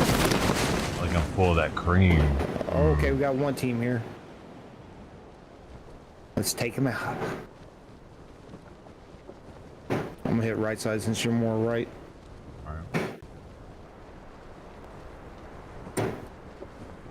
You still haven't played the cop game, huh? The what? Cop game. Ready or not? Yeah, I did. I just, oh man, I want to play it more, but I just hate how slow it is. Like you literally walk around the whole time. I did that first. Oh shit! I think they're landing near me.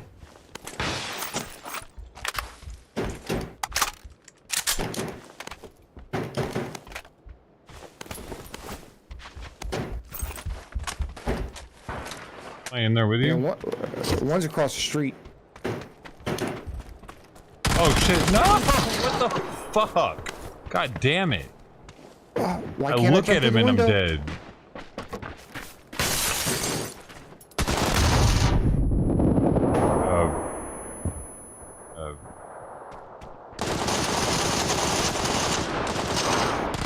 Oh! Okay, I'm done with the rank. We're good now. Alright. was fun.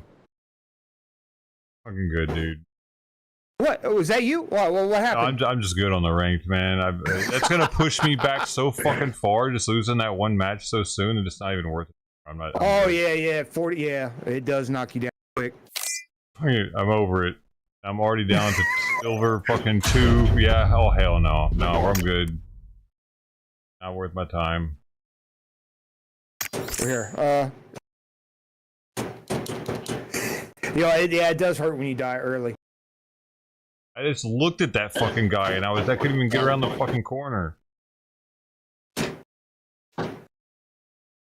Saw him in the window, and as soon as I started rounding the corner, are you still alive? Yeah, I gotta figure out. I'm getting a double echo here.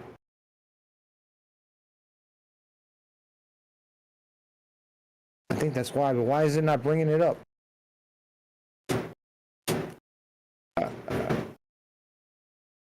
What? Oh. Do we gotta be in game? Is that why? I think so. God damn it.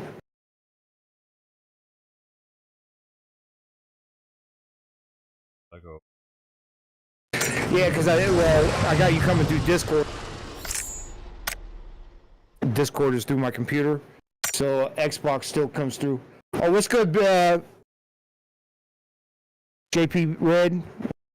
You and Blessed Mom getting some games in? I seen she was on. I don't know if she was on PUBG though. Alright, let me. Hopefully, when this starts. Ain't that a fucking bitch, y'all? God damn. Look at the guy and I'm dead. Bad start, man. But yeah, no, that negative 43. Yeah, unless you make top 10, I guess, or get a kill or assist or something. Yeah, the negative points, boy, they'll drop you quick. That's why my one partner Fish, he got platinum or something. Yeah. We had some good games. He never plays anymore, huh? Yeah. After that, he's like, yeah, he's done. Exactly, man. It's like, what the fuck were they even doing landing there, man? We landed somewhere super obscure. God damn. Why you gotta be... I guess he just happened to try to pick the same obscure place. Oh, well, this ain't ranked, so, I mean... Right. No, I'm saying the last one, though. They tried to pick an obscure place like we did, and what happened to be there. Yeah.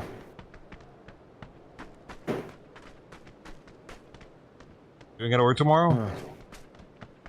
Nope. I lost my job. What? You serious? Yep. You do? Yep. Went off on them? Fucked up. I did a fucking... Well, I wouldn't say rookie... Well, yeah. Fucking not paying attention. No, I had just got a load. Matter of fact, it was at Coca-Cola.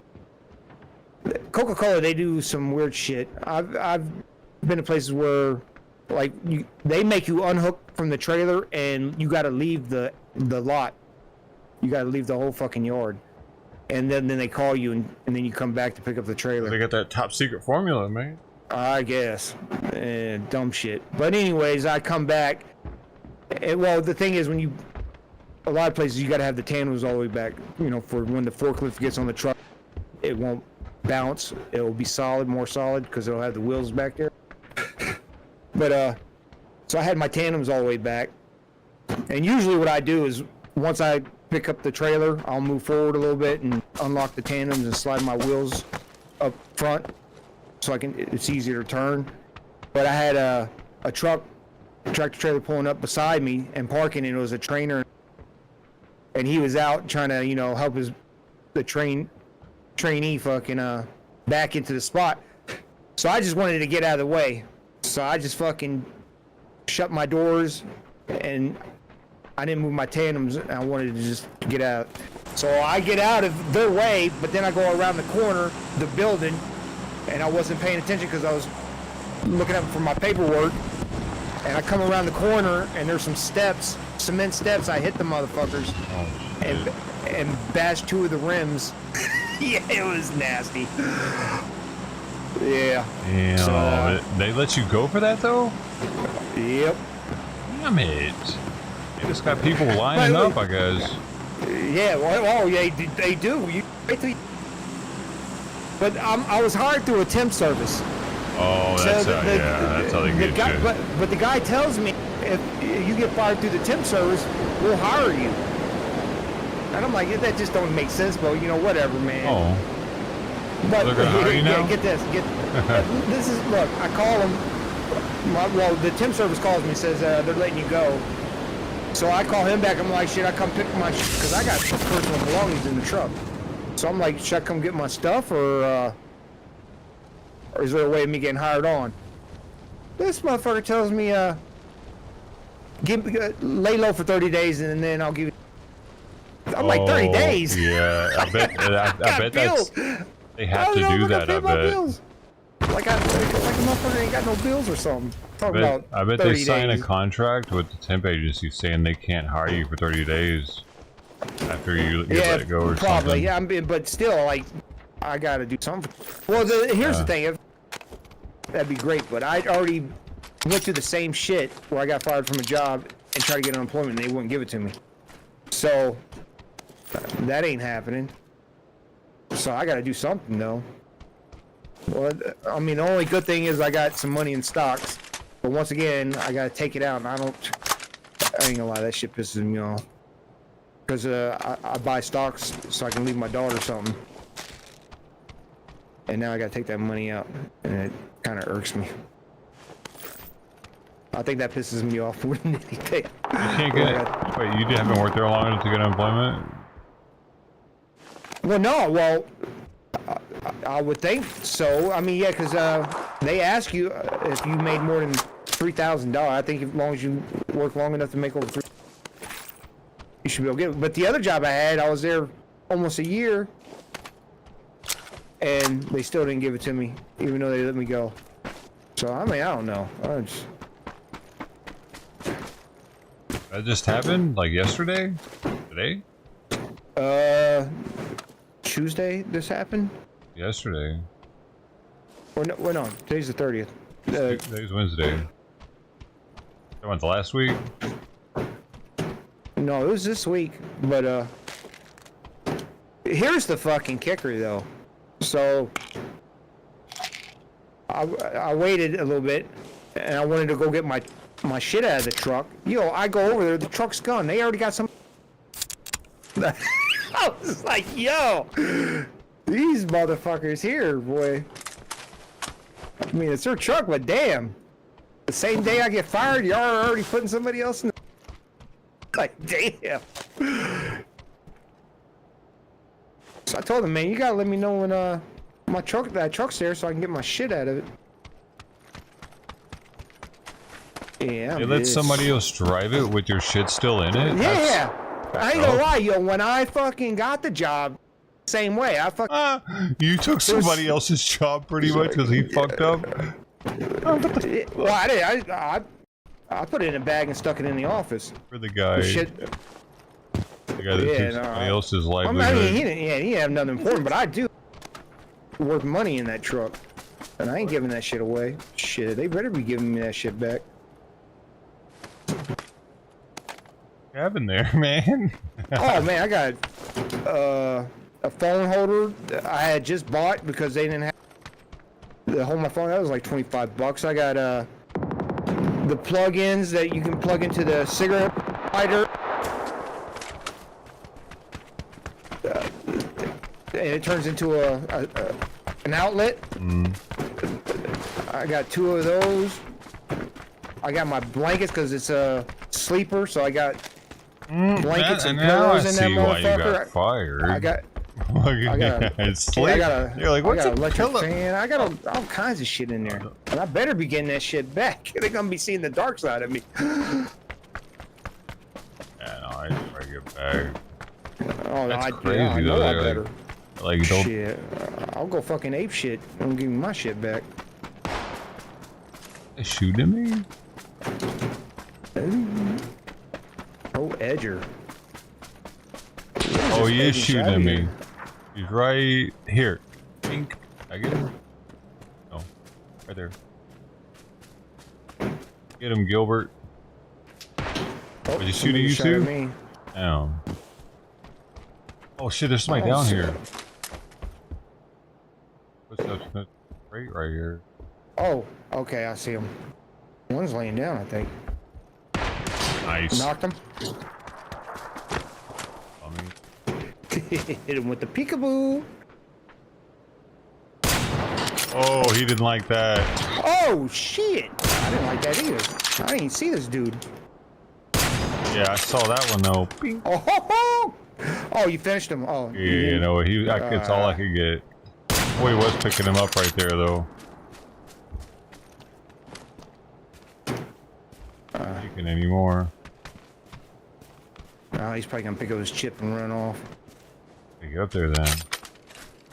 Oh yeah, we do. Anzai! Hey, son. Yeah, we go together. You can't shoot us both at the same time.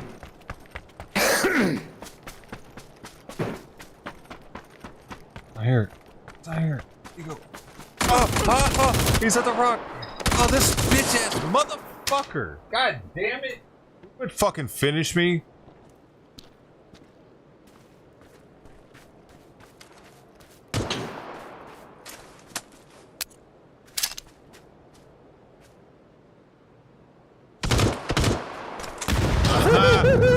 Yeah. Ah, that was hot. There is one down here, right? Yeah. Yeah. Boy, that was perfect grenade too. I gotta record that. That was. I wasn't sure if I was gonna time that just right. Yeah, that was perfect.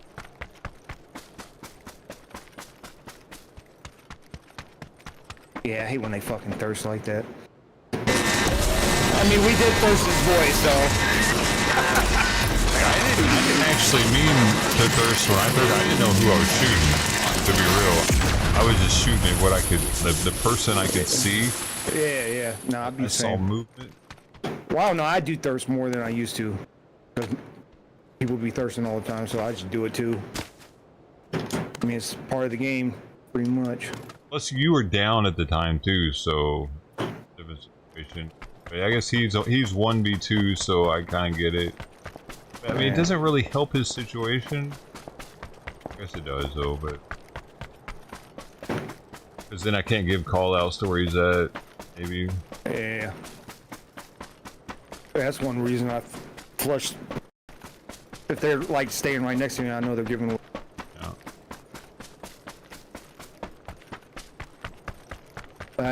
You're gonna try to hit the far north side, somewhere safe. I'll grab a vehicle and.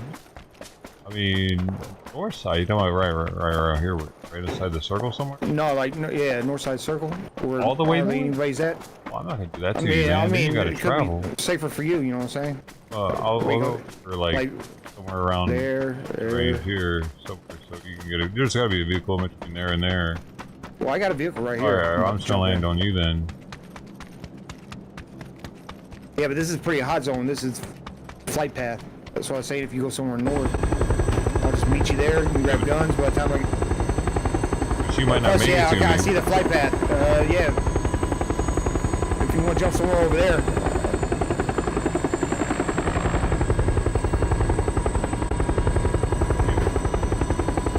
You're going that way. Alright. Let's see. Yeah, I was thinking you should have jumped already, but. I got this. We are. Where are you gonna go?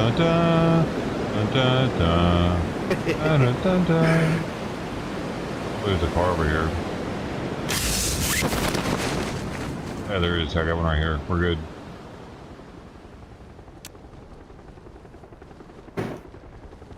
On my way. As long as I don't get shot out of the car. Or hit a tree. Or a rock. I hear people shooting here in town. Definitely people here at, oh yeah, I see a car.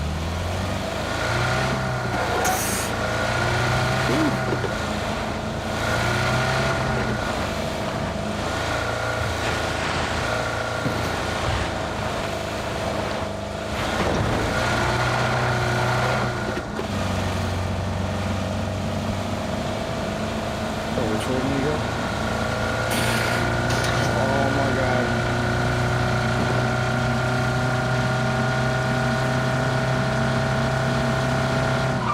Drunk driver alert.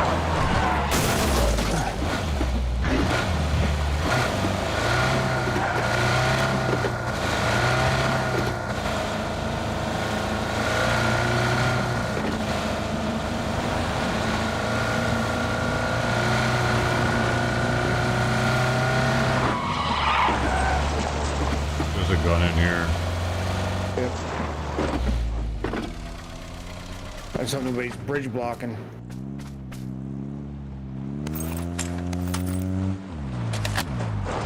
Guns.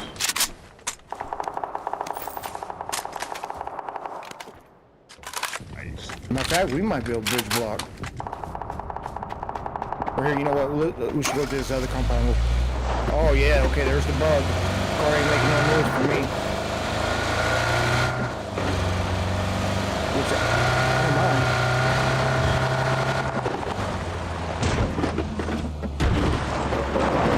Oh, we got 25 seconds. Gotta loot quick.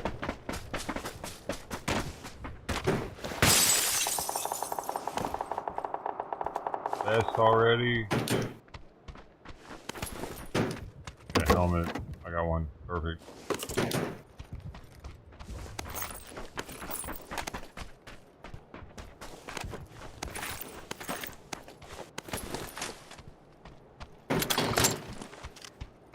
I really don't need that, but...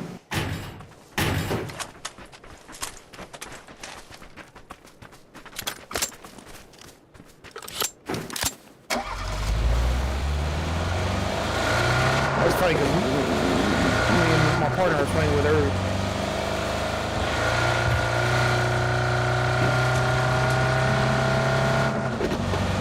Oh, it's just pitch quiet. Wow. Oh, I can't tell. I don't see anybody.